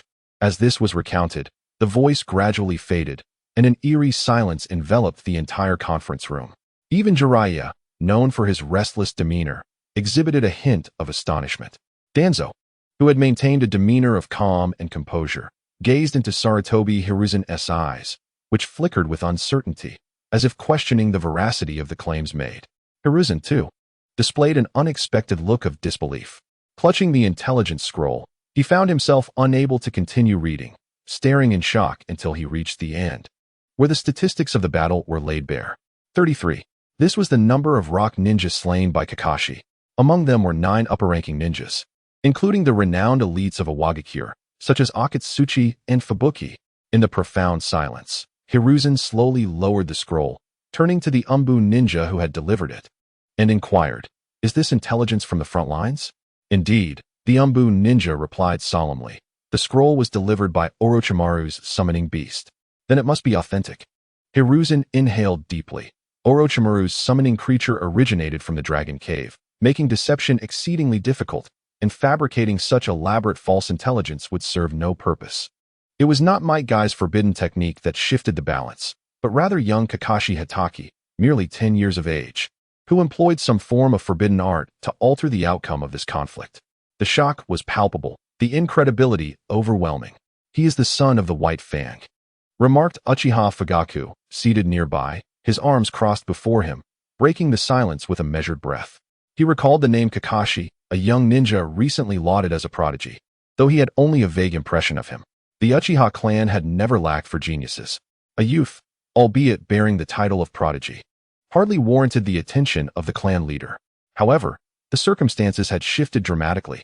If this intelligence bore truth, it signified that Kakashi was no longer an unproven talent, but a ninja worthy of inheriting the legacy of Konoha's White Fang. Such prowess could not be overlooked or dismissed, even by the Uchiha clan. "Incredible. Is he not just in his teens?" uttered Hyuga Hizashi, seated beside Fugaku, unable to restrain his astonishment. A self-created forbidden technique. 33 rock ninja slain, 9 of whom were upper ranking. Even if there are embellishments in this record, and despite the fact that other Leaf ninjas provided support and distraction rather than engaging in a solitary battle against 33 foes, it remains profoundly astonishing. For any ninja, such an achievement is sufficient to catapult one to fame. The legendary Konoha White Fang, once hailed as a hero, similarly gained his renown through a comparable feat. And how old is Kaguya? Merely 10, approaching 11. Danzo withdrew his gaze from Sarutobi Hiruzen, a flicker of intrigue flashing within his eyes. Surprising. Utterly surprising. Who could have anticipated that Kaguya could possess such prowess at the tender age of not yet 11? Had he foreseen this, even adopting a more forceful approach, he would have ensured Kaguya's allegiance to his foundation. Such a ninja, if meticulously cultivated, could become an immensely powerful and invaluable asset, a trump card capable of accomplishing numerous endeavors. Alas, a tinge of regret lingered in Danzo's heart. He had previously underestimated Kaguya's significance, allowing him to slip through his fingers and even become Orochimaru's disciple.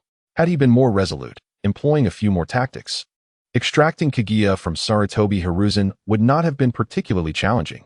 Now, it was too late. If he could leverage the circumstances of war, perhaps Orochimaru would pose a challenge. Yet Sarutobi Hiruzen could be utilized to resolve the issue, but only post-war. Danzo closed his eyes, concealing the shifts in his gaze, as his thoughts raced. Sarutobi Hiruzen pondered for a moment. He lifted his head, addressing the Umbu ninja. Convey my orders. Promote Kaguya to Special Jonin, directly under Orochimaru, allowing him to operate independently. Kaguya's achievements and capabilities warranted his elevation to Jonin status. Yet typically, a Jonin must also demonstrate leadership, command skills, and situational awareness. In these aspects, Kaguya remained an enigma. Until further assessments of Kaguya's competencies could be made, promoting him to Special Jonin under Orochimaru, without leading missions, was the most prudent course of action. Understood. The Umbu ninja replied, vanishing from the conference room. Sarutobi Hiruzen glanced around the chamber at Jiraiya and the heads of various clans. Noting that everyone seemed still enveloped in the shock of the prior intelligence, he paused momentarily before continuing. Now, let us resume our discussion regarding the personnel issues for the frontline troops. Upon hearing Sarutobi Hiruzen's words, the clan heads and elite Jonin, including Jiraiya, exchanged glances, inhaled deeply, and collectively stifled their astonishment, returning to deliberations concerning the ninja personnel required to counter the Sand Shinobi's full-scale offensive. In a certain open area within Konoha, Kakashi stood atop a stone stump, arms crossed, his expression impassive as he regarded the hurriedly approaching Uchiha Obito, who wore goggles. Obito, you are late again. Uchiha Obito arrived breathlessly yet composed, accustomed to the rigors of being a seasoned ninja, and replied, I encountered an elderly lady on the way. It was the same excuse as always. Kakashi gazed at Uchiha Obito, a look of incredulity in his eyes as he sighed. Could you perhaps provide a reason that possesses a modicum of credibility next time? What constitutes a credible reason, anyway? Obito, visibly irked, glared at Kakashi and retorted. I genuinely encountered a situation. Just as a quarrel seemed imminent between Obito and Kakashi, Rin, standing nearby, stepped in to mediate, saying, All right, enough of the bickering. I trust Obito, and besides, didn't Teacher Minato arrive late as well? Surely, he must have encountered some circumstance. Upon hearing Rin's words, Kakashi's curiosity piqued, and he surveyed the surroundings, noting he had never witnessed Minato's tardiness before. Almost as soon as Kakashi finished speaking, a figure silently appeared behind him. Adorned with the Leaf Village headband and golden hair, it was Minato Namikaze. Apologies for my lateness. I encountered a slight issue, he stated. Not a problem, I just arrived myself. Obito scratched the back of his head, chuckling awkwardly, while Kakashi shot him a disapproving glare that conveyed, How dare you speak? Rin turned to Minato and asked, So, what is today's mission? There is no mission today, Minato replied, glancing at Kakashi and Obito before lowering his voice. The Sand Village has officially declared war against us. Thus the planned missions are suspended. Tomorrow, you will accompany me to the border to confront the ninja from the Sand Village. Upon hearing Minato's words, Obito was momentarily taken aback, but soon a spark of excitement lit up his face. Are we really going to the battlefield? This is fantastic. My time to shine has finally come. With your penchant for tardiness, by the time you arrive at the battlefield, the fight will likely be over, Kakashi remarked. casting a sidelong glance at Obito. The latter's expression stiffened, his ire directed at Kakashi as he retorted, "Kakashi, you jerk. You and your brother are equally insufferable." Since joining this team, Obito had been subjected to Kakashi's incessant teasing and disdain. In comparison, Koyuki seemed relatively tolerable. His only grievance was that her popularity in class overshadowed him, with most girls fawning over her. Minato, undeterred by Kakashi's jibe, turned earnestly to Obito and warned, "During this deployment to the front lines, you must obey orders without question and absolutely refrain from taking any independent actions." Kakashi's adherence to orders was not a concern, nor was Rin's. However, Obito's propensity to stir trouble necessitated a stern warning, as this was no ordinary mission, but a participation in war. I understand. Teacher Minato," Obito replied, his demeanor deflating under Minato's serious admonition. Rin, taking a deep breath to steady herself, processed the gravity of Minato's news and remarked, "We are indeed heading to the battlefield. I wonder how Koyuki is faring."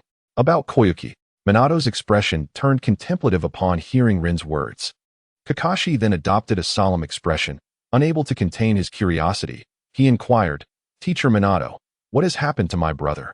Obito also lifted his head, his gaze heavy with concern. He harbored a profound disdain for Fengye, yet he was not inclined to hear any ill tidings regarding him. For what he truly desired was to surpass Fengye and Kakashi in both strength and performance, ultimately ascending to the position of Hokage of Konohagakure, rather than witnessing Fengye encounter misfortune on the battlefield. How to articulate this? After a moment of contemplation under the watchful gaze of Kakashi and the others, Minato Namikaze remarked, "Fengye is likely now listed among the high-alert individuals by the upper echelons of Awagakure."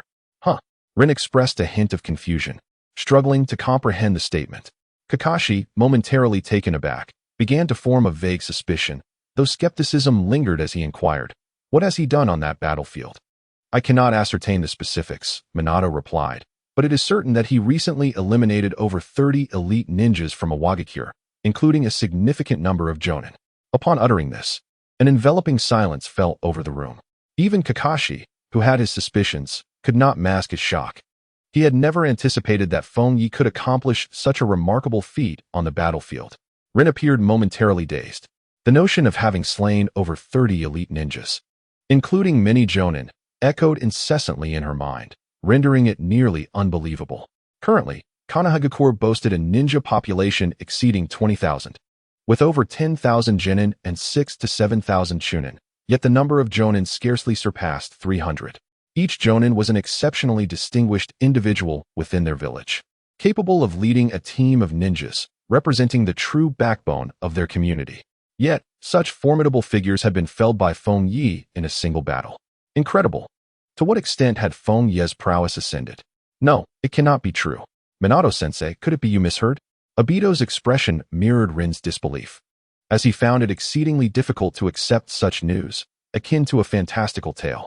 Minato shook his head and asserted, "This is confirmed intelligence. That child has inherited the exceptional gifts of our esteemed White Fang. No, this transcends mere talent. He must have exerted an effort far beyond what is ordinarily conceivable." Yes, Kakashi inhaled deeply. As Fengye's brother, he understood all too well the extent of Fengye's rigorous training, often practicing until the late hours of the night, with his sleep being fragmented. The intensity of such dedication was beyond the reach of an ordinary person. He had attempted it himself, only to falter after 2 days, his energy and condition deteriorating rapidly, proving unsustainable.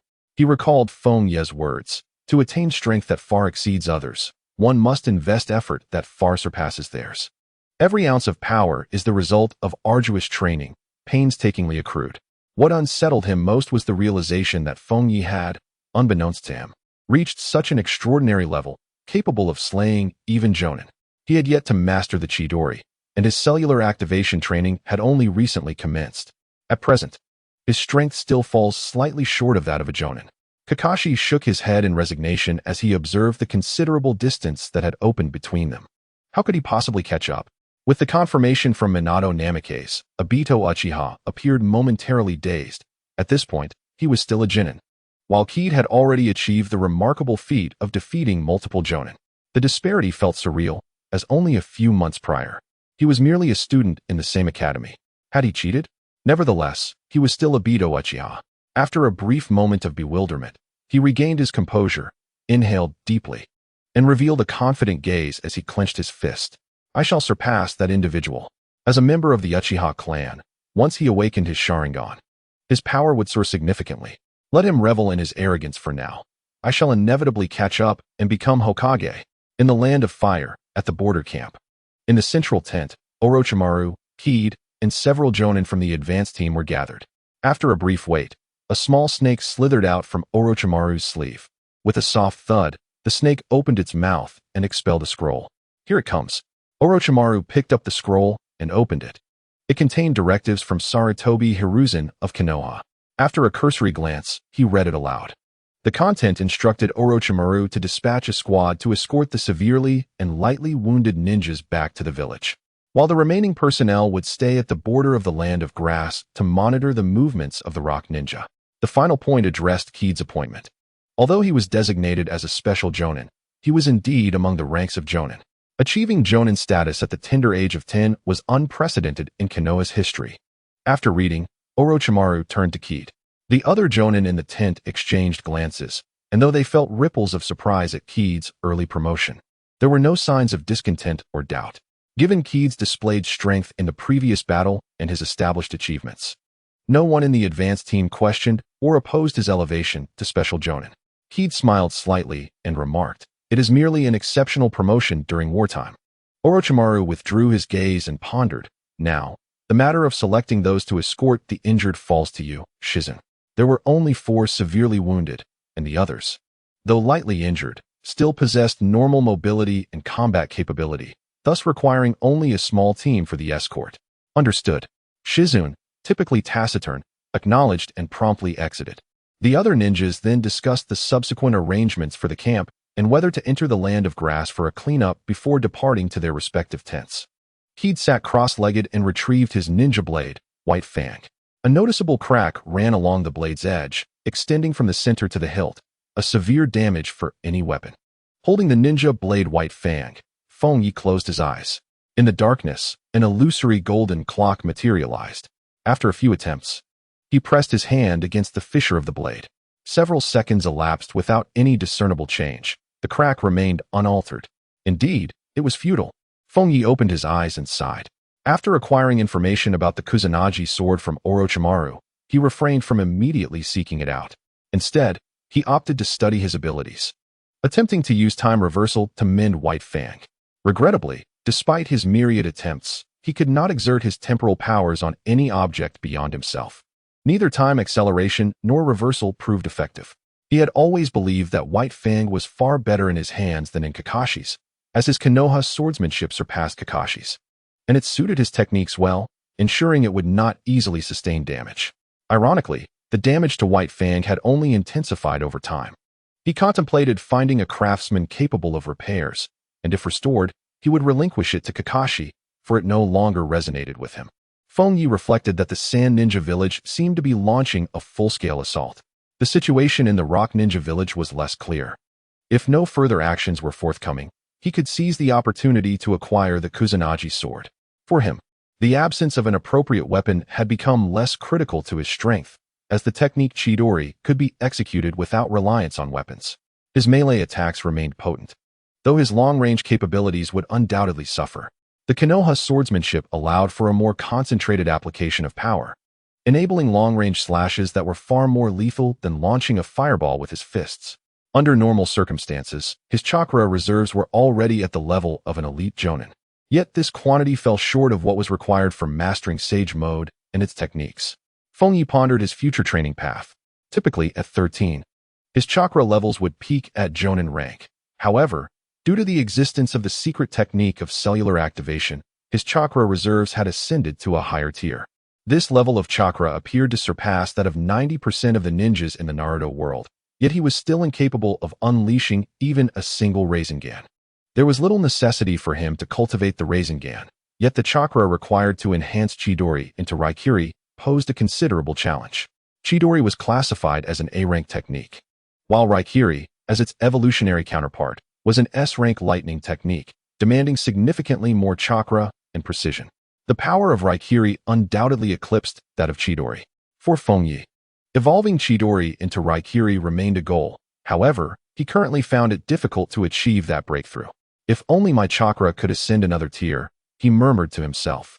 Should his chakra reach that next level, he would attain the strength of a Kage, enabling him not only to master Raikiri, but also to commence training in sage techniques, marking a leap in power akin to the opening of the 8 gates. Regrettably, this step is not easily surmountable. In the vast expanse of the ninja world, the number of individuals capable of elevating their chakra to the level of a Kage is exceedingly scarce, with merely a handful in each village. If I were to pursue a methodical approach to training, it is probable that my physical age would need to reach 16 or beyond to attain Kage-level chakra. Should I desire a swifter ascent, I would have to resort to alternative means, such as becoming a Jinchuriki or harnessing the energy of the dragon veins of Lulan. However, at present, becoming a tailed beast Jinchuriki is not suitable for him. Given his constitution, he can only bear a quarter of the 9 tails chakra.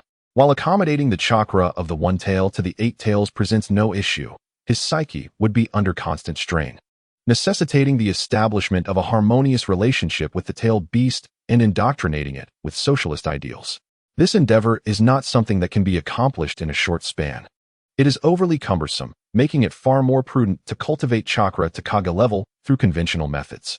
The dragon veins of Lulan also appear ill-suited. Although the ability to reverse time is advantageous, allowing for infinite recovery even if the body cannot withstand the energy, the density of that energy is overwhelming. There exists the risk of being thrust thousands of years into the past or future, and should I fail to return, it would be rather troublesome. As for other methods, such as Orochimaru's cursed seals or the various chaotic techniques from Star Ninja Village that purportedly enhance chakra, they are far beneath my consideration. The exertion required for such trivial pursuits pales in comparison to dedicating 4 times the usual effort to my own training. It seems prudent to focus primarily on the next gate of the 8 gates. In Fengye's estimation, with his current level of strength, mastering the 5th gate should grant him peak Kage-level prowess. Advancing to the 6th gate, coupled with time acceleration to elevate his capabilities further, would enable him to surpass Kage level entirely. Fengye had previously encountered various novels that delineate beyond Kage level into the realms of Super Kage and 6 paths. This categorization, in his view, is not without merit. The power exhibited by Pain's 6 paths, in terms of destructive capability and other facets, evidently surpasses that of Kage level. Whether it be the Tsuchiki Jinoki or the 3rd Hokage Sarutobi Hiruzen, these peak figures of Kage level would undoubtedly meet their demise against Pain's 6 paths. The likes of Uchiha Madara and Senju Hashirama require no further elaboration. Even the combined might of the 5 Kage would not suffice against a single hand of such strength. This level of power is clearly beyond the definition of Kage level, and thus, designating it as Super Kage is entirely reasonable, given the current enhancement that the 8 gates provide. Should he reach the 6th gate and utilize time acceleration alongside time reversal, he should possess the capability to overwhelmingly surpass Kage level. Of course, distinctions exist even within the Super Kage tier. For instance, Uchiha Madara wielding the eternal Mangekyo Sharingan, commanding the mightiest of tailed beasts, the 9 tails, still falls short of the prowess exhibited by Senju Hashirama. Consequently, once surpassing the 6th gate, the hierarchy of strength becomes nebulous. Fengye roughly surmises that relying solely on the 6th gate of the 8 gates and time acceleration may not suffice to triumph over Uchiha Madara and Senju Hashirama. One would also need to incorporate Sage Mode or Sage Body. Beyond that, the strength associated with the 7th gate remains uncertain, and it is not guaranteed that he could even achieve the 7th gate. The cultivation of the 8 gates of Duinjia undoubtedly requires both talent and physical aptitude. It is not a skill that just anyone can master to the 8th gate. If that were the case, the existence of all other ninjutsu and physical techniques would be rendered meaningless. In truth, reaching the 6th gate is already quite commendable. Fengye exhaled softly. For a time traveler, possessing the strength equivalent to that of a Kage before the onset of Naruto's narrative signifies the end of the game. Eliminating Uchiha Obito's plans would be a trivial matter, and there is no need to worry about the forbidden technique of Edo Tensei. One could simply gather tailed beasts and the Rinnegan, thereby becoming the Jinchuriki of the 10 tails. With this line of thought, it remains clear that the 8 gates of Duinjia holds paramount importance. The upcoming fifth gate promises yet another trial. Fengye suddenly spread his hands in resignation. He had already reached the fourth gate in his training of the 8 gates and found the process somewhat vexing.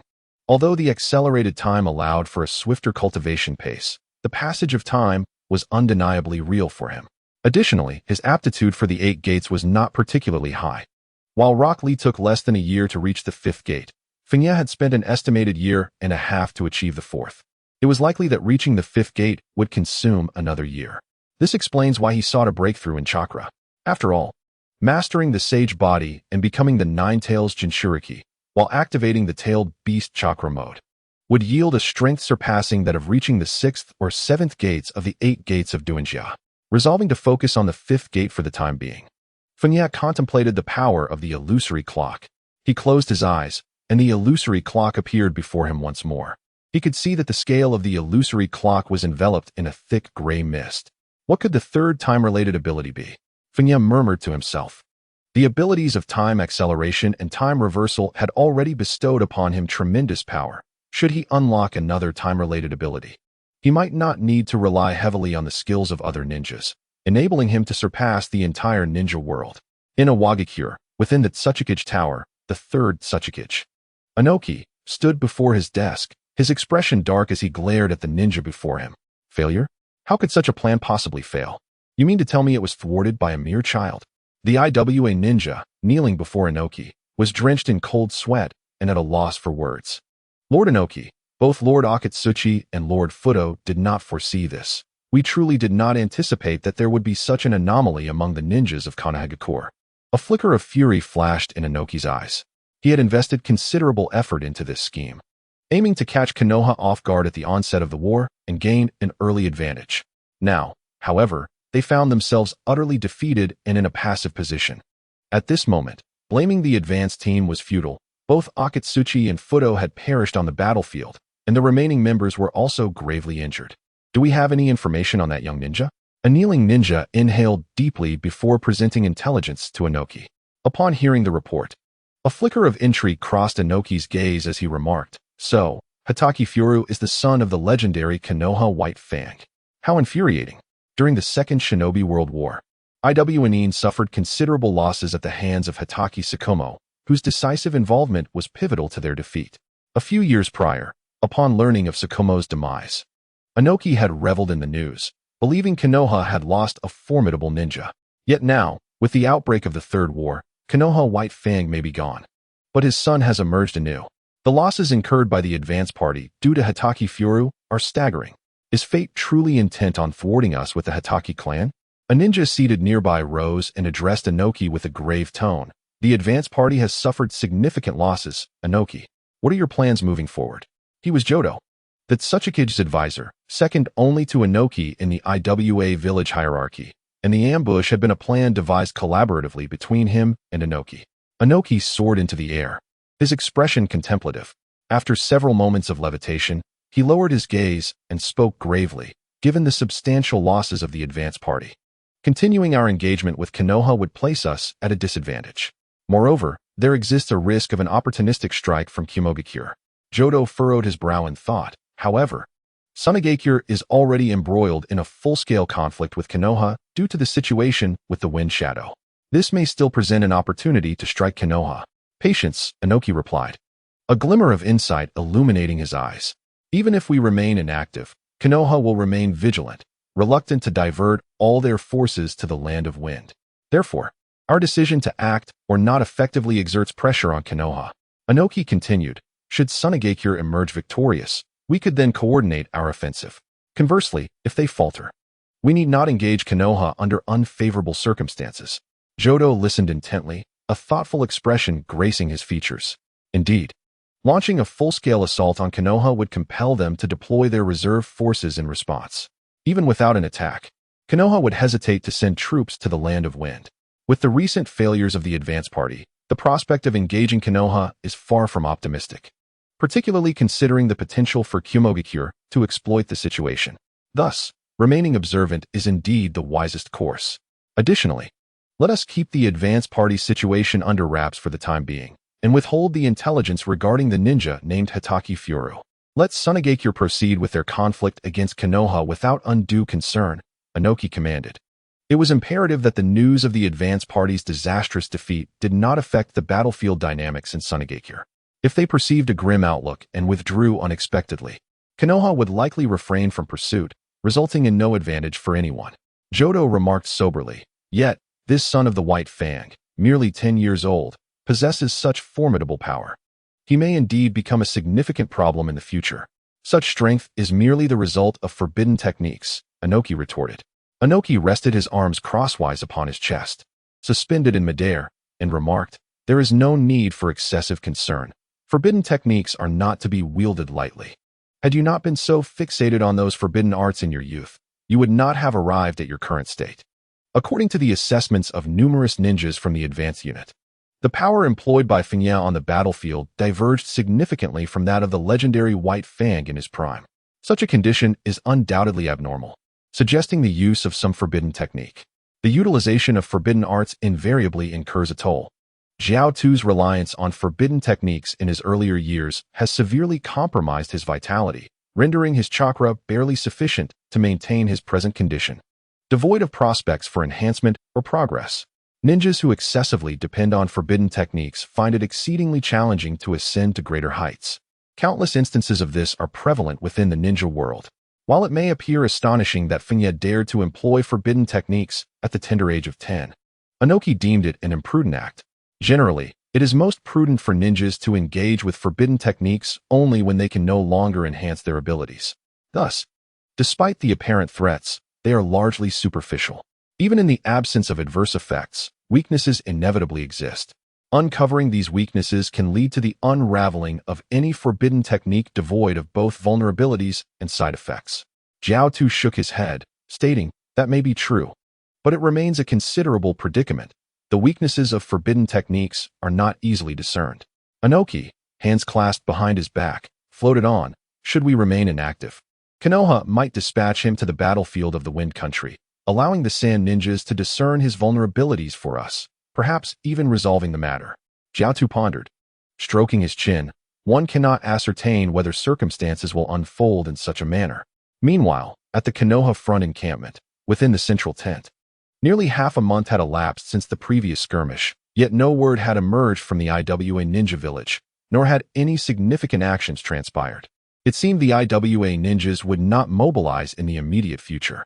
Orochimaru listened intently to the intelligence provided by Konoha, as well as the recent explorations concerning the land of grass, and remarked with a chuckle that old coot, the third Tsuchikage, is likely biding his time to observe the outcome of our confrontation with the Sand Village before determining his course of action. Fengye scrutinized the map, speaking slowly. Should IWA and Kumo form an alliance to jointly assault us, the Mist Village would likely breach their previous agreement, plunging the situation into peril. Indeed, Orochimaru nodded, a hint of derision in his tone, but regrettably, that old fox, that Tsuchikage, would not act so recklessly. He will seek every means to preserve his strength and would not dare to initiate a full-scale offensive lightly. Even if an alliance with Kumo were possible, trust would remain elusive. It is precisely because the major villages cannot place their trust in one another that a coalition is unlikely, allowing Konoha to maintain its vast resources. Upon hearing Orochimaru's insights, Fengye nodded slightly in agreement. Indeed, while Konoha's strength is formidable, should the four great ninja villages unite in an assault, even with his unpredictable presence, it would be exceedingly challenging to contend with. However, the four major ninja villages are fundamentally incapable of fostering mutual trust. Consequently, no matter how they besiege Konoha, they will inevitably retain a portion of their forces in vigilance against one another, allowing Konoha to withstand the onslaught. This is the underlying reason for Konoha's eventual victory in the Third Great Ninja War. Given that Iwagakure has remained inactive for the time being, I contemplate leaving the camp briefly to retrieve the Kusanagi sword. Even if Iwagakure decides to act, I should still be able to return in time. Fengye cast a glance at Orochimaru. With Iwagakure's current inactivity, now presents the most opportune moment to procure the Kusanagi sword. Otherwise, amidst this tumultuous period of war, the likelihood of it being seized by other factions remains uncertain. Go ahead. With your abilities, I presume there's no need for me to remind you to exercise caution, Orochimaru said, revealing his signature smile. The information regarding the Kusanagi sword had been imparted to Fengye by him, and indeed, the timing for such an endeavor was propitious, especially since a Wagakure was unlikely to mobilize in the immediate future. Furthermore, the location of the Kusanagi sword is not far from the land of grass. Crucially, he surmised that in a matter of days, Sarutobi Hiruzen would likely dispatch Fengye to the battlefield in the land of wind. With the Wagakure's continued inaction, the presence of himself and Might Guy here sufficed to address most potential emergencies, rendering Fengye's presence unnecessary. Sending Fengye to confront the Sand Ninja in the land of wind would be the most judicious choice, and it was highly probable that Sarutobi Hiruzen would proceed with such a deployment. Fengye nodded, his form vanishing silently. The intelligence regarding the Kusanagi sword provided by Orochimaru indicated it was located at a settlement on the border between the land of grass and the land of rain. There, a faction exists, composed of rogue ninjas and independent ninjas masquerading as an ordinary small village, subsisting through various nefarious tasks in the underground world. This faction remains relatively obscure and, being situated at the border and not particularly large, has not drawn the attention of either the rain or grass ninja villages. Orochimaru had fortuitously learned that the leader of this faction possessed a Kusanagi sword during his investigation into its whereabouts, prompting him to make a note of it. Days later, Fengye arrived at the village. The settlement appeared rather desolate, with hardly any pedestrians on the streets, and every household kept its doors shut, resembling a typical village trembling in the face of war. At that moment, Fengye, donned in a raincoat and a wide-brimmed hat, entered the village and quickly sensed that someone was observing him from the shadows. The presence of the observer did not feel like that of an ordinary person. Indeed, there is something amiss. Fengye narrowed his eyes slightly and nonchalantly made his way to the only open establishment in the village, a tea house, which also appeared somewhat forlorn. The tea house owner seemed somewhat surprised by the arrival of a guest, but upon seeing Fengye produce a substantial sum of money, promptly served tea and snacks. In the shadows, several pairs of eyes watched as Fengye entered the tea house. One individual, displaying a fluctuating demeanor, swiftly vanished into the rain and made his way to a small house in the northern part of the village, directly leaping to the second floor and entering through a window. The leader has ninjas coming. Ninjas? Seated cross-legged within the confines of a room, a man bearing a scar etched across his face slowly opened his eyes and spoke in a deep voice. What manner of ninja is this?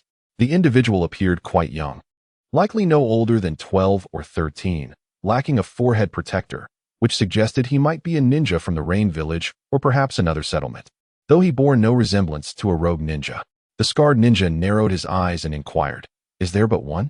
The sudden appearance of such a youthful ninja in the village, without a forehead protector, was undeniably a cause for concern.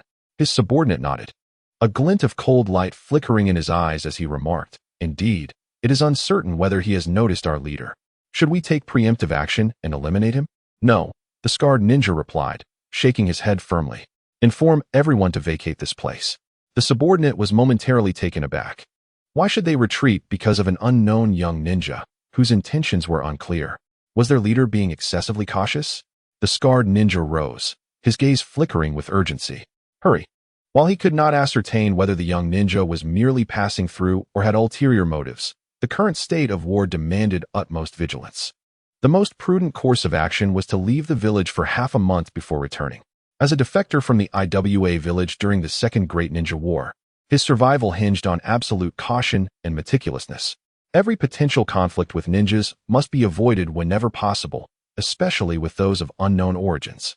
Otherwise, even the slightest trace left behind could lead to pursuit by the ninja village behind them, resulting in tremendous trouble.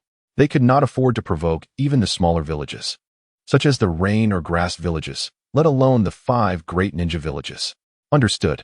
After a brief moment of shock, the subordinate acquiesced and swiftly departed. The scarred ninja retrieved a package from a cabinet, placing stacks of hidden bills along with a long wooden box into it. Moments later, nearly a dozen ninjas donned in conical hats gathered in the courtyard, all clad in raincoats. "Boss, he's merely a child. Isn't this excessive caution?" "Indeed. That boy may not even be here for us. He could simply be passing by. Ignoring him would suffice." Several ninjas frowned, voicing their dissent. The notion of abandoning the village due to a young ninja of uncertain origins and intentions seemed overly cautious, especially in wartime. Leaving the village did not guarantee safety. Encountering a large-scale ninja force could pose significant danger. Those who wish to stay may do so. The scarred ninja emerged with his burden, paying no heed to the opinions of the others. Those willing to follow me, come. After uttering these words, he strode away from the courtyard, heading towards the village's outskirts. The remaining ninjas exchanged glances.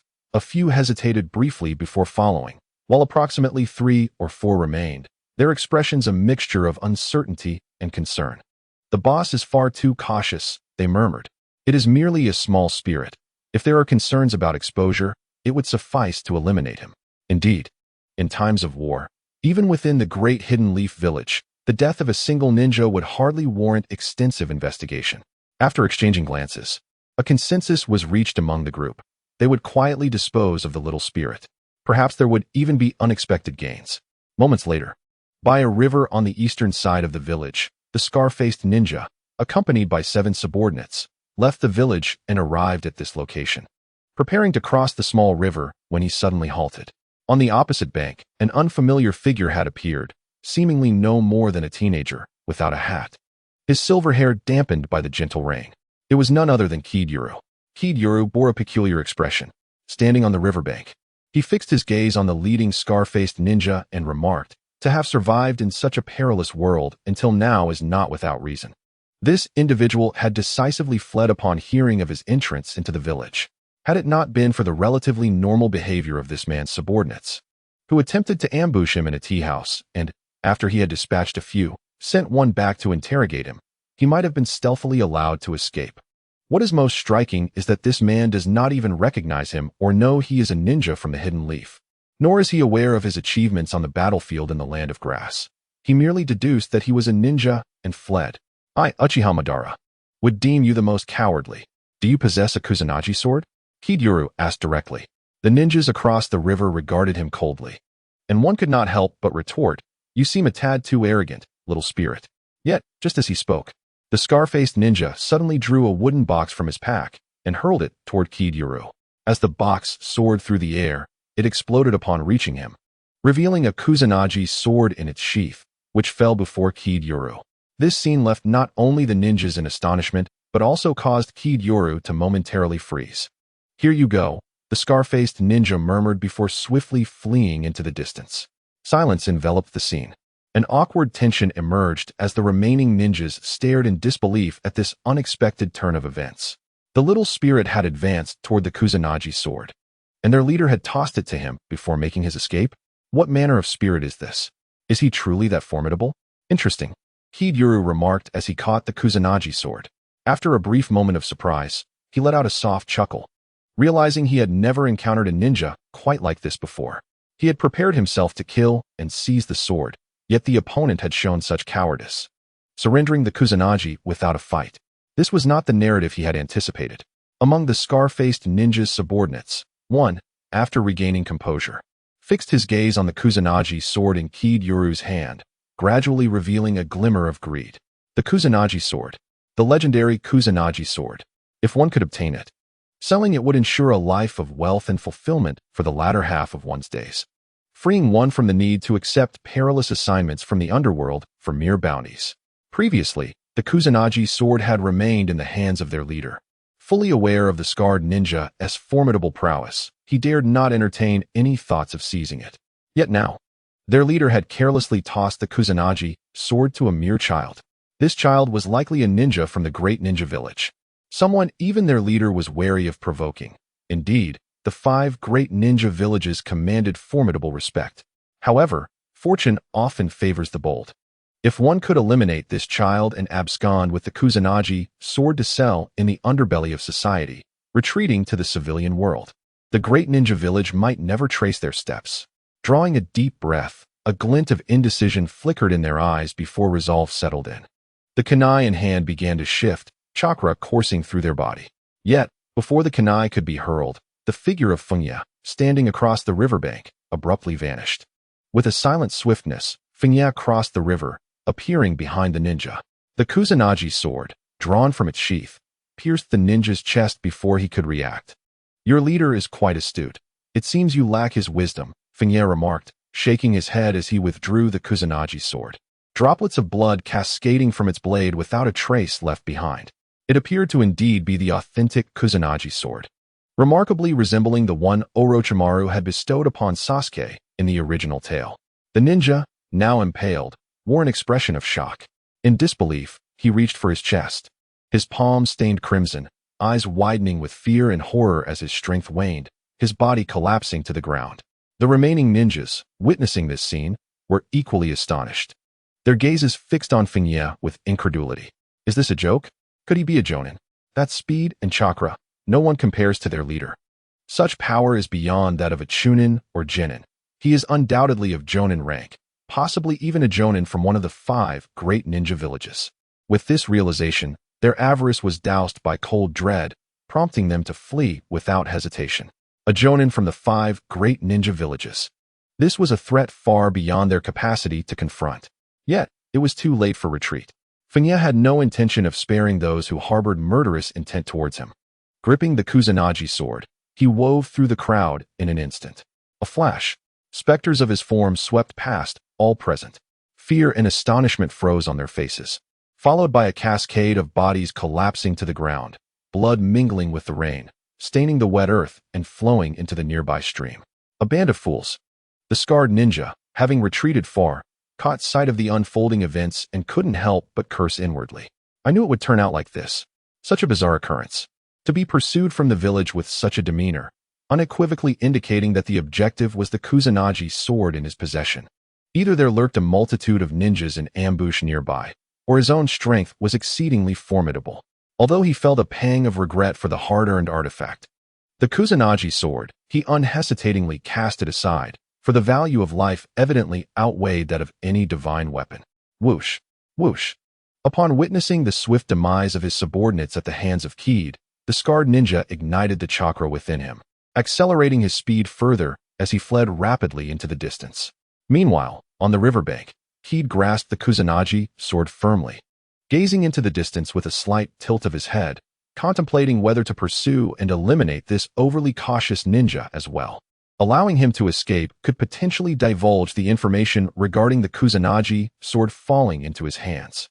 However, given his current prowess, possessing the Kusanagi sword instilled no fear of anyone daring to covet it. Furthermore, it would indeed be useful in subsequent battles, as Orochimaru had never concealed the sword during warfare. Yet, just as Keed was mulling over his thoughts, his gaze abruptly fixed in place. The scarred ninja, who had managed to flee a considerable distance, suddenly froze in an expansive forest, coming to an unexpected halt. Shortly thereafter, Keed observed the ninja pivot, attempting to escape in another direction, seemingly having encountered something terrifying within the woods. But then, a chaotic barrage erupted from the forest, blazing flames and water jets resembling sharp blades. The concentrated onslaught rained down, and the scarred ninja desperately evaded, scrambling sideways in a frantic escape, yet ultimately succumbed to a flurry of ninjutsu. He narrowed his eyes. It appeared that this excessively cautious ninja was rather unfortunate. First, he had crossed paths with him, and now he found himself in an unforeseen predicament. In the next instant, a multitude of figures emerged from the forest, rushing forth in what could be approximated to nearly 100 individuals. Indeed, a ninja battalion. Despite the considerable distance, it was still discernible that their attire did not belong to the Leaf Village, nor to the Rock or Rain villages. They hailed from the Sand Village. How could a Sand Ninja battalion appear in this location? As Keed observed the throng of Sand Village ninjas dashing from the woods, his mind raced. This was the northeastern border of the Land of Rain, quite distant from the Land of Wind, yet somewhat closer to the Land of Earth. The emergence of a Sand Ninja battalion here likely indicated a considerable detour. Though he felt no fear towards the 100-strong Sand Ninjas, he saw no reason to engage in combat. Merely recognizing their presence and relaying the information to the Leaf was sufficient. However, before Keed could retreat, a multitude of ninjas from the sand began charging in his direction. Within his sensing range, a ninja was detected at 3 o'clock. A sensing-type ninja among the sand forces called out. The elite jonin from the Sand Village, Yakura, spoke in a grave tone. Understood, 6th and 7th teams. Maneuver around from both sides. Do not allow him to escape. Affirmative. Amidst the crowd, a ninja responded. Instantly, several ninjas dispersed to either side, encircling Fengye. Yetsong cast a cold, indifferent gaze towards Fengye, uncertain of which village he hailed from. However, having discovered their presence, there was no possibility of allowing him to escape. Their objective was to flank and launch a surprise attack on the Konoha camp, aiming to eliminate the logistical and medical teams, as well as the wounded. This was Elder Hai Lao Zhang's strategy, for which they had invested nearly 10 days traversing the rain country, taking the most obscure routes. Should this ambush succeed, it could catch Konoha off guard and potentially determine the outcome of the war. Therefore, any possibility of information leakage was utterly unacceptable. Whoosh, whoosh. A multitude of Sunigakure ninjas swiftly encircled Fengye. He sheathed his Kusanagi sword and retreated into the distance, casting a sidelong glance at the pursuing sand ninjas, beginning to grasp the situation. The appearance of this force here was likely a mission to raid the Konoha camp, which explained their relentless pursuit of him, a mere passerby. Even after dispatching the scarred ninja, not willing to relent, the sand ninjas continued their chase, quickly covering several miles. If they persist in their pursuit, I shall not hold back, Fengye thought, glancing back at the sand ninjas. A mere 100 ninjas did not warrant the activation of the 8 gates for his escape. While 100 ninjas could pose a threat, if they continued their relentless chase, their differing strengths and speeds would lead to disarray in their formation, rendering their numerical advantage meaningless. As long as he avoided being encircled, not even 1,000 ninjas could threaten him. Ninjas are inherently swift, particularly when they are elite. In a matter of moments, the sand ninjas had followed Fengye for several miles. Aside from Yetsong at the forefront and a few other higher-ranking ninjas who had slightly closed the distance, the majority of the ninja forces had been left far behind. These are no ordinary ninjas. Yetsong furrowed her brow. This speed was not typical of regular ninjas. The unknown origins of the pursuing ninja suggested he might be a jonin. Having a jonin of unknown background aware of their movements posed significant complications. Even if he were a jonin from the Rain Village, he could relay information to Konoha, jeopardizing their ambush plan. Rear troops, halt and regroup. You, Moku, you few continue the pursuit with me. Yetsong commanded in a low voice, her gaze flickering. With Fengye being a jonin, it seemed rather foolish to have the main force continue the chase. On one hand, they would not catch up, rendering their efforts futile. On the other, such a large group was prone to exposure. Should they be discovered by others, or if Fengye were to retreat into a village, the likelihood of information leakage would drastically increase. Thus, the most prudent strategy was for her to pursue alongside several elite ninjas from her team, significantly mitigating the risk of exposure. Indeed, a ninja responded promptly, relaying the command backward, causing the ninjas behind to halt. Yitsong and Yuji, however, continued their chase after Fengye. Whoosh, whoosh. As the pursuit persisted, the distance between Yitsong and Fengye gradually diminished, until, at a critical range, a nearby elite ninja's eyes glimmered with a chilling light. The distance is sufficient. Earth release. Earth surface rising technique. With a low exclamation, he swiftly formed seals with his hands and pressed down onto the ground. Although earth release techniques are less potent in the humid land of rain, certain specialized techniques, such as the earth flow river and the earthquake technique, actually enhance their power and range. As this earth release technique was unleashed, the ground ahead surged violently, akin to a rolling carpet, rendering Fengye unable to maintain her footing. Her advance abruptly halted. Die! Another sand ninja, without hesitation, leaped forward wielding a short sword, slashing towards Fengye from behind. Swoosh! Restricted by the tumultuous ground, Fengye seemed unable to evade the impending strike. In a desperate maneuver, she barely dodged in midair, yet was still struck by the sword, which cleaved from her left shoulder to her right abdomen, bisecting her entirely. However, the severed Fengye did not spill any blood. Instead, with a puff, she transformed into white smoke and dissipated. Shadow clone technique. To your right. A comrade's alert echoed from behind. The sand ninja, wielding the short sword, did not hesitate to swing it towards the right, clashing with the Kusanagi sword held by the Fengye that had appeared there. Clang! The sound of metal meeting metal resonated, as Fengye's figure retreated behind. Accustomed to the short blade, she found it somewhat awkward to wield the Kusanagi sword, which seemed incapable of extending or retracting. After casting a glance at the Kusanagi sword in her hand, she formed seals with her left hand. The shrill cry of Chidori resonated, as lightning intertwined with the blade's edge. Whoosh, whoosh, whoosh. Almost simultaneously, three figures surged towards Fengye from three directions, opting not to employ ninjutsu, evidently to avoid collateral damage, intending to utilize their numerical advantage and resolve the situation with pure physical prowess. Die! The eyes of the trio glinted with a cold light, as the encirclement from three directions closed in, making evasion nearly impossible. Just as she was about to be torn apart, a flicker of golden clock appeared deep within Fengye's pupils. Suddenly, she exhibited an uncanny speed, her sword swaying with finesse, allowing her to weave through the trio's assault. Immediately thereafter, a surge of silver light erupted, accompanied by flickering arcs of lightning, as a powerful and violent chakra emanated from Fengye, causing the expressions of Yitsong and others to drastically change. Whose chakra is this? Yitsong fixed his gaze upon Fengye, his eyes betraying a sense of vigilance. The fluctuations of chakra are far from mere Jonin prowess. They suggest a strength that surpasses even hers, marking him as a formidable figure within the ninja world. Yet, she remains oblivious to the identity of Fengye, whose youthful visage belies his true capabilities. In the midst of Konoha, Fengye casually remarked, his voice barely discernible as he transformed into a streak of silver light, vanishing in an instant towards one of the Jonin who had previously assaulted him. The Jonin's expression shifted dramatically, a shiver coursing through him as he was taken aback by the terrifying speed that Fengye now exhibited, a stark contrast to his earlier sluggishness. There was no time left. At such velocity and distance, techniques such as the substitution and body flicker jutsu were rendered futile. The only recourse was to infuse chakra into his kunai and slash at the approaching silver flash. As a Jonin from Sunigakure, his reflexes were still impressively swift, even in haste. However, to Fengye, everything unfolded in excruciating slowness, akin to a slow-motion spectacle, allowing him to discern the trajectory of the Jonin-esque kunai with crystal clarity. The ability to accelerate time transcends mere physical speed. It envelopes everything within one's vicinity, including awareness and perception. This temporal dilation implies that, from Fengye's perspective, the entire world had decelerated to a quarter of its usual pace. What does this entail?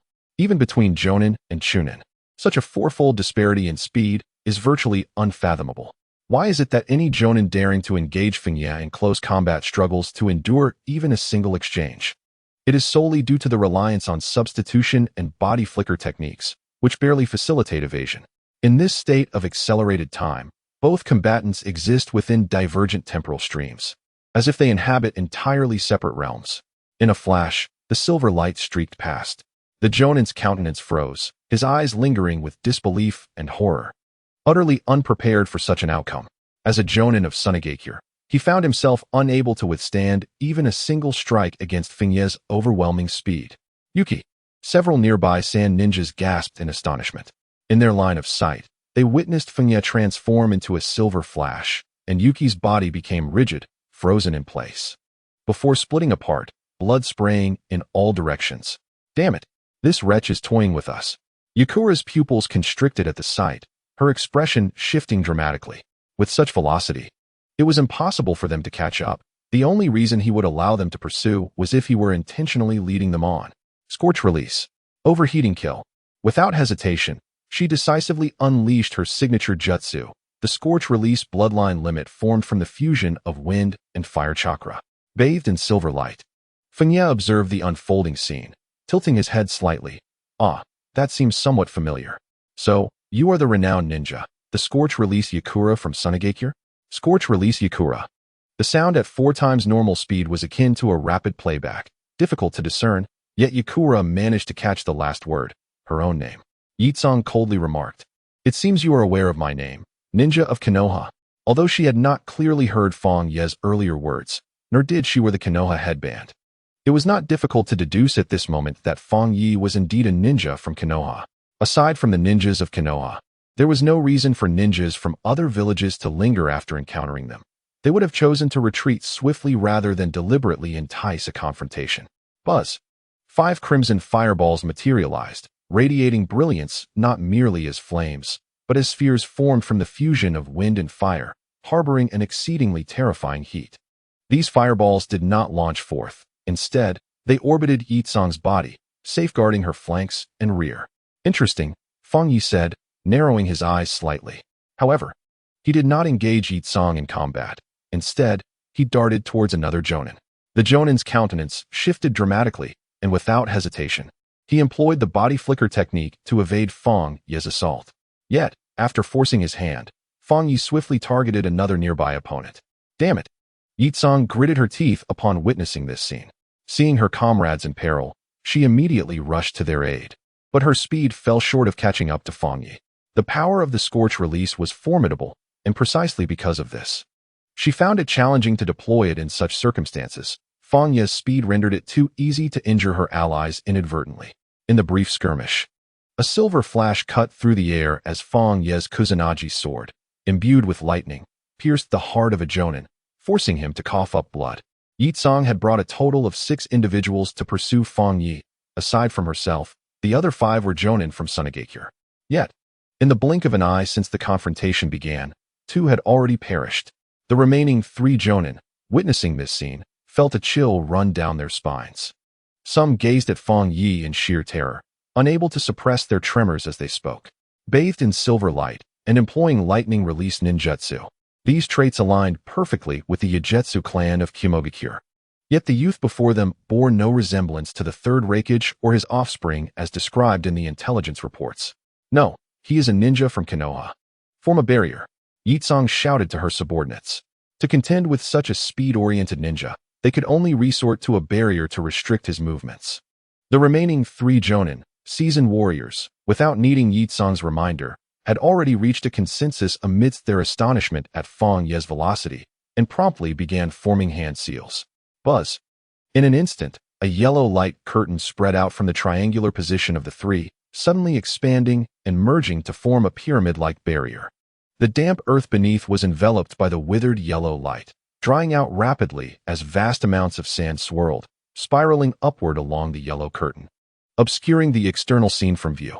As the barrier formed, Fengye drew forth his Kusanagi sword, gazing at the withered yellow barrier that surrounded him and Yitsong. In a blur, he dashed towards the nearest corner, the Kusanagi sword crackling with lightning as he struck. Buzz! The blade struck the surface of the barrier, and flashes of lightning and fire erupted, yet it felt as though it had fallen into a quagmire, causing the barrier to twist and distort without breaching it. A barrier of constant maintenance, reminiscent of the 4 purple flames formation, came to mind as Fengye observed this scene. The barrier, conjured by 3 elite shinobi, was smaller in scope than the 4 purple flames formation but appeared to be more resilient. His singular assault could not dismantle it. The advantages and disadvantages of such a barrier were notably clear. Its formation was instantaneous and extensive, making it exceedingly difficult for even the swiftest of ninjas to escape its grasp before it materialized. However, the drawbacks were equally pronounced. Those within could not assail the outside, nor could those outside reach the interior. Moreover, it required the continuous effort of 3 elite ninjas to sustain it. Capturing 1 or 2 foes was of little consequence, for relentless internal attacks would soon exceed its threshold, leading to collapse. Such barriers were typically not intended for confinement, but rather to restrict enemy movements, rendering escape impossible and crafting a battlefield more advantageous to the caster. Yekon was acutely aware of this reality. Hence, she opted not to seek reinforcements, but instead approached the barrier's edge, where the 3 sand ninjas understood her intent and opened a gap for her to enter. Yekon thrust a fireball ahead, erupting in searing flames as she charged through the opening, ensuring that Fengye could not seize the opportunity to escape. Before stepping into the barrier herself, with a swift motion, the 3 elite ninjas sealed the gap. Now your speed is rendered ineffective, Yekon observed coldly, her right hand cradling a fireball. Should you inadvertently eliminate one of my 2 elite shinobi, you shall savor my scorch release right here within this barrier. As her words fell, she suddenly gestured with her hand. The blazing fireball hurtled toward Fengye, radiating a blinding white light. In that instant, Fengye vanished from his position, a silver gleam flashing as he reappeared to Yekon's right, his Kusanagi sword enveloped in lightning descending upon her. With a flick of her finger, Yekon caused the fireball to expand dramatically, engulfing Fengye. He evaded the expanding inferno, and with another flicker of silver light, he reappeared once more to her right, the Kusanagi sword striking down again. Unperturbed, Yekon manipulated the fireball on her left to swell and surged it toward Fengye. Crackling noises ensued as lightning and fire intertwined. The overwhelming heat, even at a distance, threatened to ignite Fengye's garments, the scorching sensation palpable against his face. Within this barrier, your movements are constrained, and with your abilities. You cannot triumph over my scorch release, Konoha Ninja, Yekong declared, having thwarted Fengye's 2 attacks in succession. Fireballs materialized around her, resembling miniature suns, emanating a disquieting power as they pressed toward Fengye. Observing this, the 3 elite ninjas maintaining the barrier released a collective sigh of relief. Fortunately, Lady Yekong is here. Had it not been for Yi Tsong's presence, even if they managed to temporarily confine Fengye with a barrier, such an imprisonment would not endure for long. It would inevitably collapse, leaving no one capable of restraining Fengye's speed. I never anticipated that Konoha would harbor a ninja with such terrifying velocity. Were it not for the fact that the Cloud Ninjas had no reason to engage us, I might have suspected this individual belonged to the Yue clan of Kimogakure. Even now, doubts linger in my mind, but it matters not. Whether a Cloud Ninja or a Konoha Ninja, soon they shall all become mere corpses, trapped within this barrier. Facing Yi Tsong's scorching release, even the 4th Kazekage would likely struggle to cope, let alone anyone else. A close combat ninja already at a disadvantage, whose proficiency in speed is now hindered, faces certain doom. Scorching release is indeed a rather formidable ability. Fengye gazed at Yi Tsong from a distance. He recalled that Yi Tsong was hailed as a hero of Sunagakure, holding a status equivalent to that of Konoha's White Fang. Their fates mirrored each other. Due to his overwhelming achievements, he posed a threat to Kazekage Raza's position and was subsequently orchestrated against by the higher-ups of Sunagakure, resulting in his demise post-war. To have achieved the status of a hero, it is likely he successfully executed this assault, inflicting significant losses upon Konoha. And now, he found himself facing him. There was no doubt that Yi Tsong possessed shadow-level strength. However, judging from the fluctuations in chakra, at this time, he seemed to barely meet the shadow level, falling short of the prowess of the White Fang. This was Fengye's first encounter with a shadow-level ninja. He had initially believed that the sand ninja he lured would be easily dispatched, only to find himself contending with a more troublesome adversary. Yet, to Fengye, it was merely a minor inconvenience. For him, scorching release held no efficacy, given his ability to reverse time. Let us utilize you to adapt to the transformation of my short blade into a long sword, Fengye murmured to himself, gripping the hilt of the Kusanagi sword. Instead of charging at Yi Tsong, he swung his sword from a distance. Swish! The blade, enveloped in lightning, ignited flames as it sliced through the air, unleashing a crescent-shaped slash. The 2 tips of the crescent intertwined with flames, resembling a complete moon. Yi Tsong was slightly taken aback by Fengye's capability for ranged attacks, but remained unfazed. With a cold snort, he waved his right hand, sending a white sphere of light, entwined with flames, soaring towards the crescent moon. Boom! The crescent and the white sphere collided, resulting in a violent explosion. The ground was instantly blasted into a deep pit several meters in diameter, and the ensuing shockwaves swept through the barrier, churning the moist earth beneath. Are you now reluctant to engage in close combat? Yi Tsong remarked, his expression unchanged, his tone icy. But ranged attacks are also my forte. As his words fell, he gracefully extended his hand forward, causing a white sphere of light to fly directly towards Fengye. Following this, with a flick of his wrist, another white sphere was launched. Fengye observed the approaching white spheres and, wielding the Kusanagi sword, executed a sweeping motion with both hands, sending forth 2 crescent moons entwined in flames, which collided with the spheres in midair. Boom! Boom! Another series of explosive clashes ensued. Fengye did not even glance at the explosions in the sky. The shockwaves compelled him to close his eyes. Yet the Kusanagi sword in his hand showed no sign of halting, continuing to slash towards Yi Tsong. Sizzle! Sizzle! Sizzle! Continuous flashes erupted forth, resembling silver-white magatama, spiraling to tear through the earth, cleaving the air, and surging towards Yi Tsong ahead. Witnessing this scene, Yi Tsong's expression shifted dramatically. Such an assault could be unleashed in succession. This defied logic. She discerned that Fengye's attacks utilized lightning-based chakra, executing ultra-high-speed slashes for ranged strikes. However, this method should have significantly depleted his chakra compared to her own Scorch Release Kekiai Genkai. Scorch Release. Overheat explosion. Although she was unclear about the source of Fengye's confidence to engage in a consumption battle, Yi Tsong let out a low shout, thrusting her hands forward. White fireballs erupted from her palms, hurtling towards Fengye, colliding with the relentless flashes. Boom, boom, boom. The violent explosions erupted in a continuous barrage. Despite each explosion occurring almost at the center of the barrier, the resulting shockwaves caused the entire barrier to tremble, unsettling the three jonin maintaining it, who strained to uphold its stability. The onlookers gazed in astonishment at the scene within the barrier. They were aware of Yi Tsong's prowess, familiar with her techniques. Yet that young ninja could actually engage in long-range combat against her scorch release. This level of strength exceeded their prior expectations. Had they encountered him on the battlefield instead of here, he would have posed an exceedingly formidable challenge. Such a being must not be allowed to remain. Yi Tsong, dear Lord. The group inhaled deeply, their expressions reflecting a mix of trepidation and awe. Fengye's displayed prowess was indeed terrifying. Had he been outside the barrier, the situation would have been dire. However, within the confines of the barrier, Yi Tsong possessed an absolute advantage due to her scorch release Kekiai Genkai. Boom, boom, boom. The chain explosions continued to ignite. Within the confined barrier, the shockwaves compounded relentlessly. The chaos inside had become overwhelming. No one could discern the internal circumstances, only hearing the continuous explosions accompanied by the earth's faint tremors. As the battle persisted, the previously composed Yi Tsong found it increasingly difficult to maintain her calm. This fellow. She struggled to believe it, for more than half of her chakra had been depleted, yet Fengye continued his relentless assault, showing no signs of diminishing. Even growing fiercer than at the outset. Was his chakra infinite? No, this cannot continue. Yi Tsong bit her lip.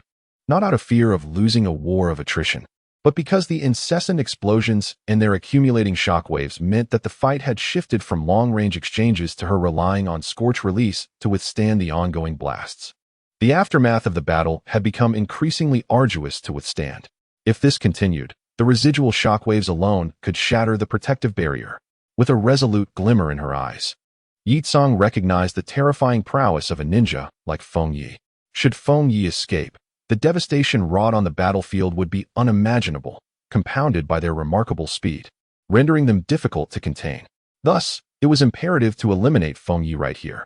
Scorch release, vapor explosive kill, she exclaimed, taking a deep breath as her chakra surged violently within her. She simultaneously activated two luminous spheres positioned on either side, prepared to counter any sudden assault from Fengye amidst the chaos.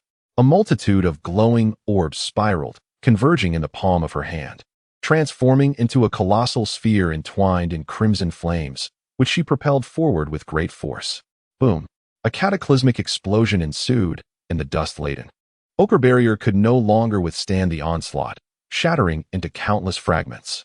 The three elite ninjas maintaining the barrier were flung aside, their chakra in disarray from the violent impact. Blood spilling from their mouths. Lady Yi Tsong, they shouted, disregarding their own injuries as they swiftly regained their footing and raced toward her. They witnessed Yi Tsong, having unleashed her final strike, being propelled backward by the residual force, her garments tattered and her body marred with charred and scorched marks. Cough. With the assistance of one elite ninja, Yi Tsong managed to stand, a wry smile gracing her lips. I hadn't anticipated such difficulty. The forthcoming assault might be adversely affected as well. Her utmost effort had been expended, and with the preceding shockwaves, it was likely that Fengye had been obliterated beyond recognition. Yet, she herself bore severe injuries, leaving her uncertain whether she could heal sufficiently before launching another attack. That ninja is most likely a secret weapon of Konoha. Eliminating them would significantly impact the frontline battle, one of the elite ninjas reassured her. To have forced Lady Yi Tsong to this extent, that ninja's strength is indeed formidable.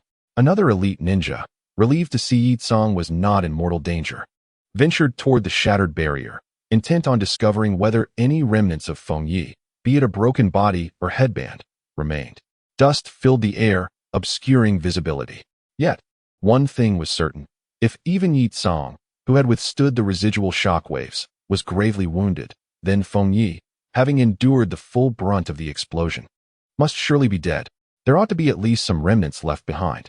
The Suna elite ninja, Meina, stepped into the haze, her gaze sweeping across the devastation, making her way toward the center of the deep crater formed by the explosion. Typically, ninjas carried their village's headbands and nameplates, ensuring that even in death on the battlefield, Identification could be established through these metallic artifacts, which were generally resistant to complete destruction. Upon discovering the forehead protector, one could ascertain the origins of this formidable young ninja. If a nameplate were to be found, the identity of the individual could be conclusively established. Indeed, it was a ninja of Konohagakure. Muna quickly noticed some fragments at the bottom of the pit, approaching to retrieve a ninja headband, prominently engraved with the symbol of the Hidden Leaf Village. However, the headband alone could only confirm the origin of Kid-Yoru, not his identity. Muna continued scanning the surroundings, seeking any nameplate that Kid-Yoru might have carried. Yet, almost instantaneously, his body became immobilized. A blade's edge abruptly emerged, piercing through his chest from behind, and blood erupted from the wound, staining the charred earth crimson.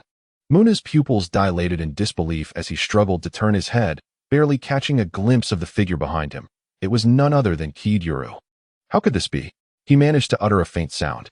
At that moment, Kid-Yoru's attire lay in tatters, yet beneath the damaged fabric, his skin remained unblemished, devoid of any burn or blast marks. Not a single hair was harmed. After enduring such an explosion within the barrier, he emerged utterly unscathed. The clothing was merely a trivial matter. Kid-Yoru did not respond to Muna's query. Instead, he withdrew the Kusanagi sword and glanced at his torn garments, shaking his head. This was likely the distinction between him and the reincarnated ninjas of the impure world. His clothing and external belongings could not recover from damage, while the reincarnated ninjas could restore themselves. With a swift motion, Kid-Yoru leapt onto the pit's edge. The two jonin assisting Yakura had sensed the shift and were now visibly alarmed. Upon witnessing Kid-Yoru's appearance, shock crossed their faces, yet their astonishment proved inconsequential. A flash of silver light erupted. In their injured state, with chakra in disarray, the two had no time to react before their bodies were cleaved by the Kusanagi sword, collapsing into the rain-soaked ground amidst a spray of blood. How is this possible? Yakura's pupils constricted in disbelief as she gazed at Kid-Yoru. She attempted to channel her chakra, but in her severely wounded condition, she could barely muster any energy, and instead, she coughed up blood, half kneeling on the ground. Gazing at Kid-Yoru's unblemished, delicate form beneath his tattered clothing, her heart brimmed with incredulity. She was all too familiar with the power of the Scorch release. Within that barrier, her full-force strike, coupled with the aftermath of the explosion, could scarcely be withstood even by the defensively adept 4th Kazekage. Yet, Kid-Yoru had emerged without so much as a scratch. How on earth had he achieved this? Kid-Yoru approached the kneeling Yakura, the silver light around him dissipating. Indifferent to the exposure of his body, Yakura formed hand seals, straining to summon her remaining chakra, unleashing a torrent of flames directed at Kid-Yoru. However, in the next instant, Kid-Yoru thrust the Kusanagi sword forward, its blade, entwined with lightning, tore through the flames. Coughing, Yitsong spat out a mouthful of fresh blood. With great difficulty, she raised her gaze toward Fengye's face, yearning to comprehend how he had achieved such a feat. Alas, her consciousness began to fade, rendering her unable to discern any further. As darkness enveloped her vision, she slowly closed her eyes, her body swaying before collapsing backward. Had she lost consciousness? Fengye observed this scene without rushing forward. Instead, he continued to sense and analyze the situation. Only when he perceived her aura gradually dissipating did he feel a slight surprise. Approaching with caution to inspect her condition, he encountered no response. It seemed that her severe injuries had led to chakra depletion and the extinguishing of her life force. He had intended to capture her alive. Fengye shook his head in resignation. A ninja like Yitsong was indeed worth the attempt at capture, yet it appeared he had exerted himself a tad too forcefully. No, it was likely that she had been frightened, ultimately exhausting all her chakra in the fiery escape. If only he could turn back time to revive her or others. But regrettably, that was not within his capabilities. As for techniques like Edo Tensei, he was not proficient in them either. Very well, he thought. Perhaps there would be another opportunity in the future. Fengye sheathed his Kusanagi sword and, after a moment's contemplation, chose not to tamper with Yitsong's lifeless body. Once she was revived through Edo Tensei, they could converse as allies rather than adversaries. Strange thoughts flickered through his mind, likely attributed to his physical age of 13 or 14, an age where one instinctively begins to feel the stirrings of desire. Ah, humanity, he mused, lifting his gaze to the heavens, his mind racing. The Third Great Ninja War was an era of extraordinary talent, a time when prodigies emerged in abundance. The likes of Yi Tsang from Sunigakure, Minato Namikaze of Konohagakure, Shursui Uchiha, the Fourth Raikage, and Killer Bee duo from Kumogakure. And the remarkable figures among the 7 ninja swordsmen of the mist, not to mention the forthcoming 5th Mizukage, Mei Terumi, were far too numerous to recount. Now, standing upon the battlefield of the Third War, he was destined to encounter these individuals and engage in combat with them. Except for the troublesome Flying Thunder God technique employed by Minato and the Reaper Death Seal, others posed no significant threat to him. Well, the Raikage remained in uncertainty. He would need to enhance his strength further. Muttering to himself, Fengye bent down, searching Yi Tsang's body and discovering a small metal plate inscribed with her ninja identification number from Sunigakure. He possessed a similar metal plate, typically used by villages to identify fallen ninjas. If, by misfortune, it fell into enemy hands, it could serve as a trophy of their achievements. Such plates were rarely utilized, only coming into play during times of war, where chaos reigned, and it was all too easy for the remains of the deceased to be obliterated, making identification nearly impossible. Whoosh! Fengye collected the identification plates of several other jonin, then turned his attention toward the direction from which Yi Tsang's comrades were approaching, narrowing his eyes slightly. Yi Tsang and these jonin were likely the leaders of that squad. Sunigakure was not yet formidable enough to dispatch 100 ninja contingent led by 2 shadow-level ninjas. The remainder were mere pawns, posing no threat to him whatsoever. In that case, he mused, why not resolve the matter altogether? After mending his attire with the fabric from the fallen shinobi, Fengye nonchalantly severed the heads of several jonin and sealed them away. Subsequently, he employed a transformation technique to assume the appearance of one of the deceased and hastened towards the Sand Ninja forces. In the Land of Rain, beneath a massive boulder, a multitude of Sand Ninja congregated. Why hasn't Lord Yekong returned yet? A chunin inquired, glancing towards the direction where Yekong and his companions pursued Fengye. Beside him, another individual furrowed his brow and remarked, chasing a lone ninja should have concluded swiftly. If they had succeeded, they would have returned by now. If they failed, it seems unlikely they would waste time in pursuit. Could they have fallen into an ambush? It is possible. A jonin remaining with the group spoke solemnly. He gazed intently in the direction of Yekong and the others, asserting that young ninja might be problematic. Perhaps he is a decoy. However, given Lord Yekong and Moku's prowess, even if they were ensnared in an ambush, they should be able to return. At least one of them to inform us of the situation. Another jonin, frowning, interjected, our operation should not have been detectable by Konoha. What a coincidence for a ninja decoy to appear in such a location. It is difficult to say, the first jonin replied gravely. For now, we can only wait. Let us give it another quarter hour. If there is still no word, we shall commence a search. The group of jonin and chunin nodded slowly, their expressions somber. This ambush was of paramount importance, potentially influencing the outcome of the war. The unforeseen circumstance of an unidentified ninja discovering Yekong and his companions, who had not yet returned, was decidedly unsettling. 1 minute, 2 minutes. Time slipped by quietly. Raindrops continued to fall, cascading down the rocky cliffs. Whether it was the Sand Ninja sheltering beneath the boulder or those observing the surroundings from above, a profound silence enveloped them as they awaited developments. Suddenly, a ninja stationed atop the rock turned his gaze toward a specific direction, his eyes gleaming. After a careful observation, he leaped down, exclaiming, "Ninja sighted at 7 o'clock. It is Yuki, a jonin." At the sound of his voice, the oppressive atmosphere dissipated instantly. All the Sand Ninja turned their attention, and several rushed forward to peer in the direction of 7 o'clock. The leading jonin regarded Yuki, hastening towards them, with an unsettling premonition creeping into his mind. If Yekong and his companions had dealt with the ninja, they ought to return together. Yet now, only Yuki was present. Could it be that the earlier conjecture was correct, and that ninja was indeed a decoy, luring Lord Yekong into an ambush? Was Yuki now returning to seek reinforcements?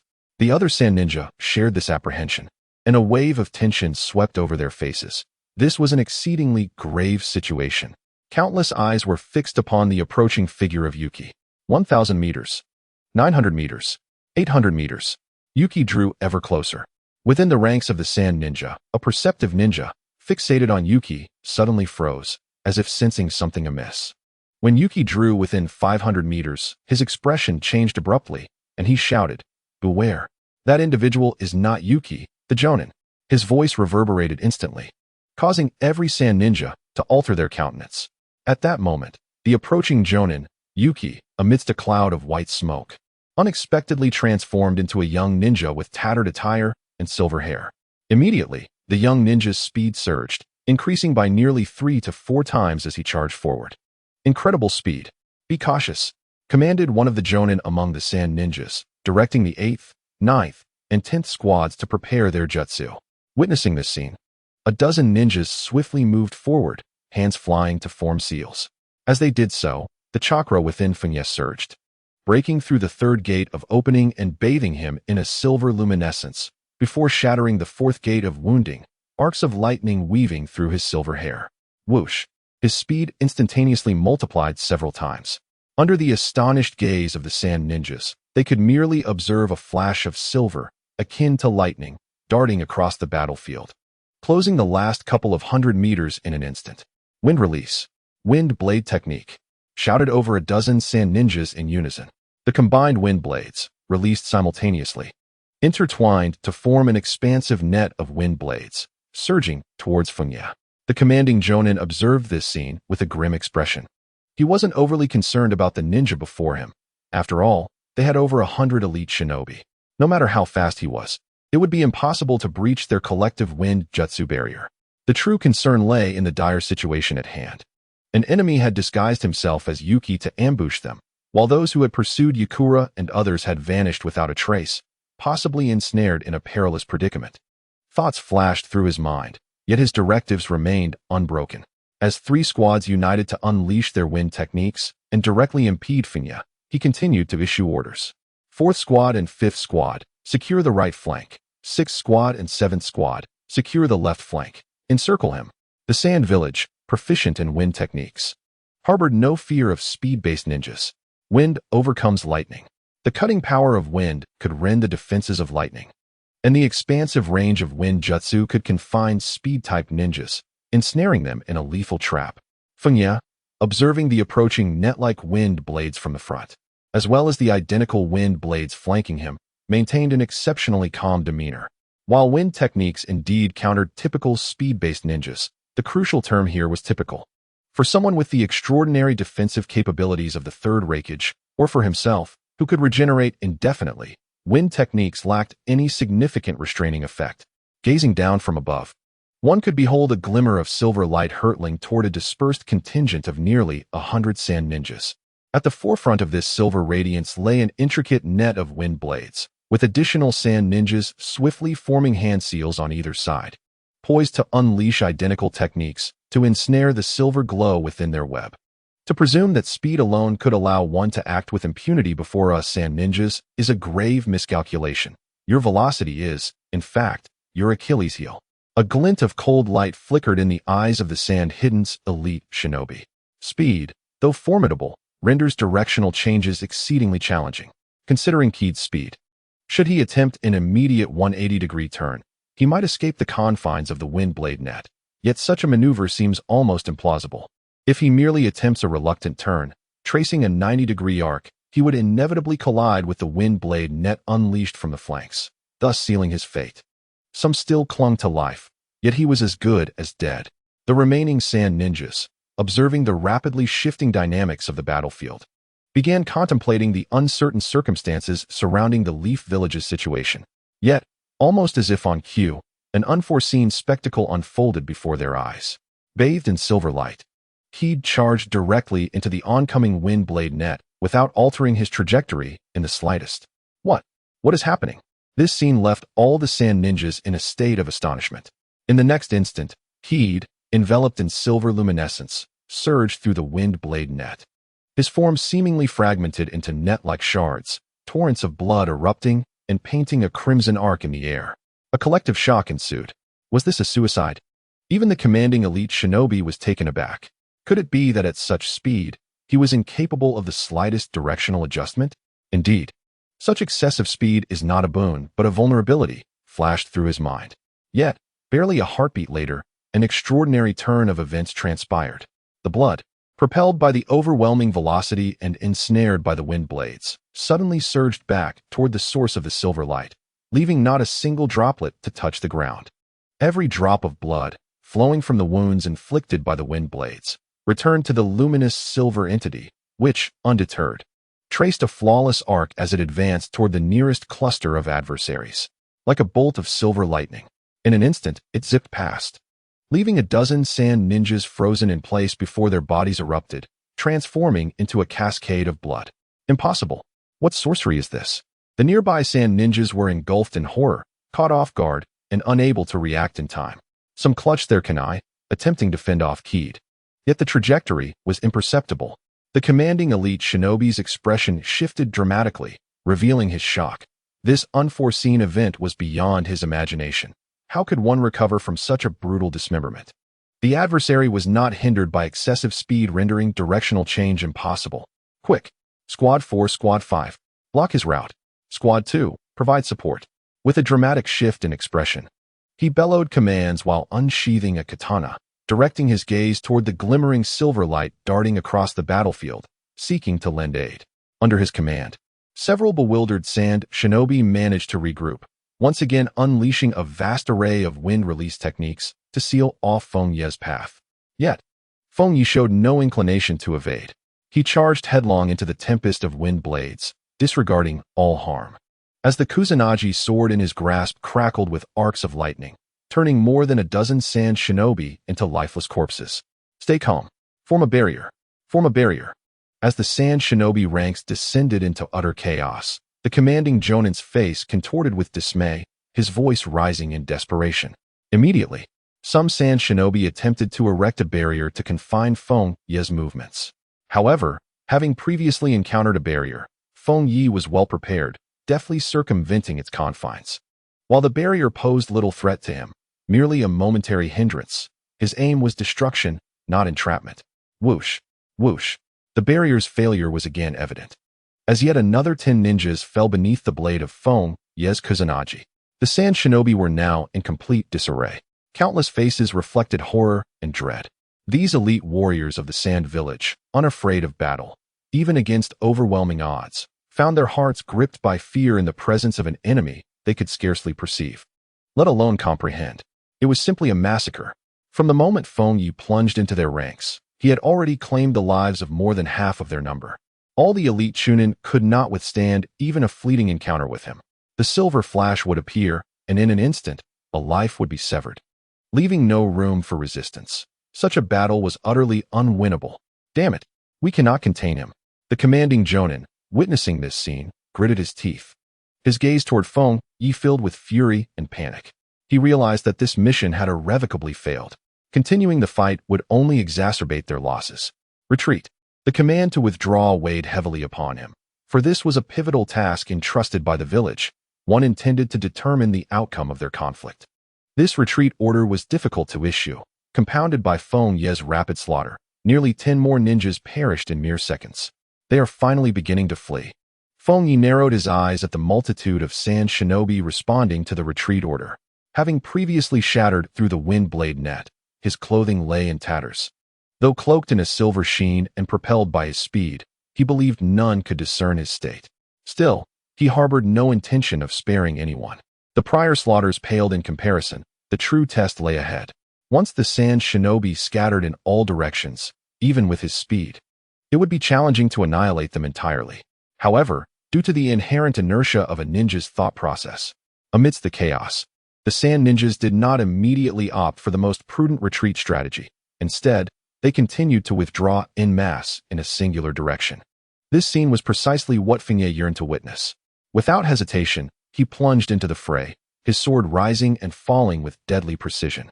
In a mere 10 seconds of relentless assault, over a dozen sand ninjas met their demise beneath his Kusanagi blade. Disperse. Do not retreat in one direction. Only then did the sand ninjas fully grasp the urgency of their situation, scattering in various directions. However, by this point, the number of fallen sand ninjas had exceeded 80, leaving fewer than 20 remaining. The drastic reduction in their ranks significantly diminished the challenge of Fengye's pursuit. With a swift and silvery grace, Fengye maintained a fourfold speed, effortlessly dispatching both Chunin and Jonin alike within a single exchange. After circling and eliminating a dozen ninjas, The final 4 or 5 sand ninjas fled hundreds of meters away. Yet this distance was insufficient to evade Fengye's relentless chase. The terrain was too open. Aside from the solitary rock where the sand ninjas had initially sought shelter from the rain, there was scarcely any complex geography nearby, only an expansive, unobstructed area. In a dense forest, where Fengye's perception faltered, escaping just a few hundred meters could have offered a chance to evade his pursuit. However, in this open landscape, such an escape was futile. They would need to flee at least 1,000 meters to employ basic concealment techniques that could obscure Fengye's line of sight, allowing them to escape in another direction. With a whoosh, the silver glimmer darted through the rain. The number of sand ninjas continued to dwindle. 5, 4, 3. Ultimately, in a location approximately 2,000 meters from the initial battlefield, Fengye caught up to the last remaining sand ninja, ruthlessly piercing his chest with the Kusanagi sword. "You demon!" The sand ninja gasped, fear glimmering in his eyes as he trembled to utter a final word before consciousness faded away. Fengye withdrew his sword, gazing at the lifeless body crumpled in the rain-soaked ground, shaking his head. "Demon? No, I am merely a human striving to survive until the conclusion."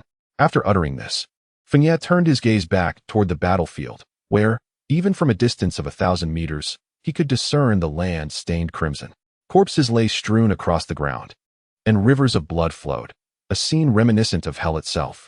In the Land of Wind, at the frontline battlefield, the Sand Ninja Village had opted for an all-out offensive, deploying nearly all of its ninjas to the front lines, leaving only a scant few to guard the village. Such audacity was not without justification. The arid desert environment of the Land of Wind rendered resources scarce, and ninjas unaccustomed to this terrain would suffer greatly. Furthermore, geographically, the only village capable of launching a surprise attack deep into the Land of Wind was the Awagakure of the Earth Country. However, should Awagakure exhaust its forces attempting such an incursion, the vigilant Kumogakure would undoubtedly seize the opportunity to strike. These various advantages afforded them the capability to execute a full-scale assault. Within the encampment, in the central tent, Lord Kazekage. Here is today's battle casualty report. 21 of our men have perished, 43 are severely injured, and 109 have sustained minor injuries. An elite shinobi from Sunagakure presented the compiled information to the 4th Kazekage, Raza.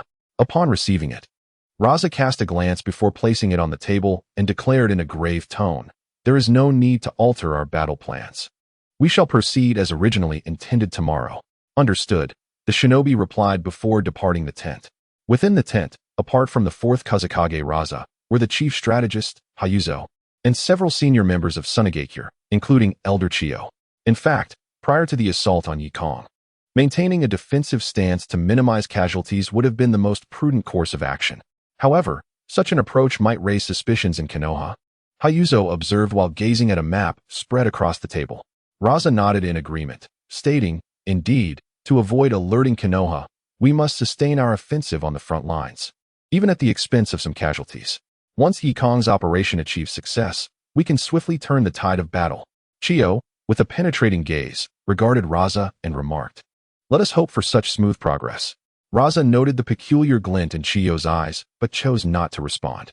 Instead, he suggested, "It is getting late, Elder Chiyo. You should return and rest. It would be best for you to lead the next attack tomorrow." Chiyo said little more and exited the tent. As Raza watched Chiyo's retreating figure, a subtle glimmer flickered in his eyes. Among the 5 great shinobi villages, Raza's prowess was considered the weakest among all past Kage.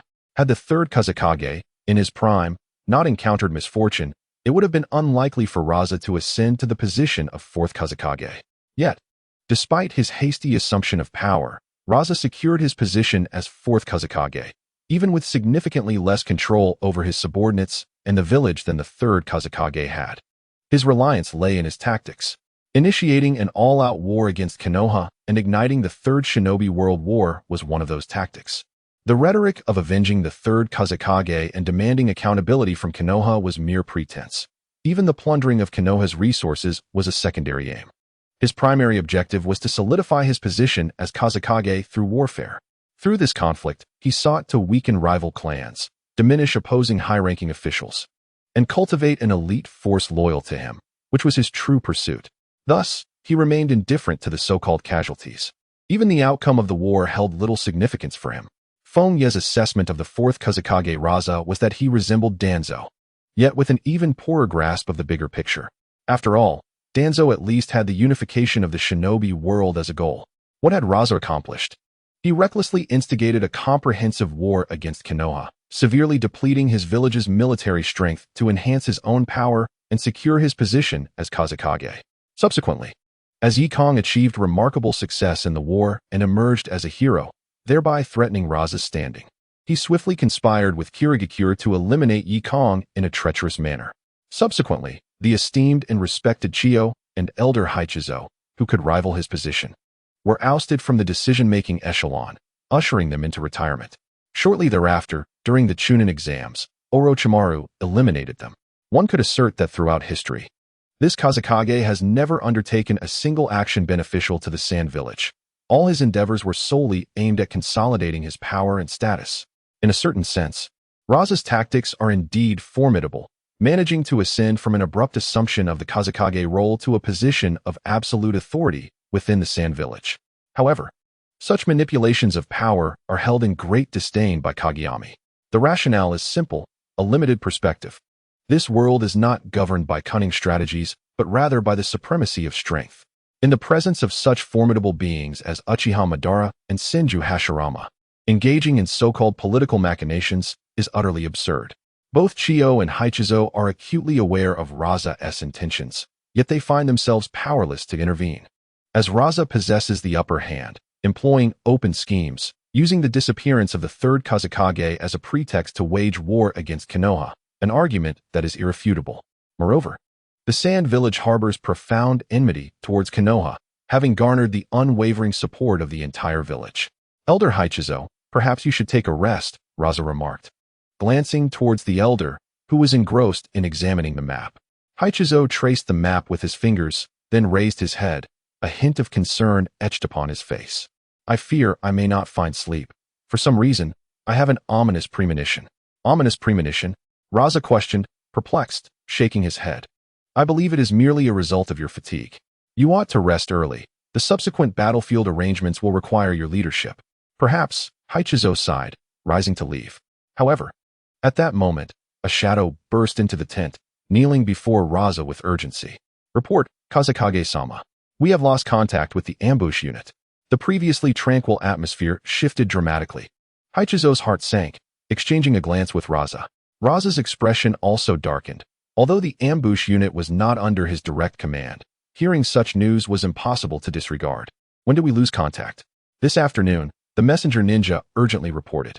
According to the original plan, the ambush unit was supposed to contact us during midday.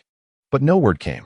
This afternoon, the liaison unit attempted to reach out, yet by evening, there was still no response.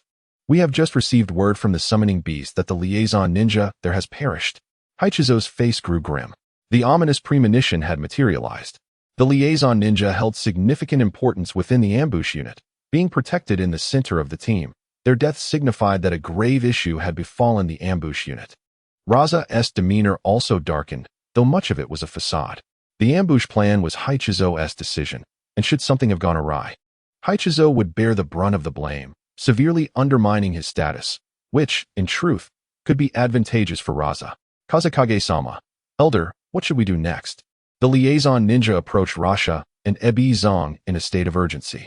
Ebizong inhaled deeply and spoke in a grave tone. Remain calm. The assault team is under Yakura's command. Even if they encounter difficulties, they will be able to cope. Their current situation should be a dispersed and disconnected state. We must send out reconnaissance units to investigate the situation and establish contact with them. Let us proceed with this plan. Rasha nodded in agreement and solemnly added his approval. The liaison ninja acknowledged their commands and swiftly departed the tent to relay the orders. At the frontline camp of the Hidden Leaf in the Land of Grass, after annihilating the Sand Shinobi's assault unit, Fengye had no intention of conducting further explorations within the Land of Rain. Although he was intrigued by Nagato's Rinnegan, it was not the right moment for him to delve into such matters. After all, Uchiha Madara was still alive, watching over the ninja world, and Nagato was similarly under scrutiny. It would not bode well to prematurely engage with the hidden secrets of this world. Fengye, it seems you have succeeded, Orochimaru remarked, engrossed in some research within the tent. Noticing the Kusanagi sword hanging at Fengye's waist, a faint smile graced his lips. Fengye nodded and replied, "Teacher, your intelligence is entirely accurate." Orochimaru gazed intently at the Kusanagi sword for several seconds and asked, "May I see that Kusanagi sword?" Fengye drew the sword and handed it to Orochimaru. Orochimaru took the Kusanagi sword, observing it with keen interest for a moment before channeling a thread of chakra and attempting to wield it a few times. "No doubt, this is indeed the Tenkiryu sword," he confirmed. Fengye, pondering thoughtfully, inquired, "How many Kusanagi swords exist?" The term Kusanagi sword refers not to a singular blade, but rather to a collection of many swords. He had heard of the Tenkiryu sword, which he believed to be the one held by Sasuke, and its appearance corroborated his earlier assumptions. Orochimaru returned the Tenkiryu sword to Fengye, chuckling softly as he explained, "Legend has it that there are a total of 11 Kusanagi swords, but 8 have been lost to time, leaving only 3. However, the veracity of this legend remains uncertain. What we can be sure of is that only 3 are confirmed to exist: the Tenkiryu sword, the Kusanagi sword, and the Shikatsumiyaku sword." Fengye was not particularly surprised by Orochimaru's response, as this was information he was already aware of. The only unexpected revelation was that the only confirmed swords were indeed the 3 mentioned in the original narrative, with no others existing. Orochimaru continued with a smile. "The Tenkiryu sword is in my possession, as you have seen, possessing the ability to freely transform and adjust its length, manipulated at the will of its master. Your sword is the Kusanagi sword, characterized by its remarkable resilience and sharpness, making it exceptionally suitable for channeling chakra and adaptable to all ninjutsu.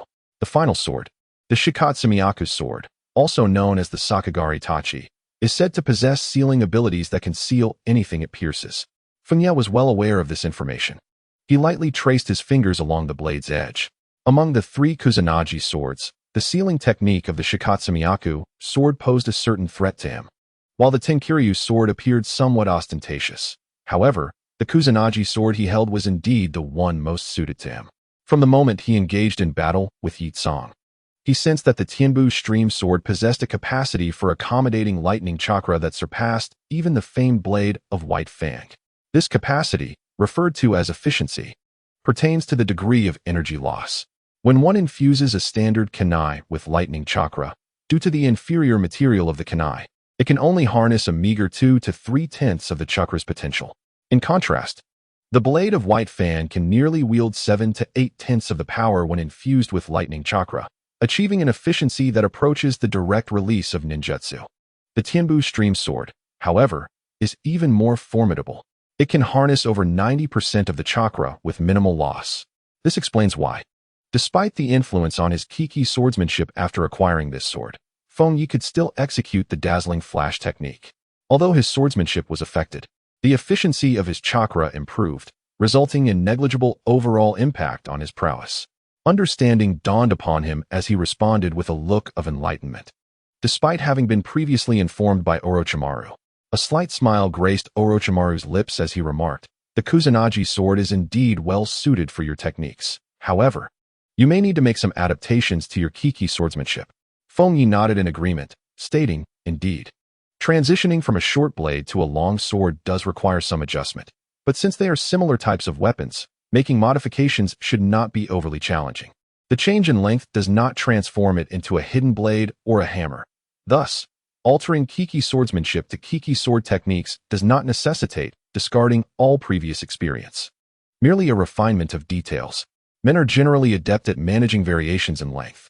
I am confident that, given your talent, you will swiftly master the necessary improvements." Orochimaru chuckled. "You didn't encounter any other issues in the Land of Rain, did you?" This was merely a casual inquiry, as Fengye's rapid return suggested a smooth journey without unexpected incidents. However, upon posing the question, Orochimaru noticed Fengye deep in thought, seemingly organizing his words. After a brief moment, Fengye tossed a collection of metallic insignias onto the table, prompting a look of astonishment from Orochimaru. With a gesture of his hands, Fengye conveyed, "That's the general situation." A profound silence enveloped the tent. The 2 standing Konoha Jonin were momentarily rendered speechless. The metallic insignias, upon cursory examination, numbered close to 100. If they were not forgeries, it implied that Fengye single-handedly defeated nearly 100 Sand Shinobi. even if they were all genin. Such a figure is quite alarming. If your assessment is accurate, then your achievements this time surpass even those of your previous battle, Orochimaru remarked after several seconds of contemplation. To have single-handedly vanquished a squad of sand shinobi attempting to circumvent the Land of Rain and launch a surprise attack on Konoha's rear base is heroic in its own right. Fengye did not exhibit any signs of pride or arrogance. He merely stated, it was merely a coincidence. For him, the achievements attained on this battlefield held little significance. The enhancement of his abilities was of paramount importance. And this, he added, casting a scroll towards Orochimaru. I have collected a sample of the blood from that scorch-release ninja. I believe you would find it of interest. Ordinarily, Orochimaru would be quite eager about samples of Kekkei Genkai. Yet since learning of Fengye's capabilities, his enthusiasm for researching other bloodlines had diminished considerably. However, he possessed a collector's obsession, and the blood sample from the scorch-release ninja was precisely one he lacked. Well done. I shall relay this information to the village. Orochimaru remarked with a faint smile as he accepted the scroll. By the way, a day ago, the third Hokage issued instructions to dispatch you to the frontline camp in the Land of Wind. You may depart at once. Fengye shrugged helplessly, responding, I haven't even caught my breath, and now I must be on the move again. He was not surprised by this order. Unless Minato Namikaze suddenly unleashed an overwhelming assault on Sunagakure, resulting in a decisive victory, he would likely be reassigned as long as the situation remained somewhat stagnant. In truth, he yearned to temporarily vacate the battlefield to find a tranquil place for meditation, but such actions during wartime could be construed as desertion, and he had no desire to leave Konohagakure just yet. On one hand, there were reasons related to Kakashi and Kurenai, and on the other, the threats posed to him in the ninja world were considerable. Aside from the half-dead Uchiha Obito, the only other significant threat was Minato from Konoha, whose Reaper Death Seal paired with the Flying Thunder God technique was particularly troublesome. Furthermore, remaining in Konoha allowed him to pursue certain plans of his own.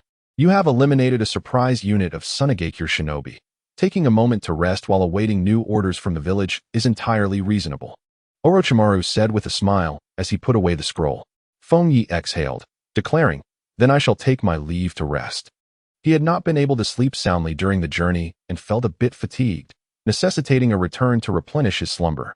The intelligence regarding Fengye's annihilation of a near 100-strong elite unit from Sunagakure sent shockwaves through the ranks of Konoha's higher echelons, including Danzo and Hiruzen Sarutobi. The source of their astonishment was not merely the eradication of a 100-man contingent, but the fact that this Sunagakure unit had stealthily circumnavigated to the rear of the Land of Rain. Had they not encountered Fengye, the sudden assault on the rear camp could have resulted in dire consequences and significantly altered the course of the war. What appeared to be the destruction of a mere 100-man unit bore the potential to sway the outcome of this conflict. Following the initial shock, a sense of apprehension took root. Be it the heads of various clans or Sarutobi and Danzo, they all harbored this sentiment. Although other shinobi could accomplish similar feats, Fengye's youth was strikingly disconcerting. In the conference room on the highest floor of the Hokage building, Danzo spoke solemnly to Sarutobi Hiruzen. This transcends mere talent. That child, Sarutobi, is possessed by a malevolent spirit. At merely 10 years old, yet not even 11, he has demonstrated extraordinary prowess on the battlefield of the Land of Grass, showcasing a talent so remarkable that it occurs but once in several decades, a ninja of unparalleled excellence. However, this time is different. Setting aside the sheer coincidence of encountering the elite forces from Sunagakure, the fact that he single-handedly annihilated a 100-man platoon borders on the fantastical. Even Sarutobi himself might not be capable of such a feat. How astonishing! A malevolent entity. A glimmer of gravity flickered in Sarutobi Hiruzen's eyes. The term malevolent entity served merely as a euphemism. He comprehended Danzo's implication, that this child, Keed, is anomalous, and perhaps some unpredictable alteration has befallen him. Such a change, if it could sway the tide of war, equally harbors the potential to inflict severe losses upon Konohagakure, thus qualifying as a significant threat. After all, he is the child of the White Fang. Surely, he cannot be that perilous. Sitting beside them, Kohara Udatane slowly opened her previously narrowed eyes and spoke softly. Mito Kaze also voiced his concern. Danzo, you label the child of such a steadfast ninja as a threat. Does this conclusion not seem premature? No, Danzo replied, shaking his head. his gaze heavy with apprehension. I do not categorize him as a threat per se, but rather the peculiar circumstances surrounding him. A ninja under 11 cannot achieve such a level of power. Whatever this anomaly may be, it warrants vigilance. Sarutobi Hiruzen remained silent, his expression grave. The ninja world is rife with malevolent forces, such as the tailed beasts, which include the Nine Tails, a formidable deterrent for Konohagakure. Yet, should it spiral out of control, the repercussions could be dire for the village. This world is not devoid of other threats that rival the tailed beasts in potency. Sarutobi Hiruzen did not harbor deep-seated worries about Keed himself. He believed that despite the child's precocious intellect, he bore no animosity and posed no threat to Konohagakure. However, if a monstrous entity resided within him, the situation would be drastically altered. What do you intend to do? Sarutobi Hiruzen inquired after a moment of contemplation. Danzo narrowed his eyes and responded, I recommend that we impose control, ensuring that no threat arises. If indeed there is a malevolent entity within him, we must employ sealing techniques as swiftly as possible. Control him at the earliest opportunity? Sarutobi Hiruzen pondered deeply. If there truly exists a potential threat to Konohagakure, then prompt action is indeed warranted. However, he was reluctant to entrust this task to Danzo, as it would only augment Danzo's power. At that moment, he recalled a peculiar detail. The very individual who ought to make such a judgment, Orochimaru, had not mentioned any of these anomalies in his report. Keed is Orochimaru's disciple. Do you believe Orochimaru is entirely oblivious to this? Sarutobi Hiruzen suddenly inquired. Danzo squinted, replying, perhaps he is already aware, yet is engaged in some clandestine actions, choosing not to report to you. Upon hearing that Danzo had begun to harbor doubts about Orochimaru, Hiruzen Sarutobi snorted softly and remarked, You have never fully reported to me on the clandestine activities you have undertaken. He made a decision to continue engaging with Orochimaru, seeking further insights about Kaguya, and refraining from hastily making decisions against him, for he still held trust in this disciple of Orochimaru. Moreover, everything Kaguya had accomplished thus far had been through his merits on the battlefield. To choose to control him based solely on unverified suspicions would undoubtedly incite unrest. In times of war, such turmoil must be avoided. Danzo, having heard Hiruzen's resolution, slowly spoke, It seems you still have great faith in your disciple. So I have no further recommendations. As he spoke, he rose to depart, his silhouette gradually vanishing into the shadows. In the span of about 3 days, Hiruzen engaged in multiple discussions with Orochimaru and ultimately received startling information from him. Kaguya had awakened a certain bloodline limit. This unique ability, which enhanced speed, was the source of Kaguya's formidable power, allowing him to display astonishing prowess on the battlefield. Previous doubts dissipated entirely. As one of the foremost figures in the ninja world, Hiruzen understood the significance of speed for a ninja. A bloodline limit that augmented such an ability could indeed have a profound impact, making it possible to take on 100 foes single-handedly. The capability to increase speed could render Sea of People tactics ineffective, enabling one to maneuver freely even under the most constricting circumstances. It was no wonder Kaguya achieved feats that even he found challenging. Is this the power you have bequeathed to your child, White Fang? Hiruzen murmured, gazing out the window while holding the latest intelligence scroll transmitted by Orochimaru. The will of the deceased can indeed exert influence after their passing, leaving behind certain protective abilities for their children, such as sand that instinctively guards the body without deliberate manipulation. Such phenomena have been documented on numerous occasions.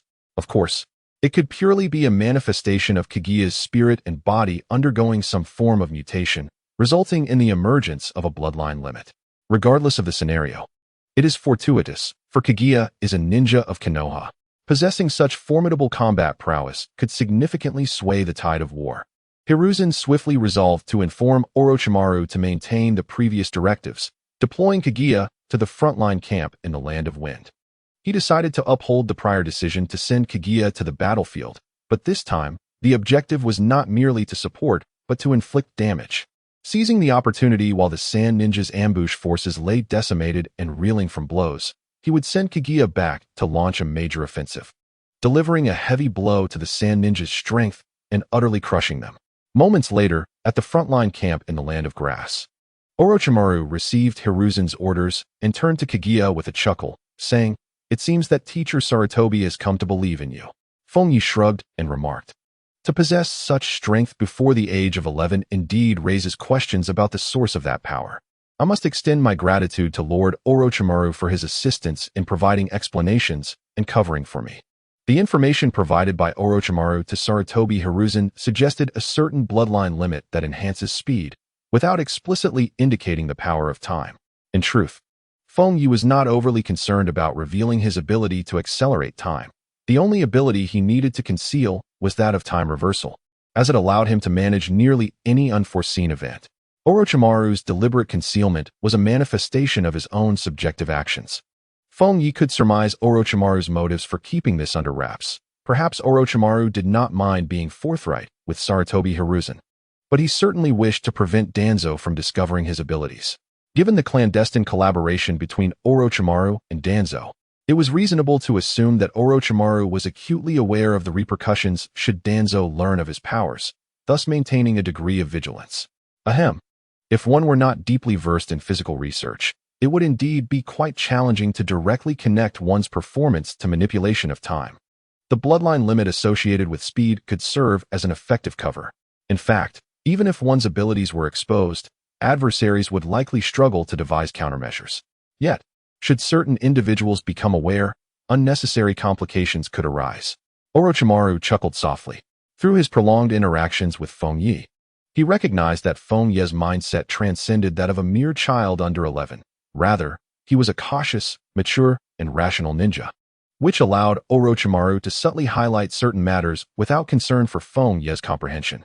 Upon hearing Orochimaru's words, Fengye could not help but sigh inwardly. Were Orochimaru simply a mentor safeguarding his disciple without ulterior motives regarding Fengye's bloodline limit, it would indeed be quite touching. The essence of his statements was unmistakable. There was little distinction between time acceleration and speed enhancement through bloodline limits in terms of response. Both merely represented variations in speed. This implies that if adversaries possess methods to counter speed-type ninjas, they could likewise contend with Fengye, rendering the exposure of this ability relatively inconsequential. The crux lay in the unnecessary complications that might arise from such exposure, which evidently referred to Danzo. Lord Danzo has always taken a keen interest in me, Fengye said with a light chuckle, candidly stating, when I first exhibited a modicum of talent, Lord Danzo attempted to recruit me into the route. With his current strength and standing, Fengye felt no need to veil anything before Orochimaru, as he had acquired sufficient power to reach the upper echelons of the village, especially since Orochimaru now stood on the same side as him. Orochimaru let out a soft sound of acknowledgement and replied, Danzo has consistently been interested in the young prodigies within the village. However, he prioritizes his own interests above all else and disregards any rules. Had you revealed your talents earlier, either you or Kakashi might have fallen into his grasp. I share the same sentiment. Fengye shrugged and added, he is likely still contemplating his designs upon me, yet during wartime, he should exercise caution. Orochimaru smiled faintly and remarked, do not be overly concerned. Master Sarutobi will not allow him to act at will, especially regarding your actions at present. However, the village's current system has become somewhat decrepit and is in need of reform. If I were to ascend to the position of the fourth Hokage, this incident has made it clear to me that Fengye stands firmly aligned with my ideals, at least until the power dynamics within Konoha are restructured. Hence, I do not mind sharing my opinions about the village. Fengye nodded gently, aware that his ties with Minato Namikaze were tenuous. In the future, when both vied for the position of fourth Hokage, he would undoubtedly side with Orochimaru. From any perspective, Orochimaru possessed the capability to assume the role of fourth Hokage. During this period, and even into the future Chunin exams, Orochimaru still harbored feelings for Konoha. Otherwise, he would not have felt a twinge of moisture at the corners of his eyes while contemplating the attack on Sarutobi. The reckless experimentation on Konoha's ninjas began only after Sarutobi chose Minato for the fourth Hokage, a decision that left Orochimaru utterly disillusioned with the village. Moreover, Minato's methods were excessively gentle. In the original storyline, Minato's ascension to the fourth Hokage was not significantly tied to his accomplishments, as Orochimaru's achievements from the second to the third Great Ninja Wars were hardly inferior. In terms of experience and qualifications, Orochimaru far surpassed Minato. The reason Minato could become the fourth Hokage was simple. He was easier to control and posed no threat to the status quo of the Konoha elders. Were Orochimaru to take the mantle of fourth Hokage, he would not meekly cede power to Danzo, Tsunade, or Mito, but would certainly purge them one by one. This very notion is why Konoha's higher-ups collectively supported Minato. Ultimately, Konoha's system had deteriorated, evident from how subsequent incidents, such as the Uchiha clan massacre, were handled. Fengye was reluctant to leave Konoha, as it was home to many familiar faces. Since he did not wish to depart, his presence could potentially threaten the positions of Konoha's elite. He would either be ostracized or rise to the role of Hokage to instigate a much-needed cleansing of the village.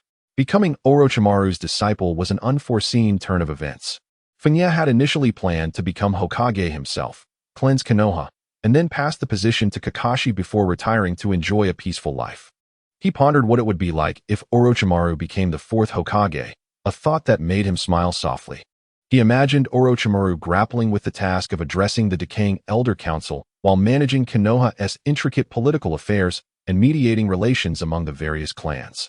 With such a monumental workload, it was likely that Orochimaru would have little time to delve into forbidden techniques like Edo Tensei, instead serving until retirement. With your support, I feel increasingly assured, Orochimaru remarked, a slight smirk gracing his lips. He was acutely aware of the formidable challenges that awaited him in his quest to assume the mantle of Hokage. It was likely that the upper echelons of Konoha would collectively oppose his candidacy.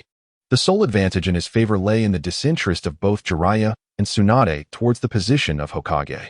However, at present, Jiraiya's disciple, Minato Namikaze, was being groomed as the successor.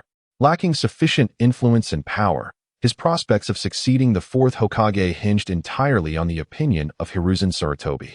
And he required Hiruzen's unequivocal support to harbor any hope of ascending to the position. Even a neutral stance would prove inadequate.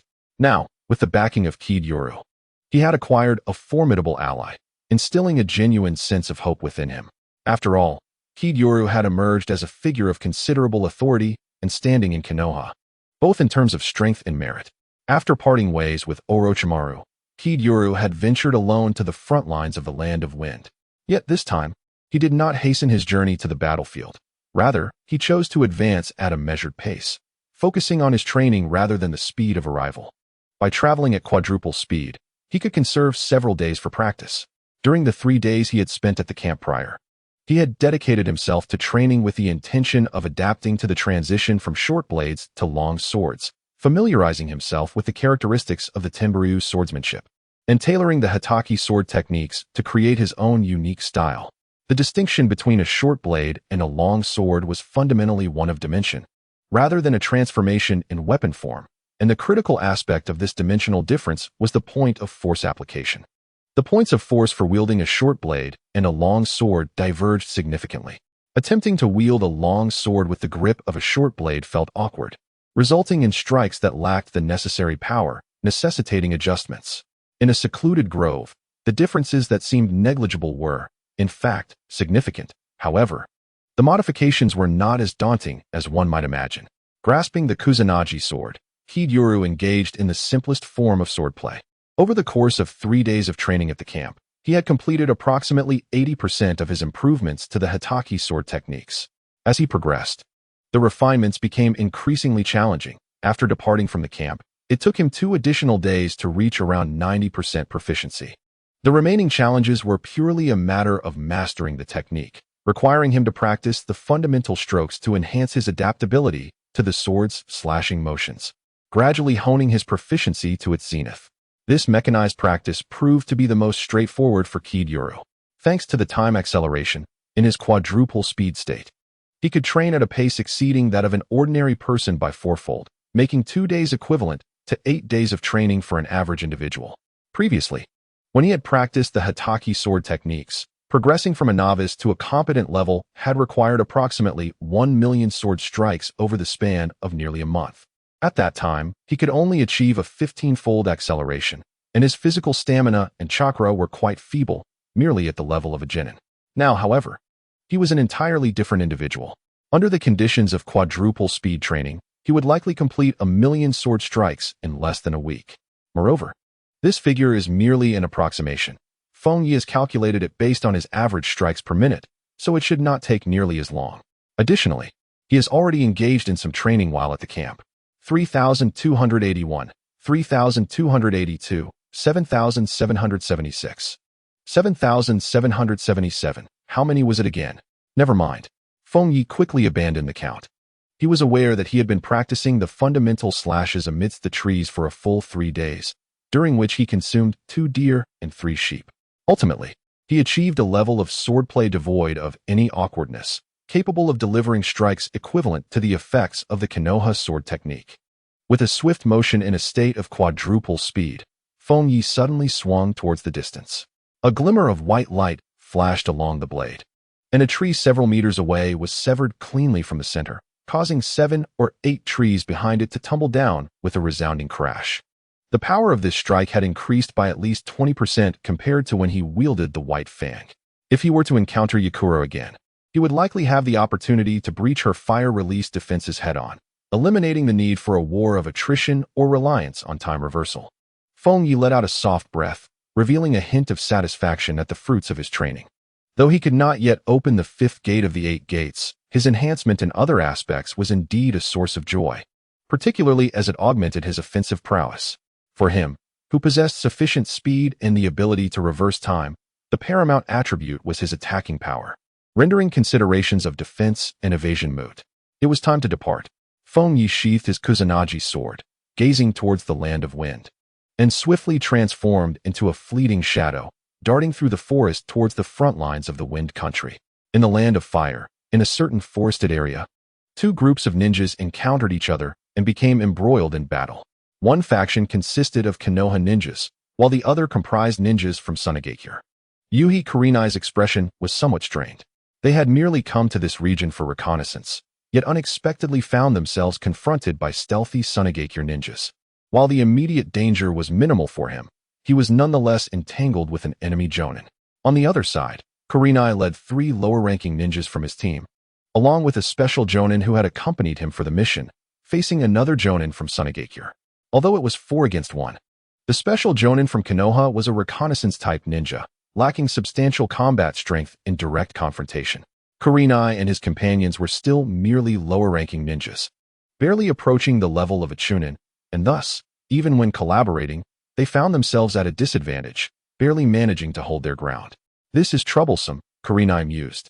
Furrowing his brow, he was faced with 2 choices. One was to continue the fight. If he could eliminate the opposing jonin first, he could then rush to support Kurenai's side. However, it was uncertain whether he would achieve victory before Kurenai's team could withstand the pressure. The other option was to employ a wide-area genjutsu to briefly restrain the 2 Sunagakure jonin, allowing Kurenai and the others to retreat safely. Retreat it is, he decided. As the Crimson Sun set, the judgment was rendered. On one hand, the Crimson Sun was his daughter, and her safety significantly impacted his performance. Continuing the fight was perilous.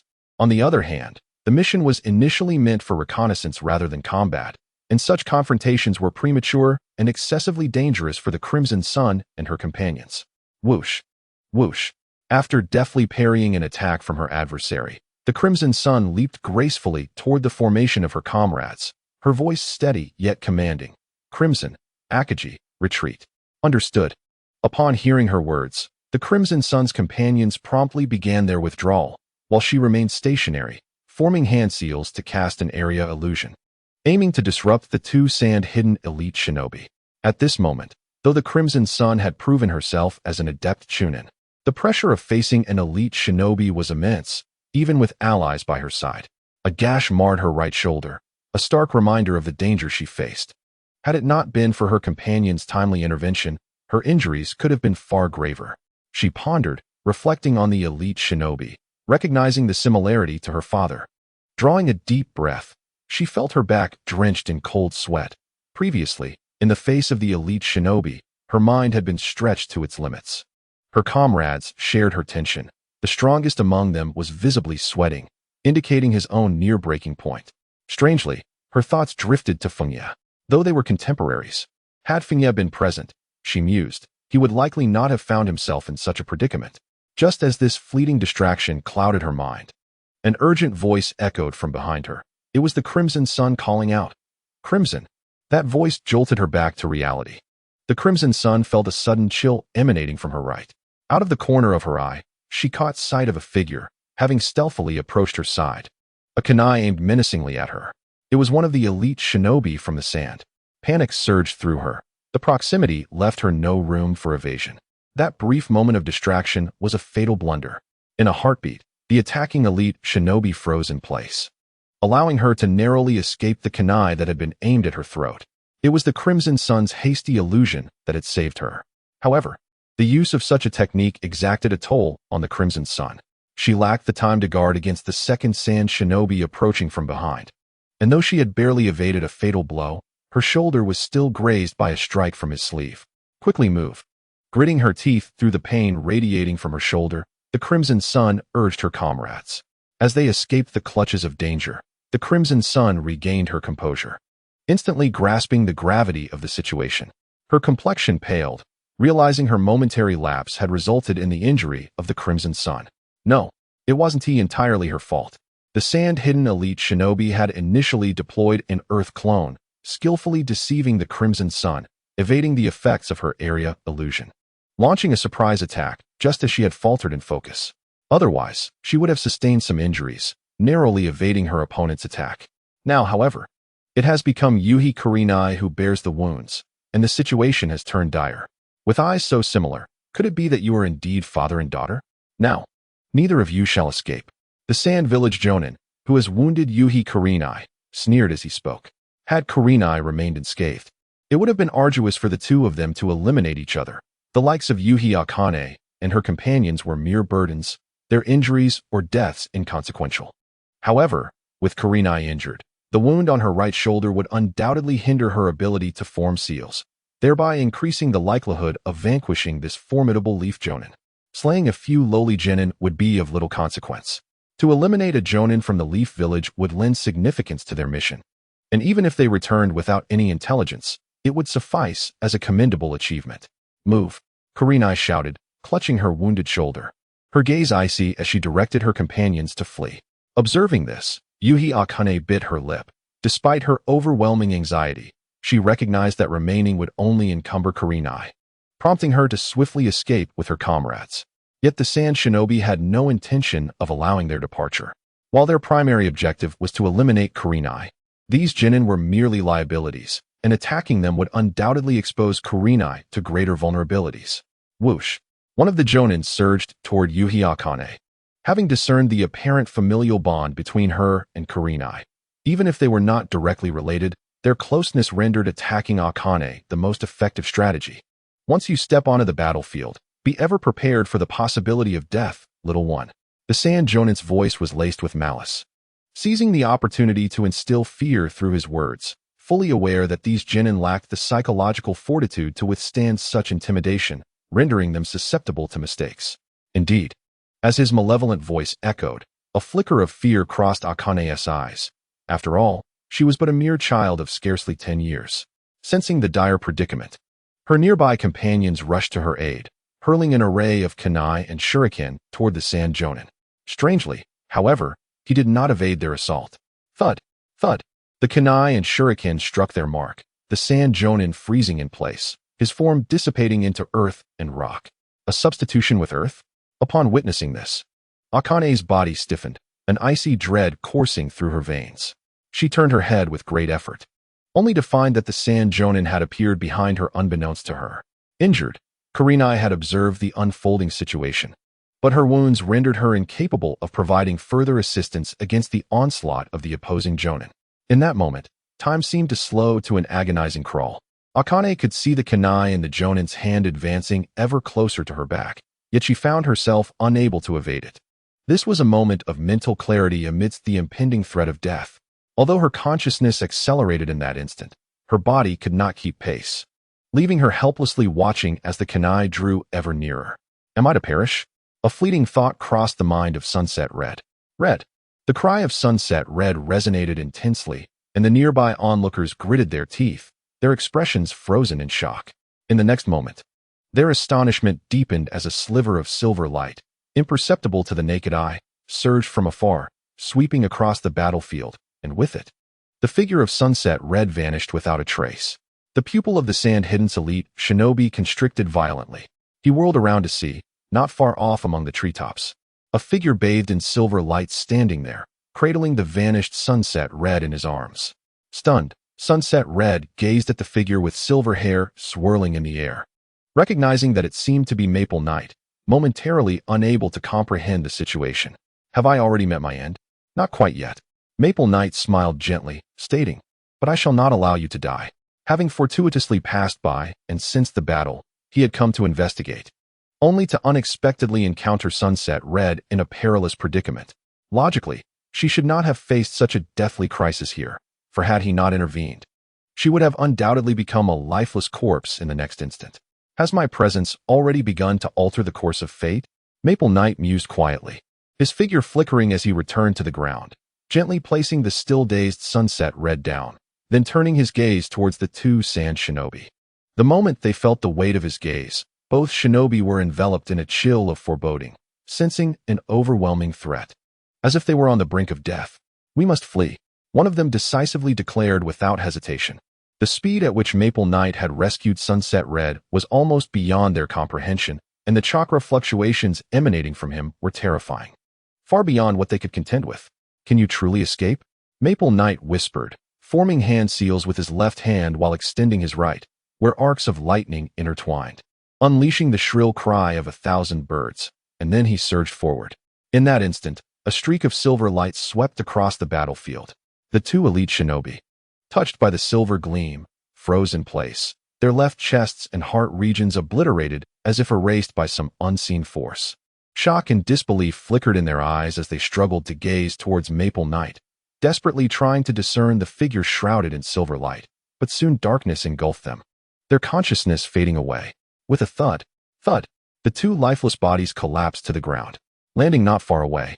Maple Knight's silver radiance and the arcs of lightning entwined around his right hand gradually dimmed and disappeared as he turned around. Witnessing this scene, both Sunset Red and Inuzuka Tooth fell into a profound silence, their gazes fixed in stunned astonishment upon Maple Knight. What was that just now?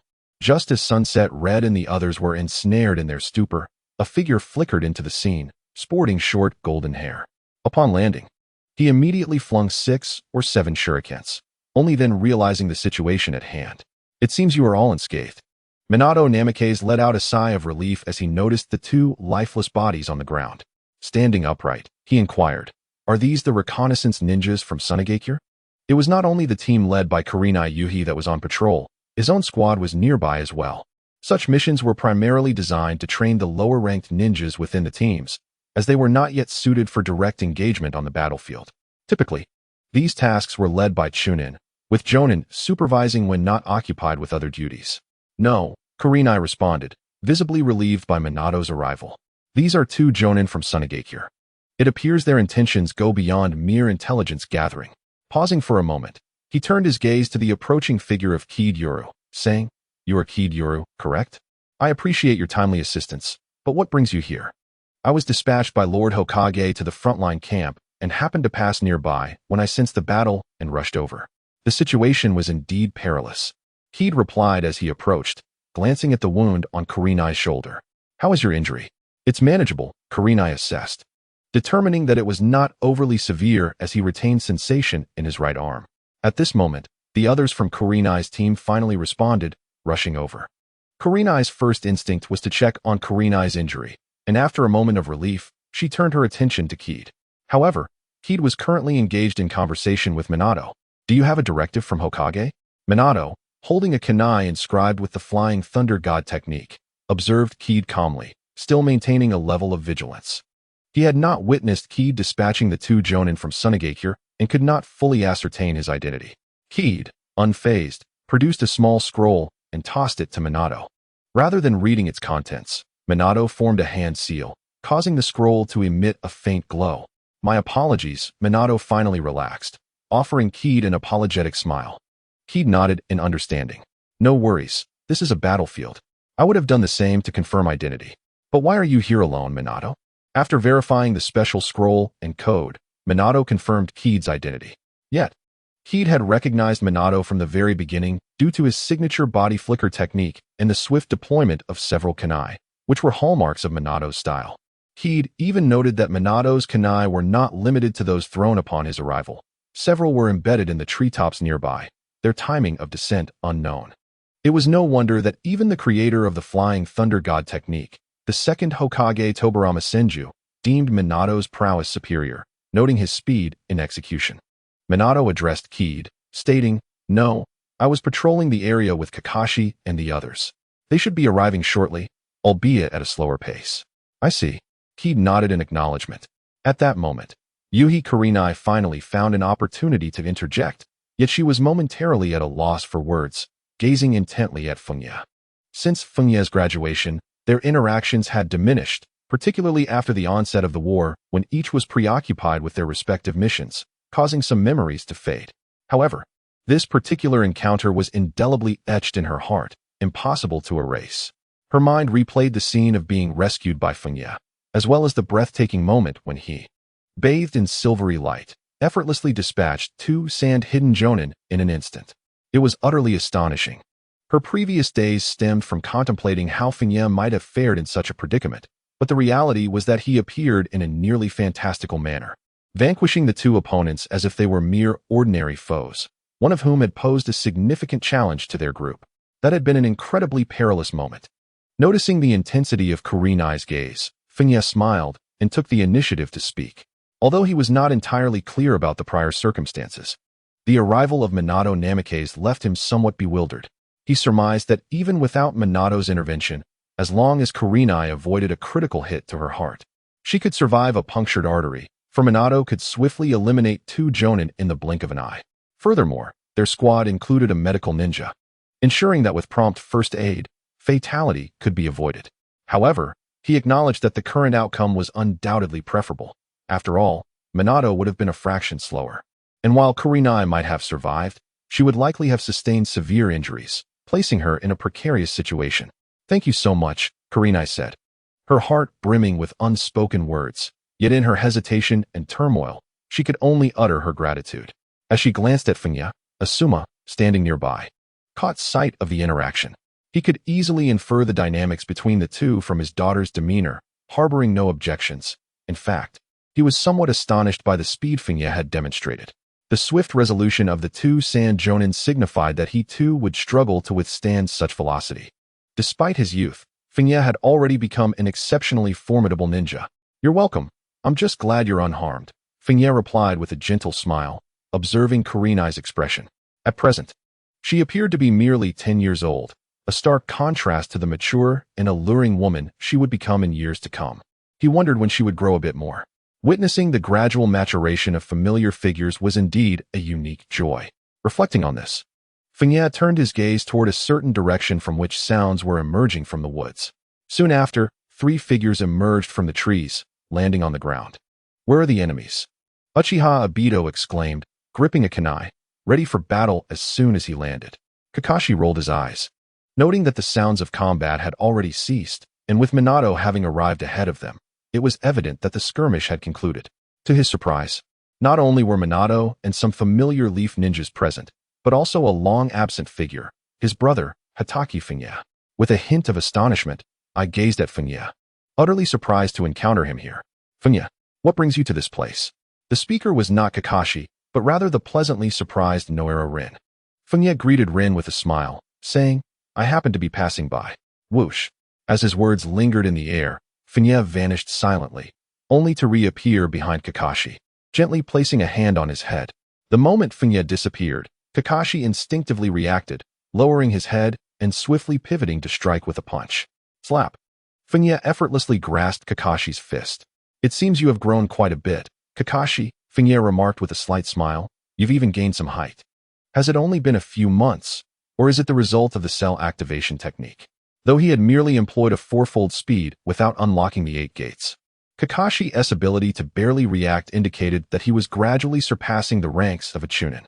Under normal circumstances, Kakashi would have become a jonin at the age of 12.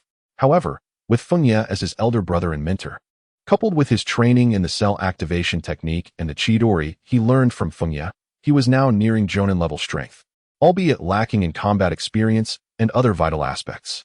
Perhaps, Kakashi tilted his head, revealing a somewhat lackluster gaze, but the gap between us is widening. Although it appeared that he had evaded Fengye's attack, in truth, it was a strike initiated from a distance by Fengye, who had given him ample time to react. Moreover, the most critical factor was Fengye's prior achievements on the battlefield in the Land of Grass, where he had slain numerous jonin, establishing a qualitative difference in strength compared to Kakashi's current capabilities. You are growing, and I am honing my skills. Achieving parity with me will not be an easy feat. Fengye chuckled, releasing Kakashi's fist. Not far away, Minato Namikaze cast a surprised glance at Fengye. Although Fengye had not employed the 8 gates, the speed he displayed was indeed astonishing, explaining how he could achieve such remarkable feats on the battlefield in the Land of Grass. Obito felt somewhat discontented. He had hoped to showcase his abilities during this mission, but upon unexpectedly encountering Fengye, all attention shifted in his direction. Approaching the lifeless bodies of 2 Sunigakure shinobi, he examined them briefly and remarked with surprise, from the traces of chakra, these must be jonin from the Sand Village. Did you, Master Minato, eliminate them all in an instant? From the moment he sensed the battle to Minato's use of the body flicker technique to investigate, and then their arrival. The interval had barely spanned a few seconds. Resolving 2 jonin in such a brief time frame, despite being somewhat familiar with his master's prowess, still left him in awe. No, Minato shook his head, stating, it was not my doing. With that, he turned to look at Fengye. As the crimson sun dipped below the horizon, the prospect of confronting 2 elite shinobi from Sunigakure in a precarious situation seemed daunting. The brief span of time from hearing the commotion to his arrival was remarkably short, and given that Keed had likely arrived even earlier, it was reasonable to surmise that he was responsible for the defeat of the 2 Sunigakure jonin. Keed's prowess was indeed impressive.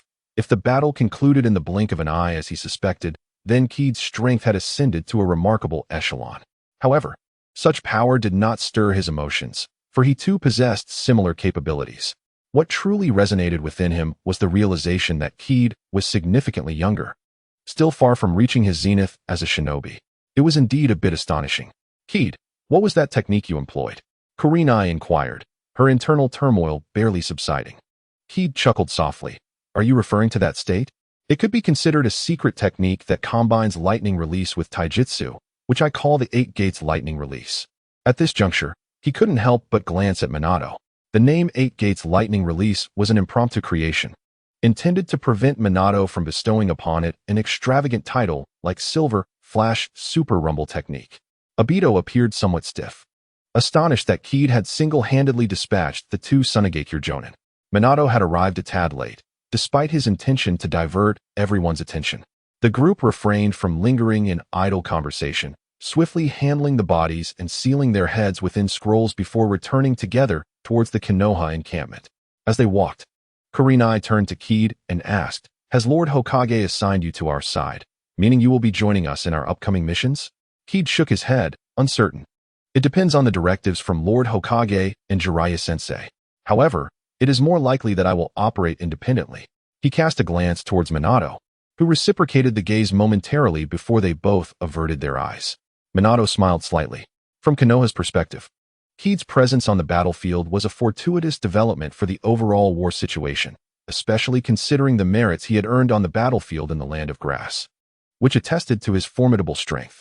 As for Keed being a disciple of Orochimaru, his presence here did evoke a sense of rivalry, yet Minato remained unconcerned.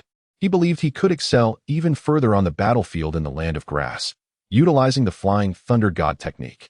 His ambition was to become Hokage, and the true competitors for that title were seasoned shinobi like Orochimaru and Tsunade. To him, Keed was merely a contender for the next generation, not a significant concern. 2 hours later, Keed and Minato, along with their companions, returned to the frontline encampment of Konoha. They proceeded to the largest tent at the center of the camp to report to the overall commander, Jiraiya. Understood, Jiraiya acknowledged. I will assign the task of intelligence gathering to Jonin Haichi. Upon hearing the descriptions from several individuals, Jiraiya nodded and accepted the scroll containing the severed head of a Sand Village Jonin from the hands of Yuhi Kurenai. He then turned his gaze towards Keed. Keed, a disciple of Orochimaru, could be considered his nephew. However, the relationship between him and Orochimaru was one of both camaraderie and rivalry.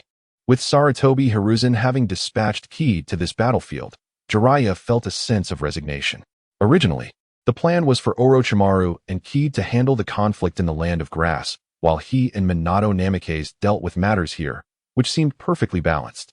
Yet, with Kid's deployment to this front, it gave the impression that he and Minato were inadequate, necessitating the assistance of one of Orochimaru's disciples. It felt rather peculiar. However, there was no turning back now. Kid had already intervened in this battlefield, and the news of his annihilation of a nearly 100-strong elite sand ninja squad that had circumvented the Land of Rain sent a chill down Jiraiya's spine. Had the enemy executed their plan to launch a surprise attack on their rear camp during a full frontal assault, Konoha would not only face defeat, but would also suffer devastating losses. What shocked him most was that Kid had single-handedly dispatched nearly 100 elite sand ninjas. Orochimaru's disciple was indeed monstrous.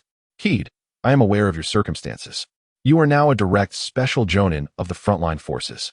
You should return and rest for now. I will assign you a mission when the time is right for you to take the stage, Jiraiya said to Kid. Although he was reluctant to rely on Kid's strength, he possessed a broad perspective and could not afford to let such a powerful asset languish idly, thus depleting Konoha's combat capability. Therefore, he intended to devise a comprehensive battle strategy to launch a decisive campaign against the Sand Village. With Kid's presence and the failure of the enemy's surprise attack plan, their chances of victory would be significantly heightened.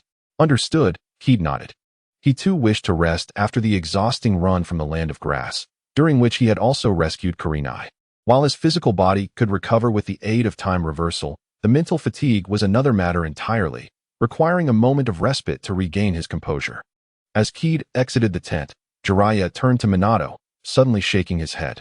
In the upcoming battle, you must not lose to him, Minato. Kid was Orochimaru's disciple and younger than Minato. Should he perform better than Minato in the forthcoming events, it would create an awkward situation for Jiraiya when facing Orochimaru. Jiraiya's thoughts were rather straightforward. He had no desire to become Hokage and was aware that both Orochimaru and Minato aspired to the position. One was his disciple, while the other was his comrade. He did not particularly care who ultimately became Hokage, but he certainly took notice of whose disciple outshone the other in terms of reputation. Minato chuckled lightly and replied, "He is an exceptional ninja, but he will not surpass me. Perhaps in the future, but for now, he is still too young." Jiraiya gazed at Minato Namikaze and shook his head, saying, "Minato, do not underestimate him simply because of his youth. You are unaware that not long ago, he single-handedly annihilated an elite force from the Sand Village that had circumnavigated the Land of Rain, intending to launch a surprise attack on our rear troops." This intelligence was something Jiraiya had recently acquired, and Minato was taken aback upon hearing it. An elite force circumnavigating the Land of Rain for a surprise assault on their rear? Such a unit would likely consist of a modest number, as too many would risk exposure, yet not so few that they could not breach their defensive line. Kakashi, Obito Uchiha, and Rin Noara, who had not yet departed, were also astonished, casting surprised glances at Jiraiya, for they too were unaware of this information. "What is the size of that force?" Minato inquired with a serious expression. Jiraiya replied, his gaze profound, "At least 10 jonin among nearly 100 ninjas." How could this be? Minato struggled to maintain his composure, feeling a tumult within. To single-handedly eliminate a formidable unit of nearly 100, including 10 jonin, he had confidence in his Flying Thunder God technique, yet without practical experience. He found it difficult to ascertain the feasibility. The crux of the matter was how Fengye achieved such a feat, to annihilate that many ninjas single-handedly. One must ensure a fundamental principle, to render all of the enemy's attacks and restrictions ineffective. While he could accomplish this through the Flying Thunder God, how had Fengye done so? Fengye did not appear to possess exceptionally high defensive capabilities. His speed, though impressive, did not seem sufficient to negate all ninjutsu and restrictions. Could it be that Fengye also wielded the Flying Thunder God? I am uncertain how he achieved it, but the results are undeniable.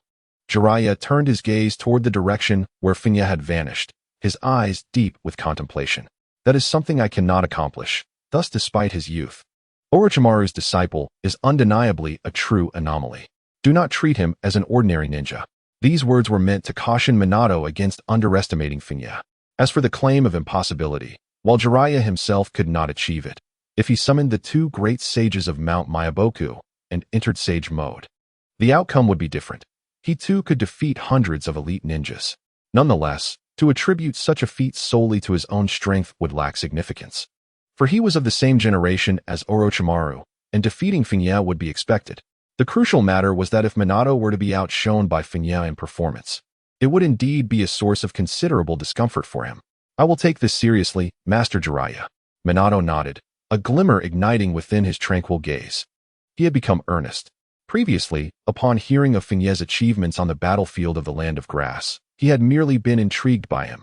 However, upon learning of this latest accomplishment, he had truly awakened to the reality and recognized his previous misjudgment of Fengye.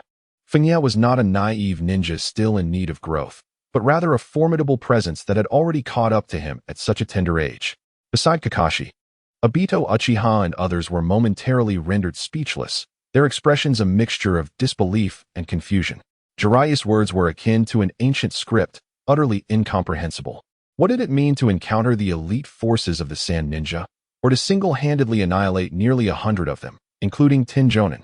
Even Kakashi, who was on the cusp of becoming a Jonin himself, felt the weight of these revelations. Obito and Rin remained mere genin. Kakashi, despite his close bond with Fengye, was momentarily taken aback, managing to return to reality with a wry smile. He no longer feared confronting Jonin. Previously, he had nearly vanquished one. Yet the current Fengye surpassed all expectations. Rin's eyes were filled with astonishment, and after a prolonged silence, she murmured in disbelief, as though trapped in a dream. Meanwhile, at the frontline camp of the sand-hidden village, in the central tent, the atmosphere was heavy with despair. After days of reconnaissance, the scouts dispatched by the Sand Ninja had discovered traces of Leaf's forces in the Land of Rain, yet the evidence yielded little actionable intelligence. The only certainty was that Leaf's squad had likely been annihilated, as not a single survivor had been found. Had even one individual escaped, they would have made contact by now, but alas, none had. As the news spread, the entire tent descended into a stifling silence. It was inconceivable. Kaizo's eyes reflected disbelief. He was well aware of Leaf's capabilities, having led a formidable unit of nearly 100 elite soldiers. Even if the Leaf village sent double the number of ninjas, it would be improbable to completely eradicate his forces. To achieve total annihilation without a single escapee would likely require a threefold increase in elite ninjas, which was impossible to conceal from their watchful eyes. If that were the case, war would have been rendered unnecessary long ago. Chiyo, her expression grim, inquired whether it was an allied force sent from the Leaf village. Yet, they too had received no intelligence. It was implausible. A ninja force exceeding 300 could not possibly remain undetected, maneuvering stealthily into the Land of Rain and directly targeting Kaizo's unit. Kaizo shook his head, his face darkening. Although the infiltration of spies from the sand into the Leaf was limited and the transmission of information arduous, the mobilization of over 300 ninjas could not escape notice. Even if the Leaf scouts were oblivious, there were numerous eyes along the route that would have detected such a movement. Just as they would need to take a lengthy detour to maintain secrecy while deploying a 100-man unit, the idea of moving 3 times that number undetected was unfathomable. Could it be that the Rain ninjas had allied with the Leaf? The 4th Kazekage, Rasha, spoke gravely. The incident occurred within the borders of the Land of Rain. If the Rain village and the Leaf were indeed collaborating, such a scenario was not beyond the realm of possibility. No, Ebizo shook his head and remarked. The Rain Shinobi village indeed possesses the strength to annihilate Yakura's contingent, but it would require nearly the entire force to accomplish such a feat, and it is utterly impossible to do so without a trace. Moreover, that cautious fellow, Hanzo of the Salamander, would never recklessly mobilize his entire team. If several hypotheses have been dismissed, then the possibilities dwindle significantly. Firstly, Konoha has not deployed a substantial number of ninjas, and secondly, the incident occurred within the borders of the Land of Rain. Could it be an ambush? Chiyo slowly interjected. This reasoning could hold water. Yakura and his comrades could have fallen into a trap, overwhelmed by a small but strategic force, with their escape routes effectively sealed off. Ebizo had already contemplated this conclusion, yet he hesitated to voice it, for the implications of falling into an enemy ambush and being vanquished by overwhelming numbers are starkly different. Being caught in an ambush by the enemy and being defeated in a one-sided battle carries accountability. Yakura, as the commanding Jonin, would bear significant responsibility for this, especially since it was he who had been designated to lead this contingent. It appears this is the only conceivable scenario, Rasha stated solemnly.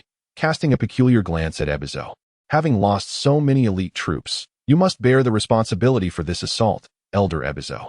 The atmosphere in the tent was oppressive, and many elite jonin from Sunagakure wore grim expressions, as Rasha had already begun scheming to shift the blame, stripping Ebizo of his authority and undermining Chiyo's influence. A sand ninja abruptly entered the tent. Report to Lord Kazekage. We have uncovered new leads from the Land of Rain. Rasha furrowed his brow. The sand ninja, with head bowed, swiftly conveyed. We have discovered further traces on the battlefield, along with intelligence regarding the movements of Jonin Yakura. He quickly recounted the gathered intelligence. Two main pieces of information emerged. First, the location of the incident was not along Yakura's intended route, but rather took a small detour. Not far from this deviation, there existed a small town, which they thoroughly searched. They found that this town had previously hosted ninjas. And on the very day of the incident involving Yakura and his team, unfamiliar ninjas had arrived in the town. The second piece of intelligence, derived from the severely disrupted scene, through a meticulous analysis of various remnants and employing secret techniques, led to the conclusion that the deaths of all individuals were almost entirely related to lightning release ninjutsu. Furthermore, a ninja had utilized a summoning beast to leave behind a fragment of information just before meeting their demise. A Kusanagi, sword with lightning speed.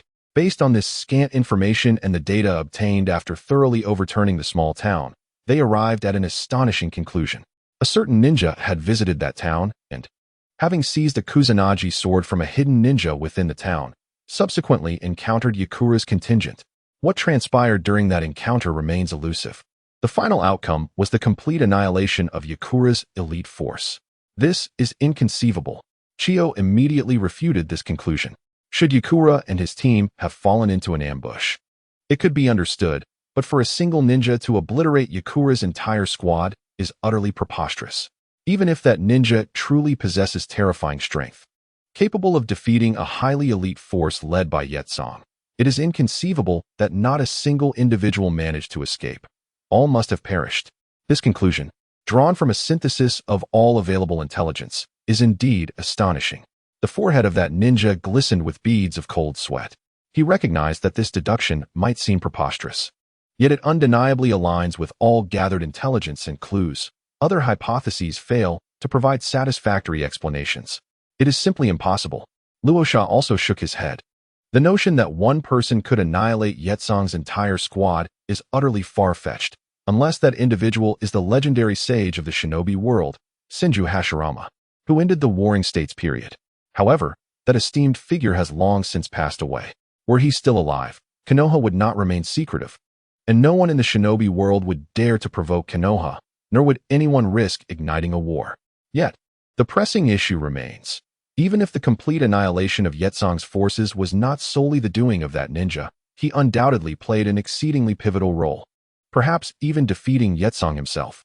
Yetsong's prowess is well recognized within the Sunagakure, as he is a formidable ninja endowed with bloodline limits. Otherwise, he would not have attained the position of captain of the ambush squad. Thus, the question arises, who is that ninja? Who could single-handedly decimate Yetsong's elite forces? And is there a possibility that he hails from Konoha?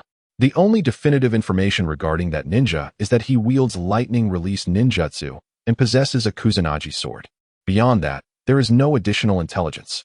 Regardless of the circumstances, that ninja is undoubtedly an adversary, irrespective of his village of origin. Elder Hayuzo inhaled deeply, his gaze darkening as he spoke. The complete annihilation of the ambush squad is already a grave predicament, and now there exists an unknown ninja opposing them. The situation on the battlefield has become exceedingly grim. However, retreat is not an option. Should they withdraw, Konoha will undoubtedly pursue. After expending such significant military resources to engage Konoha, surrendering and passively signing an unequal treaty is simply unthinkable. In the face of war, the situation is indeed dire. Elder Hayuzo, your accountability will be addressed post-war. For now, what battle plans do you still have? Luoshan narrowed his eyes and directed his focus toward Hayuzo. This incident is detrimental to the entirety of Sunagakure, yet personally, it serves as a boon, severely undermining Hayuzo's reputation and alleviating his concerns about being overshadowed in the role of Kazekage. The only aspect that warrants vigilance is that unknown ninja wielding the Kusanagi sword. Presently, All information regarding him is unfamiliar. Should he appear on the battlefield, he may prove to be a troublesome adversary, proficient in lightning release. Could he possibly be a ninja from Kumogakure? If Kumogakure were to ally with Konoha, the situation would undoubtedly become exceedingly precarious. Yet, it is illogical that the Cloud Shinobi would circumvent the Land of Earth to collaborate with Konoha in an assault against their forces in the Land of Rain. Although I remain unaware of your true identity, you have indeed rendered me a significant service. A glimmer flickered in Luosha's eyes. In the ensuing symbolic confrontation, a few ninjas opposing his rise to power were eliminated, and even in the event of surrendering to Konoha, he would face no repercussions, as long as he could secure his position as the Kazekage. To him, this war would then be deemed a success. The sole mystery he wished to unravel was the identity of the ninja who had single-handedly decimated the Leaf Village's ambush unit. The tent allocated to Kaguya was situated in the rear section of the camp.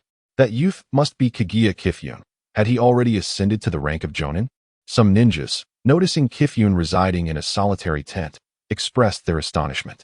This was the frontline battlefield of the Land of Wind, teeming with ninjas, in stark contrast to the encampments established by the Land of Grass.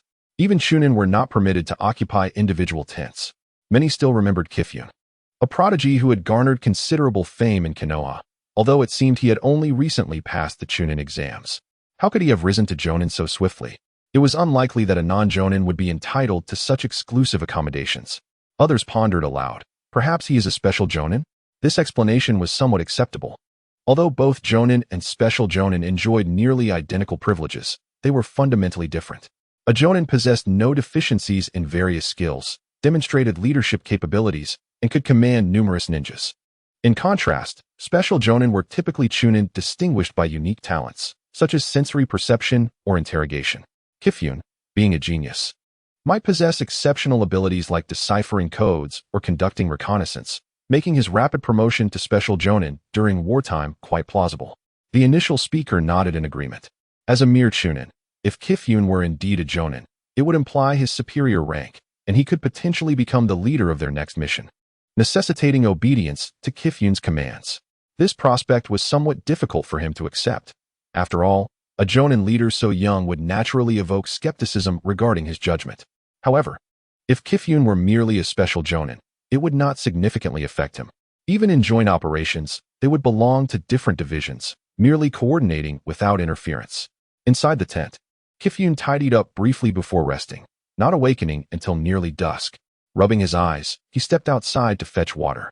The camp had temporary wells dug in several areas, and Kifune, having reviewed a rough map of the layout, made his way to the nearest well. "Hey, Kifune." A voice called out in surprise just as he was drawing water. The voice sounded somewhat familiar, though he could not immediately place it. Turning to look, he was mildly surprised to see Shizune. "What are you doing here?" Shizune, who should have been training under Tsunade, was present in this camp, suggesting that Tsunade must also be nearby, which astonished Kifune. "I came with Lady Tsunade to practice medical ninjutsu," Shizune replied, approaching him briskly with a water jug in hand. Fengye fetched a bucket of water, filling his own flask before pouring some into Tsunade's. He tilted his head and inquired, "Is Lady Tsunade present?" Although she could not engage in combat, she could still provide guidance on medical ninjutsu, albeit without direct contact with blood. Her advice would be based solely on symptoms. At this point, Tsunade paused, a look of surprise crossing her face as she asked, "How do you know about Lady Tsunade's condition?" The fact that Tsunade suffered from hemophobia was not a closely guarded secret, yet it remained known to only a select few, primarily her closest disciple and a handful of elite Jonin. Fengye replied, "My father once mentioned Lady Tsunade. Tsunade's condition had emerged towards the end of the Second Great Ninja War, and White Fang would undoubtedly be aware of it, as would Orochimaru. Placing the blame on someone was easy, but White Fang was the most fitting candidate. Due to Fengye's influence, Tsunade had heard some tales of White Fang, and upon hearing Fengye's response, a look of realization crossed her face. She sighed.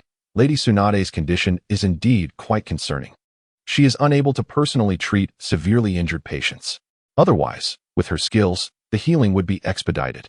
Fengye handed the filled flask to Tsunade and pondered for a moment before asking, "Where is Lady Tsunade now? I wish to pay her a visit." Hemophobia, in essence, is a psychological disorder. In his previous life, he specialized in psychological treatments and had studied hypnosis, which fundamentally serves as a form of psychological guidance. Contrasting sharply with the illusions of this world, he had successfully treated Kakashi, yielding remarkable results, and he believed a similar approach could benefit Tsunade. Tsunade regarded Fengye with surprise before nodding. Lady Tsunade is resting in the tent over there. I was just fetching water for her. Follow me. After a brief moment, Fengye vanished in a blur, only to reappear beside Tsunade mere seconds later, having returned the flask to his own tent. Following Tsunade through a vast expanse of tents, they soon arrived at a larger one. Tsunade entered, cradling the water flask, and announced, "Lady Tsunade, the water has arrived." "Place it over there," Tsunade replied wearily. Due to her hemophobia, her ability to treat patients was severely restricted. Ailments that would typically be easily resolved now required a considerable exertion of her energy. Her presence on the battlefield was a result of repeated requests from Sarutobi Hiruzen, which she could not decline, as well as her commitment to instructing Tsunade in medical techniques. Mastery of medical ninjutsu requires practice beyond mere study, and the battlefield, with its continuous influx of wounded, provided an ideal environment for nurturing the skills of medical ninjas. "By the way, Lady Tsunade, Fengye wishes to pay you a visit." "Fengye? That little brat? Isn't he with Orochimaru?" Tsunade tilted her head, uncertain of the purpose behind Fengye's visit. However, she was indeed curious to meet this young prodigy. She casually draped a garment over her shoulders and said, "Please, come in." "Greetings, Lady Tsunade." Fengye entered the tent, offering a polite smile. "I had the pleasure of meeting you once before, but did not get a chance to properly greet you. Upon hearing you were here, I decided to visit. Teacher Orochimaru often speaks highly of your medical skills." Tsunade appraised Fengye with a discerning gaze. Your demeanor is quite commendable. There's no need for excessive formality. You are a disciple of Orochimaru and the son of Shoma. I bear some responsibility for Shoma's affairs. Had I been in the village at the time?" Her voice carried a hint of regret. Kikuki Shoma was slightly older than the three legendary ninjas and had gained renown before them. Both Orochimaru and Tsunade had collaborated with Shoma on missions and had received his mentorship. When the unfortunate incident involving Shoma transpired, Tsunade had been indulging in gambling in a small town within the Land of Fire, and by the time she learned of the events, it was too late for her to intervene. "It is my father's rigid nature that led to this. Even if you had been in the village, Lady Tsunade, perhaps little could have been salvaged," Fengye remarked, shaking his head. "By the way, Lady Tsunade, I have heard that your condition seems less than favorable. When my father passed, Kakashi was in a similarly dire state. In comforting him, I devised some methods for alleviation." Tsunade paused, momentarily taken aback, before a wry smile spread across her face. "You wish to treat me?" Had it been anyone else, she would have likely dismissed them by now, as she had no desire to discuss that particular topic. Yet, given Fengye's youth and her slight sense of remorse towards him, coupled with the fact that she had brought up White Fang herself, she felt inclined to entertain the conversation. "Indeed," Fengye nodded. "Only those who have experienced pain and suffering, who have managed to extricate themselves from such affliction, possess the insight to assist others in alleviating their anguish." Tsunade scrutinized Fengye for several seconds before shaking her head. "Those wounds cannot be erased. One can only attempt to alleviate them through forgetfulness, which yields little effect. The duty of a ninja is to endure what ordinary people cannot bear. Each ninja carries their own burdens of pain, whether it be the death of comrades or the loss of loved ones. Thus, the emotional scars and healing methods remain largely unaddressed within the ninja community. Even I have had minimal exposure to them. What could a boy of merely 10 accomplish?" Ino was taken aback as well. She had not anticipated that Fengye's visit was aimed at alleviating Tsunade's hemophobia, a condition that even the likes of Sarutobi Hiruzen, Jiraiya, Orochimaru, and all other medical ninjas were powerless to remedy. Yet, she had long sought to cure Tsunade's phobia, tirelessly searching for methods while studying medicine. Hesitating for a moment, she could not suppress her thoughts. "Lady Tsunade, Fengye might truly alleviate your symptoms. He has emerged from such suffering himself and managed to comfort his brother, Kakashi." For reasons unknown, she felt an inexplicable trust in Fengye. Tsunade cast a displeased glance at Shizune, who merely flinched and then bit her lip, meeting Tsunade's gaze, prompting a resigned shake of the head from Tsunade. She turned her attention back to Fengye, her arms crossed before her, and spoke softly. "Very well. Let me see what you are capable of." Fengye settled himself before Tsunade, his demeanor shifting to one of seriousness. I beg your pardon, Lady Tsunade. From this point onward, please regard me as your healer and yourself as the patient. Do not resist the treatment. Observing Fengye's earnest expression, Tsunade couldn't help but find it amusing. All right then, I am genuinely curious about what methods you possess. After establishing a proper rapport with Tsunade, Fengye commenced his verbal guidance and subtle suggestions. Applying the psychological techniques he had previously mastered, the therapeutic effects were remarkably positive. It seemed that Tsunade's own state of fatigue played a significant role, as after a session of treatment and reassurance, she swiftly succumbed to slumber. Shu, noticing Tsunade asleep in her seat, Fengye gestured discreetly to Shizune. Understanding immediately, Shizune nodded and cautiously approached, assisting Fengye in gently laying Tsunade down and procuring a pillow. As they helped her recline, the loose fabric of her nightgown allowed glimpses of what would be veiled by sacred light. Fengye remained composed, perceiving it merely as a reward for his diligent treatment. Without altering his expression, he assisted Shizune in covering Tsunade with a blanket, exchanged a silent farewell with Shizune, and quietly departed. Having previously perused numerous manuscripts in his former life, he was not easily startled by such occurrences. Yet, reality was infinitely incomparable to fiction. Contemplating the implications of his unrestrained use of time acceleration to hasten his growth, he realized that he could likely attain an 18-year-old physique by the age of 12 or 13. While individuals like Kurenai and others would not surpass the age of 12 at that time, a rather vexing predicament. After all, this era was no longer the Warring States period when the average lifespan hovered around 30 years. Even among ninjas, the age for marriage had largely shifted to after 18. From his observations, in the world of Naruto, precocious young ninjas typically entered romantic relationships between the ages of 9 and 14, fell in love between 15 and 18, and married and bore children by their late teens to early 20s. Fengye preferred to adapt to the customs of his surroundings, embracing the prevalent worldview of each realm he inhabited. Hence, he remained in the ninja academy until the age of 9 before graduating. My disposition can be somewhat nefarious, Fengye mused as he approached his tent, a light chuckle escaping him. Perhaps it was due to his previous life of anonymity that he now relished the attention from young women like Kurenai, Rin, and Shizune. However, upon reflection, it seemed hardly malevolent. He merely upheld the image of a normal, charismatic genius ninja. Viewed from another perspective, it was arguably the young women, such as Kurenai, who were rather brazen, each one captivated by his allure. Upon returning to the tent, Fengye contemplated his course of action. He resolved to adhere to his original plan, utilizing the power of time acceleration to swiftly mature his body to around the age of 20, achieving the pinnacle of his condition. With the ability to reverse time at his disposal, he harbored no concerns regarding the potential shortening of his lifespan. In fact, he could maintain a singular age indefinitely. The following day, Tsunade awoke, stretching languidly, reveling in the rare comfort of a restful slumber, free from the torment of nightmares. As her thoughts coalesced, she soon discerned an anomaly in her state. Reflecting on the events of the previous day, a flicker of astonishment crossed her gaze. Could that boy's treatment have truly been effective? Her willingness to cooperate with Fengye stemmed from her recognition of Shizune's desire to assist her, as well as her curiosity about the extent of Fengye's capabilities. To her surprise, she found that his treatment had indeed yielded some results. She could distinctly sense that the emotional turbulence associated with her memories of trauma had lessened. "Tsunade-sama, you are awake." Shizune's voice broke through as she returned to the tent after fetching water, noticing Tsunade sitting up. The fact that Fengye had managed to lull Tsunade into sleep during the treatment had relieved her.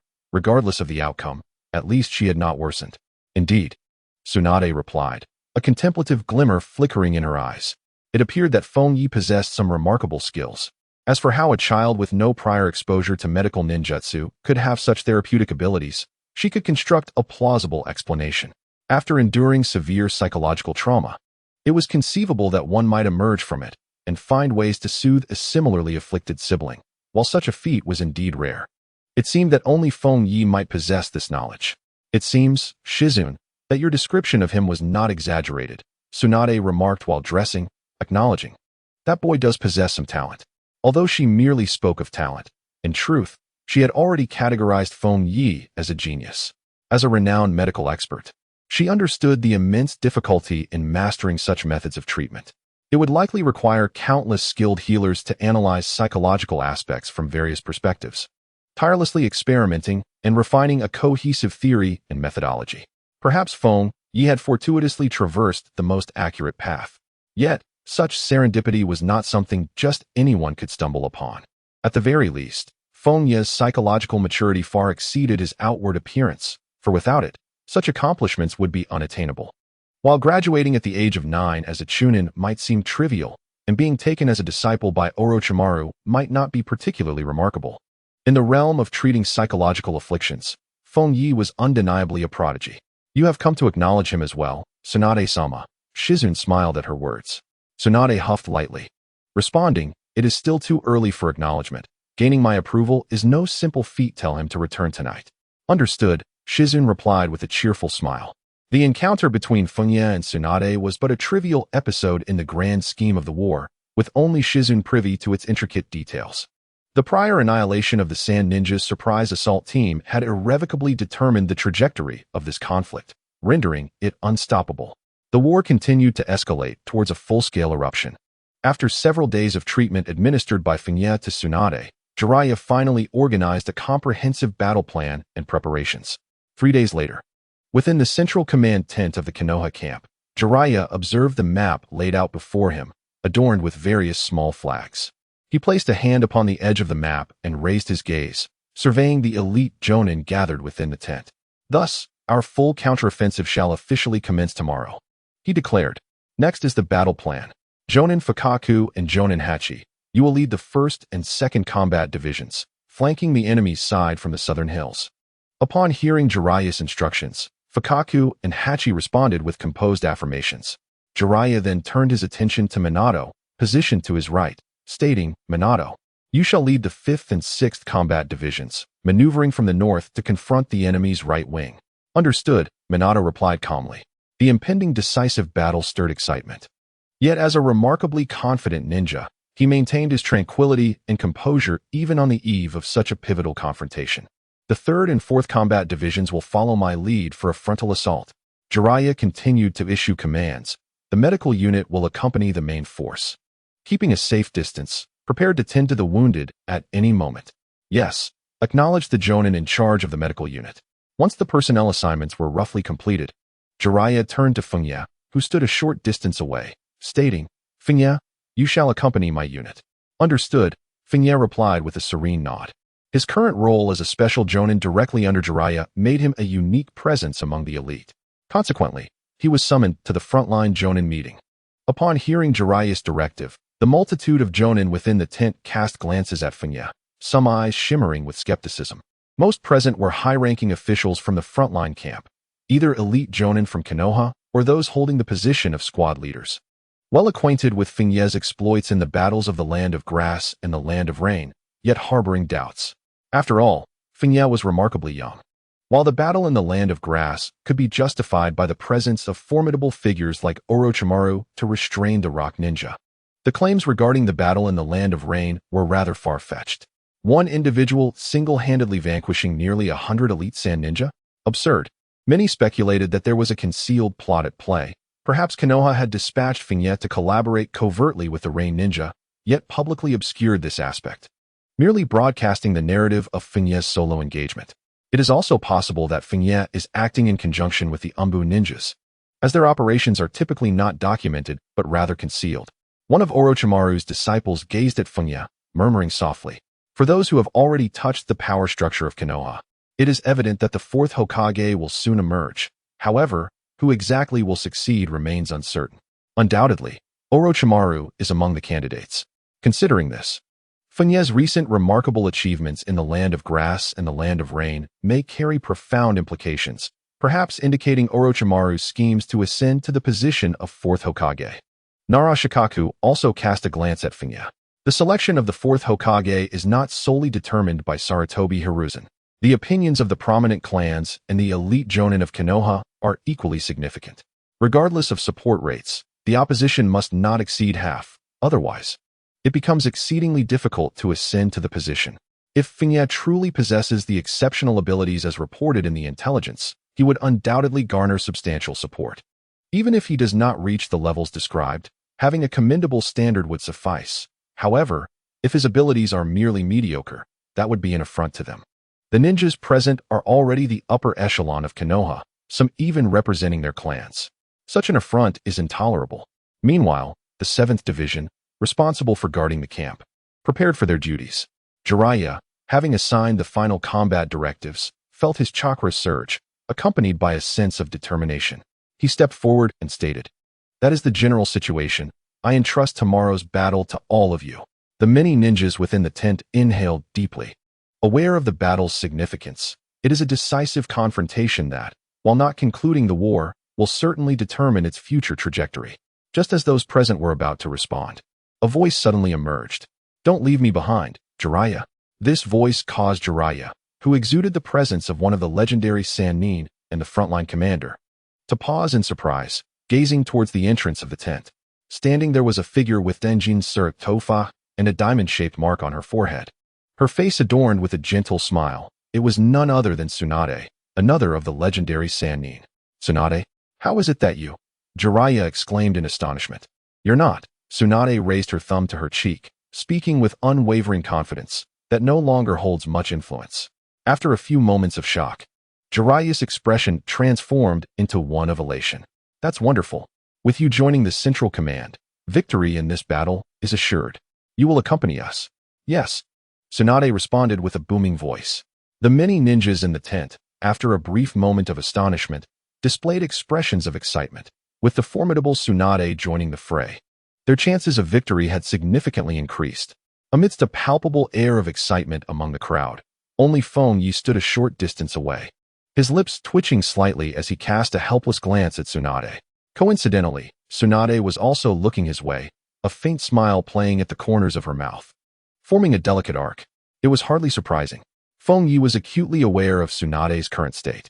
Although her hemophobia had been alleviated after 3 days of psychological therapy, transitioning from severe to mild, its effects still lingered. Engaging in a normal battle on the battlefield remained a formidable challenge for her. At most, she could withstand the sight of blood without succumbing to paralyzing fear, managing to exert a fraction of her strength and chakra. Yet achieving the prowess of a Jonin would be a commendable feat. It appeared as though they had gained an additional shadow-level combatant, but in reality, it was of little practical use. "All right, everyone can return to your preparations." Jiraiya's voice broke the silence, prompting the various ninjas within the tent to disperse, leaving only Tsunade and Fengye, who were not involved in the command and acted independently. Jiraiya approached Tsunade with a smile, saying, "I take it you overcame your hemophobia out of concern for my safety on the battlefield?" With a swift motion, Tsunade delivered a flat-handed smack to Jiraiya's face, halting his advance. "Spare me the nonsense." She brusquely pushed him away and turned to Fengye, stating, "I am merely worried for your safety and wish to witness your performance firsthand." Coughing, Jiraiya barely steadied himself, landing at the edge of the tent, his eyes wide in disbelief at Tsunade's words. What did she mean by worrying for Fengye's safety? After all, Fengye was a disciple of Orochimaru. How could Tsunade be concerned for him? Noticing Jiraiya's astonished gaze, Tsunade shrugged in response. "I received much care from Senior Sakumo in the past. It is only right that I do not neglect his child." Jiraiya's lips twitched in response. Fengye, with a resigned expression, remarked, "In truth, Lady Tsunade need not fret over my safety. I will be just fine." He understood her behavior well, having undergone 3 days of treatment. Not only was she a healer, but their bond had also strengthened considerably, and Tsunade was indeed somewhat concerned for his well-being. Should he perish on the battlefield, not only would Tsunade's hemophobia remain untreated, but her previous progress could also be rendered futile. "Be quiet." Tsunade shot him a glare, her tone laced with irritation. "I have heard such reassurances countless times. Yet most who utter them encounter misfortune soon after. Your words only heighten my unease." Aside from Shizune, no one else would report information about Fengye to her. And Shizune had been by her side for the past year, her understanding of Fengye still largely based on the knowledge from a year prior. Through her recent interactions with Fengye, she had confirmed that his chakra was roughly at the Jonin level. While such prowess was indeed formidable for his age, the title of genius offered no guarantee of survival on the battlefield. Even among the elite Jonin, countless have perished on the battlefield. She could not stand idly by as Ki died in combat. Thus, with Tsunade remaining at the camp, she resolved to join the war. Upon hearing Tsunade's words, he'd felt the urge to retort that it was someone else, not him. Given the current state of the sand ninjas, even if they summoned Shikaku, they would not be able to contend with him, unless perhaps an entity like Uchiha Madara or Sage of Six Paths suddenly appeared. However, after a moment's contemplation, he refrained from making the remark, lest it provoke such a calamity. Ultimately, he resignedly raised his hands and said, "As long as you are happy." Jiraiya glanced at Kid, then at Tsunade, and finally voiced his concerns. "Are you truly fine?" "Yes, I'm essentially fine," Tsunade replied, turning to face Jiraiya. "I would never joke about such matters." Jiraiya exhaled in relief, saying, "That's good to hear." The following day dawned clear and bright. A multitude of ninjas from Konoha departed the camp in an overwhelming surge, splitting into several groups as they charged towards the Sand Village's encampment, launching a full-scale assault. Such a commotion could hardly go unnoticed. Approximately 20 miles from the Konoha camp, scouts from Sunagakure swiftly relayed intelligence back to their frontline, causing a stir within their ranks.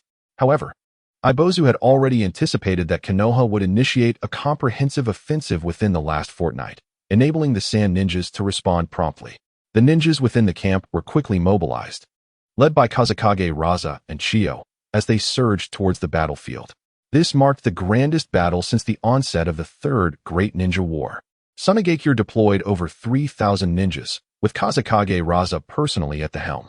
Aside from refraining from utilizing the tailed beast Jinchuriki, they nearly committed all their elite forces. Konoha, likewise, mobilized over 2,000 elite ninjas. Although this number paled in comparison to the total forces of Sunagakure, nearly all were of the highest caliber, with very few lower-ranking ninjas involved.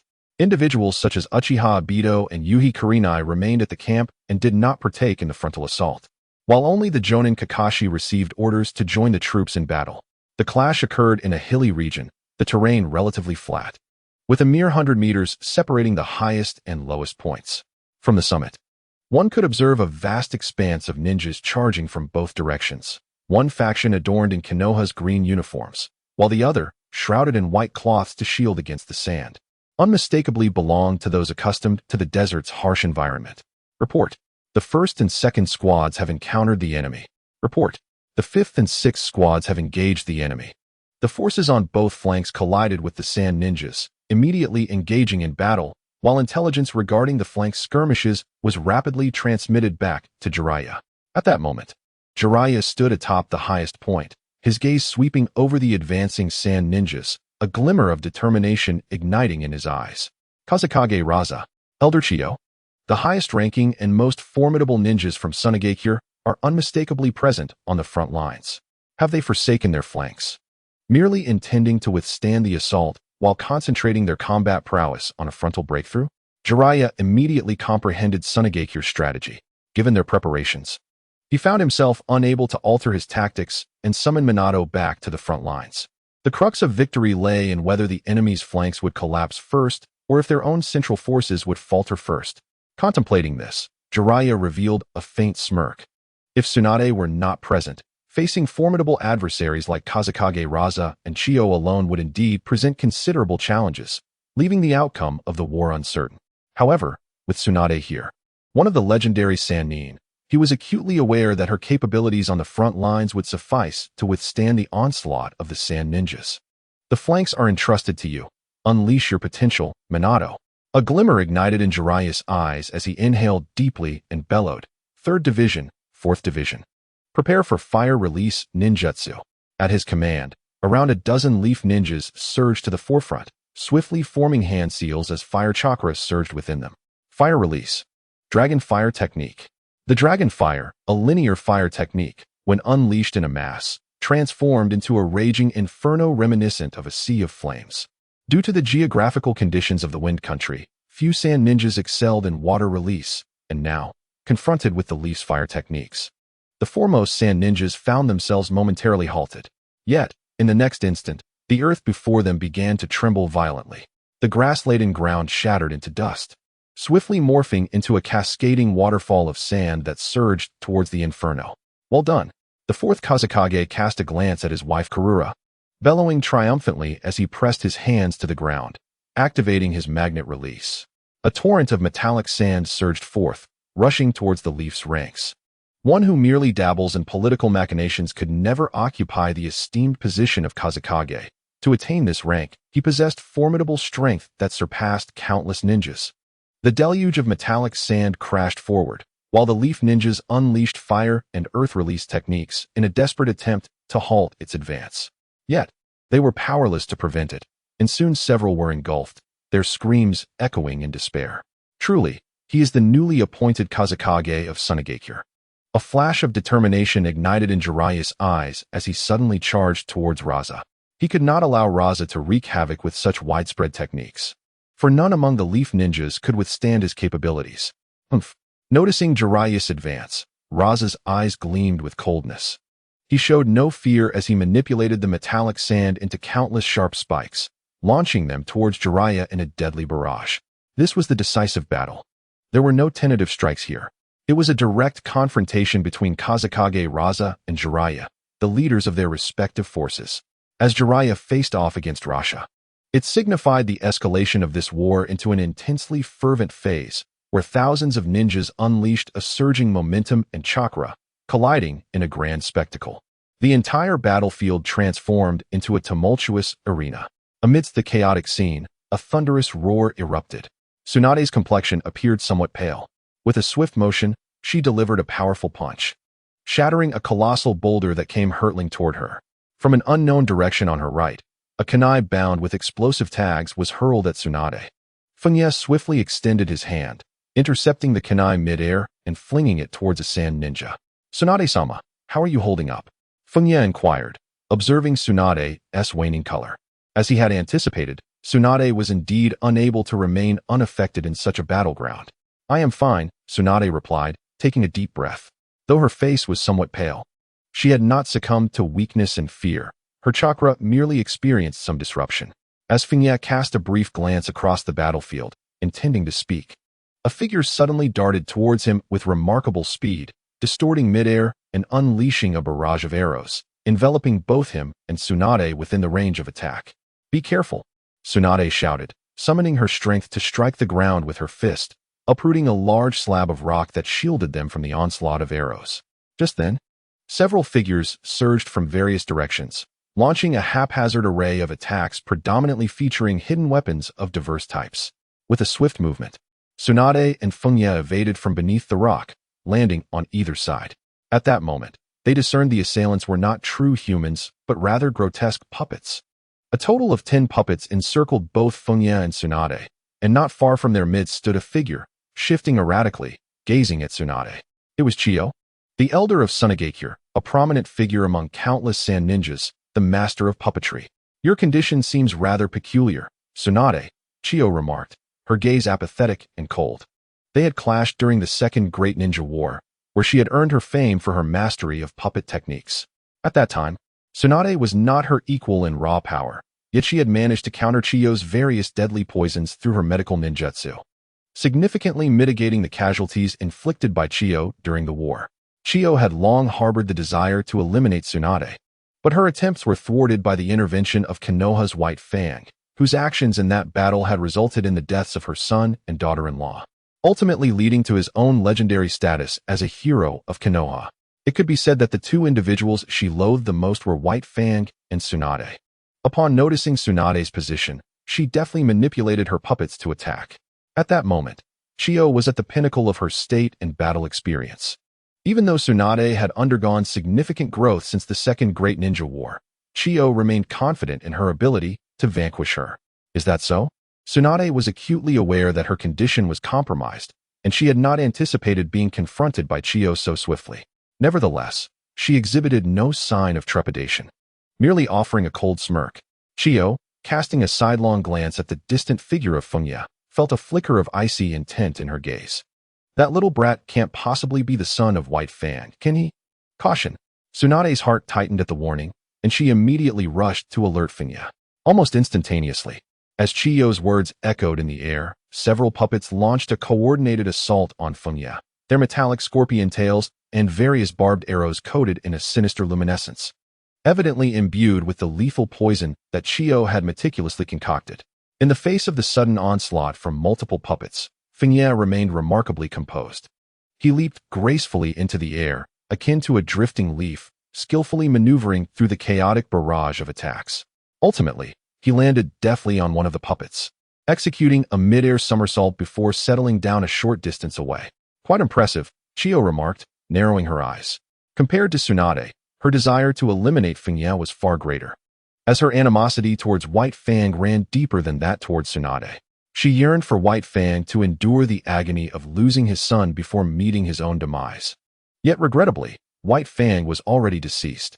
Nonetheless, slaying White Fang's offspring would still serve to alleviate some of the enmity festering within her.